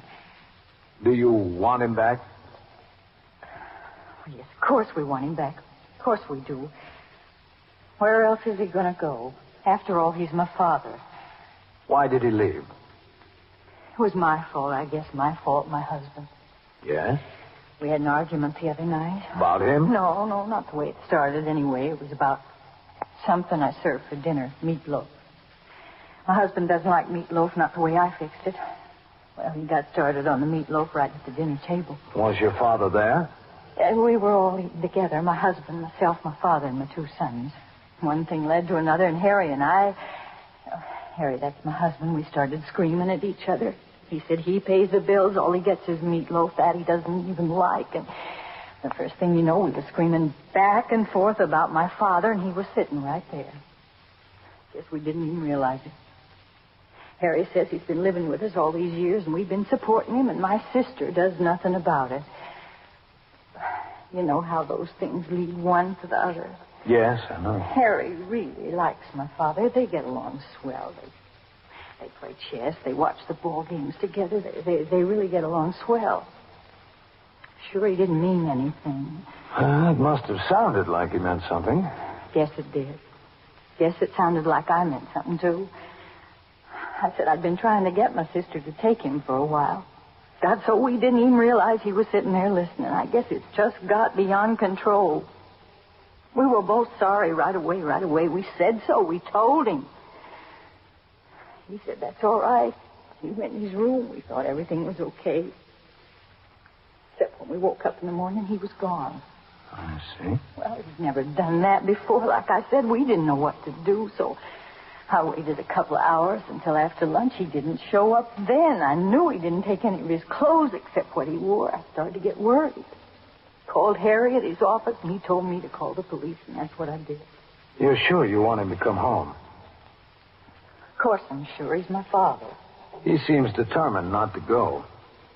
Well, where is he? Can I talk to him? Yes?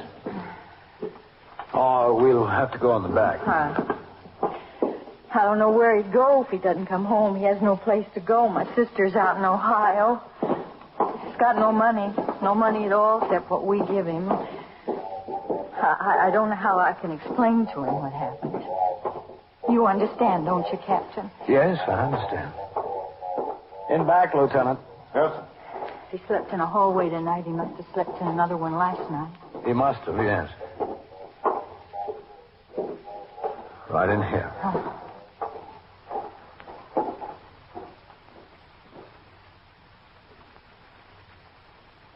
Hello, Papa. I'm sorry to cause you more trouble, Elizabeth. I'm sorry you had to get up in the middle of the night. It's all right, Papa. Why'd you run away? Oh, because I didn't want to be any more trouble. You're no trouble, Papa. Yes, I am. An old man with no money, living in his daughter's house, making more work. Causing arguments with her husband. That's trouble. That's a lot of trouble. You know, we were sorry we had the argument. We told you. Right away, we told you that. Because you told me, that doesn't make me less trouble. Please come home. We want you to come home. Harry and me and the boys, we all want you to come home. Where's Harry? Why didn't he come and tell me himself? Well, one of us had to stay with the boys. Well, he should have come and told me himself. He's sorry. You know he's sorry. No, I don't, Elizabeth. Not for sure. I can only hope that he is. He is, believe me. Well, all right. If you want me. We want you. Captain, thank you. That's all right, Mr. Lowfield. Come on, Papa. We'll get a taxi cab. Taxi cab? I guess they really want me back, Captain. Taxi cab. Yes, sir. I guess they do, Mr. Lowfield. 21st Precinct, Sergeant Waters. He caught a thief or he saw a thief? Yeah? Yeah? Where is it? And so it goes, around the clock, through the week, every day, every year. A police precinct in the city of New York is a flesh and blood merry-go-round. Anyone can catch the brass ring. Or the brass ring can catch anyone.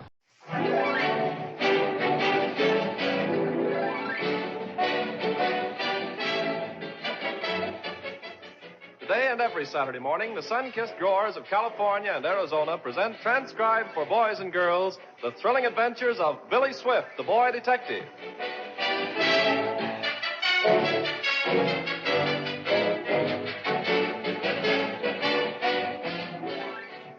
This week, the boy detective upholds law and justice high in the mountains.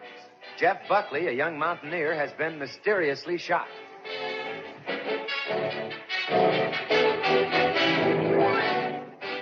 Good morning, Sun-Kissed timers and members of the Sun-Kissed Secret Service. Good morning, Ken Carpenter. Good morning, Bill Goodwin, and boys and girls. And, of course, it's always good morning when you begin with a big glass of delicious, fresh, sun-kissed orange juice. It has a keen taste that starts the day right. But more than that, it's helpful in keeping those three important training rules. Plenty of exercise, plenty of sleep, and plenty of good food. It helps you make the right kind of gains in height and weight. Helps you build sturdy bones. Helps you have strong, sound teeth.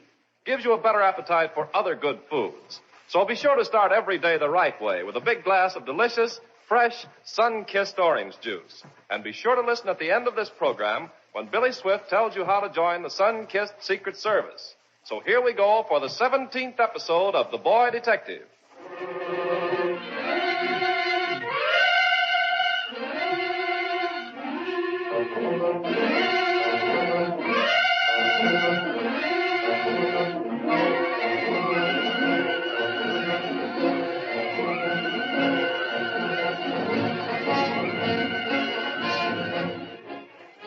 Certain that his son Jeff has been murdered by Lem Cole, another young mountaineer, old John Buckley is determined that Cole shall be found and made to pay the penalty for his crime. Outside his cabin, Buckley, mounted on his horse, is preparing to join in the hunt for the murderer when he is halted by his daughter.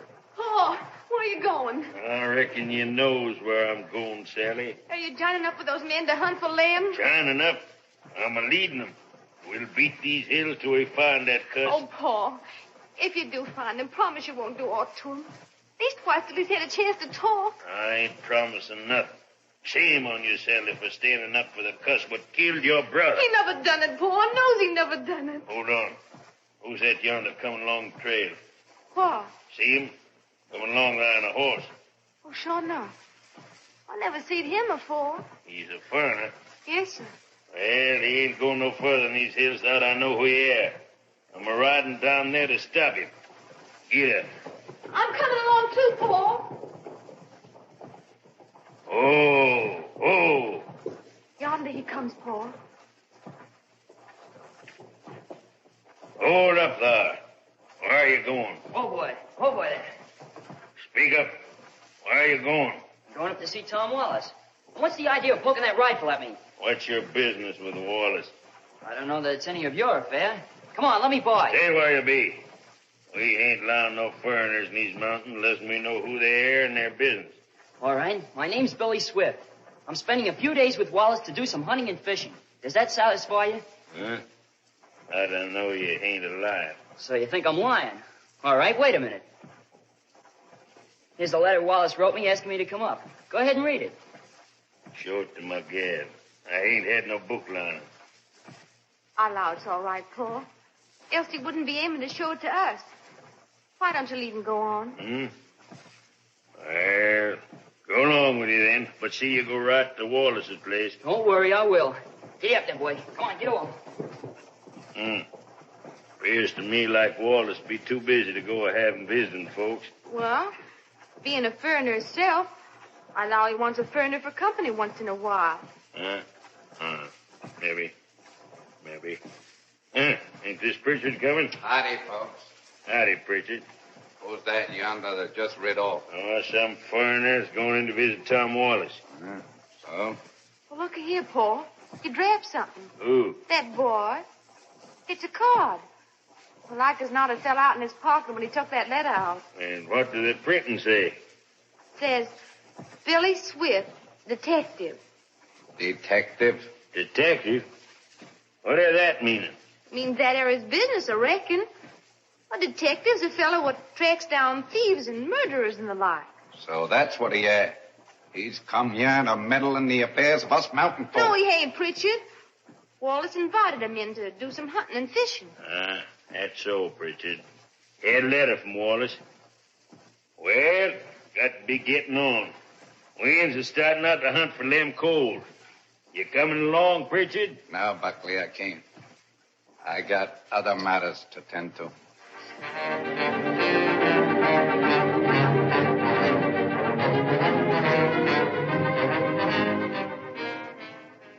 Later, in Tom Wallace's cabin. So old man Buckley stuffed you with a rifle, did he, Billy? I don't know if his name was Buckley, Tom, but Well, you say the girl's name was Sally, so it must have been Buckley. Well, I'm not surprised. Do these mountaineers stop everybody like that? Generally, they do if they don't know you. They're fine people, Billy, but very independent. You see, they've lived in these hills since Revolutionary War days. They haven't had much contact with the outside world, and they don't want any. I see. They like to mind their own business and be let alone. That's why they keep their eyes open for foreigners, as they call them. Well, in a way, you can't blame them. Would you like a cup of coffee, Billy? I can make some in a very few minutes. Oh, no, Tom, don't bother. What's no trouble? No, really, I wouldn't care for any. You know, that rifle old Buckley had was the strangest-looking weapon I ever saw in my life. Well, chances are it was an old flintlock. A flintlock? Yes, Billy. The old-timers in this country still use them. A regular old flintlock musket that loads with a ramrod. Well, they mold their own bullets. Well, can you beat that? Yes, you've got to realize that you're stepping back about 100 years when you come into these hills. You'd be surprised at the superstition some of the older folks have. Yeah? Some of them still believe in witches, as a matter of fact. Is that right? Yes. Oh, and speaking of flintlocks, there's a legend to the effect that the only satisfactory way to kill a witch is with a silver bullet. You don't mean to say they actually shoot women they suspect of being witches? Well, no, it hasn't been done in recent years. But the belief about the witch bullet still hangs on. Oh, I guess we've got a caller. Come in. Oh, hello, Sally. Howdy, Mr. Wallace. Howdy, Mr. Swift. I see as how you got here all right. Oh, you're the girl I met down on the trail. Yes. Sit down, Sally. Thank you, Mr. Wallace. Looks like rain out. Oh, is that so? Yeah, but I come anyhow. I just had to come. Say, Mr. Wallace, have you told Mr. Swift all about Lem? Why, no, I haven't, Sally. He just got here a little while ago. Don't you want him to know about Lem? Oh, yes, I sure do. That's why I come here. Mr. Swift, I ain't aiming to be forward. And I know you're a foreigner and all, but I was thinking you might help me out, being your detective. How do you know I'm a detective? In case you draft this card over at our place. Oh. But, Sally, Billy came up here for a vacation, you know. Yes, I'm knowing that. What's it all about, Tom? Well, day before yesterday, Sally's brother was killed, Billy. He was shot from ambush over near the coal cabin and died a few hours later. And they were saying Lem Cole done it, Mr. Swift, but he never. He couldn't have done it. The young Cole's the fellow Sally's been keeping company with. Oh, I see. We were going to get married, Mr. Swift, but now I reckon it can never be. You say they accuse Lem Cole of this crime? What do you mean by they? Oh, everybody. Pa, mostly. Pa and some of the men is out hunting for Lem right now. Hunting for him? Yes, Billy. You see, right after the shooting, Lem disappeared. 20 after the shooting. He went away before the shooting. Well, now, Sally, I'm just telling Billy the story as I heard it. Maybe you've got a different version of Oh, it. I sure have. Mr. Swift, Lem told me 2 days before the shooting that he was aiming to leave for a while. Because he couldn't stand Miss Millie no longer. He said he was going to hunt for a job someplace so he could take me out of the mountains after we was married. Who's Mrs. Millie? She an old woman would come to live with the Coles long before Lem's pa and Ma died. She ain't no blood kin of Lem's. She's sure been making his life miserable because he was keeping company with me. You see, Billy, there's been bad feeling between the Coles and the Buckleys for years. And even though Millie isn't really a Cole, she hates the Buckleys just the same. I see. And I suppose the Buckleys haven't liked the idea of Lem going with Sally either. Hardly. A few days before he was killed, Jeff threatened to get Lem if he didn't keep away from his sister. But that ain't no proof Lem shot him. Lem wouldn't kill my own blood brother, loving me the way he did. Well, nevertheless, Sally, that's the reason folks think he shot him. Oh, Mr. Swift, can't you see it ain't true? Oh, if you'll only help me out, I'll be everlastingly bound to you. You mean you want me to prove that Lem's innocent? Yes, sir. And it'll have to be done mighty quick, too. He might come back in these mountains most any time now, and they'll string him up sure as you're born. Did they recover the bullet that killed your brother, Sally? Well, you'd have to ask Pritchard about that, Mr. Swift. He took care of Jeff after he was shot. Is Pritchard a doctor? He's the nearest thing to a doctor they've got around here. But if you ask me, he's a greedy, unscrupulous old skinflint. Yeah? He makes these people give him the very clothes off their back in exchange for his quack medical services. Uh-oh. There comes your rain, Sally. Say, I'd better get my horse under shelter. Yes, I'll get my coat. No, sit still, Tom. I'll take care of it. Where can I put the horse? Well, there's a lean-to around back. You'll see my horse there, but I'd better come with you. No, I've got my coat on. No use of our both getting wet. Mr. Wallace, do you reckon he will help me out? Well, I don't know, Sally. You must remember it's pretty hard for an outsider to do any investigating in these mountains. Wasn't that a shot? Yes, it was. Billy! Billy! Here I am. We heard a shot. I'll say. It went right by my head. Look there where it hit the side of the cabin. I see who done it. Yonder he goes. Where? Heading into the timber on a horse. It's old man Pritchard. Pritchard? It certainly is, Billy. What would he be shooting at me for? He never saw me before in his life. Yes, he did. He seen you riding away from our place. Does he know I'm a detective? He was there when I picked up the card. Well, I guess he doesn't want a detective in these mountains. Evidently not. Look, Sally, you bet I'll help you out. You go on home and wait. Tom, let's get our horses and go to Pritchard's place. I want to ask that guy a few questions.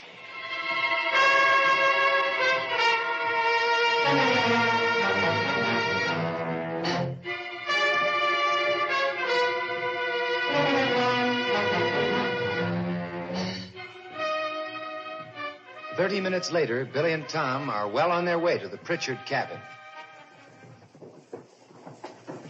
I'm glad the rain's let up for a little while, Tom. Oh, so am I. We'll get some more of it, though. Oh, by the way, there's the coal cabin back there through the trees. Is that so? I didn't know we'd pass the coal place on the way to Pritchard's. Yes, right along here someplace is where Sally and Jeff were walking when Jeff was shot. Was Sally with him when he was shot? Oh, I guess she forgot to tell you about that. Let's stop here. I want to size up this place. Whoa, boy. Yeah, whoa, there. easy. So that's where Lem and old Millie live. Yep. You can see how easy it would have been for Lem to shoot through a window and hit Jeff. Yeah, but I'm not so sure Lem did it, Tom. Well, neither am I. I'm just showing you one reason why the mountain people suspect it. Say, is that Millie over by that shed? Yes, it is. And by George, there's Pritchard, too. Yeah? See him standing there in the doorway of the shed? So that's Pritchard. What's he doing here, I wonder? Well, I don't know. Looks like he and Millie are having an argument about something. They certainly are. Gee, I wish we could take it in. Can't we ride around behind the place and get close to that shed? We can try, Billy. Come on, I'll show you the way.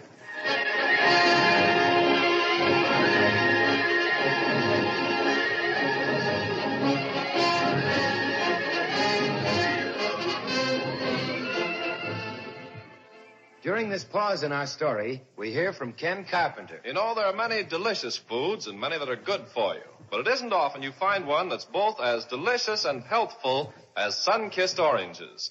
A big sun-kissed orange is just the thing for dessert with your school lunch. It's a good thing for between meals eating in the morning or afternoon. Gives you quick energy, but doesn't spoil your appetite for lunch or dinner. Ask your mother.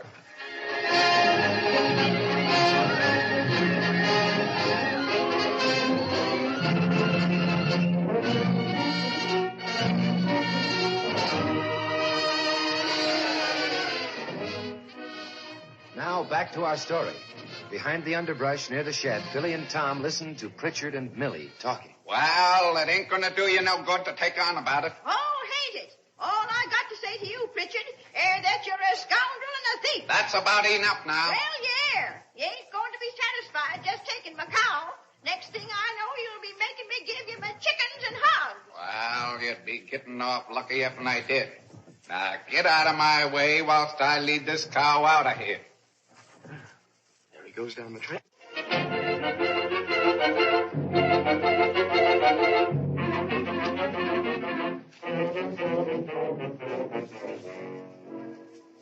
Millie, this is Billy Swift, a friend of mine. Howdy. How do you do? We saw Pritchard leading your cow down the trail. Well, what about it? Oh, nothing. Only we were just wondering if you'd sold her. No, I ain't sold her. The cow's sick. He's taking her over to his place to give her some medicine. Well, couldn't he bring the medicine here? What business is it of yourn? What did you come here for, bringing that boy? Where Harry? Where'd he go? Here I am. Say, Tom, what's this thing here? Why, that's Millie's bullet mold, Billy. You keep away from there. I had an idea that's what it was. Get away from there. What business you got prowling around my cabin? Now, Millie, don't get so mad. Is that any way to treat company? I ain't a-wanting no company. I want you both to clear out. All right, let's go, Tom. Well, I guess we better. I hope you're in a better humor next time we call, Millie. Get out! Well, that's that. Did you hear what she said about the cow? Yeah, I did. She's afraid to tell the truth, Tom. She's afraid of Pritchard. Yeah, she must be. But what's it all about, anyway? That's for us to find out. In the meantime, I found something that may help a little. Yeah? Look here. I found this in a crack in the floor, right under that bullet mold. Why, it's silver. Sure. She's been molding a silver bullet, Tom. Remember the story you told me about the witch bullets? Yes, but I don't see any connection between a witch bullet and the murder of Jeff. I think I do. Come on, let's get our horses and go to Pritchard's place.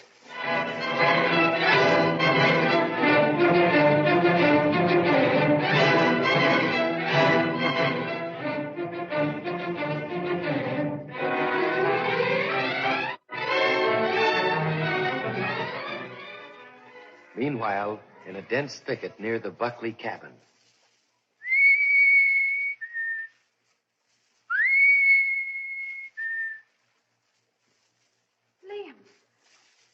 Liam, it's you. No, Sally.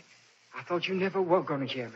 Liam, has anybody seen you? No, Sally. Oh, thank the Lord for that. Oh, Liam, the terrible thing has happened whilst you was away. I know, honey. I heard about Jeff down at Weaver Crossing. I hear they think I done it. They do, Liam.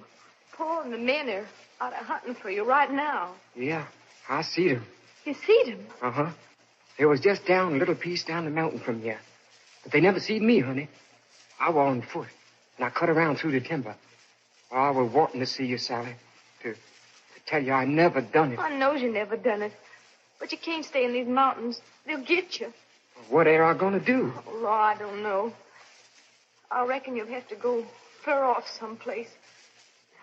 Might be I could join you later on. Oh, you'd have to join me, Sally. But you can't make a move till nightfall. You stay right here in the brush. After supper, I'll come out. All right, Lim, come out now. Whoa! We've been wanting you for quite a spell, you mudder and sneak. Oh, no. No. Get up on your legs, Lim. We're taking you to Oak Creek. Oh, no. There's good hanging trees Oh, no, down no. there. Please. Please, Paul, Come no. on, get along. No, Paul.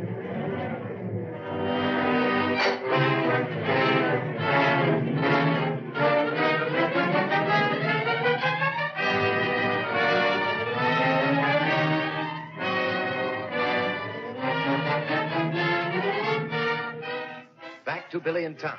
Arriving at Pritchard's cabin, they open the door and walk in. Well, you're here, I see, Pritchard. What do you mean, walking in my house without knocking? We want to talk to you, and we're not standing on ceremony. Yeah. What was the idea of taking a shot at me a while ago? Oh, You, don't try to deny it. Tom saw you and Sally Buckley saw you. you're crazy. Oh, no, I'm not. You wanted to get me out of the way, didn't you? You'll get out of my house. Get out! Watch him, Tom. Never mind that rifle, Pritchard. I've got you covered. Stop aiming that gun at me. You'll sit right there till we find out what we want to know. Where's the bullet that killed Jeff Buckley? Bullet? Yeah, the bullet. We know you've got it. Well, I ain't. What'd you do with it? Throw it away. Oh, no, you didn't. You might as well tell us where it is, because we're going to get it.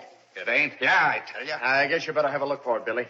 You bet I'll have a look for it. You'll get run out of the country for this. We'll see about that. Try some of the drawers in that old cupboard over there, Billy. I'm going to.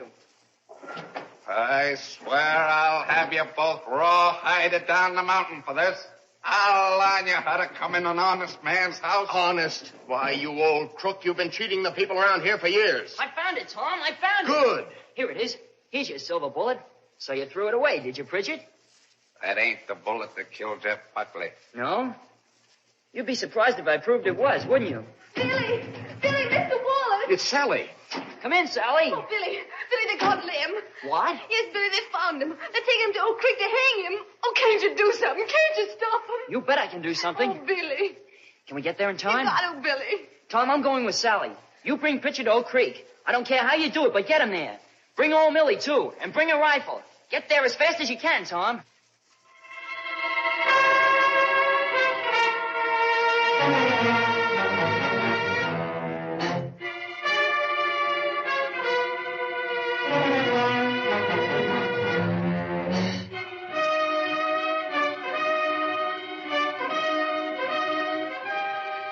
As the driving rain once more descends over the hill country, the angry mountaineers, with Lem Cole in custody, arrive at Oak Creek.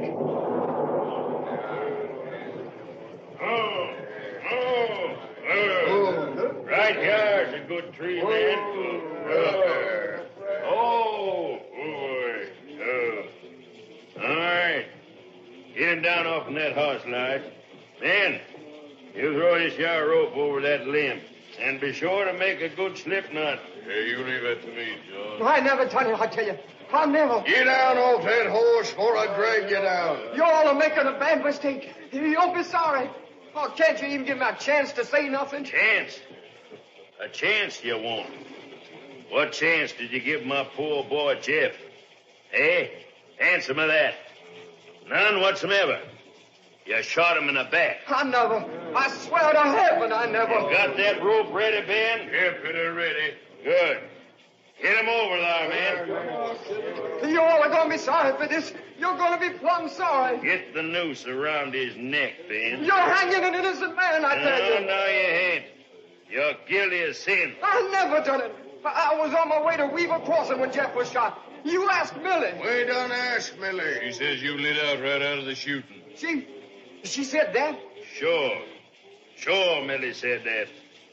Now, what do you got to say for yourself? No, it ain't true, I tell you. Let's not listen to no more of his puppy dog whining. Now, come on, man. Come on, Ben. Come on, Lars. Get on this rope and string him up. Get on, string him up. Hold on. Hold on. Who are they that coming yonder? Why? Oh, it's Sally and that foreigner. Stop! Don't hang that man! Oh, wait! Thank goodness we got here in time. Look, Buckley, Lem Cole didn't kill your son. What do you mean, Sally, bringing this meddling foreigner here? We ain't standing for no interference. Oh, we sure. Now, wait a minute. Sure, I'm a stranger, but I'm going to see that justice is done. If you men are the men I think you are, you'll want to see that justice is done, too. Sure we want to see justice done. That's why we're hanging Lem. Lem didn't kill Jeff, I tell you, Mr. Buckley. Old Millie did. Millie? What's he talking about? Yes, she did. See this bullet? See this silver bullet? Why, that air a witch bullet. Certainly it's a witch bullet. Millie molded it herself and killed Jeff with it. He's trying to tell Wins old Millie took Jeff for a witch? Hang him! String up that... Oh, wait a minute, man. She didn't say anything of the kind. Sally was walking right beside Jeff when he was shot. Sally, you tell him about Aunt Millie. Well, she hated me because if I married Liam, she wouldn't have no support. She's been telling folks I was bewitched. You see? She molded the witch bullet for Sally, and she intended to kill Sally. But her aim wasn't very good, and she hit Jeff. That are a crazy story you're telling. Oh, no, it isn't. I think I can prove it when Tom Wallace gets here with Millie and Pritchard. What? Yeah, Pritchard? Yep. Millie? We're going to have a showdown on this all the way around. What's Pritchard got to do with it? Plenty.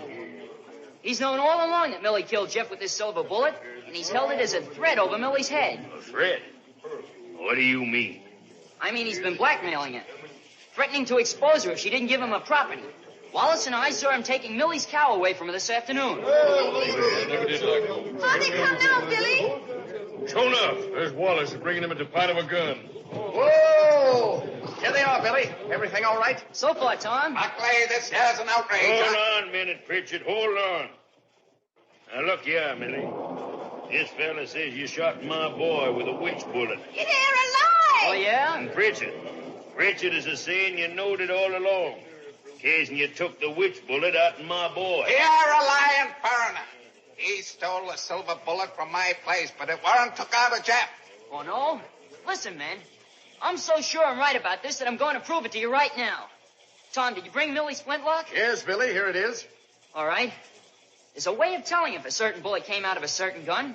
Yeah. By the marks on the bullet after it's fired. That's so? So I'm going to fire a shot from this flintlock into one of these trees. Then we'll dig it out and compare it with the silver bullet. What do you know? Yonder goes Pritchard! Get him, Get him! Bring Pritchard back here! Don't let him get away! Bring him back! They got to get him! They got to get that man! What are you so anxious for them to get Pritchard for, Millie? He's a cowardly thief! He ain't going to leave me hard to catch all the blame! Oh, so you admit you've got some blame coming. Sure! I done it! Huh? No use denying it! There you are, Mr. Buckley. We don't need to fire that gun. But that Pritchard ain't going to go free! He's been making me give him the very bread out in my mouth, else he'd tell on me! He won't go free. They've got him now. Sure enough. How they come with him? Well, Mr. Buckley, you wanted to see that justice was done, so now you know how to go about it. Yep. I reckon you're right, boy. You know, I'm plumb sorry about them. Well, if that's the case, why didn't you get him over here and bury the hatchet? It means everything to your daughter's happiness, Mr. Buckley. Yep. I reckon you're right about that. Oh, Lem. Yeah? Lem, come here. Yes, Buckley. Lem, kind of hard for me to say this, but reckon you can ever forgive a hot-headed old fool like me? Why, I sure can.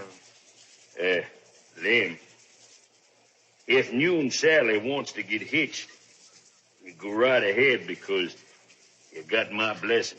Oh, Paul. Well, Tom, I guess we better get back to your cabin.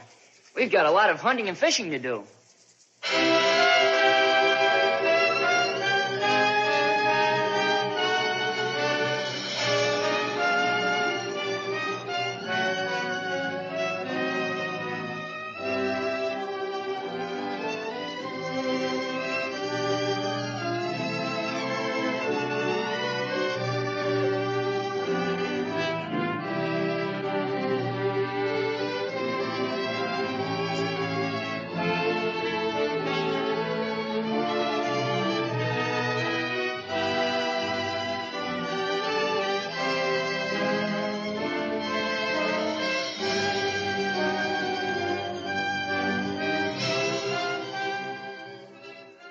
Well, boys and girls, right now, here's Billy Swift to give us a few words about the Sun-Kissed Secret Service. I should say so.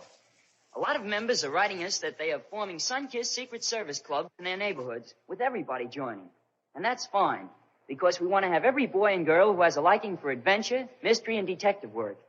When you join, we send you the official Sun-Kissed Secret Service membership card and tell you how to get your detective's badge, your fingerprint outfit, your secret automatic code maker, and lots of other equipment you need in Secret Service work. But the first thing to do is to send for your membership card. And if you listen carefully, I'll tell you the easy things to do to get it. First, write down the passwords, Sun-Kissed Secret Service, on a card. Second, below that, print your name and address. Third, cut the trademark from the skin of one sun-kissed orange. Fourth, put the card and trademark in an envelope and mail it to Sun-Kissed, care of this radio station. That's all there is to it. But be sure to do it right and right away so that you'll get your operative's card with Billy Swift's picture on it, be a member, and enjoy all the advantages of the Sun-Kissed Secret Service. And so that's the end of Chapter 17 of Billy Swift, the Boy Detective, and Chapter 294 of Sun-Kissed Time. And here's Ken Carpenter with a reminder to keep those training rules. Plenty of exercise, plenty of sleep, plenty of good food. And be sure to start every day the right way with a great big glass of delicious, fresh, sun-kissed orange juice. Like Sun-Kissed Time, it'll bring a good morning to you. Good sun-kissed morning to you.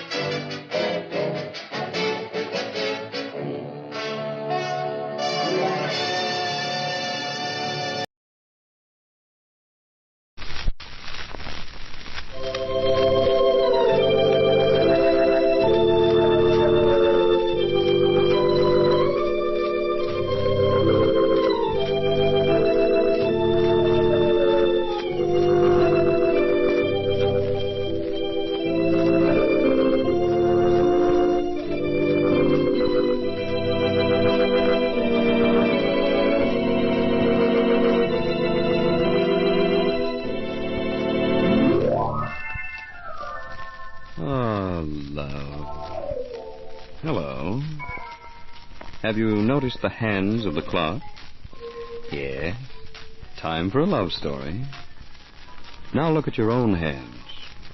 Lonely, aren't they? Folded together on your own lap. So, just use one to dim the light. And reach for the hand of your favorite person with the other. And then, don't do anything till you hear from me.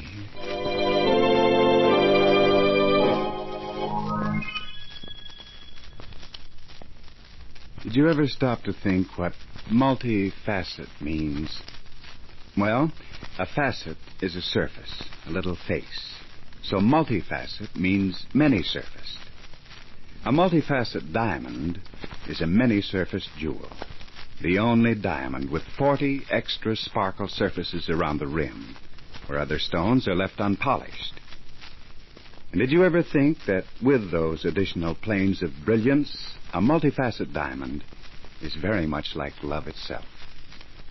For perfect love, too, is a thing of many facets, of passion, tenderness, hope, and trust, and affection. Now, in olden days, lovers searched the world for love potions to help them win the hearts of their adored ones. But never was there a love potion so effective as a dazzling multifacet diamond to capture the love of the girl you want. Never before the invention of the patented multifacet process were their jewels so packed with color and depth and radiance. So, if you really want to see the love light in her eyes, try Dr. Cupid's prescription, a multifacet diamond, spelled M-U-L-T-I-F-A-C-E-T. Multifacet.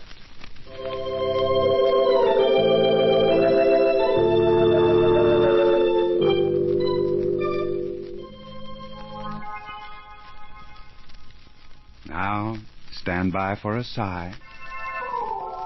And Lest Tremaine, alias Romeo. Hello. You know, last night I met a girl who liked music. So I sang for her. I really sent her home. But I caught up with her. And this time I didn't sing. I talked of love, of romance, of the moon gold in her hair by moonlight. And then... Oh, but I know you're just waiting for our story, so here it is.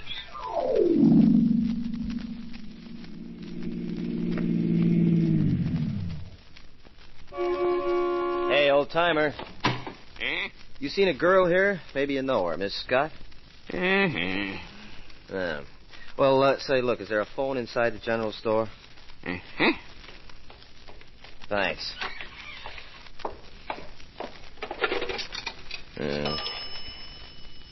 Long distance? I'm calling New York, Murray Hill 35834. Thank you.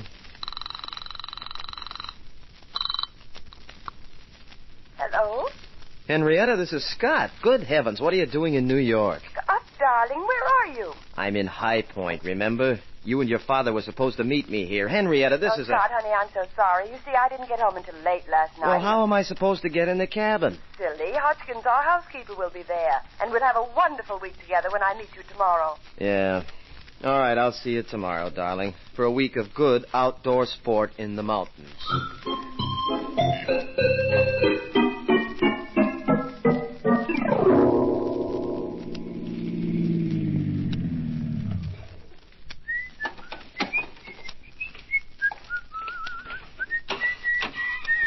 You're Mr. Scott? No, I'm Scott Stewart. You're, I'm Hodgkins. Hodgkins, huh? Yes. Well, I expected, well, that is, I expected... Someone older? Someone older. I see. Come in, Mr. Stewart. Thank you. I'll get my bag. Miss Henrietta called me about instructions. Oh, yes, she was supposed to meet me. The fact is, Mr. Stewart, I can't cook. You can't cook? No. And guns terrified me, and the woods frightened me. Does the prospect of showing me to my room horrify you? Oh, no, Mr. Stewart. Then lead the way, woman. Oh, and have some kind of food ready for me in 1 hour. I'm hungry.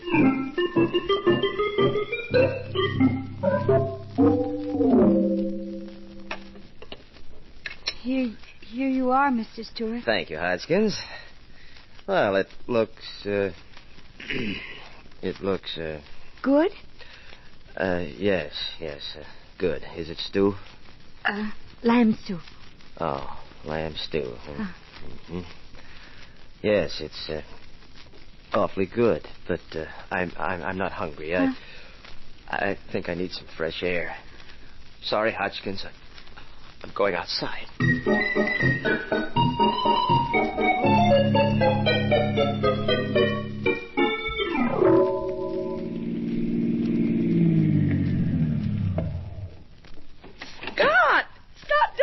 Hi. Oh, it's so good to see you, darling. I'm sorry I couldn't meet you yesterday. Well, it doesn't matter now, darling. Oh, Scott, be careful. You're wrinkling my new suit. Oh, with me, clothes don't matter. Nothing matters except you and me in the big outdoors. Yes, sir, this week together in the mountains.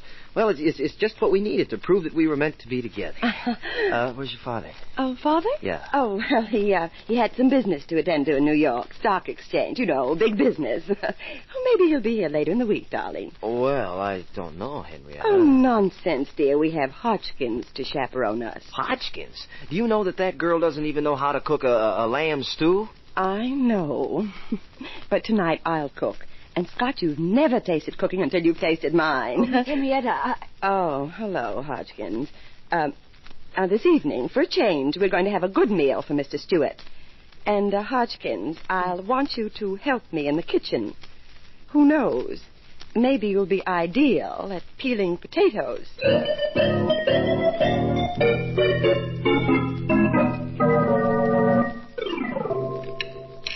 Henrietta, This was the best meal I've eaten since I... Now, dear, you just go out on the porch and smoke. I'll take care of the dishes. All right. I can't trust Hodgkins with a thing, you know. I'll see you later, darling.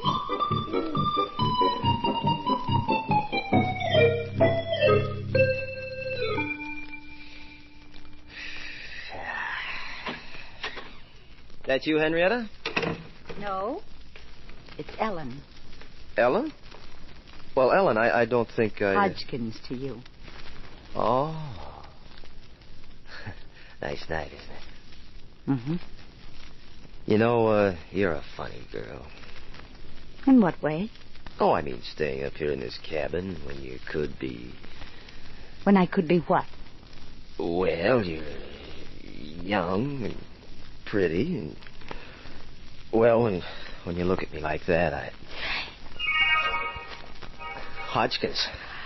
Ellen, I shouldn't have done that. No? It's ridiculous. I like a woman who loves the outdoors, who can handle a gun, who can... Cook? Yes, cook. It sounds as if you're talking about me, What? Scott. Well, now, Henrietta, I know this looks very funny, but I can explain. There's nothing to explain, Scott. I often find my housekeeper in the arms of my fiancé. You needn't worry, Miss Lewis.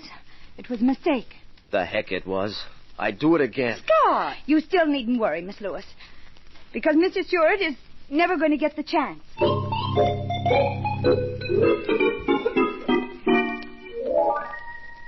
Ah, me. Some outdoor man that Scott Stewart is. He wants a woman who can handle a gun. But his trouble is, he can't handle the woman. Oh, if that Hodgkins could only cook. Well, maybe she'll cook up something. So stick around for a while, The next time you go into a jewelry store, set your sights on a multi-facet diamond. Ask to see these gorgeous, shining jewels, each one with its flashing rim of 40 extra facets. The extra sparkle surfaces that give greater color, depth, and brilliance to the diamond. The extra sparkle surfaces that make a multi-facet diamond seem larger, more impressive. If you haven't seen a multi-facet engagement ring, you're missing something. If you haven't given your one and only a multi-facet, you're missing something more. You're missing the chance to say by deed, as well as word, I love you. To start a lifetime of happiness together, give her a multi-facet.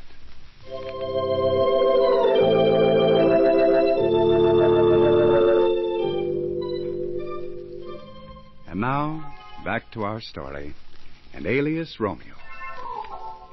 Well, Scott Stewart wants to marry an outdoor girl who's equally handy at shooting a rifle and roasting a chicken. His wealthy fiancée, Henrietta, seems to fit the bill all right, but now Scott finds himself attracted to Ellen Hodgkins, Henrietta's beautiful young housekeeper. But oh me, Ellen can't cook, and she claims she hates the big outdoors. Well, it's the following day now, and Henrietta and Scott are out for an early morning walk. And suddenly... Oh, Scott, look. It's a kitten. Kitten, my eye. That's a mountain lion Oh.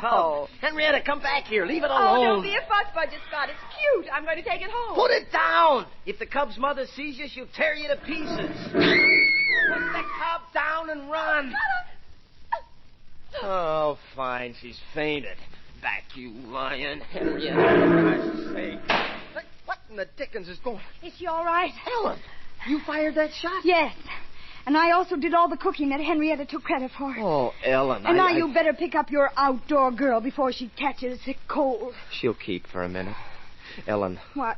Ellen, when I kissed you last night, something happened that... To you, too? You mean you two? Uh-huh.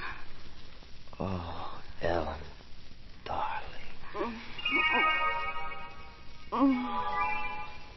What happened? Oh, Scott. Hodgkins, you stop this minute. Stop interrupting, Henrietta. Scott, you're out of your mind. Will you stop kissing my housekeeper this minute? Stop? Yes. Henrietta, my sweet, you don't seem to get the idea. We're just getting started.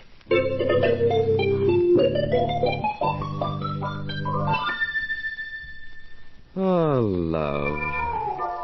Well, it looks as if Ellen is one catch that Scott is going to bring back alive. Incidentally, if you're having trouble capturing a certain lady's heart, there's one weapon that never fails. It's a multi-facet diamond engagement ring. Even an inexperienced marksman can score a bullseye with a multi-facet. And if she hasn't said yes tonight, well, why don't you ask her again?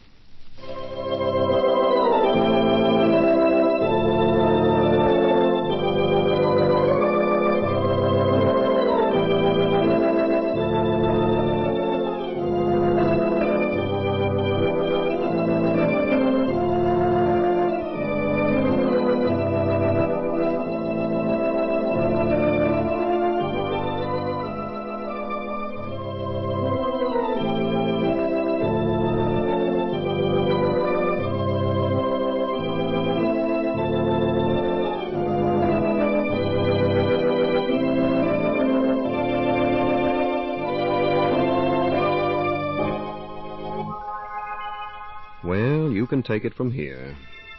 Just keep the lights dim, and be sure to stay close together with your hands softly touching. And by all means, look into each other's eyes. And then, if you're feeling very, very romantic, remember, don't do anything till you hear from me.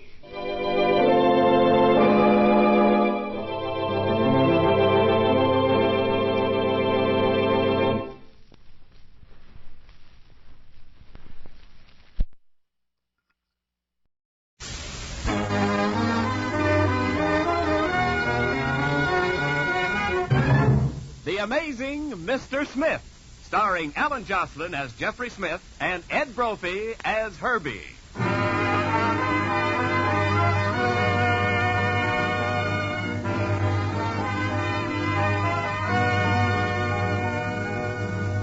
Jeffrey Smith, so you all will know, is a young man about Hollywood who has the amazing faculty for attracting trouble in various and unexpected forms.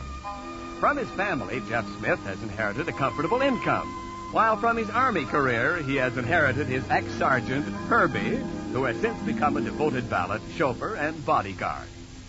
Our story starts late Friday evening as we find Jeff and Herbie speeding up the coast highway toward Loon Point, a small peninsula jutting out into the Pacific north of Santa Barbara. They are to spend the weekend as the invited house guests of Patricia Gilmore. And so begins the story of the Hooting Owl.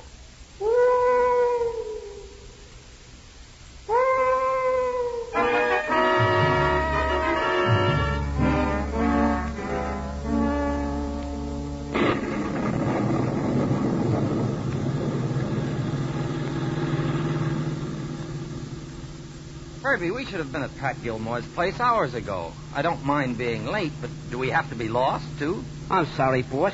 The reason we started late was because my watch stopped. Your watch stopped? Honest, it's the first time in my life I ever got 5 o'clock shadow at 7 o'clock. Herbie, how would you like 30 days with Abbott and Costello? Hey, wait a minute. There's a gas station up ahead. We can stop and ask for directions. Yes, sir. Something I can do for you, mister. Well, we have enough gas, thanks. Can you tell us how to get to Loon Point? We're looking for the Gilmore place. You mean Greystone? Gravestone? Did you say Oh, Greystone! Oh, yes, I thought you said Greystone. It could be grave, mister. The owl's been hooting up there. All right, Orson. But how do we get there? You get there by staying on this highway for 3 miles till you hit a dirt road. Turn right for about 2 miles and keep going. You can't miss Greystone. But if you're smart, you might want to miss it. Oh. Well, thanks very much. When I get back to town, I'll send you a nice vampire. You can joke all you want, mister. But we got a saying around these parts. When the owl hoots twice, beware. Horrible death is in the air. Well, so long. See you in a bad dream sometime.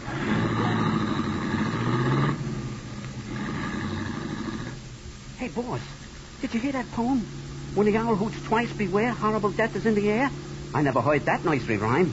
Sure, Mother Goose Pimples.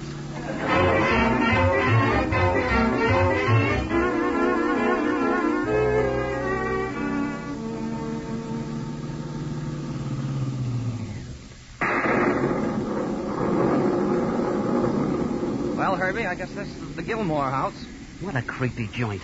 I heard of ivy clinging to a place, but this stuff is strangling it. Yeah, it's quite a house. Looks like a headstone with windows.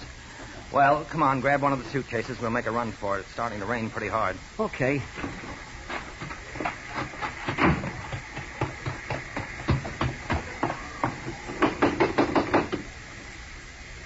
You know, this house would make a great set for a Charlie Chan picture.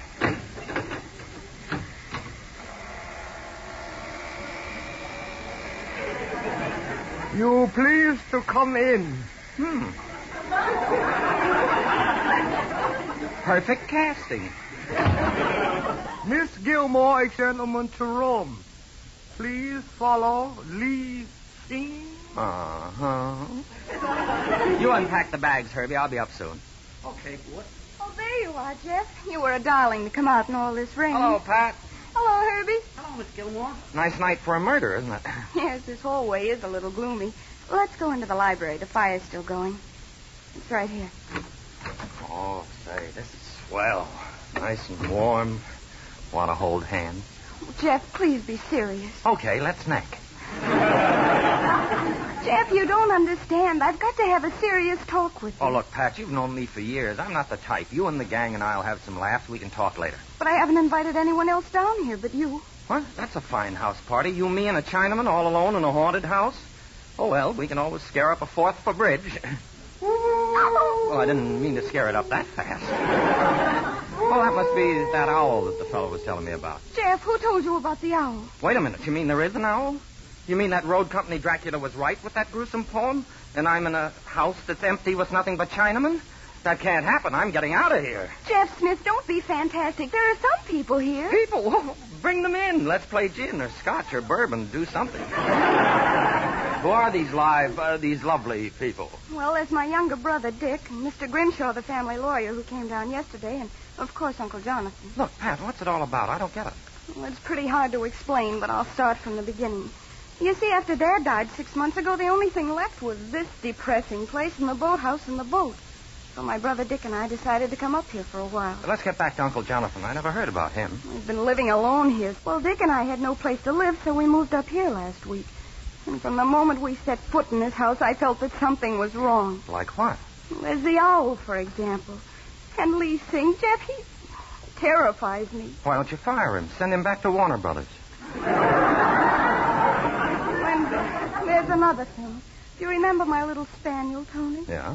I found him dead last night. Took him to the vet this morning, and he was poisoned, Jeff. Cyanide. Oh, that's tough, Pat. But after all, why should anybody want to deliberately poison a little puppy? Well, I don't know how to explain it, and I know it sounds crazy, but I could swear that someone's trying to get Dick and me out of this house.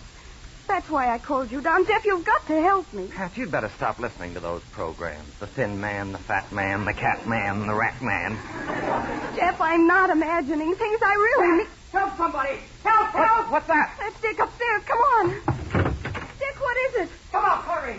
I think Uncle Jonathan's been murdered.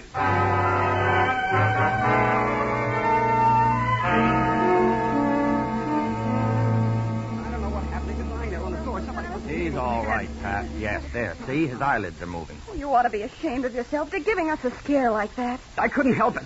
I was going down the hall to see if Jeff had arrived when I noticed the door to Uncle's room was open. Well, I looked in, and there he was, slumped down in the wheelchair, out cold. I thought he was dead. Anything can happen in this house. Whoever attacked him must have hit him on the head with this paperweight on the floor here.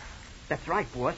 The guy must have got out through that open window. Herbie, did you hear any noise? No, Lee Singh and me were next door packing up bags in your bedroom. Then we heard some yelling, so we ran out here. Oh, wait. It looks like the smelling salts are working, Jeff. Yes, I guess so. Better give him some more of this. Here you are, Uncle Jonathan. Take a little more of this brandy. Help! Oh, must be a scotch drink. Uncle Jonathan, it's all right. It's me, Pat. Pat, what happened? Don't let them get away. Who's this man? Maybe... No, this is Jeff Smith. He's a good friend of mine. Leave me alone. They're trying to kill me. They're trying to murder me. I know it. Dick, what's going on here? What's the trouble here? Grimshaw, they're trying to kill me. Uncle, please. Now everything's going to be all right. What's happened here, Patricia? Won't somebody tell me? Who is this man? This is Jeff Smith, a good friend. Jeff and I were talking down in the library when Dick discovered that Uncle Jonathan had been attacked. We ran up and found him unconscious with that gash on his head and the window wide open. That's right, Mr. Grimshaw, and I suggest we phone the police. Herbie, you better go out and use that phone in the hall. Okay, boss. Pat, I've got to get out of here. This house is driving me crazy. I haven't slept a wink since I've been here. Now, Dick, control yourself. No one's going to harm you. Oh, no? Listen, Mr. Grimshaw. Where were you during the last 10 minutes? How come you didn't hear all this? My boy, what are you inferring? Dick, please. Leave me alone, Pat. I know what I'm saying. Hey, boss. What's the matter? Hey, boss, guess what? Just like a mystery, the wire's been cut. What? The phone's dead. A phone? Oh, Herbie, the storm probably blew the wires down. How do you know they've been cut? Boss, are you asking me? I know a good job when I see one. This is crazy. I think we should send Lee Singh down to the village for the police, then go to our rooms, lock the doors, and relax. Is it all right with you if I lock my door tonight and relax tomorrow? Oh, Lee Singh. Lee Singh here? No, don't do that. I'll never play Chinese checkers again. Well, Solid, Lee Singh go for police. Come back soon. What do we do now, Jeff? Well, I think we ought to make Uncle Jonathan comfortable and then take Mr. Grimshaw's advice and go to our rooms. Oh, that owl again. Pat, look. Uncle Jonathan's fainted. Never mind. We'll get to him later. Mr. Smith's fainted, too.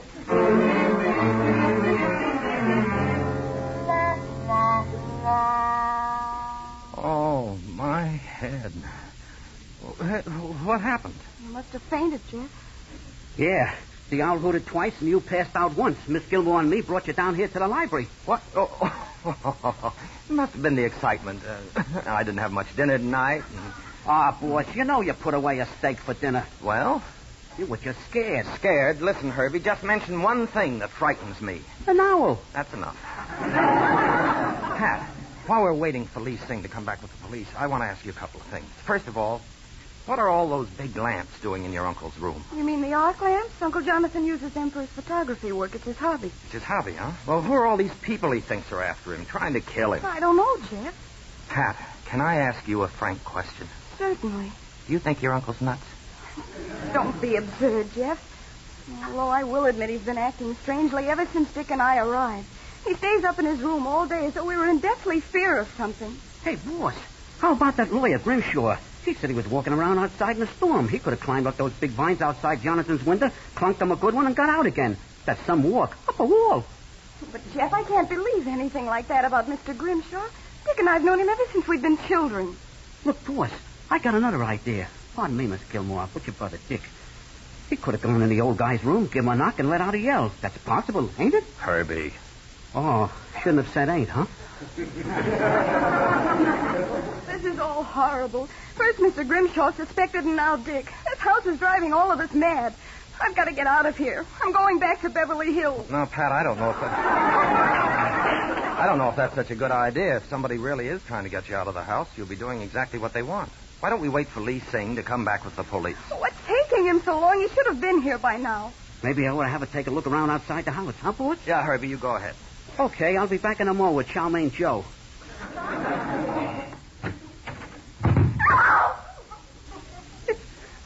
It's Lee Singh. Boss, look. It's Lee Singh, I tell you. Formerly Lee Singh. Presently a corpse.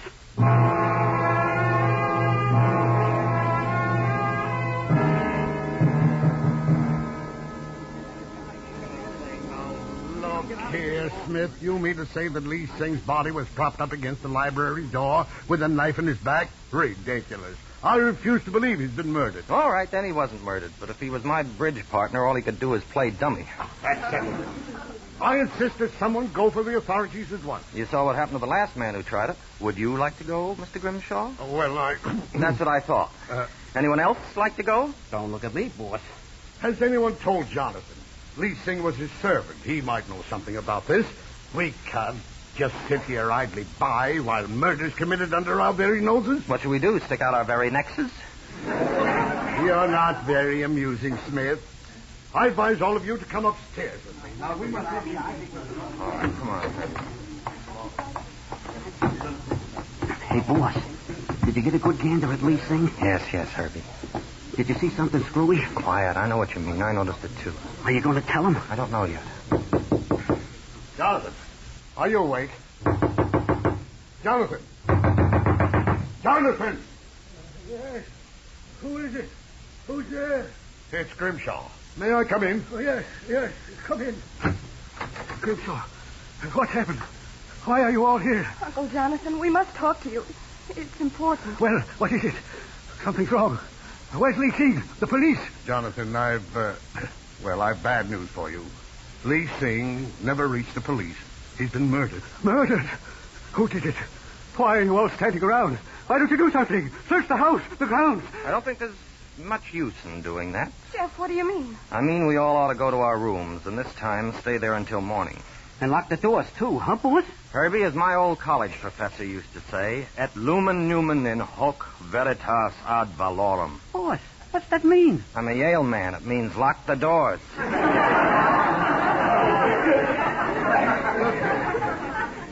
What are you driving at?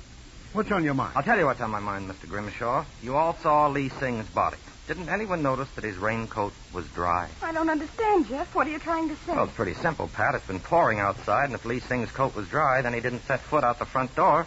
In other words, Exactly. The murderer of Lee Singh must be hiding somewhere in this house. Now I suggest we all go to our rooms and go to bed. Yeah, but if you fall asleep, what suckers?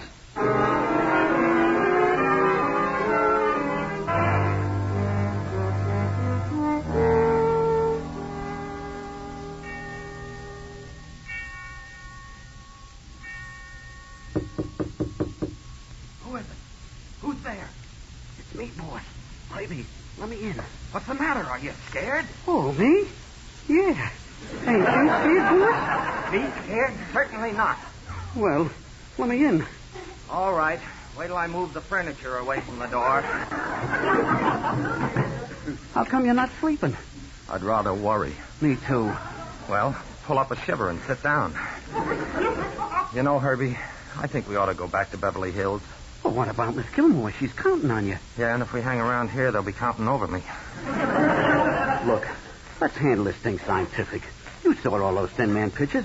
In a case like this, what would William Powell do? I don't know. I'm always watching Myrna Loy. I tell you, there's one thing, though, I can't get off my mind. You mean about the owl? Yeah. Every time something happens, that owl hoots. And every time that owl hoots, something happens.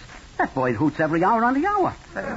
This may turn out to be a gruesome watch crime. Oh, silly. Herbie, who in this house do you think would know that superstition about the owl? I guess the old geezer, Uncle Jonathan, would know all about it. Hey, you mean Lee Singh clipped Jonathan? Then the old guy knifed him back for revenge? Well, how could he get out of the wheelchair? Uncle Jonathan might have had an accomplice. Yeah, the lawyer, Martin Q. Grimshaw. What about Dick? I got it. He's helping Grimshaw. And I was helping Dick, and you were helping me? Then I'm the murderer. Herbie, remind me to stick your head in a doorbell sometime. Listen, boss. Somebody knocked off Lee Singh. If it ain't the people we know, then there must be another guy. And if he ain't hiding upstairs, then he must be downstairs. That's right, Herbie. We're upstairs, and he's downstairs. Good night. Okay, good night. Wait a minute. If the guy is down there, maybe we could catch him. That's what bothers me. Besides, what chance have we got without a gun? I got my gun. Oh, we'd have to have a flashlight. I got a flashlight. Me and my big mouth. Listen, boss. Suppose there is a guy downstairs. He's still 2-1. Sure, 2-1 we don't come back alive. Oh, well, all right. Let's go.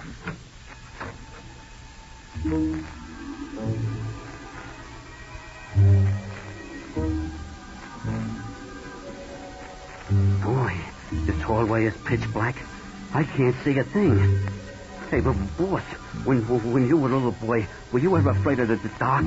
Yes, I am. Herbie, I mean, don't be so nervous. Are you kidding? You're plenty nervous yourself. Don't be silly. Well, if you ain't nervous, then why are you shaking? I'm not shaking. I just have good rhythm. Hardly see up here. Don't fall on the stairs. Oh, don't worry. I won't. Look out!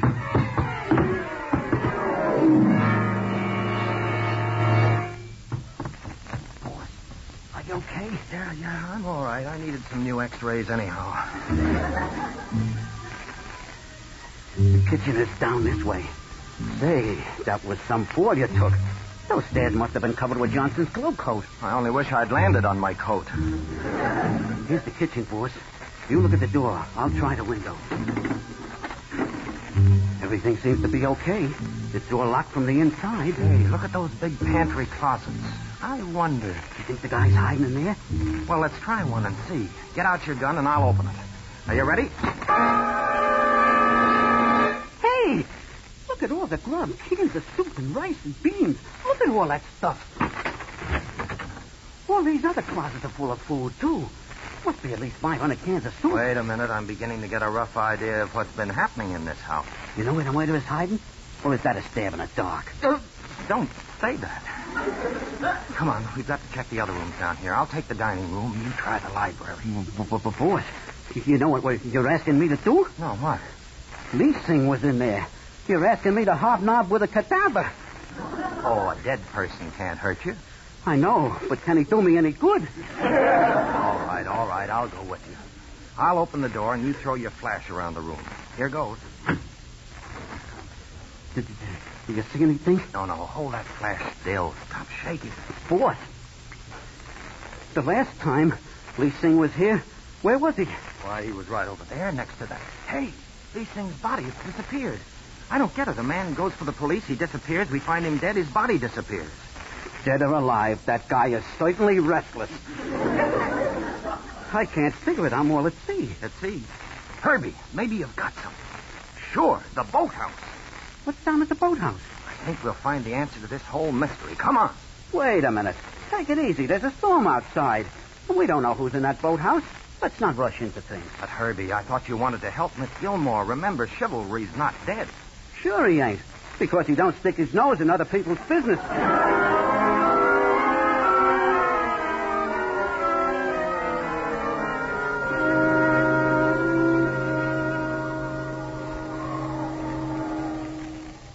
See, Herbie? What did I tell you? There's a light in the boathouse. See it through the shade? Yeah. I guess our guy's in there all right. What do we do now? I want to get a look in that window. With all this rain and wind, we can sneak right up. He'll never hear us. Be careful. Come over here out of the light. Don't make any noise. I'll be as quiet as a ghost. My ghost. Hey, I see him. He's dressed like a sailor. What a tough-looking guy. Say, what's he doing now, boss? He seems to be pushing against that far wall. Yeah, look. The wall's opening up. There's a passageway. Why do they always have to have a passageway? Listen, we gotta work fast. Get over there next to the door. I'm going to knock on this window. He'll see me and rush out the door after me. Then you let him have it. Are you set? In spades. Here we go. Yeah, who's there? What do you want? Here he comes, Herbie. I'm waiting. Boss, one good one. You mean like this? Oh. Hey. What a start. One wallop and he... I started to take Seratan before I was 35. Here, help me drag him inside. Okay. Get a load of this guy's puss. What a nasty-looking face. He looks perfect. Use this rope. Tie him up tight. I'll gag him with my handkerchief. I guess that'll hold Mr. X for a while. Come on, we've got some exploring to do in the passageway. Give me your flashlight and get out your gun. Well, here we go. Andy Hardy finds the tunnel. It's kind of damp in here. Say, it looks like we're going right up inside the house. Do you think this is such a good idea? Yeah, and any second we should find the body of Lee Sing. I don't like this. I wish Dick Tracy was here with us. I wish Dick Tracy was here without us. Herbie, look up ahead there. How do you like that? Lee Sing's body, just like you said. You knew he was here all the time. See those stairs over there? Yeah, we're back in the house, I guess. Right. Now I've got a job for you. That wall at the top must work the same way as the one in the boathouse. Follow me and then wait while I go inside. And if I'm not out in 5 minutes, come in and get me. If I do come out, you know what to do. I got you, boss. Watch your step. Yes, when this is over, I'll have my head examined. Again. Well, good luck to me.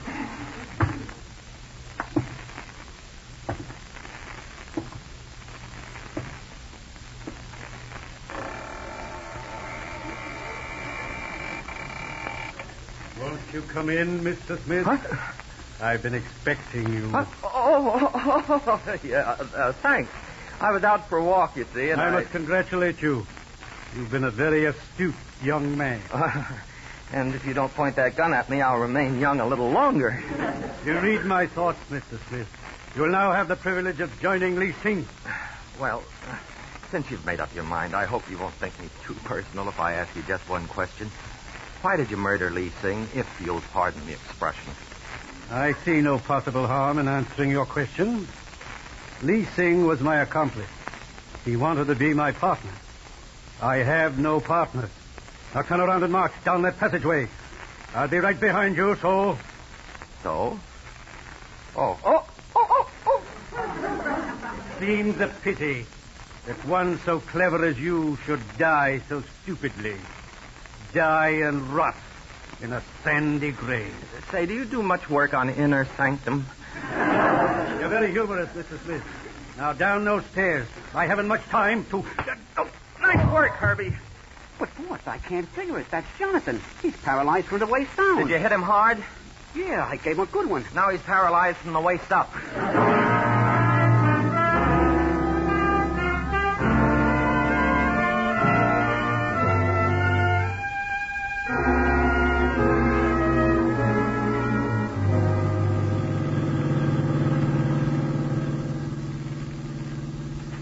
Well, boss, we're finally on our way back to civilization.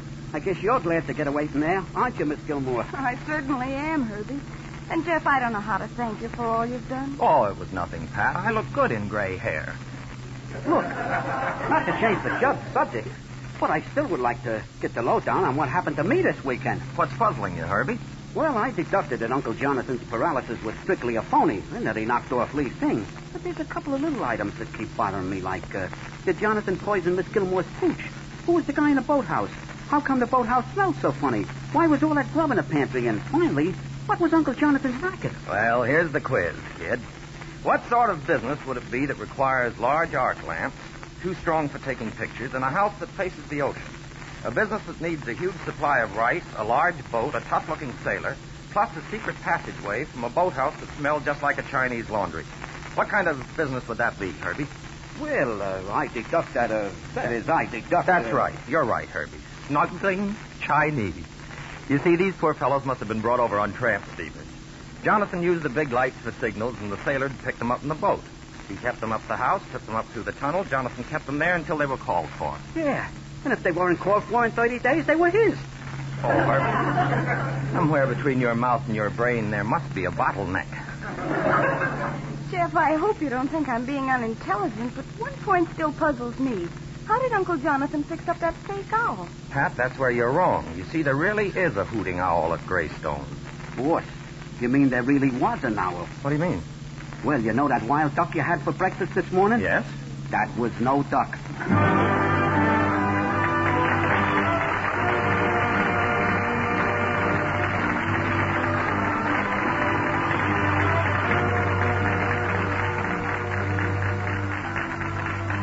And this is Ken Niles inviting you to tune in again next week at this same time to hear another adventure with the amazing Mr. Smith, starring Alan Jocelyn and Ed Brophy. Original music is composed and conducted by Lud Gluckman. These programs are written and produced by Martin Gosh and Howard Harris and come to you from Hollywood. This is CBS, the Columbia Broadcasting System.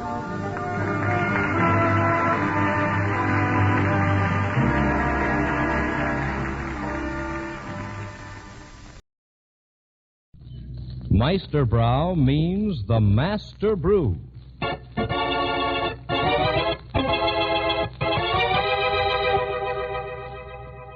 The Peter Hand Brewery Company, brewers of Meisterbrau beer, presents Country Sheriff.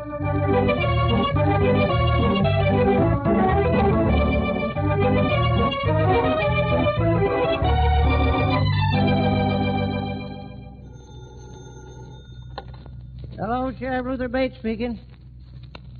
What? A murder? For land's sakes, where?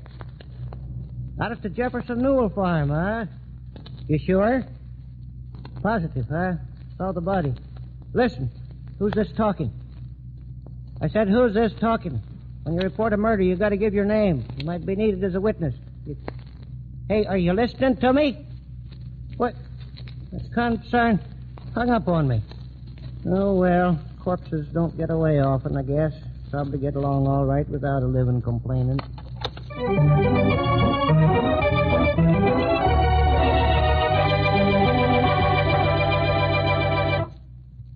Sheriff Luther Bates, a law enforcement officer who mixes justice with kindness, law with philosophy. Lacking some of these traits, the old sheriff would be a far less effective individual. And by the same token, a beer which lacks any one of the elements of thirst-quenching goodness fails in its purpose of giving you all-round satisfaction. That's why it pays to say, make mine Meisterbrau, please. Yes, Golden Good Meisterbrau beer offers you all of the elements that go into the making of a super-satisfying beer. Rich, full body, freshly inviting aroma, sparkling, wholesome liveliness, and flavor. Flavor that's right down the alley in taste-tempting goodness. Well, it's useless to try to put this taste goodness into words. You've got to taste Meisterbrau yourself to fully appreciate how different, how deliciously different a master-brewed beer can be. Next time, say, make mine Meisterbrau, please.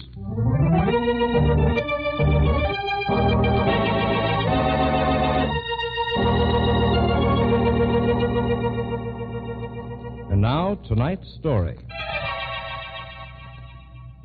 Death Overdrawn. It's 9 o'clock in the morning, and Sheriff Luther Bates has just received a telephone call about a murder. Doggone it, Sarah. Seems like folks can get themselves into more messes. Now, you take Jeff Newell. Who'd ever think he'd get mixed into a murder? Why, who did he kill, Luty? I don't know. That telephone call was real mysterious. Just a man's voice saying, go out to Jeff Newell's place and grab him. He's guilty of murder. Oh? I wonder if somebody could be playing a joke on me. Well, it's easy enough to find out. Just call Jeff and check with him.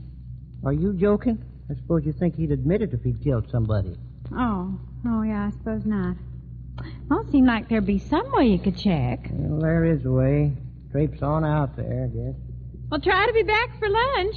I'm baking an angel food cake. I'll make it, don't you worry, even if there's a dozen murdered. Now let me see. Dozen eggs. My, everything's so high, seems like you could skimp a little. With a whole dozen eggs, a couple more or less shouldn't make very much difference. Come in! I'm in the kitchen! There. Now, I wonder if I forgot anything. Sugar and... Oh. Who is it? Oh, for heaven's sakes. I'm coming! Well, my gracious, quit ringing. I'm getting there as fast as I can, ain't I? Why, how do you do? You the sheriff's wife? Yes. Something you wanted? Come on in. He isn't here right now, but... Then he's gone? Yes, went out in the call business. Real important business, I'm afraid. I know. Is there anybody around here can hear us? Oh, no, of course not. If you just come back to the kitchen, young lady, I'm baking an angel food cake, and you can't let them sit around, you know. Oh. Well, sure, I guess I can talk in the kitchen. Why not? Is there anything serious you wanted? Maybe I could help you. Maybe you could at that. You just go right on talking while I finish mixing up the cake here. The sheriff got a call to go out to the Jeff Newell place, didn't he? Why, yes. And somebody said there'd been a murder there? Well, how did you know? Because it's a frame-up on the sheriff to get him out of town. And I can prove it. There. Now set the oven temperature. A frame-up? A frame-up, you say? Yeah. And I can take you straight to the guys who framed him. Why, I never heard of such a... Why, they could be arrested for a thing like that. Well, that's serious. There's no telling what might happen while he's out there in the country. I'm sore at these guys. A joke's a joke, but that's going too far. You want I should show them to you? Well, if you could just give me their names. Oh, that wouldn't do you any good.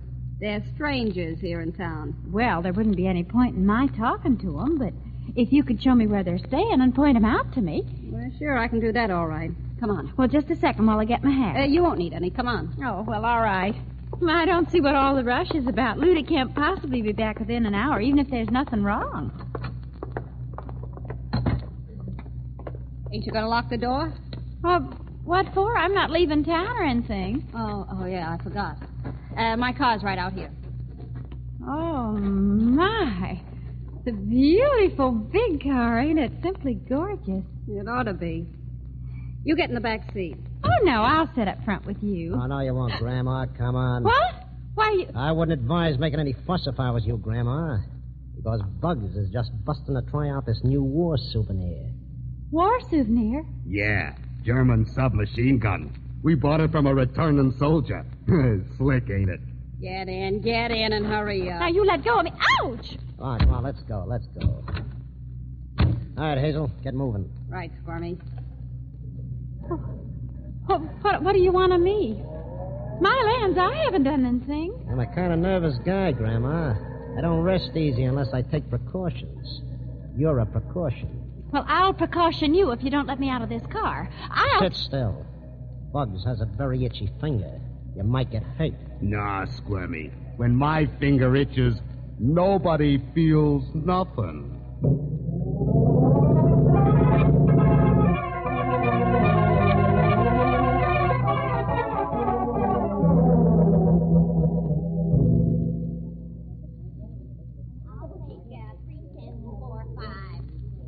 Morning, Miss Bates. Something I can do for you? Ludi made a deposit yesterday. Need a new checkbook or something? Glad to do anything I can. Well, you can do something all right, Willis. You can press the burglar alarm signal. What? Okay, lady. You know what we told you. You're going to catch a slug. Yes, Sap, hold it. We're using her for a shield to get out of this joint. Willis, what's the matter with you anyway? Press that burglar alarm, for heaven's sake. I'm going to let you have it, lady. I said lay off. You get me nervous, we'll muff the job. My goodness.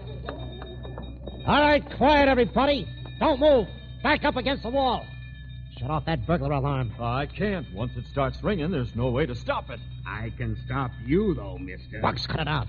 Take the guy with you. Where? To grab the dough. And be sure you don't miss any. We know how much there's supposed to be, and if you try to hold out any, you get it right in the head. Is that clear? Why, yes. And hurry. Bugs is a good boy, but he gets awful impatient and restless.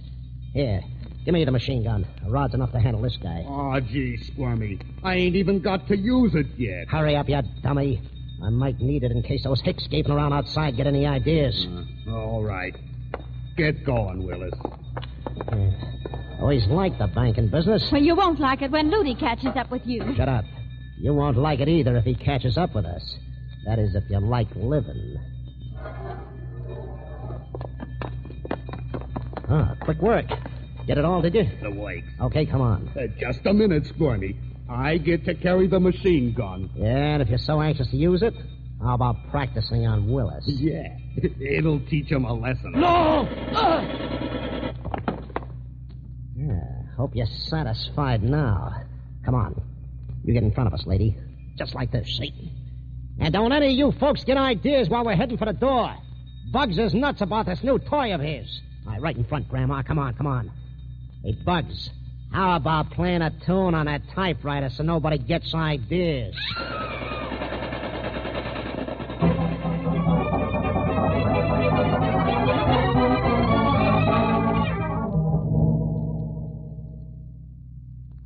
Now, look here, Sheriff. There must be some reason for you calling on me like this out in the clear sky, you might say. Well, matter of fact, there is, Jeff.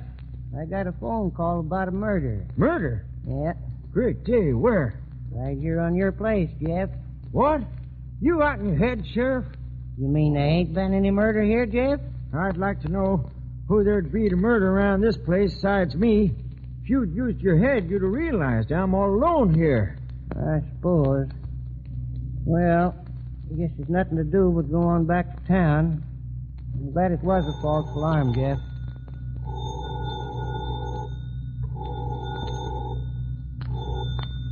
Hey, that's my line.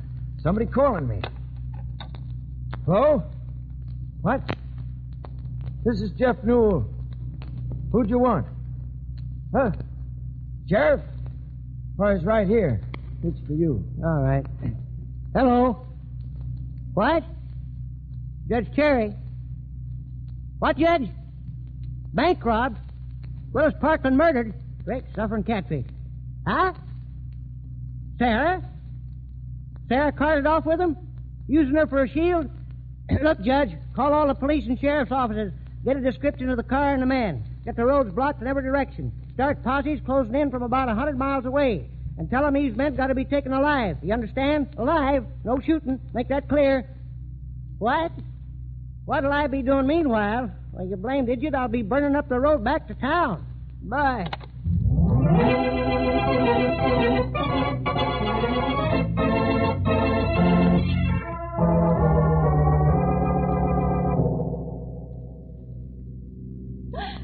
Oh, why anybody in the world would take roads like this and they're trying to get away is just beyond me. You must not be as bright as you think you are. Right enough, lady. Suppose you think by staying on side roads you keep away from people out looking for you. Maybe. Maybe we ain't even trying to get away. Not trying to get away. That's what the man said, ain't it? But you... Don't worry, baby. You ain't taking a very long trip. We're just about there. What? You mean that... This is the spot, Grandma. A nice, quiet farmhouse. I don't think you'll like it, but it's all we can offer. Why, this is Jeff Newell's farm. Why, that's where Ludi went right after he was eating breakfast this morning. You... What? Nothing. She's hoping her old man's still here. I bet he ain't. All right, have the machine gun handy, Bugs, just in case. You know me, Squirmy. Here he comes. Hey, what? Miss Bates, your husband just left here a few minutes ago. What? Hey, I get it. He's real bright, Squirmy. You folks are the bank robbers. That is, all except Miss Bates. You're right, Pop. We planted a fake phone call to get the sheriff out of the way while we was auditing the bank. He's here while we're doing the job. And we got a time so he leaves here about the time we leave the bank. Maybe a little after. But why'd you pick my place? Because there's two roads coming into it, a back road and a front. The sheriff ain't crazy enough to take the back road either way. We took it. We ain't crazy either. But what'd you come here for? Most bank robbers make saps of themselves trying to get out while the heat's on. Not us. With cops after us a couple of 100 miles around, we stay right here. Here? On my place? It's the one spot in the world they'd never look for us. They'd never dream we'd come to the place we used for the fake phone call. And when the heat dies down, we can leave real quiet. Oh, no, you can't. Because I won't stand for it. No? You and the sheriff's wife ain't going to be around to bother us, Pop. Okay, Bugs. You've been dying to play that machine gun. Go ahead.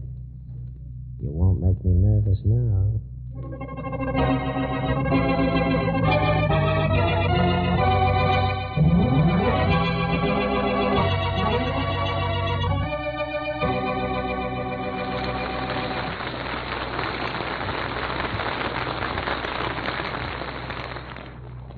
Looks as if Sarah Bates and Jefferson Newell are going to furnish a little amusement for Bugs, doesn't it?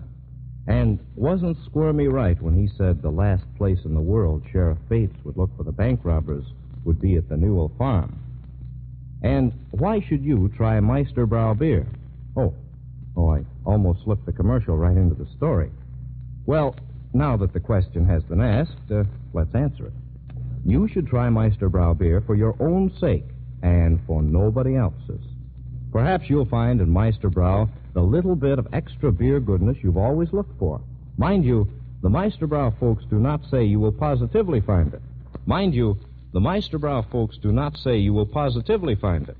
For nobody knows better than the brewers of Meisterbrow that everybody's tastes are not exactly alike. However, the odds are exceptionally good that you will find in Golden Meisterbrow beer a deeper sense of thirst-quenching satisfaction than you've ever found before. Why do we say this? Well, simply because the wholesome goodness, the distinctive difference of Meisterbrow has already won for it such outstanding popularity. You see, Meisterbrow, the master brew, is served more often in Midwest homes than any other beer. With such a recommendation, doesn't it seem a pretty good bet that you, too, will find Meisterbrow exactly what you want?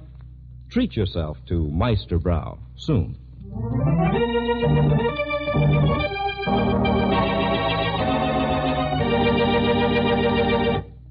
And now, Act 2 of Death Overdrawn. Bugs is looking fondly at his German submachine gun. Fondly and expectantly. The dame first, huh, Squirmy? What do I care? We've got to get both of them out of the way. No! Oh, my land. I got to get out of here right this minute. What's eating you, Grandma? Well, I got to get home. When you cutthroats grabbed me, I was so excited I forgot all about it. Forgot about what? I had an angel food cake in the oven. It ought to be done by now. I wouldn't worry about that if I was you, lady. Wouldn't worry. With sugar and eggs the way they are now. Now, Squirmy? Go ahead. Don't keep asking questions. You get me nervous again. Just a minute, boys. Huh? What if somebody calls a Newell guy on the phone and him shot? What about it? Who's going to answer the phone? Let it ring. Nobody has to answer it. Oh, you saps. You were supposed to have everything figured out so good. If nobody answers the phone, the neighbors get worried about him. They ought to be worried about him. So they come dropping around to see if he's sick or something. So what? So they get sick or something, too. Huh, Squirmy? Listen, you rod crazy dope. You can't go killing people right and left when you're hiding out. Makes talk. You got any ideas, Hazel? Yeah. We don't kill him. We just watch him till we're ready to leave. So we're ready to leave. Yeah. But the old dame, what do we got to let her live for? Well, there's no point in killing her yet, either. Who knows? She might be some help to us. Well, I could cook for you.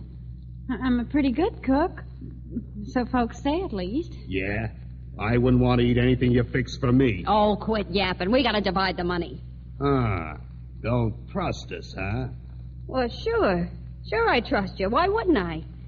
It's just that we've done the job and there ought to be a payoff. Yeah. The bag's out in the car.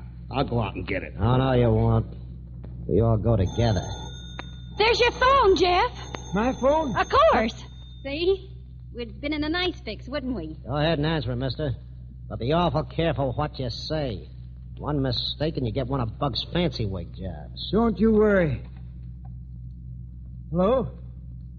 I said hello. Yes, this is Jeff Newell. Oh, just fine, Marty. No, nothing's wrong. Nothing at all. You say you heard the sheriff was out to my place. Careful, Pop. Well, what if he was? There wasn't anything that concerned you or anybody else. False alarm. I said false alarm. My gracious, it's got so a man can't even bake an angel food cake without the neighbors knowing about it. No, I ain't mad, but I wish folks would mind their own business. Goodbye. Well, how'd I do? Okay, Pop. Now we'll go out and get the dough and put the car away. Come on.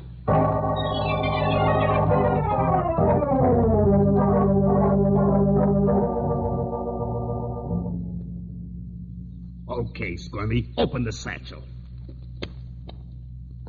Yeah, there's what I'd call an elegant bunch of lettuce. I bet there's 50 grand there if there's a penny. Well, stop splitting it, Squirmy. Don't worry. I hope this is a better split than I got on the last job, Squirmy. You're doing all right. Say, we hadn't ought to be out here in the open. And the car being out here makes me nervous. Somebody might see it. Let's put it in the barn before we do any dividing. It's a good idea. Where's the key to the barn, Newell? I got it. I'll unlock it. Open it in a hurry. Oh, all right. Look out! He's got a typewriter! That takes care of Bug. Why, you... I wouldn't try to get his gun if I was you, Mr. Squirmy. You'll get just what he got, and it seems to hit him kind of permanent. Yeah, but where'd you get a machine gun? I had it hid in the barn, right behind the door. How do you like being double-crossed, Squirmy? What? You? Yeah, me. Don't think I'm not wise to the way you and Bugs have been beating me out of my fair share of the dough. Me that cases all the layouts, that drives the car because people ain't suspicious of a woman, that does all the real brain work. Brain work? Why, you... Yes, brain work. The brainiest thing I ever did was tell Newell here what was going to happen. I made a deal with him for a 50-50 split. You dirty little rat. I might have known you'd pull something like this sooner or later. You had it coming, Squirmy. And I'd kind of enjoy giving it to you after the way you've cheated me. I think I'll take care of him myself, Newell. No, don't take a step near that gun, Hazel. I'm warning you. Listen, we're working together. Do you think I'd trust you? No. We worked together up to a point, but the partnership just broke up. Why, you dirty louse, and after me framing this whole thing for you. After you falling into a trap, you mean? I'm playing it safe. How do you like it, bright girl? You shut up. Look, Newell, you gotta listen to reason. You're wasting your time, young lady. Jefferson's already got Lucy on his way here, I hope. What? Oh, you're bats. He couldn't. When the phone rang, that wasn't my signal. Signal? You wouldn't know about country lines, I don't suppose.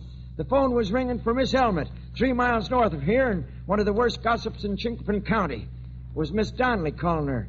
And the two of them had started blabbing to each other when I picked up the phone. But you were talking to somebody. Talking to myself? with both of them asking me what was wrong, if I'd gone crazy. Well, what of it? They said they was going to report me if I didn't get off in the line, and I just kept talking. Nothing that'd bring the sheriff, though. Why, the instant Ludi hears about Jeff talking about baking an angel food cake, he'll come a-running. There'd only be one way Jefferson Newell could know about that, from talking to me. Newell's bats. He'll still be in a jam. He was in on the plans for the bank robbery and didn't let anybody know. He's just as guilty as the rest of us. I was afraid to let anyone know. Afraid you cutthroats might find out and kill me. I had to catch you red-handed. A lot of good that'll do you. Don't be a sap. You get nothing. We can still tie you up with the deal. Thanks for letting me know, Mr. Squirmy. I'll save myself some trouble by getting rid of you now. Oh, no. You can't just shoot him down in cold blood, Jefferson. I'd like to know why not. Why, because that's murder. You had to shoot Mr. Bugs to save our own necks, but I'm still shooting to save my own neck, Miss Bates. And if you think I made that fool telephone call to save you, you can guess again. What? You was trying to get Ludi out here. Sure I was. He'll come, too. And my calling him will be a real convincer that it wasn't me that killed you. Kill me? What do you... With you and them out of the way, I can hide the money and look like quite a guy. Yes, sir. They killed you, but I got them. Even if they had got away with the money somewheres. It might be a good idea to check the dough before you work too hard to get it, mister. Huh? What you talking about? Go ahead. Check it. Don't try making any fast moves while I'm doing it, because this gun works awful easy. Don't worry. Money looks good enough to me. Nice and fresh. What's so funny? Hey, wait a minute. There's just money on the top. The rest is all wadded up old newspapers. I bet there ain't over $1,000 here. What have you done with it? So it was just like I thought. You were trying to gyp me and Bugs again, huh, Squirmy? Trying? Oh, looks like I did it. You doing all your scheming and Bugs is stealing for dough that wasn't even here. But where did you get it? How? I watched that satchel. It was right in plain sight all the time we were riding out here. All right, Mr. Squirmy. You've had your little joke. Now I'll have mine. Where's the rest of the money? You think I'd tell you? You've got to have me to get it. Without me, you'd never get it. Keeping quiet's my life insurance right now. Guess again, Mr. Squirmy. I'll get it without you. I couldn't trust you to find it for me. No! What do you want? I got you covered, Jeff. One move with that machine gun and I'll drill you. Oh, Louie. What in the world? How did you get inside that chicken house? I've been there for quite a spell, Sarah. Drop the machine gun, Jeff. Okay, Sheriff. I got 'em for you. Every blamed one of 'em. Including yourself, Jeff, yeah. Myself? If you hadn't been working in cahoots with them, you'd have told me what was up when I was here early this morning. You got to give me some credit for catching the robber, Sheriff. You got to admit I got 'em. No, Jeff, I got the real robber. Got practically all the money back, too. No, you couldn't. Yeah. This was the blamedest bunch of double and triple crosses I ever seen in my life. Willis Parkland confessed the whole works. Oh, Willis Parkland, the vice president of the bank? Why, Willis was killed. These gangsters' idea of his death was kind of like Willis' accounts with the bank, overdrawn. He was hit pretty bad by machine gun bullets, but Doc Wagner thinks he'll live. I don't get it. I don't get it at all. Willis thought he was on his deathbed for sure, and he was pretty spiteful. Told me the whole story. I'd kind of like to hear it myself. Well, don't worry. You will. I know Louie. Oh, so I talk too much, huh? All right, won't say another solitary word. Now, Luther Bates, you just tell us the rest of that story this minute. No, I talk too much. Oh, Louie. Can't you see we're just dying to know? Come on now, please. Well, all right. This fella called Squirmy found out Willis Parkland was pretty bad off financially, so he kind of worked out the robbery in cahoots with Willis. Why, of all things. Willis was to have the fake bundle of money all ready for him, and he took out the real loot the night before himself. Had it ditched at his house. Oh, dirty rat. Well, Newell, I'm glad you got Squirmy. He had it coming, a double-crosser. Trying to cheat me and Bugs out of all our money. The worst double-cross of all was pulled on Willis when Squirmy told Bugs to shoot him with that machine gun. Oh, that was a mistake, all right. Lutey, how long have you been here? Well, not long after you got here, I guess. You mean to say that you let me suffer? You let these cutthroats threaten me without doing anything about it? That's why I let them alone, Sarah. I figured the minute I started anything, you might get hurt. Fella Bugs was awful quick with the trigger. Squirmy was nervous and tough. Besides, I was holding back on account of your wanting it that way. My wanting it that way? Luther Bates, whatever do you mean? Well, they're always complaining about not getting in on enough of the excitement. I figured this was a chance for you to get all you wanted. More than me, even.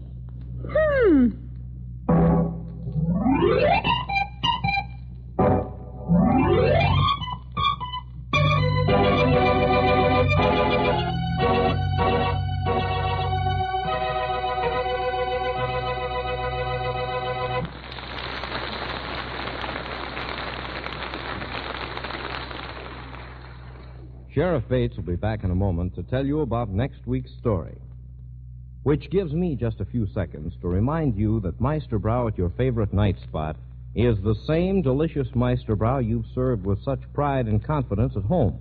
Yes, Golden Good Meisterbrow beer is pledged to bring you the best in thirst-quenching satisfaction no matter where you get it.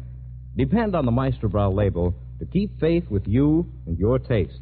And for those folks who have not yet tried Meisterbrow, treat yourself to Meisterbrow's sparkling, exciting freshness the very next time you're out. Find out for yourself the extra goodness that has made Meisterbrow, the master brew, such an outstanding favorite among those who know truly fine beers. And for your thirst's sake, say Meisterbrow. Meisterbrow.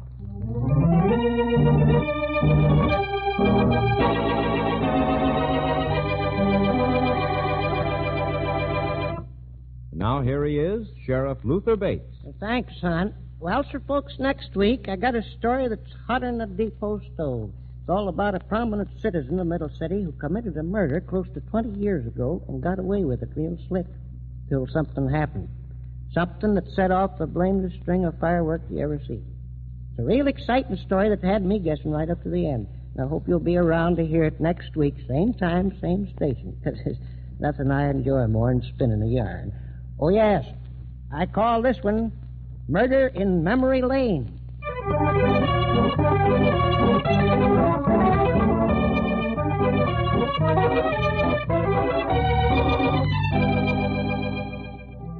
This is Jack Callahan reminding you to listen to another great Meisterbrow mystery, Boston Blackie, broadcast each Monday night at 9:30. If you'd like to see next week's Country Sheriff broadcast, just write the WGN ticket office, and your free tickets will be mailed to you.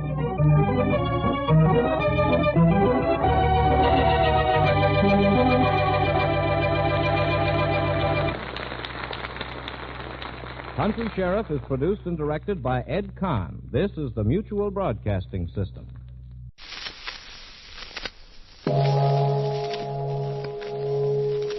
Do you believe in ghosts? Do you? The governor of the great Commonwealth sat at his desk in his study, staring at the dying embers of the great fire. The room was in darkness, save for a spot of light from the green-shaded lamp, which brought his shaggy gray head into sharp relief as he sat with hands clasped on the desk before him. Outside, the wind played a minor harmony and sent sharp gusts of rain beating furiously against the tall windows. In the shadowed recesses of the room, a door opened softly. Mr. Governor? Yes, Dabney? The mother is still waiting, sir. Says she won't leave until she has some further word from you. Yes, I know, Dabney. But it's no use. My decision is unchanged. The boy must hang. Oh, yes, sir. I've told her that. But she insists she be allowed to remain until the last minute. What time is it now? It's nearing midnight, Governor. The governor rose and crossed to the fireplace. 5 hours more. It's a terrible thing to hold a man's life in your hands, Dabney. But I have No other course. The boy had a fair trial. The evidence was conclusive. He went to the house to elope with the girl against her father's wishes. The father interfered, and the boy shot him. That's murder, Dabney, and the law must take its course. I know what this mother is suffering, but the courts have decided what penalty the boy must meet, and I have no moral right to interfere. For a moment, the governor closed his tired eyes, and the room was still, save for the dreary rhythm of the rain against the glass. Oh, your decision is just, Mr. Governor. There can be no doubt of that. Now, sir, please, won't you go to bed? Not yet, Dabney. And the mother, sir. Shall I let her remain? Oh, yes, yes. Let her remain, if it makes it any easier for her. Alone, the governor sank into the deep leather chair back of his desk and resumed his silent vigil with the dying fire. As he sat there, across his blurred vision fell the shadow of a gallows, a straight young figure mounting the 13 steps, the black hood around a head held high, the solemn intonation of voices, and a mother weeping. Slowly, the governor's head sank forward on his arms. When he raised it again, the last glow had been drained from the coals, and the wind had died to a low moan. Why, I beg your pardon. I told my secretary to admit no one. A shadowy figure in the chair across the desk relaxed deeper into the darkness beyond the circle of light that fell from the desk lamp. And when he spoke, there was a gentle drawl in his voice. Secretaries are to be heard, but not heeded when you want to see a man, Mr. Governor. The governor made a gesture of impatience. And I'm sorry, my dear sir, but you will understand. Yes, I know. I sort of surmised I might be able to help you tonight, Mr. Governor. Well, it's very late. Tomorrow, perhaps. I think maybe it's tonight you need a friend to talk to. You're carrying a big load tonight, Mr. Governor, and it's galling you. Maybe if somebody come along, helped you to heft it just a mite, you'd see your way clearer into what you're doing. You mean the boy, of course? I mean that mother who's sitting out there in your anteroom. That mother whose son is to be hanged at dawn. The governor's eyes sought the face of this strange visitor, but all he could see was the vague outline of a man's form, slouched deep in the chair opposite him. Well, if you've come to plead for reprieve, you're wasting your time. My decision is unalterable. This boy has committed a crime for which society exacts the payment of his life. Yes, Mr. Governor, I'm quite aware of that. The payment of his life. You know, once there was a boy who went to sleep on sentry post in the face of the enemy. Military law said he must die. A court-martial so decided. Secretary of War proved it. And the Secretary of War was right. But the lad's mother didn't agree. So she went to the President of the United States and asked that soft-hearted old meddler to give her back her boy.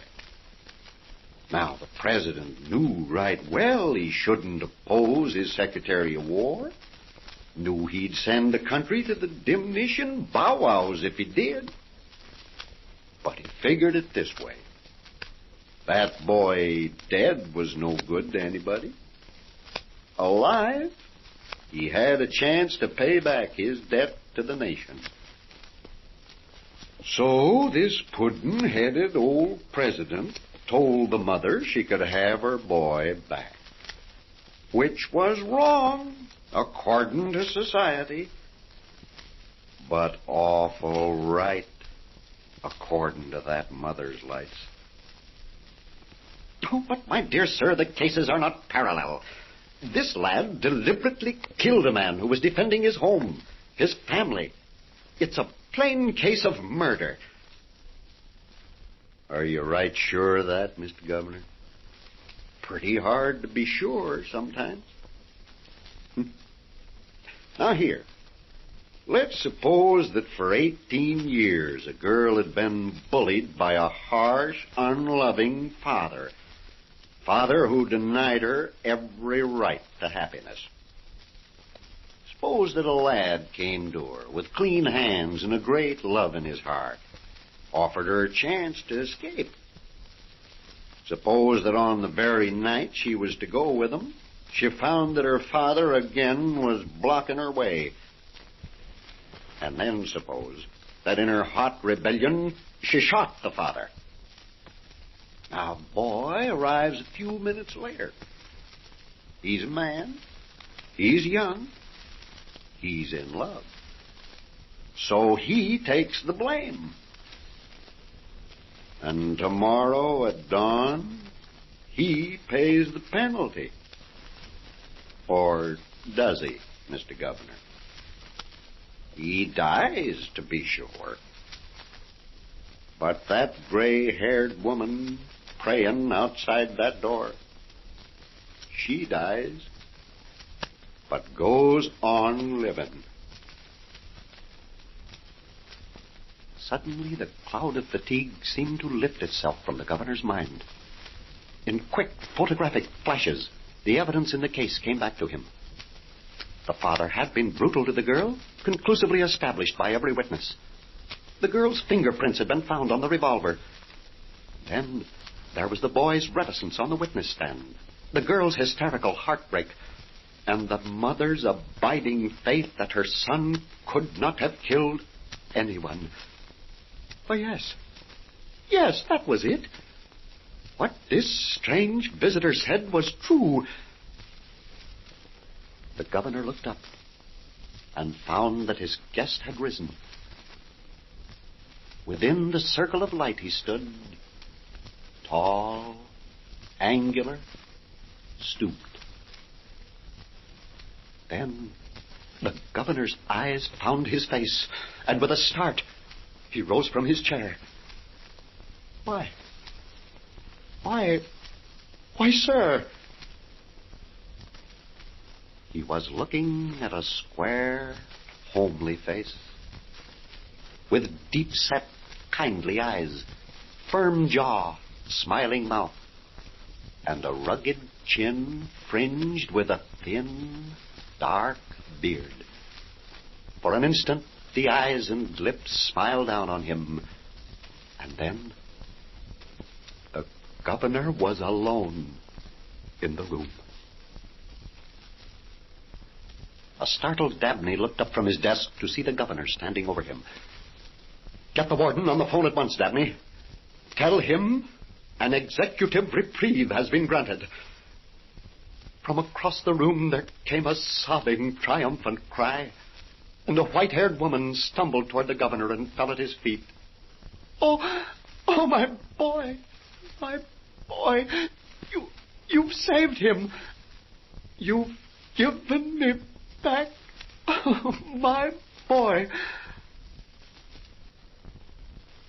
Gently, the governor raised her to her feet and took her hands in his.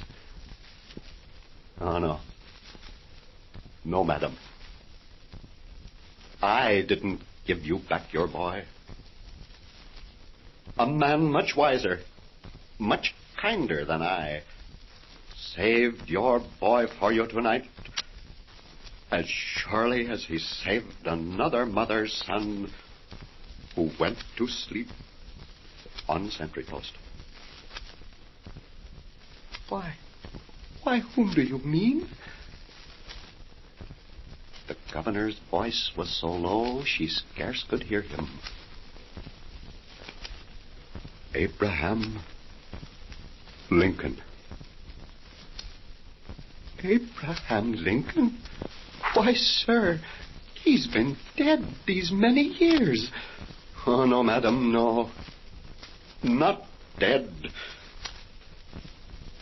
He belongs to the ages.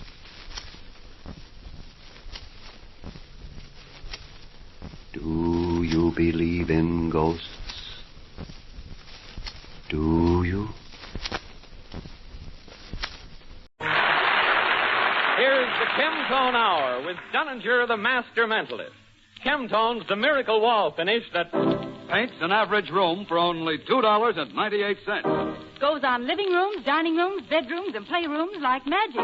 Goes right over wallpaper, paint, or wallboard. Mixes with water, dries in an hour, washes easily. Now, ladies and gentlemen, the gentleman who, with his unique skill as his only weapon, invades your mind and reads your thoughts, Dunninger.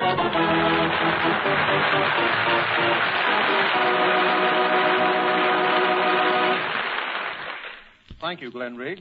Good evening, ladies and gentlemen. There's one error in Glenn's description. I cannot invade against opposition. I need your cooperation. You must want me to get into your thoughts before I can. What do you say? Do you want me in there? Well, then, here goes. Concentrate.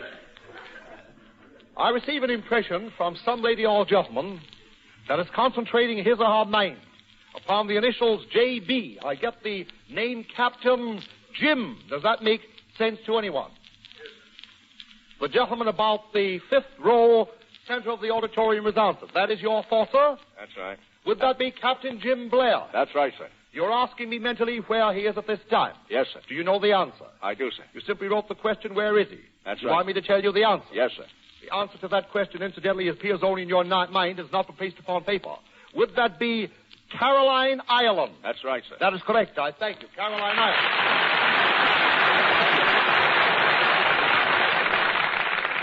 Another impression which I received comes from someone concentrating his or her mind upon a birthday.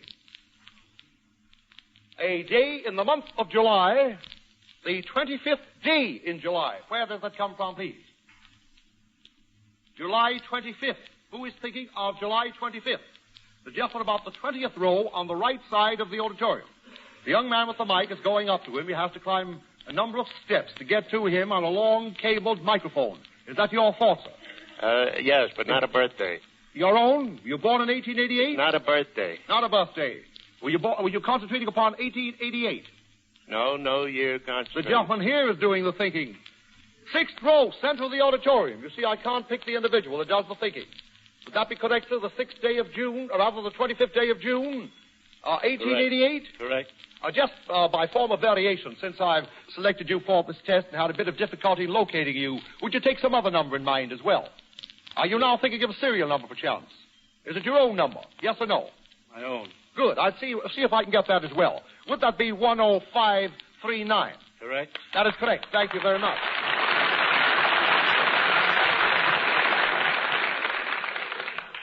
Say, you're great. There's so much good thinking going on that I really hate the stuff. But we have our judges to introduce, Dunninger. I know, so do the honors. Will you, Glenn? Then we'll continue. Tonight's guests represent journalism, music, and the arts. That sounds like a museum. But our judges are too much alive for that. They are the famous author, Broadway columnist, and playwright, Dorothy Kilgallen.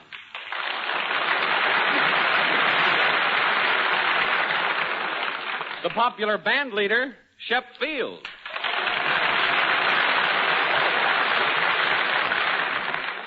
Our third judge is the great poet of World War II, whose famous poems have appeared in the Saturday Evening Post and Life and thrilled the nation, Joseph Houselander.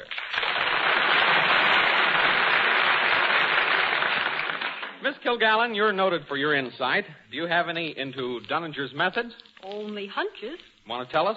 No thanks. I'd rather have more to base them on first. What say, Dunninger? Yes? You'd rather have more to base the hunches on first. I see. Well, then watch closely. Here we go again.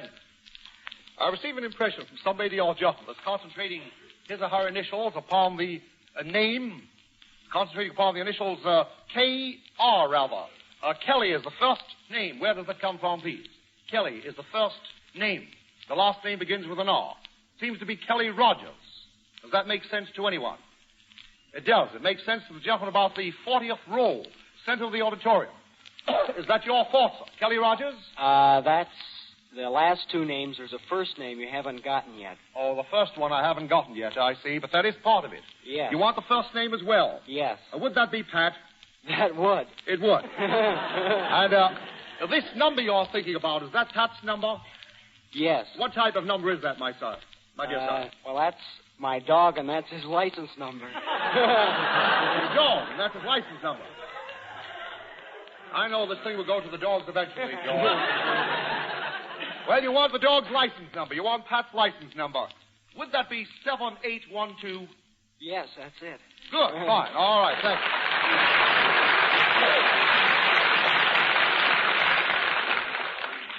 What lady is concentrating her mind upon a thought? The thought seems to be, what is the name of a phone number I found in my husband's wallet? I don't blame you for not raising your hand to that one, madam. I wouldn't either if I were you. Don't you trust him? I see. You do. You just wanted to know. Well, we'll pass that up. Who was thinking of the Westchester Association? You, sir, the gentleman about the 50th row, way up to the center of the studio. Is that your thought, sir? Is that correct? Yes, sir. Did you ask me to give you their phone number? Right. Do you know it? Positively. Oh, dandy, you're very certain about it. Well, I hope that I know it as well as you do, sir. Would it be White Plains 223? Exactly correct. I thank you, sir. I thank you very much. I get an impression of the digits 109, line 14. Where does that come from, please? 149, line or dash 14. That's part of a number. Will you please raise your hand, because I cannot identify it. The rest of the thought seems to be the digits 4901. Whose thought is that, please? Is that yours, young lady? Is that yours? Yes, it is. That is your thought. Thank you very much. I now receive the impression of someone thinking of June 15, 1941. Where does that come from? The young sailor lad on the right side of the auditorium, about the 15th or 16th row. Is that your thought, sir? Yes, it is. That is correct. I thank you. And now, who is concentrating his or her mind upon the digits 3716? It's an address. Part of an address. 3716, the lady about the 12th row. Is that yours? That is. That is correct, madam? That is. Is that your own address? That's my number. Your own number? And the street number was also there. You want me to give you that? Please. You'd like that. Perfect. Will you think of it very hard? Yes. Perfect. I'll try to do that. Would that be 80th Street? It is. It is. Thank you.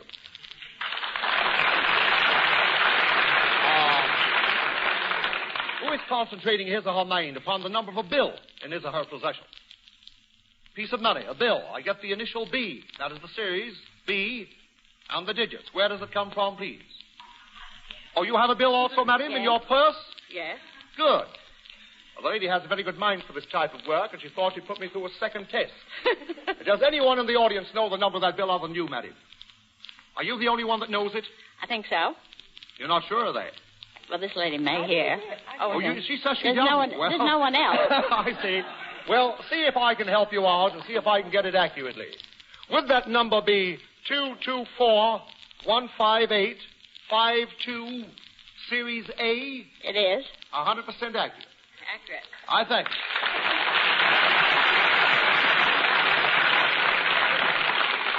All the impression which I now receive seems to come from someone concentrating his or her mind upon a name beginning with a C. The name of a place, I get C-A-T-O-Z-E-double-L-A. Where does that come from? That is the lady about the 70th row. It's quite a task getting up there to the young lady. Is that your thought, young lady? That's right. Is that a place in Australia? I want to know whether Mr. Catazella is in Australia. Well, I couldn't answer that. You I'm don't no know? fortune teller. I can Well- only give you your thought, and that is your thought, is it not? Right. Thank you. That is all that I can do for you. An impression which I now receive comes from someone concentrating his or her mind upon a question. Shall I return to New York or return to? Where does that come from, please? And the lady about the center of the auditorium, about 20 rows. Is that your thought, young lady? Is that correct? That's right. You made that notation at home, did you, upon your own stationery? No, right here. On your own stationery? That's right. You simply wrote the question. Is that correct? That's right. Not the answer. Is your name Wynne, perchance? Yeah. Winnie? Is that initial S? That's right. Good. I can't answer that question because it has something to do with the future. No man can honestly answer that. You appreciate that fact. I can only give you your thought. That is right, is it not? That is That's your right. thought, is it not? That's right. I thank you.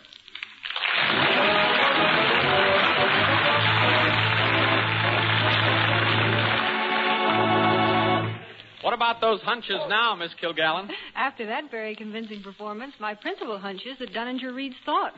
What about you, Mr. Auslander? Miss Kilgallen's always been noted as an authentic source of information.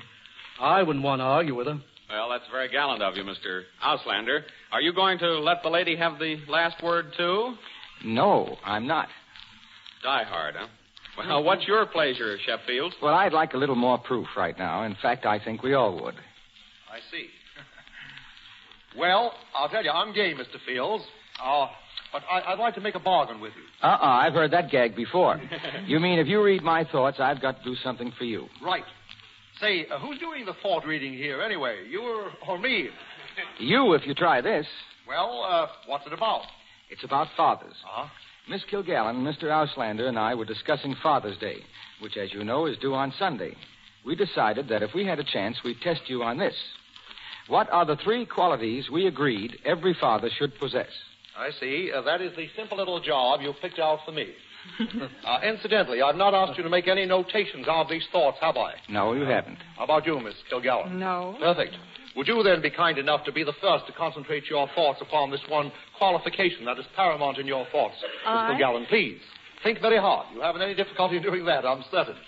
Would you perchance be thinking of the one simple little and ever-important word of patience? I would. That is right.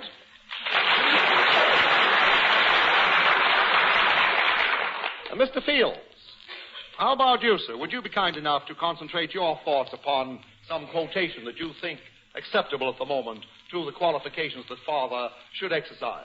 Yes, I will. Think very hard, sir. It's an effort, is it, Mr. Fields? Very much of an effort. Well, sometimes it is hard to concentrate. But aren't you concentrating likewise upon one lone word? One word, not a sentence. Is that right, sir? Yes. Perfect. Is that word, let me see, understanding? Would that be accurate? That is. That is likewise correct. Understanding.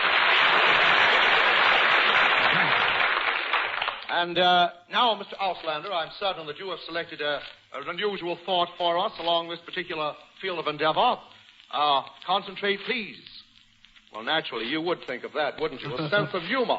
That's right. That is right. I thank you.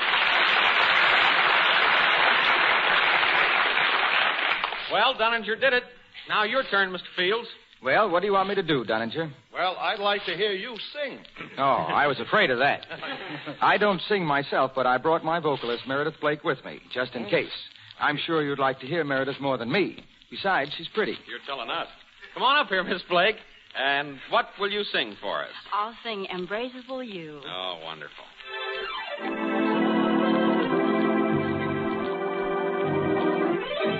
Embrace me, my sweet embraceable you. Embrace me, you irreplaceable you. Just one look at you, my heart grows tipsy in me. You and you alone bring out the gypsy I love all the many charms about you. Above all, I want my arms about you. Don't be a naughty papa. Come to baby, do. My sweet embraceable you. I love all the many charms about you. Above all, I want my arms about you. Oh, don't be a naughty papa. Come to baby, do. My sweet embraceable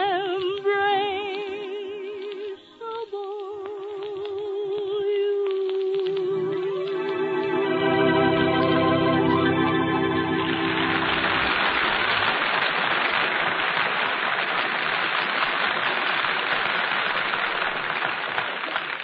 Thank you, Meredith Blake, and good luck to you when you open with Shep Fields and his orchestra at New York's Copacabana Club this Friday.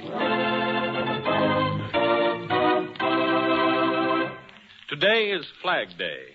To honor our flag, we have asked Joseph Auslander to tell you about the 6th of June, 1944, D-Day. You are all familiar with his series, The Unconquerables, the epics of our allies that appeared last year in the Saturday Evening Post.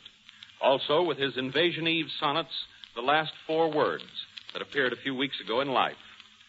Now you will hear for the first time Joseph Auslander's poem titled The 6th of June, which he wrote on Invasion Day. Mr. Auslander.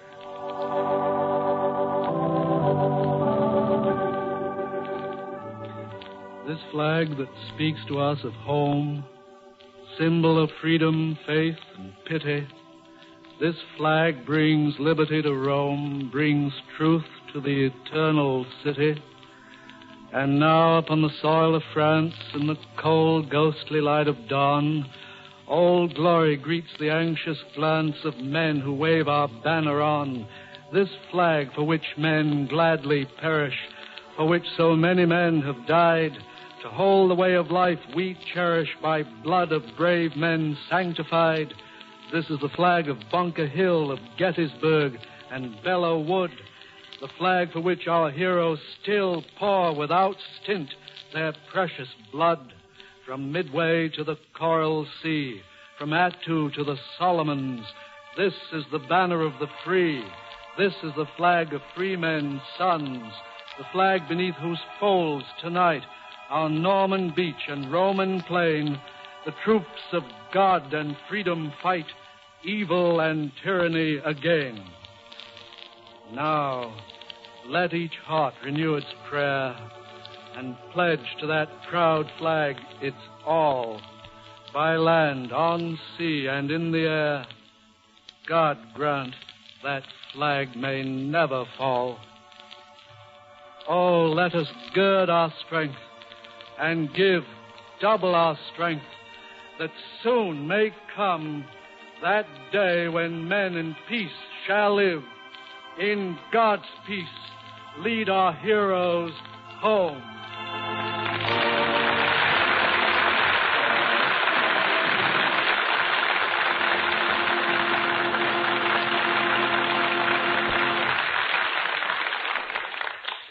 Thank you, Mr. Auslander. Our battle station is on the home front. Our job is to buy war bonds. The more bonds we buy, the better our chance to greet the returning soldier with pride. Buy more war bonds, and buy them now. Buy more war bonds tonight.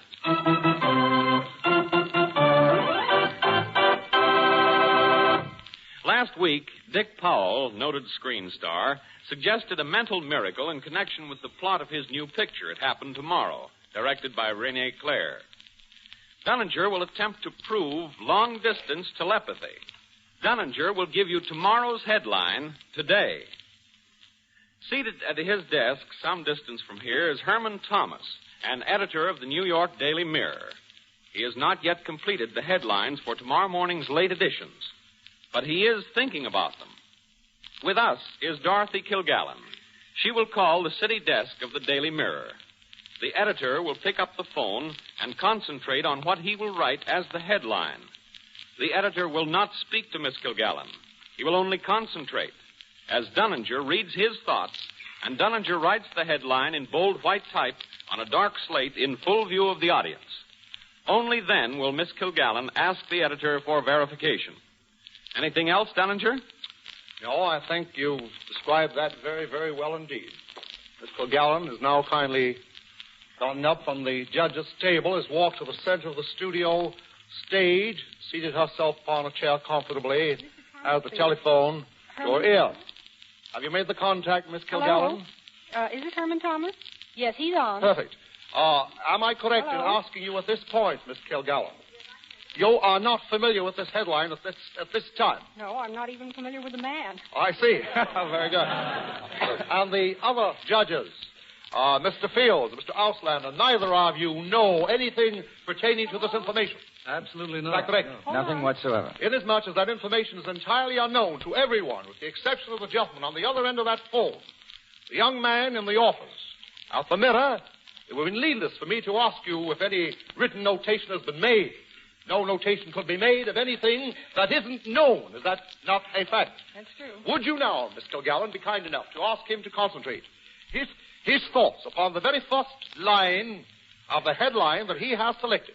All right. For tomorrow morning's paper. On the first line of the headline that you've written. I have a large slate here in my hands for the benefit of Are you concentrating? Don't tell me what it is. Don't let him tell you what it is. Simply ask him to think of the first line. First line, yes. Or the first word. Now take the next, please, in his mind. Now think of the next line. That's correct.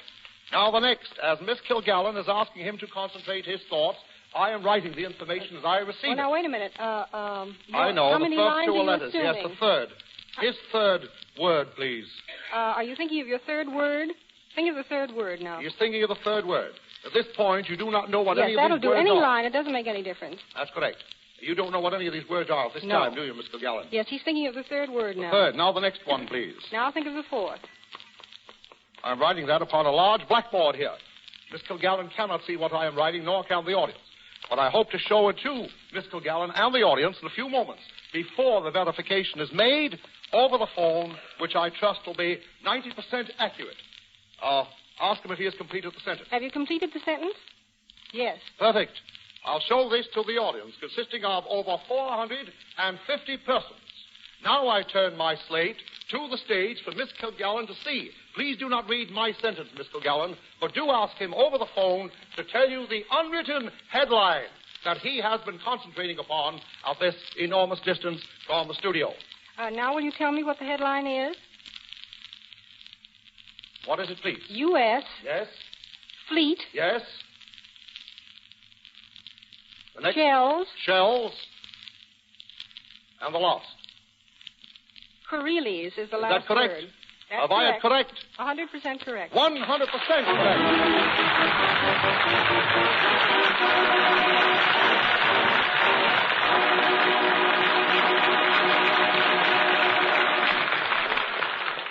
Well, there you are. What do you say to that, Miss Kilgallen? For the first time in my life, I'm speechless. That man is good. Thank you. Thank you very much, Miss Kilgallen. You, Mr. Auslander? I think it's wonderful. And you've had an enjoyable and pleasant time I've this had a evening, very I hope. enjoyable evening. Thank you, sir. And how do you feel, Mr. Fields? I'm stunned, that's all. Dunninger is miraculous. Dunninger, it's right back to you again. Thank you, Chef Fields, Dorothy Kilgallen, and Joseph Auslander for being with us. Thank you very much.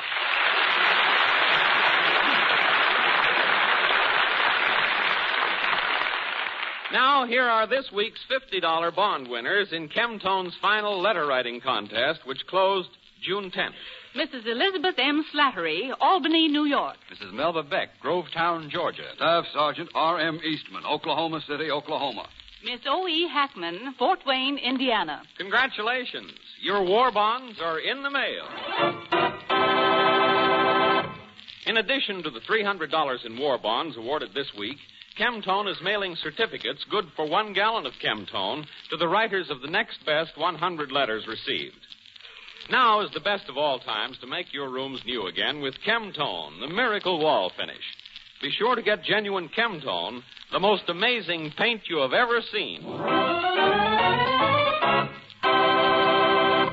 Next week, we will broadcast from Chicago, and our judges will be the Honorable Edward J. Kelly, Mayor of Chicago. Lula Fields, better known as Lula Bell, popular star of the National Barn Dance. Ranslow P. Scherer, Chairman of the War Finance Committee for the State of Illinois. And Dunninger will attempt to locate and describe an original war bond poster painted by David Mink, winner of the 1943 Victory Award of the Chicago Art Directors Club. Dunninger will also attempt several other mental miracles that promise an outstanding Dunninger night. Now, here's Dunninger to say... George Weist, may I have another moment here? There are one or two little thoughts that have left me somewhat up in the air because I have them in part, and I'm certain to be of interest to my audience to see whether I could work them out accurately. There's one person in my audience somewhat disappointed because I did not get the complete impression, concentrating his or her mind upon the digit 64. I get 64 Bell Avenue. Whose thought is that, please? That is the lady about the 55th row on the right side of the auditorium. She's up there with a broad smile spreading over her face. The young man is going up with the mic. Was that your thought, young lady? Yes, it is. Is it true that when I concluded my readings, you were more or less disappointed? You turned to the gentleman and said, he didn't get mine. Wasn't that so? Yes, that's true. That is true. So I thought I'd try to get yours. Weren't you thinking of this particular address in Lewistown, Pennsylvania? Yes, indeed I was. That is correct. And I likewise got an impression of someone. I'm not certain whether they're on the same mental plane as far as the vibration is concerned, but someone is thinking of Captain Swift. Where does that come from, please? Captain Swift. That is the lady of about the 12th row on the left side of the studio. Captain Swift. Is that your thought, young lady? That is correct. You're asking me to tell you where he is at this time. That's true. Do you know where? Yes. Would that be in Maine? That is it. Camden, Maine? That's correct. That is correct. And one other thought, please. One other thought. I get the word Thestle. Where does it come from, please? Someone almost fell off a chair there. Jumping about halfway down the studio. Is that your thought, sir? Not exactly. You have one letter wrong. Is it a certain type of board? Yes.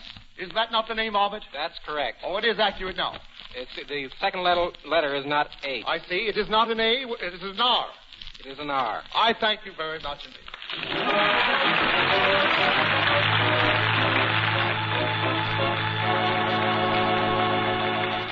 Now, this is Glenn Riggs bidding you a pleasant good night for Dunninger and the makers of Chemtone and its 50,000 dealers throughout the country. Try Chemtone. No muss, no fuss, no bother with Chemtone, the miracle wall finish.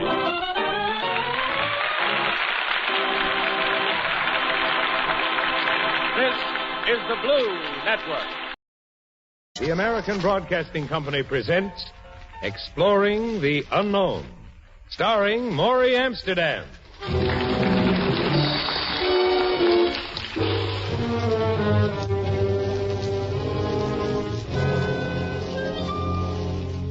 This is Andre Baruch inviting you to listen to the most modern program in radio. More truly in step with the time than any other, because it's about the one thing that most affects your life today and tomorrow, science. A new and dramatic use of radio, combining fictional stories with authentic information drawn from the notebooks of science and industry by the Research Institute of America.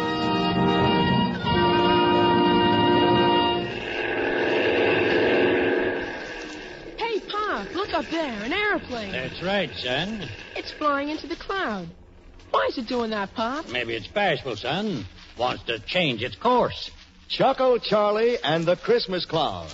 A special laugh treat, a holiday surprise for our listeners. Science packaged in a delightful comedy and featuring Broadway's bright comedian, one of America's top songwriters, Morey Amsterdam.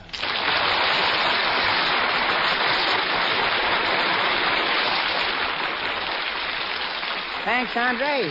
Welcome to Exploring the Unknown, Morey Amsterdam. Thank you. You know, it's going to be interesting listening to you play the part of Chuckle Charlie, a man who met science head-on and has had a headache ever since. Should be absolutely nothing for me, Andre. Do you know that I taught science? You taught science? Yeah, I taught science was easy, but it's hard. Well, that's a sample of what we're in for tonight, friends. Chuckle Charlie and the Christmas Cloud, with Morey Amsterdam as Chuckle Charlie and our narrator, Charles Irving, as Injun Pete.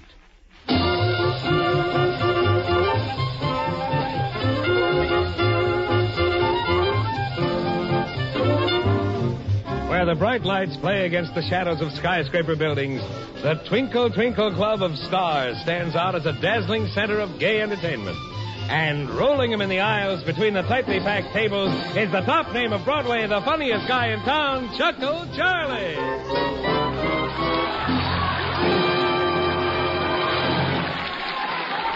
I tell you, I'm dynamite tonight, folks. And boy, is this cafe jammed. Wow, it's so crowded there isn't even any place for the waiters to sit down. Hey, incidentally, don't forget this is Christmas, folks. And be sure and give the waiters big tips because the boys are very kind to animals. They give half their money to the horses. Oh, you know, horses are smarter than people. I'll prove it. You put 12 horses in a race and 100,000 people will come to see them. But put 100,000 people in a race, not a horse will show up. Wow, it sure is smoky in here. Why don't you folks inhale once in a while? You know, this isn't my only business, folks. I also write songs. I used to send them right into music publishers, and I started tearing them up myself. The first song I wrote I really felt had merit. I sent it to the Leo Feist Music Publishing Company. A week later, I got a letter back saying your song was so bad we had to rewrite it before we threw it away. Oh, but nothing discouraged me. I got a new one. Oh, this will fracture you. Listen to this song. I didn't mean it when I whispered those two love words, drop dead, so get up and go. Or, if you want to make a Venetian blind, stick your finger in his eye. Well, that's all for now, folks. I'll be back in an hour. We'll have another show. Meanwhile, if you feel like dancing, I wouldn't recommend it. Not in here. See you later, folks.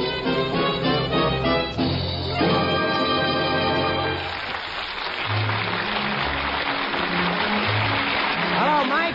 Good to see you. Merry Christmas. Sit down. You know Dimples. Sure. Hiya, honey. Merry Christmas. Great show, Charlie. And Joe Lyons, the sports promoter. Hey, you're Max and Knockout, pal. It's a pleasure. Good to know you, Joe. And Rupert Potter, he writes them highbrow plays. Hey, Rupert, wake up. Here's Chuckle Charlie. Hail to thee, O Thane of Quarter. I find only one sad thing to mar this meeting. Oh, you mean you've seen the check, huh? Do not jest. All right, Rupert, what's the sad fact? Christmas. Christmas? Don't you believe in Santa Claus? I believe in nothing.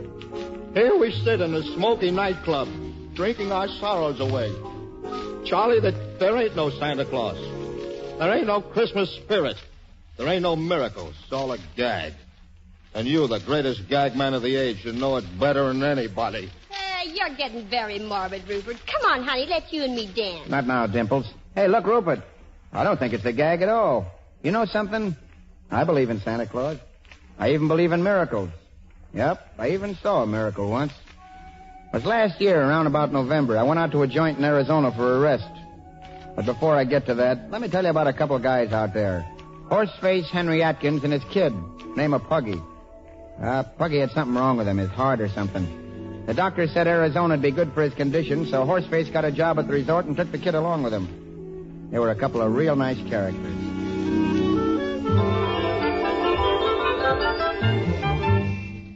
Hey, Pop. Hello, son. How you feeling today? Swell, Pop. Arizona's not like Vermont, Puggy. Up there, the winters are really something. Snow, ice. Didn't I have a sled once? Sure you did. You've got a good memory. You used to slide down the hill by the maple trees. I wish I had a sled out here. You can't use a sled on sand and rocks, son. But I'll tell you what. You be a good boy, and maybe you'll get a pony for Christmas. A real live pony? Might be. Gee, that'd be swell. But, Pop. Yes, son? If we had snow, then my pony could pull me on a sled, couldn't he, Pop? Just like it used to be. In Vermont.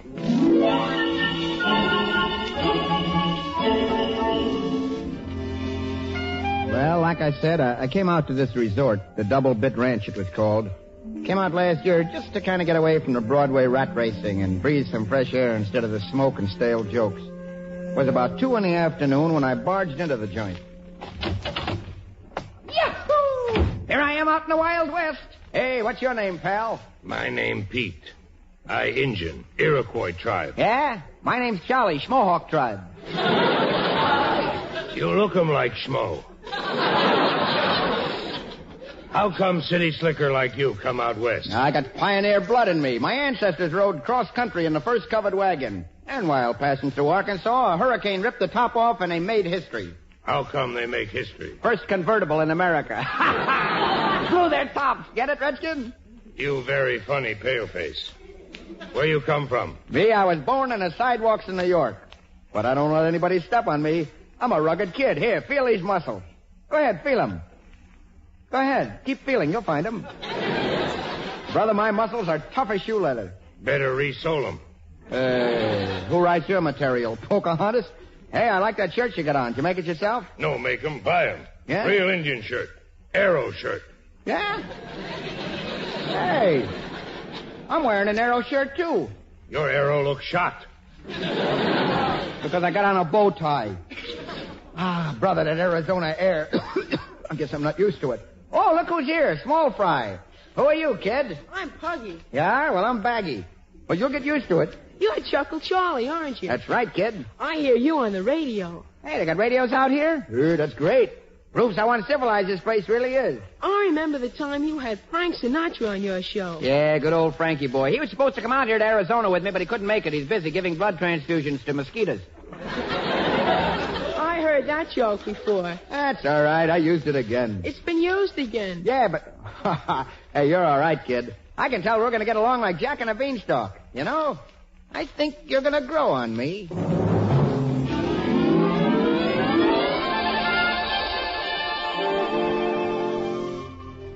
Maybe you wonder what all this has got to do with Christmas. But I'm coming to that. I have to kind of tell this my own way. This kid Puggy and me, we became very good friends. Well, I've always liked kids. They're so natural, and it's so different from, well, all the characters and the phonies you meet around Broadway. Something about kids, they don't take 10% like the agent. We got along fine, Puggy and me. And then one day, something very tough happened. I'll never forget it. Hey, come fast. Where Horseface? What's the matter, Pete? Little boy. Something happened? Where's father? Where Horseface? Horseface, hey, come in here. You call me? Injun Pete, won't you? Your boy. Okay, what about him? Quick. I find him near fence. He lie very still. But he breathe. I got him on porch now. You call doctor. Something very bad happened.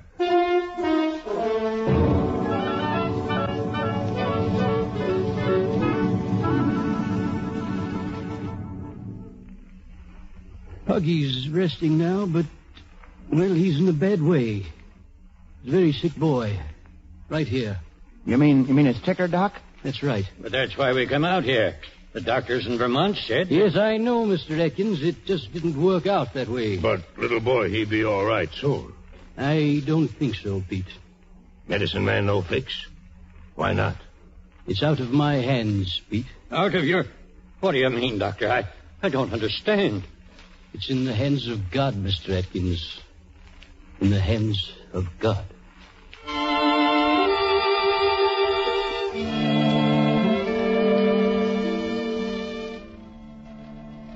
I'll never forget it. All of a sudden, I didn't feel like a wise guy anymore. I didn't have any gags. Well, there's one thing you can't joke about. That's old Mr. Bones, the Grim Reaper. Doc said it might be 2 or 3 weeks, and then no Puggy, no pal. No little kid to agent for me. The next morning, he let me go in to see him. Oh, I made like everything was all right. Hello, kid. What are you doing in bed? Dusting mattresses? Oh, that's a soft job. Hey, did you hear the one about the guy who didn't want to shoe the flies because he thought it was cheaper to let him run around barefoot? I got another one about... what's the matter, kid? Tell Uncle Charlie. Come on, what would you like? Anything you want, you just name it. Your Uncle Charlie will buy it for you. Come on, take your mind off your troubles. I don't want anything. Oh, sure you do. Come on, Christmas is coming. You must want something. Tell you what we'll do. You and I will celebrate Christmas early, just the two of us. My pop's going to get me a pony. A pony? You want a pony? I'll get one for you right away. I'll have him hitched right over there by the gate, and you can see him through the window. A pony would be nice, but I don't want him for Christmas. What do you want, Puggy? For Christmas, I'd like snow. Snow? But this is Arizona, kid. It doesn't snow out here. I know it doesn't, but if I could have anything I wanted for Christmas, I'd want some snow, like I used to have. Sure, kid, I understand. You try to get some sleep, and we'll see if Santa Claus can maybe send some.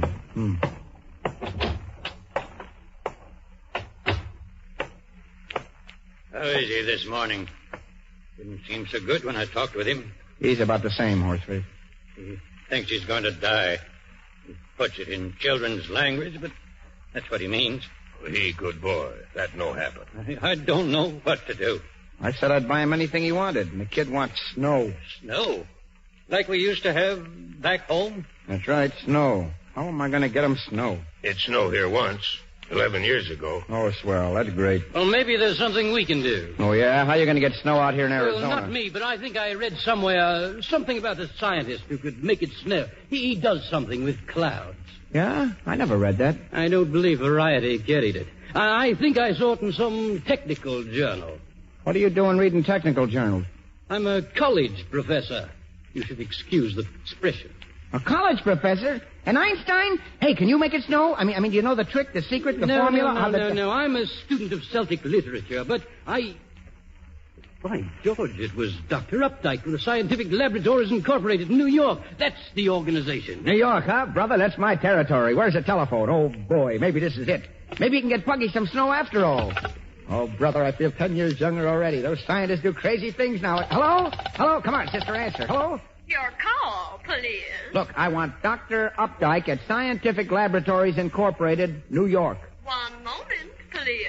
Oh, if the doc don't make it snow, it'll be tough sledding. Hello? Hello, Dr. Updike? Yes? Can you make it snow? Well, possibly, under certain conditions. Doc, money is no object. I wasn't referring to financial conditions. I was referring to weather conditions. Weather conditions? Doc, we got weather out here we haven't even used yet. Where are you calling from? From Arizona. Why do you want snow in Arizona? Because Christmas is coming. Christmas has been coming out there for years without snowing. So what? I need snow, Doc. I bought shovels, and I got a sidewalk, and I want to put them to use. Well, if you put it that way, we've a laboratory here where we could put your head to use. Oh, Doc, I'm serious. I want to order 2 acres of snow, about 2-3 inches high. I want the finest snow you got, and make sure it's white. But snow doesn't come by the acre. Oh, who cares? You sell it by the pound or the bucket, anything. I'm trying to tell you we do not sell snow.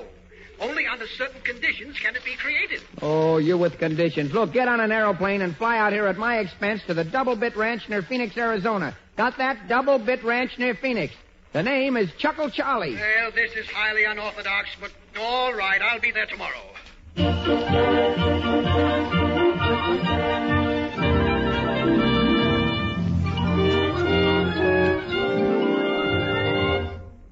You are listening to Chuckle Charlie and the Christmas Cloud, a special holiday treat for our listeners, starring Morey Amsterdam on Exploring the Unknown, radio's award-winning science program, combining fictional stories with authentic information, brought to you by the American Broadcasting Company and its affiliated stations. And now, Act 2 of Chuckle Charlie and the Christmas Cloud, starring Morey Amsterdam as Chuckle Charlie on Exploring the Unknown.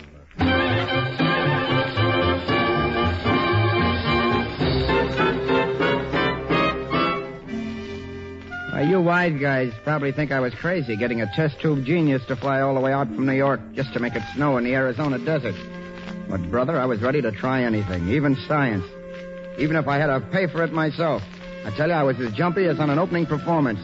Next morning when Pete landed the Piper Cub he uses to fly guests back and forth from Phoenix, I was right out there on the field. Pete was helping a little moony-faced guy out of the plane, so I ran over. Hi, funny man.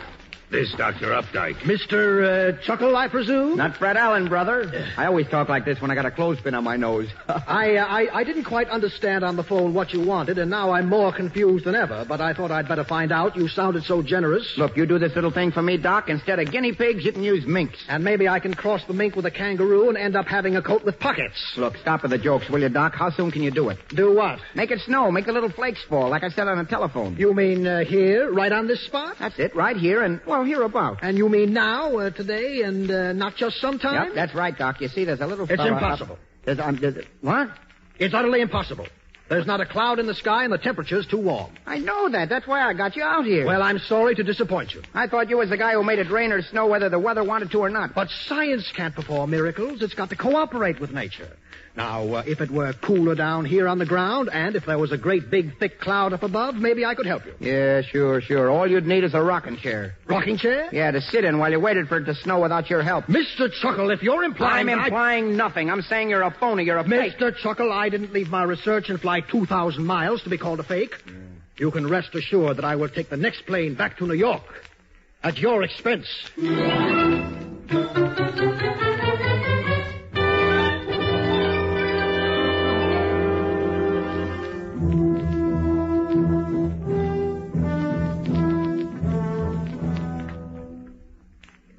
Why you got him long face? New look?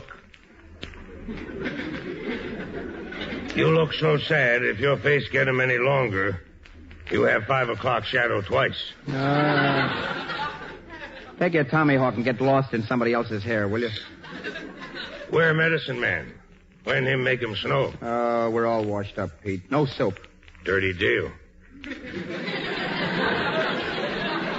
What happened? Oh, Dr. Updike in those conditions. I thought he could make it snow, and all he makes is trouble. Who say he make trouble? I said so. In my tribe, I called Big Bear. I think in your tribe, you called Big Donkey. Oh, yeah? In my tribe, I'm called a big shot. Big shot, good name. You always blow top. You make medicine man angry. What do you want me to do, crawl? If you crawl, maybe worm turn. Old Indian saying, swallow pride, drink happiness. Take medicine man to see little boy. Remember, little boy better agent than you.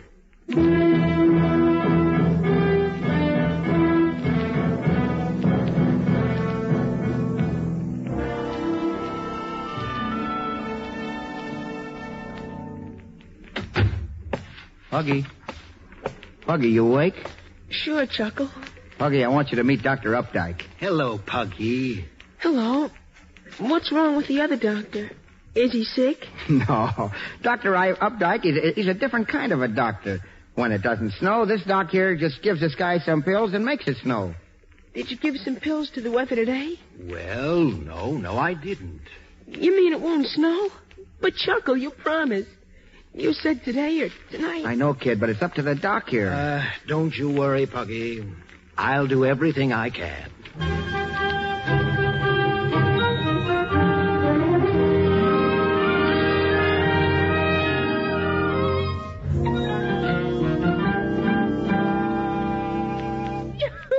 What'd I tell you, folks? The doc is going to do it.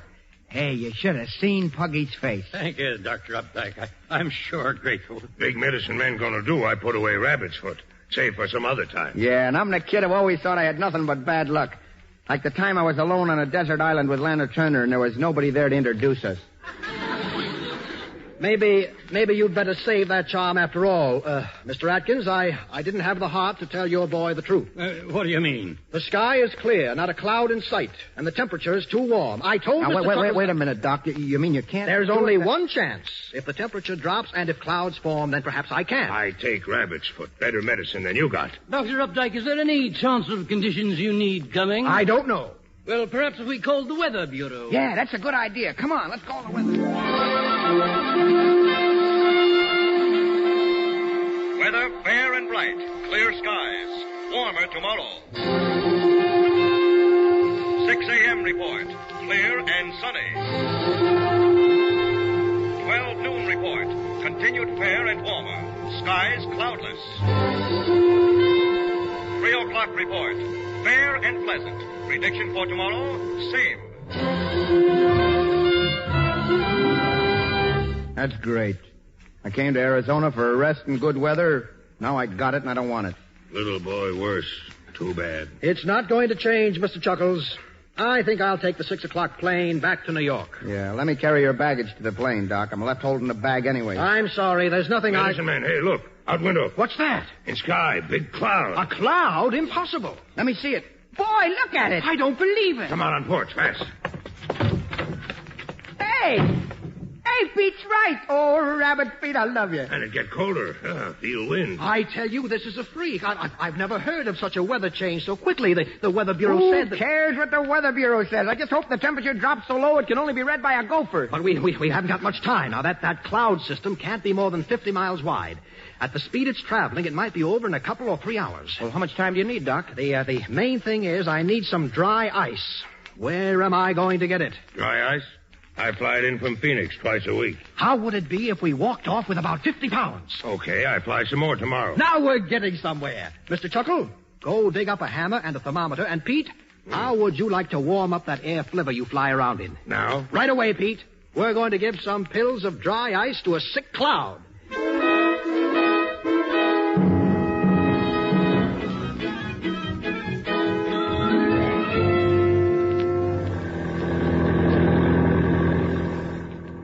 What's the altimeter say, Pete? 4,000 feet. Oh, way too low. Too low? Are you kidding? We're so high now, all I can get on the radio is Angel Serenade. What's the ceiling on this crate? Don't know. Never tried. Well, let's try now. Take her up. Mr. Chuckle. Yeah? Pull in that thermometer and see what it says. Okay. And if you have any trouble reading it, just remember next time not to bring a kitchen thermometer to read air temperatures. Gee, what do we need a thermometer for? It's so cold now, my goose pimples are huddled together just to keep warm. Here, give it to me. 25 degrees. 25? Hey, that's way below freezing. It's not cold enough? Not cold enough. If I get any bluer, they'll be putting pins in my ears and starting to drain me. Ordinarily, water freezes at 32 degrees, but the cloud droplets are super cool. They won't freeze until the temperature gets down to about 30 below zero. 30 below? Wow, if I get any stiffer, undertakers will be winking at me. Why does it have to be so cold?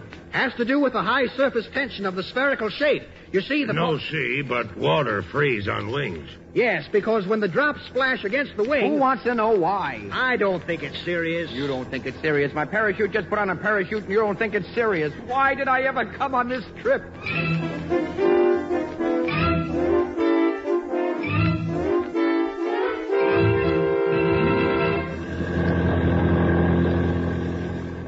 How high are we now?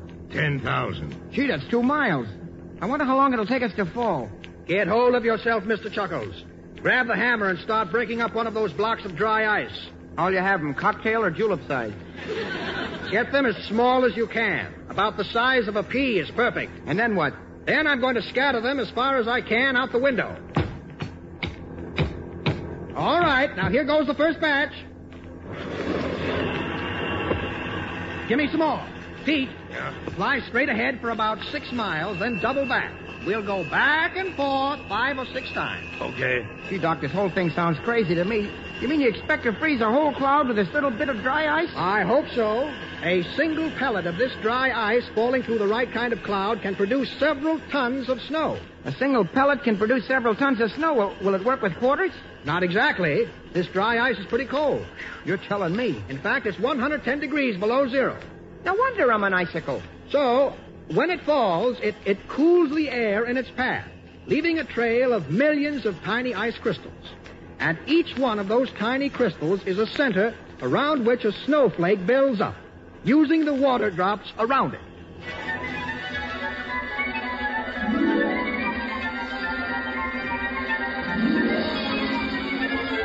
Well, that's what happened. That dry ice came down like dandruff on a blue serge suit, and each pellet leaving a trail of snowflakes. We landed the plane and stepped out. I thought for a minute Injun Pete had gotten lost. It was more like Alaska than Arizona. The rattlesnakes were playing jingle bells. I couldn't wait to see Puggy. Gee, Uncle Charlie, snow. Just like back home. Golly. I told you, kid. I told you your Uncle Charlie'd do it. You're super duper.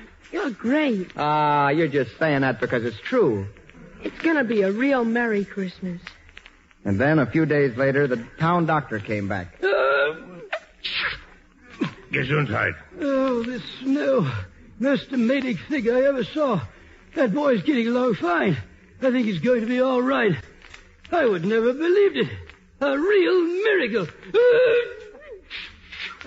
Miracle is right. I never would have believed it either, but miracles can happen. Who can tell? I might even be in Hollywood someday. After all, look at me.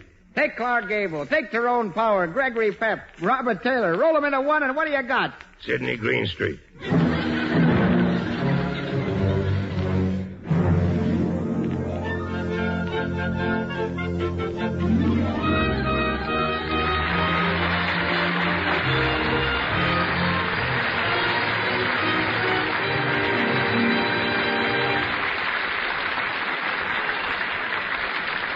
Thank you, Morey Amsterdam, for a very fine performance.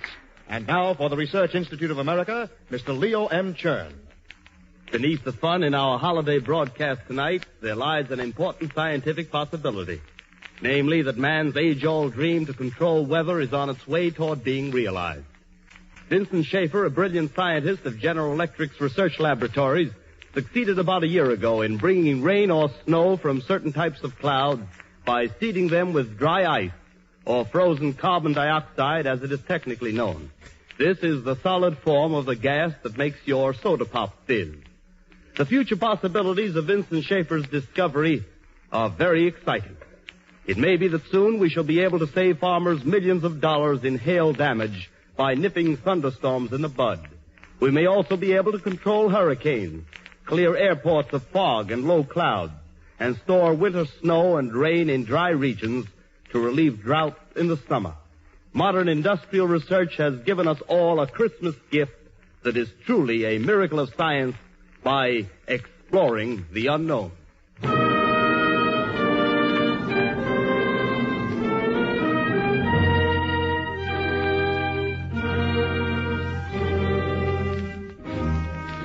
This is Andre Baruch again.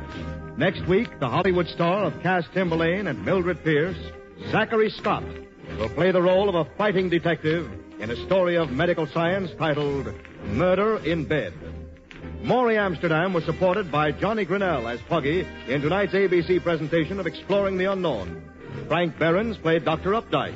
Charles Irving, the narrator, also played Injun Pete. Comedy continuity by Stan Burns and Ray Allen. Original music composed and conducted by Ralph Norman. Be sure to listen next week to Murder in Bed, drawn from the notebooks of science and industry by the Research Institute of America, starring Zachary Scott. Tonight's Exploring the Unknown was written and produced by Sherman H. Dreyer Productions.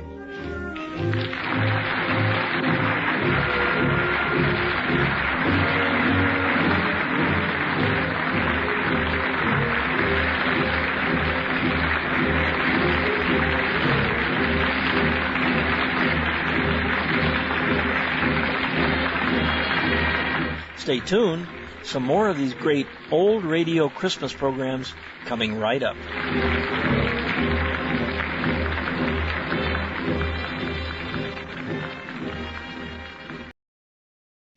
Johnny, I don't like this. Something tells me we should have ought to minded our own business. Look, Sam, helping a damsel in distress is your business, my business, everybody's business. Oh, what's a damsel? It's, well, a dame. Okay, then it's your business. I don't want no part of it.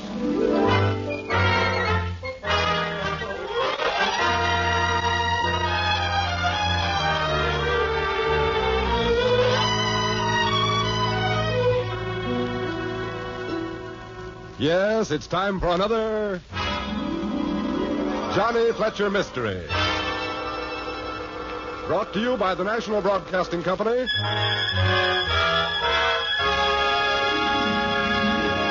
and starring Albert Decker as Johnny Fletcher and Mike Mazurki as Sam Cragg in Frank Gruber's best-selling murder mystery, The Navy Colt.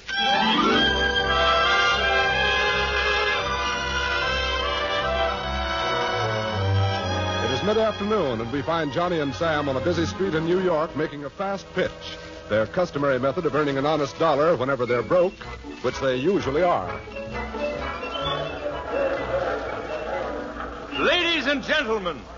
Ladies and gentlemen, your attention, please. You see here the strongest man in the world, my pal and partner, Sam Cragg. A short time ago, Sam was a puny weakling who weighed only 98 pounds. Now look at him, a magnificent specimen of manhood, 6'5", 250 pounds of brawn and brawn. As evidence of his enormous strength, Sam is going to fill his mighty lungs with air. and snap that 2-inch log chain wrapped about his chest. Are you ready, Sam? Yeah. Then go on and break it, my boy, and let the links fall where they may. Observe, ladies and gentlemen, the ease with which he pulls apart that symbol of slavery. For the love of Pete, bust it. I'm trying to, Johnny. You must have melted that link too strong. There you are, my friends. There you are. A miracle of strength has been performed before your very eyes. A broken chain lies at my feet. A man, a real man, has released himself from the fetters of masculine weakness. Ladies and gentlemen, you too can be marvels of strength like Sam Cragg. This book of mine, every man a Ixnay. Here comes that cop again. Where? Other side of the street. Oh, sorry, ladies and gentlemen. Let's get out of here, Sam.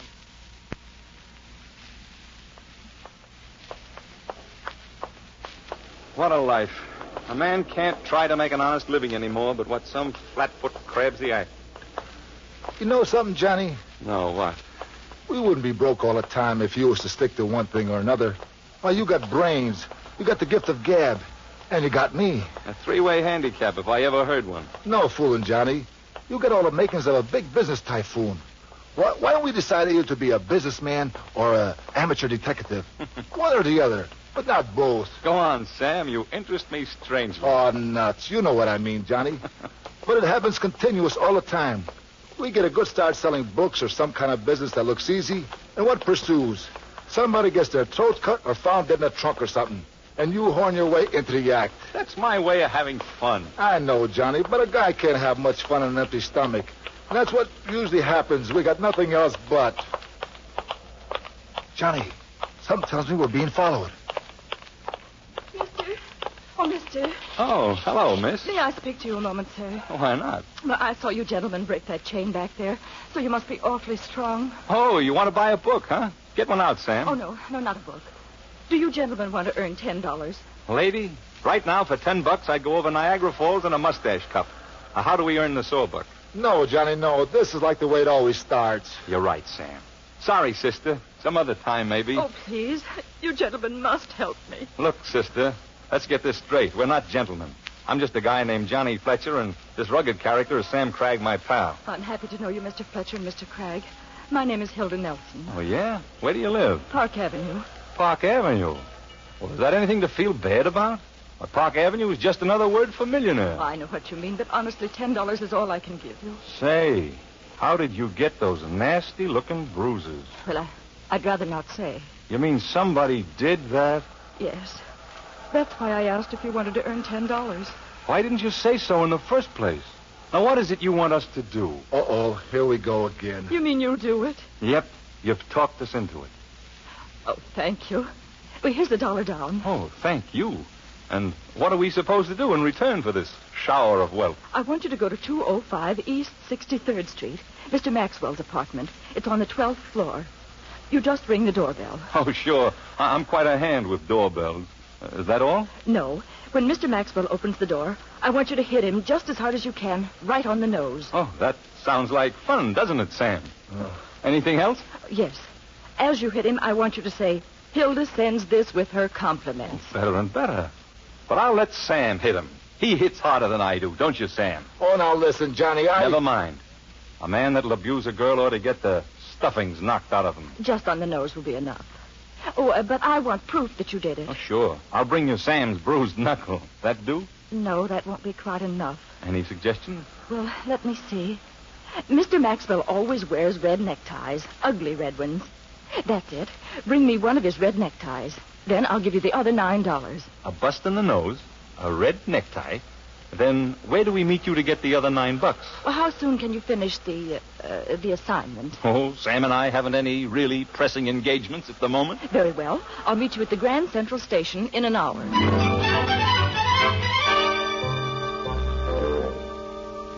Here it is. James Maxwell. Ring the bell, Sam. Now, remember when he sticks his puss out, let him have it. Well, what do you guys want? Now, Sam, now.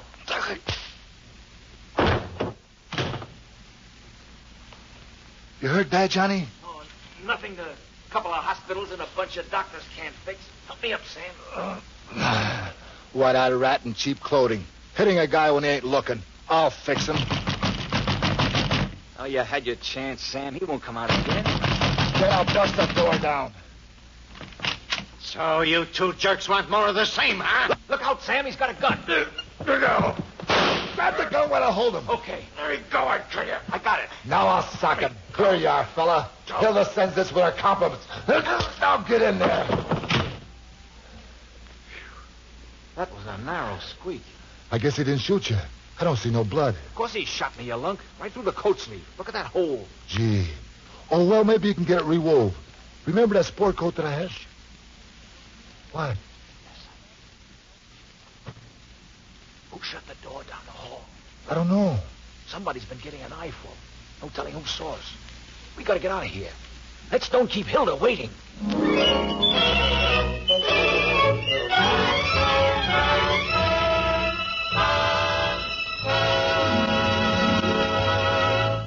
This is John Storm. You're listening to The Navy Colt, a Johnny Fletcher mystery. But before we rejoin Johnny and Sam, you would place your first sales message here. You have presented the first of your sales messages, so we return to our own job of selling you the Johnny Fletcher Mystery Series.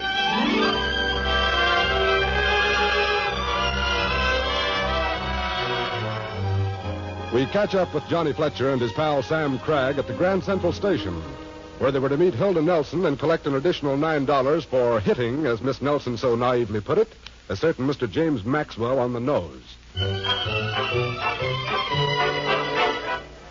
Let's scram, Johnny. The kid ain't gonna show up. I'm tired sitting here. And besides, I'm hungry. So am I. We got enough to eat on? Well, not great big baskets full. Hey, maybe we can hike that gun you took off Maxwell and eat on that a couple of times. Could be. It's big enough. Yeah, what a rod. Must be 2 feet long. I never seen one that big before. Neither did I, except in a museum. It's what they call a Navy Colt. Colt? It looked growed up to me. Sam, a Colt is a revolver. You know, what's got me puzzled is this microfilm I found in one of the chambers of the gun. What is that stuff? Well, it looks like a photostatic copy of some legal documents. You took the words right out of me mouth. They must be important. After we collect our $9 from Hilda, we'll take them to a photographer and have him blow them up big enough to read. Uh-oh. Look who's here. Oh, I'm so sorry I'm late. I was afraid you'd leave. No, we like it here. Well, did you, sock him? Sister, how can you ask? Look at this thing I used to call a jaw. Oh, dear. Hey, what about our $9? Well, did you get the red necktie? Red necktie? Red necktie? Sam, did we get his red necktie? Nah, he wasn't wearing no necktie. That's right, lady. Please, the $9. Well, that's what I came to tell you. I couldn't get the rest of the money. Uh-oh. I'm sorry, really, I am. Here, I'll write a check. Oh, not for me, sister. Why not? A check means getting identified. And getting identified means, you get it? Yeah. Well, come on, Sam. Let's eat. Goodbye, Hilda, dear. Nice to have had the pleasure of your acquaintance. Gee, with that big bundle of chow in me, I'm a new man. Don't tell me you're not going to have another piece of pie. No, I'm filled up clear up to here. Cigarette? Thanks. Hold the light. Sure. Here you are. You know, Johnny, you did all right hocking that old gun for $4. Funny speed it gives that old guy about it belongs to your grandfather. Present from Jesse James. You really think him up. Paper, latest edition. Paper, mister? Read all about the East Side killing. Yeah, here's son. Thanks, mister. Read all about the big murder. Read all about it. Paper here. It's the latest edition. Paper.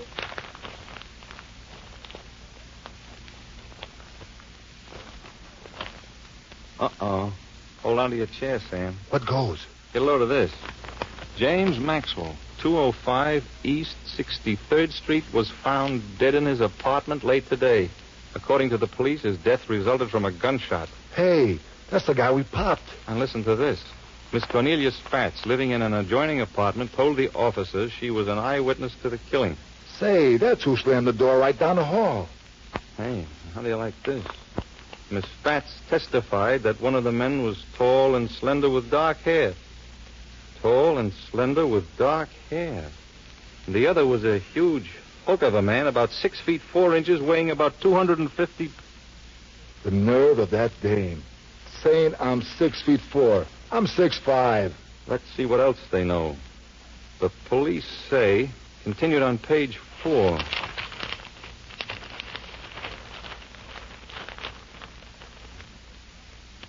Here it is. An old-time Navy Colt revolver is missing from a gun rack on the wall and may have been the murder weapon. They are scouring the city for such a gun, which may provide a clue to the killers. Come on, we got to move fast. Where are we going? Get the gun out of hock before the cops beat us to it. It's got our fingerprints all over. What an alley. Black as your hat. Yeah. Come on, open up. Maybe the old guy don't live in the back. Yes, he does. There goes a light. Here he comes. The Navy Colt man. I want to get the gun out of hock. No. I keep dreaming about Indians. And I got to go back and shoot them. Come in. Let's make this fast, will you, Pop? Here's your $4. Getting me up out of such a nice sound sleep. Yes, $4 it comes to. All right, here's your 4, and here's your ticket. I'm glad to get rid of this thing. It scares me to look at it. See you later, Pop. I hope not.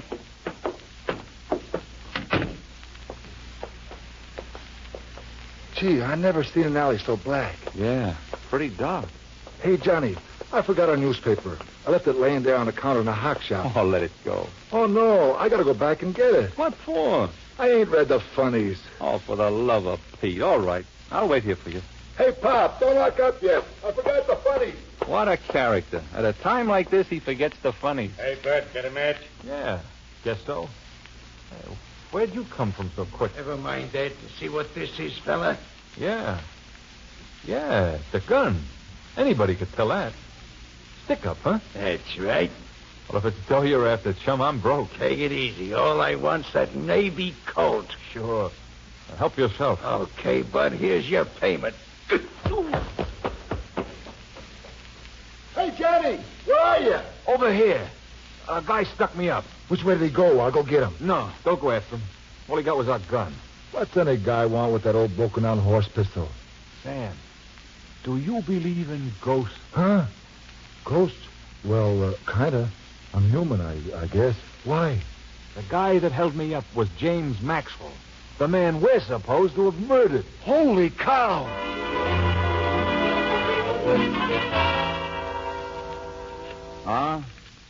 R-I-2-8-4-2-2. How do you know that's Hilda's number? Gotta be. The only Nelson in the phone book on Park Avenue. Kind of tough waking the kid up this time of the night. Wake her up, she better wake up. I'll drag her over the head, a little double-crossing. Hello? This is Johnny Fletcher. I want to see you right away to have a talk. Oh, that's absurd, Mr. Fletcher. I ought to hang up. Smile when you say hang, sister. You got us in plenty of trouble. Well, I didn't tell you to kill Mr. Maxwell. Kill Mr. Maxwell. Are you screwy? Now, look. You meet us in the waiting room of the Grand Central Station in 1 hour. But, Mr. Fletcher, it's so late. The Grand Central in 1 hour. And you better be there or else.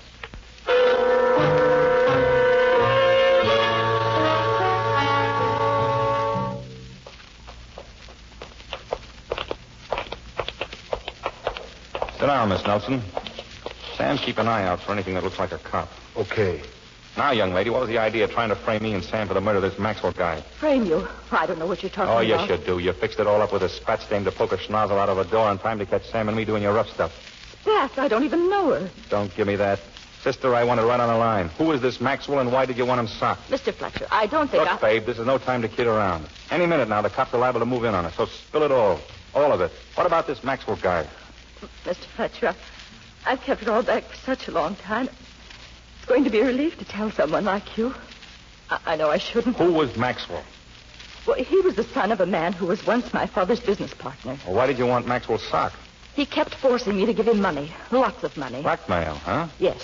Well, why did he hit you and put those bruises on you? Because I couldn't get any more money for him. He was furious, so he began to beat me. I managed to get away. It was right after that I saw you and Mr. Cragg. You weren't ever in love with this baboon by any chance, were you? In love with him. I despised him. I loathed him. I always have. Well, how did he force you to give him the dough? Well, he showed me a letter his father wrote when he was dying. It accused my father of killing his father. Why was your father supposed to have killed him? So my father could take over the business they started. Well, who is your father and what business is he in? He's Helmer Nelson, one of the biggest manufacturers of railroad ties in the country. Oh, I see. Well, why didn't you tell your father? Oh, no, I couldn't do that. Mr. Maxwell said he'd kill Dad, and me, too, if I ever did. Hilda, there's something maybe you can explain. The man Sam and I socked was not the man who was killed. What?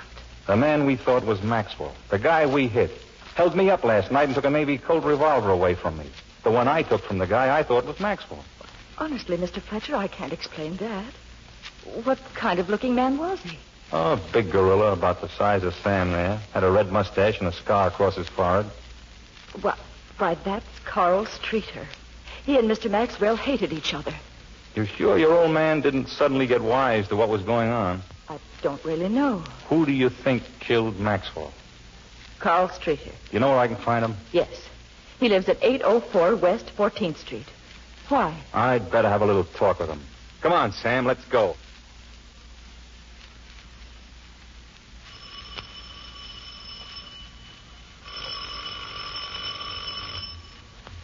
Looks like Mr. Streeter ain't home. We better try again some other time. Let me have that skeleton key. Now, look, Johnny, that ain't honest. Here.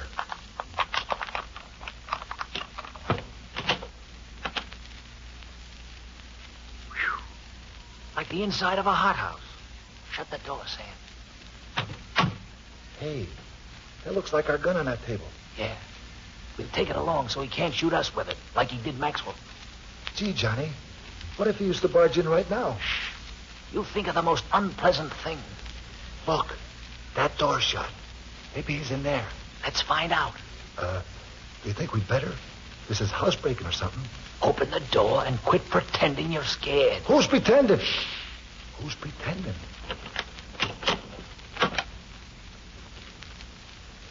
Hey, that's him on the bed. Looks like he's taking a nap. Yeah, a good long one. The guy's dead. Look, he's been shot.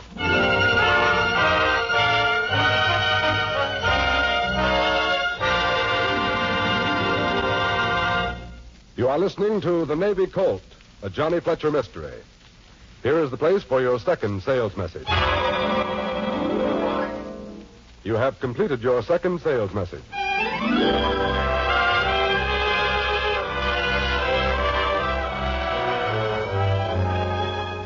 Catching up with Johnny Fletcher and Sam Cragg next morning, we find them outside the apartment door of Cornelia Spatt, the woman who described them to the police as the killers of James Maxwell. Johnny, I think you're nuts. Sticking your neck out like this. Maybe so, but if this dame can really put the finger on us, it's going to be a tough winter. We got to find out. But I'm worried. So am I. Here's the apartment. Miss Cornelia Spatt. Get out of sight. Okay, but be careful.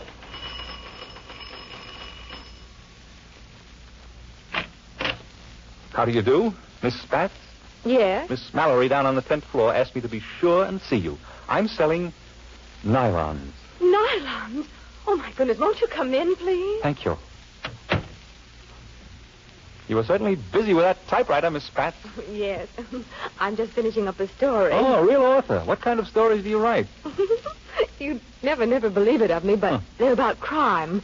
Murders, mostly. A charming young woman like you? Well, somehow you're just not the type. Well, they're not exactly fiction stories. You see, I'm the New York correspondent for a Chicago magazine called Cunning Crimes. They use short articles each month about actual crimes. What crime are you writing about now? Oh, I had such a wonderful experience. I witnessed a murder right out in the hall. You actually saw the murderers? Yes, indeedy. And I gave the police a perfect description of them. You know, one of them looked a teensy bit like you. Like me? Yes.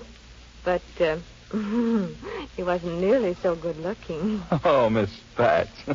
I can hardly wait to read your story when it comes out.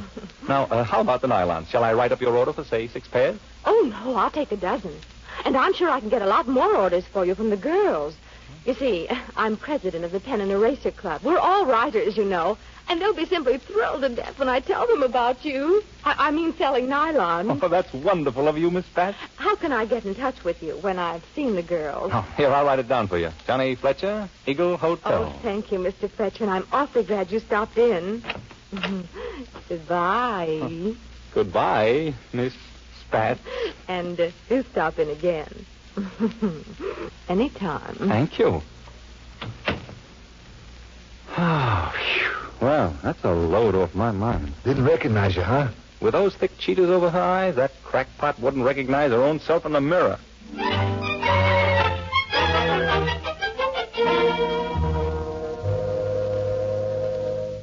Mr. Nelson, I'll get right to the point. You've been paying a lot of dough to a guy named Maxwell. The guy that got bumped off the other night. There's only one answer to a stupid remark like that, Fletcher. Get out of my office or I'll have you thrown out. Take it easy, Nelson. Whether you know it or not, your daughter got herself into one billy of a mess, and what's more, she got me into it, too. Just who are you and what do you want? I told you. I'm the guy that got into a jam trying to help your daughter. Ridiculous. I'm perfectly capable of giving my daughter any help she needs. That's a laugh. Did you know that for years Hilda has been blackmailed by Maxwell? Hilda, too? Why, that... Now, Mr. Nelson, don't speak ill of the dead. Especially when you may have had a hand, shall we say, in hastening his death. Are you accusing me of Maxwell's murder? Could be. Well, you're wrong. That's what they all say. But what do you want? Your side of the story, Mr. Nelson. Did you ever see the letter Archer Maxwell wrote accusing you of his death? Yes. James Maxwell has held it over my head for years. But I didn't kill his father. It was an accident. Archer must have been out of his head when he wrote that note. Just what was in the letter? Oh, I don't remember the exact wording, but it accused me all right. Strange part about it, a piece of the letter was missing, torn off. Did you see the torn piece? No, but Maxwell had me. He could smash my business and send me to the chair on the strength of that letter. So I kept dishing the money out to him. How does Carl Streeter tie into the setup? He and James Maxwell were two of a kind. I don't know what street I had on Maxwell, but he got a cut in the money. Fact is, once in a while, Streeter came up here to collect. Well, thanks, Nelson. That's about all.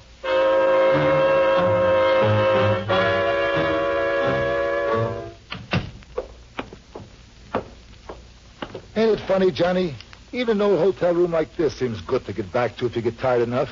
Yeah, just like home if you're up with your rent. Johnny Fletcher speaking. Oh, hello, Mr. Fletcher. This is Cornelius Bat. I have some good news. I saw some of the girls, and I have quite a few nylon orders for you. Could you come over right away? Thank you very much, Miss Spats.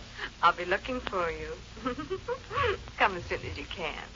Goodbye. Bye. That Spats character wants to see me right away. I knew it. The dames fell for you, like they all do. You ain't going, are you? Not a chance. Hey, how's about me going to get them orders? Is she a good looker? Say, now you got something, Sam. We'll both go in, and if she doesn't recognize you either, we got nothing more to worry about. Now, please, Johnny. I was only kidding. I don't want to see her. On the way, we'll pick up the enlargements of those microfilms. Come on, you big...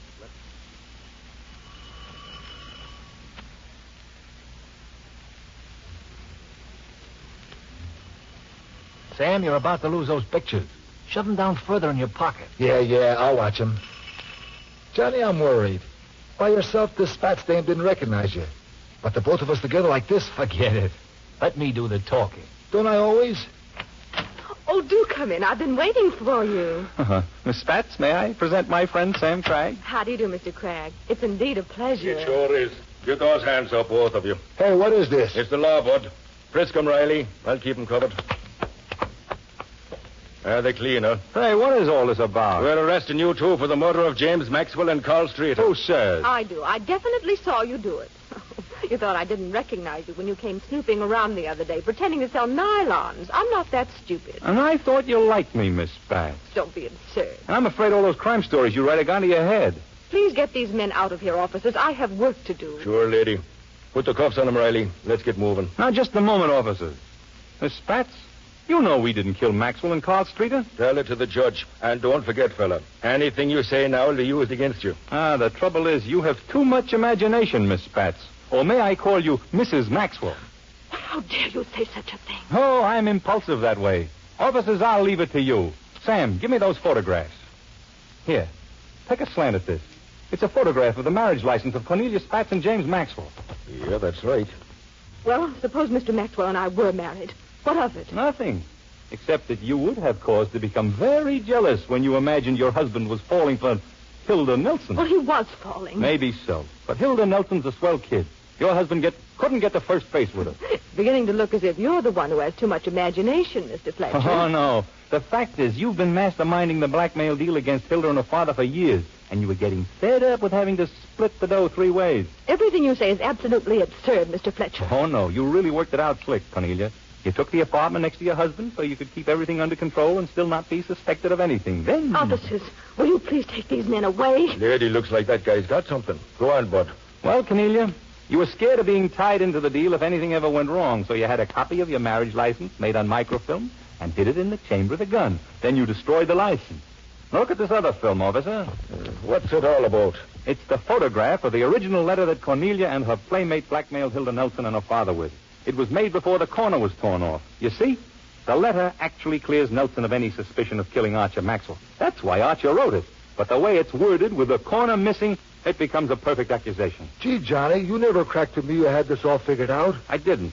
Till we picked up those film enlargements on the way here. What's all this leading up to, Fletcher? To the fact that Sam and I didn't kill James Maxwell and Carl Streeter. It was Cornelia Spatz. I did not. You can't prove that I did. How do you think she killed him, Bud? Oh, that little fracas Sam and I had with Streeter, thinking he was Maxwell, was just what the doctor ordered for her.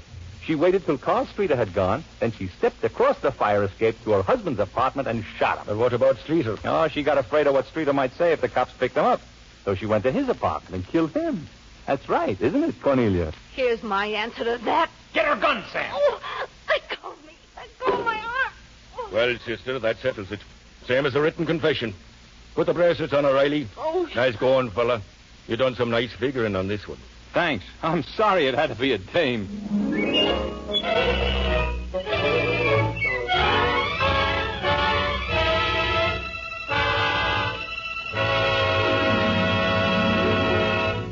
Before we return to Johnny Fletcher and Sam Cragg, we pause again to mention that this is the spot where you present a final brief sales message. Now, back to Johnny Fletcher and Sam Cragg. They have just entered their hotel room. Sam Cragg speaking. Oh, Sam, this is Hilda. Dad and I just heard the wonderful news about what you did. We're so happy. Oh, it was nothing. Sam, Dad and I were just wondering if... Sam. Hold the phone, Hilda. Go away, Johnny. You bother me. Yes, Hilda, go on. Well, Father and I want you and Johnny to come over and have dinner with us. Why, sure. Love to, honey. Sam, no. Just a moment, Hilda. Listen, you dope. We're invited to the Nelsons for dinner. Eat. E-T-E, eat. Remember? We can't go. What's the matter with you, Johnny? Why can't we? Because there's a dead guy in our closet. Uh-oh. Here we go again.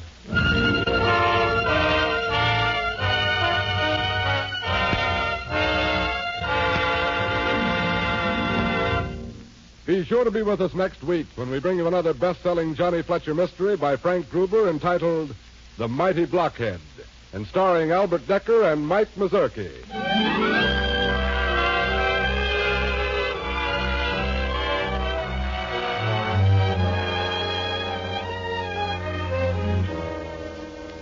Tonight's story was The Navy Colt.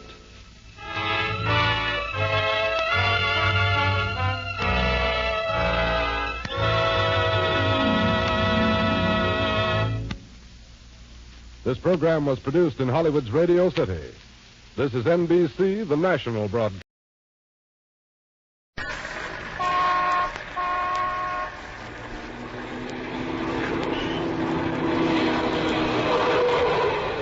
Look at that man go! Boy, he's heading for trouble. Taxi! Taxi! Over here! Yes, sir. Where to? Follow that man!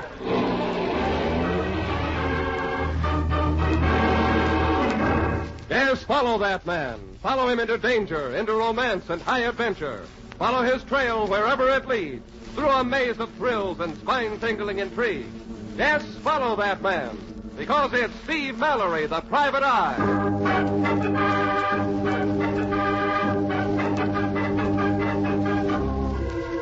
And here he is, Steve Mallory, in tonight's adventure for your product, The Trail of the Terrified Temptress.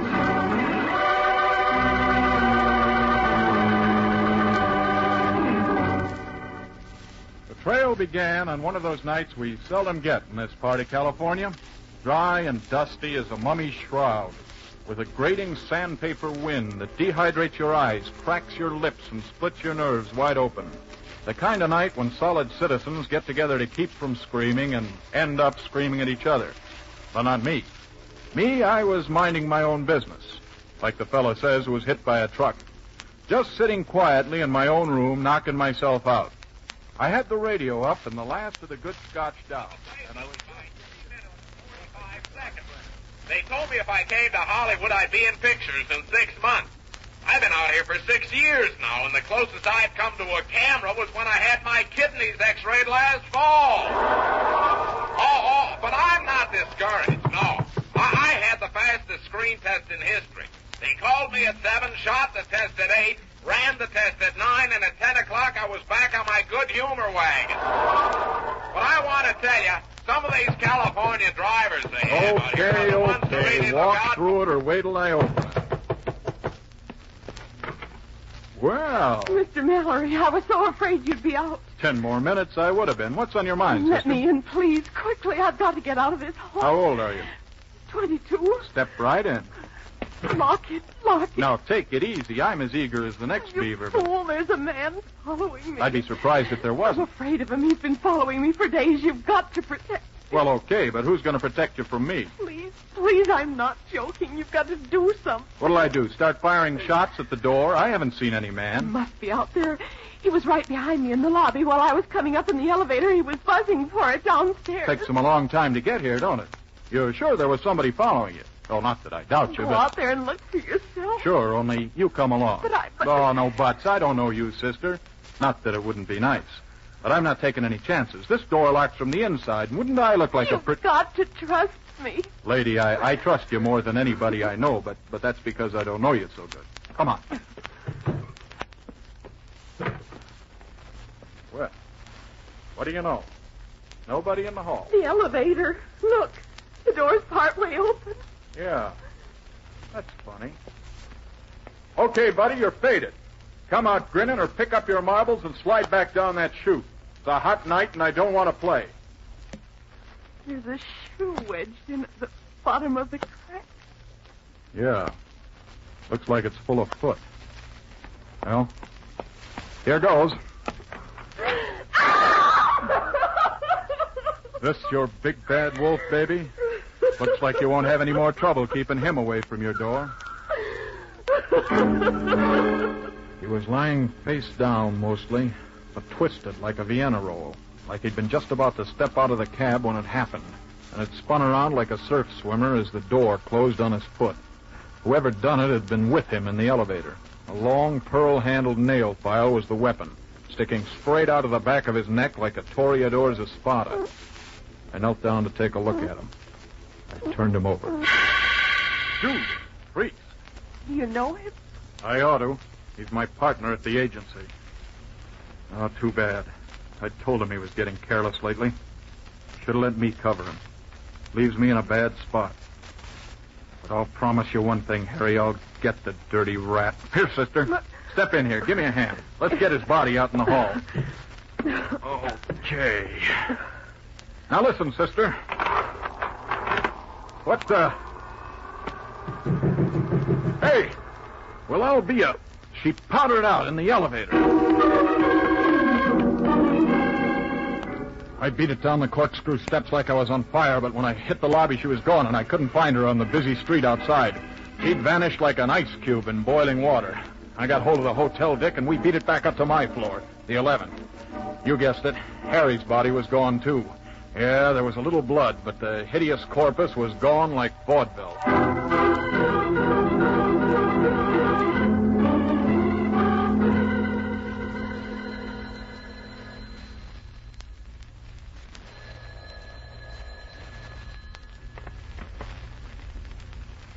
Hello?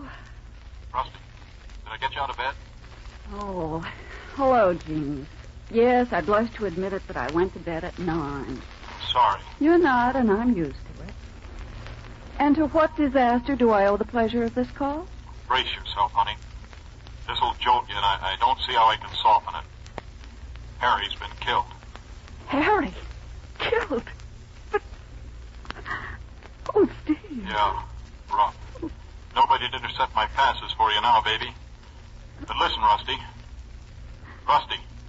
Yes? Rusty, don't crack up. Not yet. You gotta take it and you gotta hang on. At least for a while. A lot's depending on you.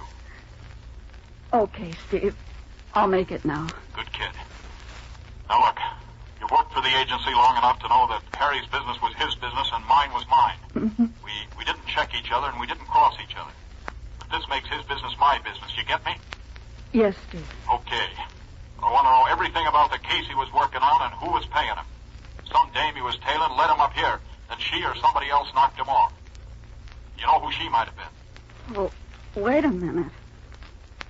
Yes, Nita something. Nita Colt, that's it. I've got it all down in the folder at the office. Okay. Brief me on what you can remember and give me the fill-in later. Who had her shadowed? Why, she hired Harry herself. She wanted protection. She was afraid of being alone or something. Wait a minute. Yeah? Think so? Yes, and I think it's important. Harry filed a dictaphone report late this afternoon. He wanted me to type it tomorrow. He was pretty smug about it. You know the way he gets when he's on to something. Said you'd be tipping your hat to him for a week. Yeah, he was always trying to get me to do that. Wish I had once in a while. Did he say what it was he discovered? No, he was in a hurry. Said he had to check the morgue files right away. I was already late getting out, so I controlled my curiosity till tomorrow. Anyway, it's all on the cylinders. Yeah. Yeah, what else on Nita Gold? She wanted to see you at first. I remember I thought that was odd at the time, so I took a better look at her. She looked a little dazed or something. Anyway, you were busy with a case of scotch. Yeah, I washed that up tonight. What else? What was she afraid of? Her own shadow, it seemed to me. Oh, darn it, Steve, I can't remember the details. Oh, yes, she's a singer. Might have known. Nice diaphragm. Where'd she work? At the Xanadu. Xanadu. Sunset Strip, huh? Well, we'll knock it off the income tax. Oh, Steve, are we going? Sure, baby. Soft lights and music for me and down to the office for you, where there's never a cover charge, never a minimum. Get all the dope out of the folder and phone me at the Xanadu. Oh, Steve, I do all the dirty work and you have all the fun. Sure, and I get all the credit and you get all the cash. Come on, Rusty, on your horse. Maybe Harry was in it for laughs, too. Maybe what happened to him is somebody's idea of fun. Well, whoever he was, baby, he's got himself a new playmate. And I don't think you'd like the way we're going to play. You can sit on the sidelines and coach me, honey. You'll be doing as much for Harry as I will. Okay? Okay, Steve. And... Yeah? Oh, I was going to say be careful, but what's the use? Okay, honey. Over and out. Steve. Yeah? Be careful.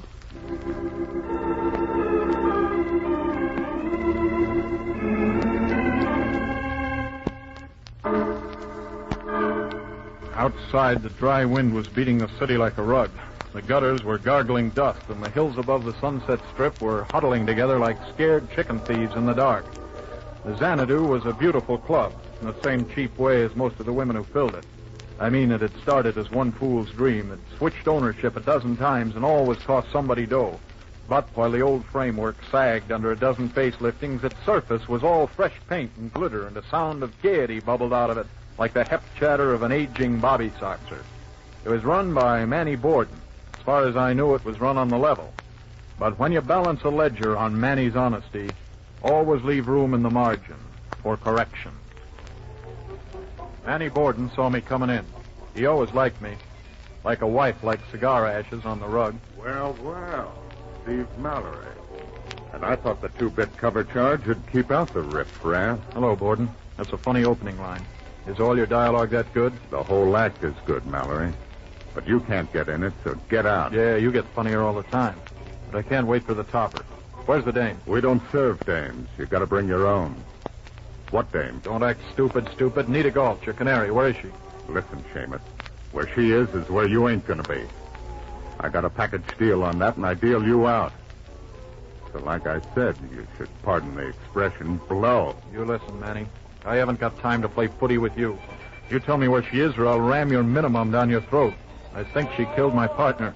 Oh, too bad. He was only a step up from you, but I'd have taken odds you'd get it first. First or last, Borden, I want that dame. Lots of guys have made the same mistake. Try looking. I'll tell you when you're getting warm. Now, that's real helpful, pal. Where's that door back of the bandstand go? You're a bright boy, Stevie. You're getting warmer already. Thanks, sweetheart. I wrestled through the dancers on the floor like a stag at a sophomore hop, while two big guys in evening dress ran a photo finish for second to the door. They were right behind me as I opened it and helped me through with a gun in my back. We went down a short flight of steps into an alley outside. Then they went to work. The boss says we should clean your nose for you, Mallory. Says you're having trouble with it. Aren't you boys taking chances? Only two of you and only one gun? One's enough. Cover him, Crocker. Yeah. You know, I don't like his mouth. I think I'll change it. Oh, you never laid a glove on me. Still talking, huh? I like it better, though, when them little red bubbles come out. Try this on for size. Oh, you're developing a nasty habit there. You ought to check it while you're young. Boy, you keep coming back like a song, don't you? Yeah. Now you're playing dirty. You know, I think I'm spoiling me manicure. You'll pardon my shoe. It's funny. Ain't got so much to say for himself now, has he? No. I thought he'd never run out of funny cracks. Too bad. I was just beginning to get a kick out of it.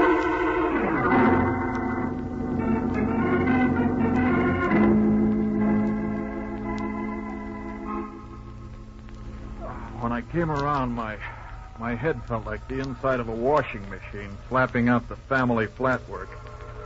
I would have traded my stomach for one with ulcers, and my nerves felt like they'd been yanked from my body, rubbed with sandpaper, tied in knots, and put in backwards. Other than that, though, Borden's boys hadn't bothered me at all. I got my eyes swiveled around so they were both pointing at the same thing. I was lying on the couch in my own apartment, and across the room, Nita Galt was sitting in a strapless evening gown. It was that gown that undid me. Well, well. I've been sitting here wondering what color your eyes would be. Yeah, I'd like to know myself. What color are they? Blue. A lovely baby blue. With just a shot of magenta for contrast. Oh, cute. I love a broad with a sense of humor. And I love big, helpless brutes who get hammered unconscious by bigger, unhelpless brutes. Brings out the woman in me. Yeah, and that dress helps, too. Listen, sister. That's it. Lie back. Shouldn't try to do too much at first. A few weeks you'll be sitting up, and I'll start you weaving baskets. Oh, no, thanks. I was never any good with my hands. Well, you're no good with your head either, especially when you lead with it. Yeah, I know. But I have a lot of dumb luck. Like, I take the count in an alley and wake up here with you. Think that's good? I don't know. How good is it? How good do you think? How good can it get? Relax. You're still an invalid. Anyway, you're not my type. At least you wouldn't be long if Manny Borden found out. That reminds me. How'd I get here? I found you in the alley back at the club. I figured you must have been looking for me, so I kind of felt responsible. I brought you home. Yeah. Well, that's neat enough for now. Who killed my partner? You think I did, don't you? I don't know why you should have, but you could have. I don't know why I think you didn't, but I don't think you did. Thanks, Steve. Okay, but even I could be wrong. So far, it reads like a couple of pages must have been stuck together. Let's see. You came to me screaming for protection from the very guy you hired to follow you. Yeah? I did what? Well, you hired Harry to follow you, and then... I hired him? Yes, you hired him. Oh, are you sure? Sure, I'm sure, aren't you? Oh, no, not at all. Oh, good Lord, it's happened again. What's happened? Come on, baby, start making sense. Steve, look at me. Oh, not like that. Just look at me and tell me. Do I look like a perfectly normal human being to you? Well, I'm normal enough not to think so. But when I talk to you, do I sound coherent? Do I make sense? Well, don't take my word. My class voted me most likely to become idiotic. But as far as making sense goes, the best I can say for you is that you seem normal. What I'm trying to say is I think I'm sane as any girl could be who's been through what I have, but I don't remember ever seeing your partner before tonight. Give me that again. Gently. If you say I hired him to follow you up, I must have hired him, but I don't know how to explain all this. But I have moments of... Well, I lose control. Things fill in on me. I forget. I don't know where I am or later where I've been. I never wanted it to happen when I was alone, so I thought of hiring someone to follow me. I thought of hiring you. Well, that makes sense. What you have is transitory amnesia. It's like a champagne hangover. It comes and it goes. Now, you were smart to want to keep a tab on yourself. It's always nice to know where you've been. But what I say is, I thought of it. I don't remember doing it. Well, let's say you did. And then you forgot you hired Harry and you were afraid of him when you spotted him tailing you. So you ran to me because I was the guy you intended to go to in the first place. Mm-hmm. Yeah, that was... But that wasn't the worst of it. I mean, it wasn't just the fear of not knowing where I'd been, but more the fear of what I might do, and still worse than that, of what I might be accused of having done. Do you follow this at all? I fell off as we rounded that last semicolon. I'll try a different approach. My husband... Oh? That's right. Oh. He's dead. Oh. And maybe I killed him. Manny Borden says I did. Well, Manny might be inclined to exaggerate. What's your story? I don't know what to think. I could have been... Yet I don't know. I loved Philip with all my heart in spite of what he was. Philip Galt? That the guy? Yes. Ah, quite a guy. Yes, he was. Nice people you play around with. I don't play. He was my husband. Sorry. No, really, kid, I'm sorry. Doesn't matter. You're perfectly right. He was everything you think he was. Fast money boy, cheap, flashy, weak, a heavy drinker, a heavy gambler, a bad loser, and a worse winner. He wasn't even faithful. I don't know. I just loved him, I guess. I couldn't help it. I should do this to music, sitting on a piano. Yeah, well, anyway, I got troubles of my own. How was he killed? Automobile wreck. Manny says I was driving. Says I'd been drinking and crashed into a road bank on a detour in Topanga Canyon. Steve, if it's true, then I'm guilty of manslaughter and I want to pay for it. But I can't remember. I can't remember a thing. Yeah, how come Borden knows so much about it? He says I walked to a grocery store and phoned him to get me. That sounds like something I'd do. Says he picked me up and brought me home. The boys got the car off the road and took Philip's body away. What boys? Crocker and Jenks. Oh, those boys. Yeah, I've had the pleasure of meeting Crocker and Jenks. I'm in the clear if it's true, but I don't remember ever being out of my room.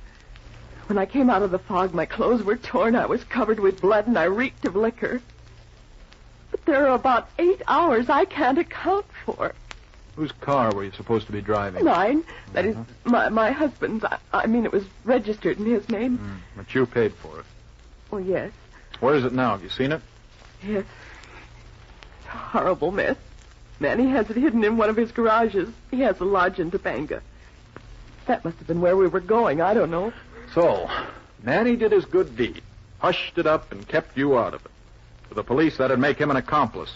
More guilty than you are. What's it make him to you? Scoutmaster? What do you mean? Quit stalling. He did it because he wanted something. He never did anything any other way. He has a way of getting what he wants. You didn't go for him, so now he's playing heavy hangs over thy head with this manslaughter rap. And you're the forfeit. Am I right? It's all right. You scare me. Yeah. Sometimes I scare myself. Especially when I can't figure out how any of this has anything to do with Harry's death. I owe you an apology for running out on you the way I did. I was panicking. Oh, yeah, you had a right to be. If they ever started grilling you and you cracked out with that transitory amnesia stuff, you'd be cooked. Especially if they tumbled onto this manslaughter caper. That's the big joker. That and why anybody was mad at Harry. Now, I got a lot of good back fence gossip here, but nothing that ties up with him. That's all I care about. Is that all you care about? I thought I wasn't your type. You'd be somebody's type. But not yours. No. Not mine. Well, forget it. You forget things, so Forget it. All right. And while you're forgetting, forget I kissed you. But you didn't. Oh. Oh.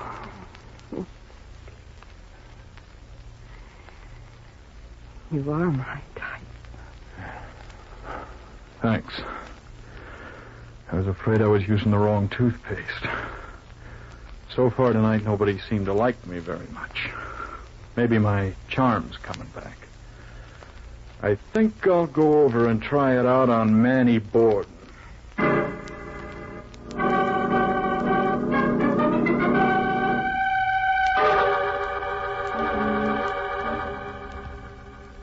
Well, they say a crook always returns to the scene of a crime. So does a cop. It was a crime the way Manny Borden's boys had mussed me up, but I was willing to forgive and forget. After I kicked their teeth out, I got back to the Xanadu at 4 a.m. The place was dark. Looked as empty as a canary cage after the cat got in, except for one light in back.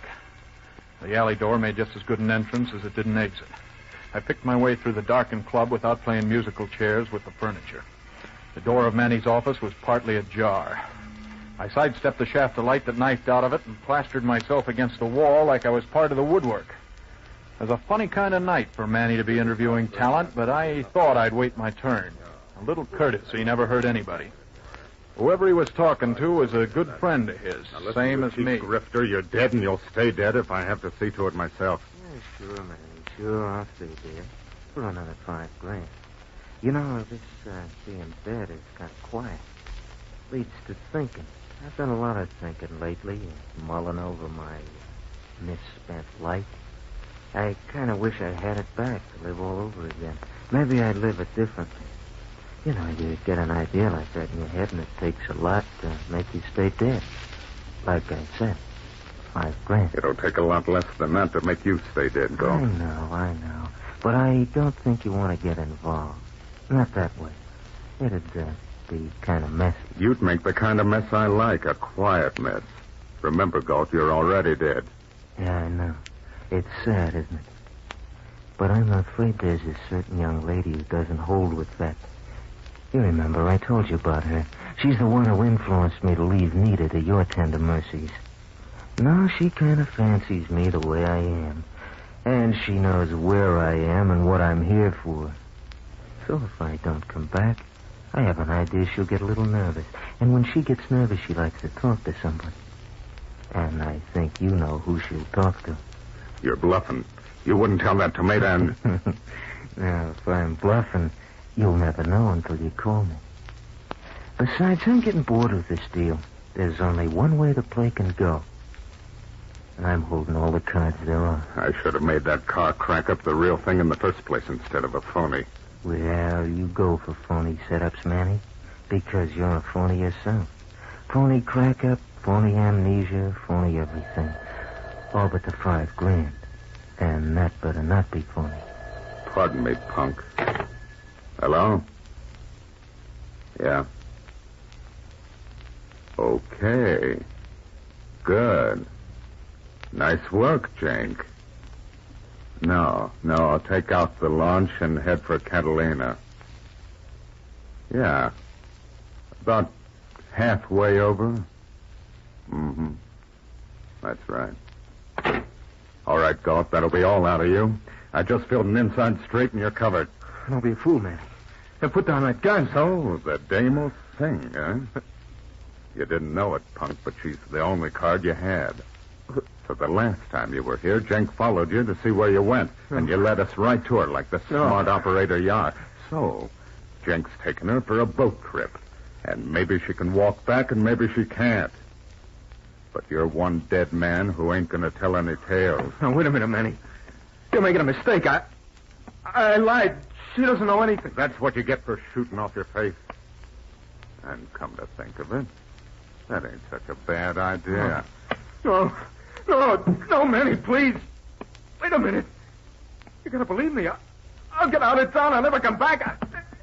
Listen, Manny. I've listened enough, you yellow-bellied louse. I killed that Seamus because you were sap enough to let him recognize you. You don't think I'd stop at you? Oh, Manny, give me a break. What do you want me to do? I'll do anything, Manny. Anything you say. I want you should drop. No, for God's sake, Manny. Who are you? The United States Cavalry. Who do you expect? You saved my life. Yeah, I'd rather save kitchen fat.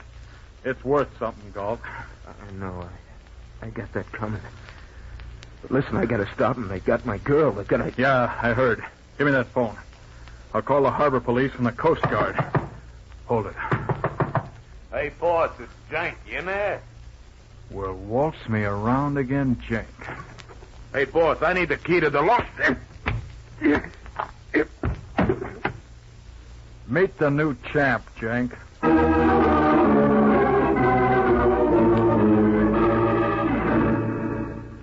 Well, there was a little more excitement after that. I had to get the drop on Crocker, Borden's other handyman.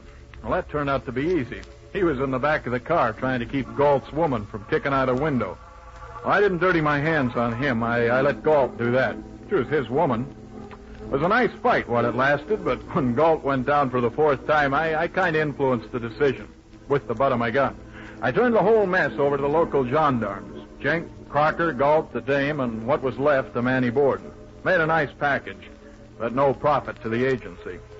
Borden had been feeding Nita Galt a drug that made her lose her memory for short periods of time. Yeah, they have things like that. And then the rat killed my partner, Harry, because Harry spotted Philip Galt alive. Poor old Harry. We found his body on the roof of my building. The killer dragged it up there when I went after Nita. Planned to dispose of it later. Good boy. Knew his act of habeas corpus. I got to bed about 10 the next morning and was just about to sleep when... Oh, no, not again. Steve, where have you been? I've been trying to get hold of you all night. Oh. I have that information you wanted. Oh, great. Yes, this will stun you. Harry was following Nita Galt because she was subject to spells. Yeah, that's fine. Write me a letter, will you? What's the matter? Don't you want to hear this? Harry had seen her husband coming out of the Xanadu, Sure. Some other time I am trying to sleep. Well, that's a fine attitude, I must say. I spend the night knocking myself out doing your work for you, and now you tell me... Rusty, honey, I love you dearly. I appreciate everything you've done, but do me one more favor, will you? Yes? Go out and read a newspaper. All right. What page? Oh, Rusty. Well, I guess you know what you're doing. Yeah, I think I do. I'm going to sleep. Steve Mallory. Well, wouldn't that curdle you? Going to sleep at a time like this.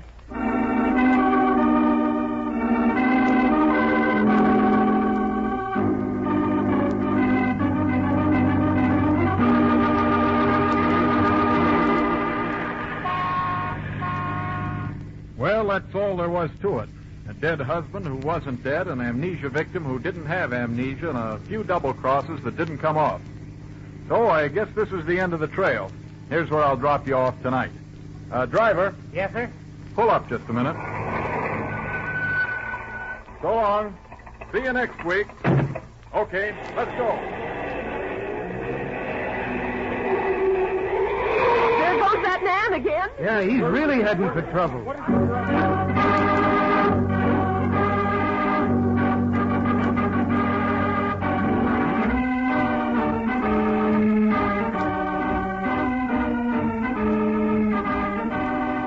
Yes, Mallory's off in a cloud of dust, speeding off in pursuit of new adventure. So follow that man. Follow the trail of Steve Mallory again next week as he leads you along the trail of the tingling spine.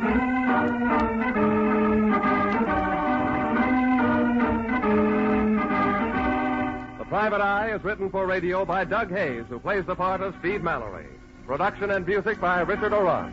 Nita Galt was played by Monty Marget. The part of Rusty was played by Rosemary Kelly. Stanley Waxman was Manny Borden. Philip Galt was played by Tom Holland. Buddy Gray was Crocker, and Paul Frees was Jake. This is James Matthews speaking.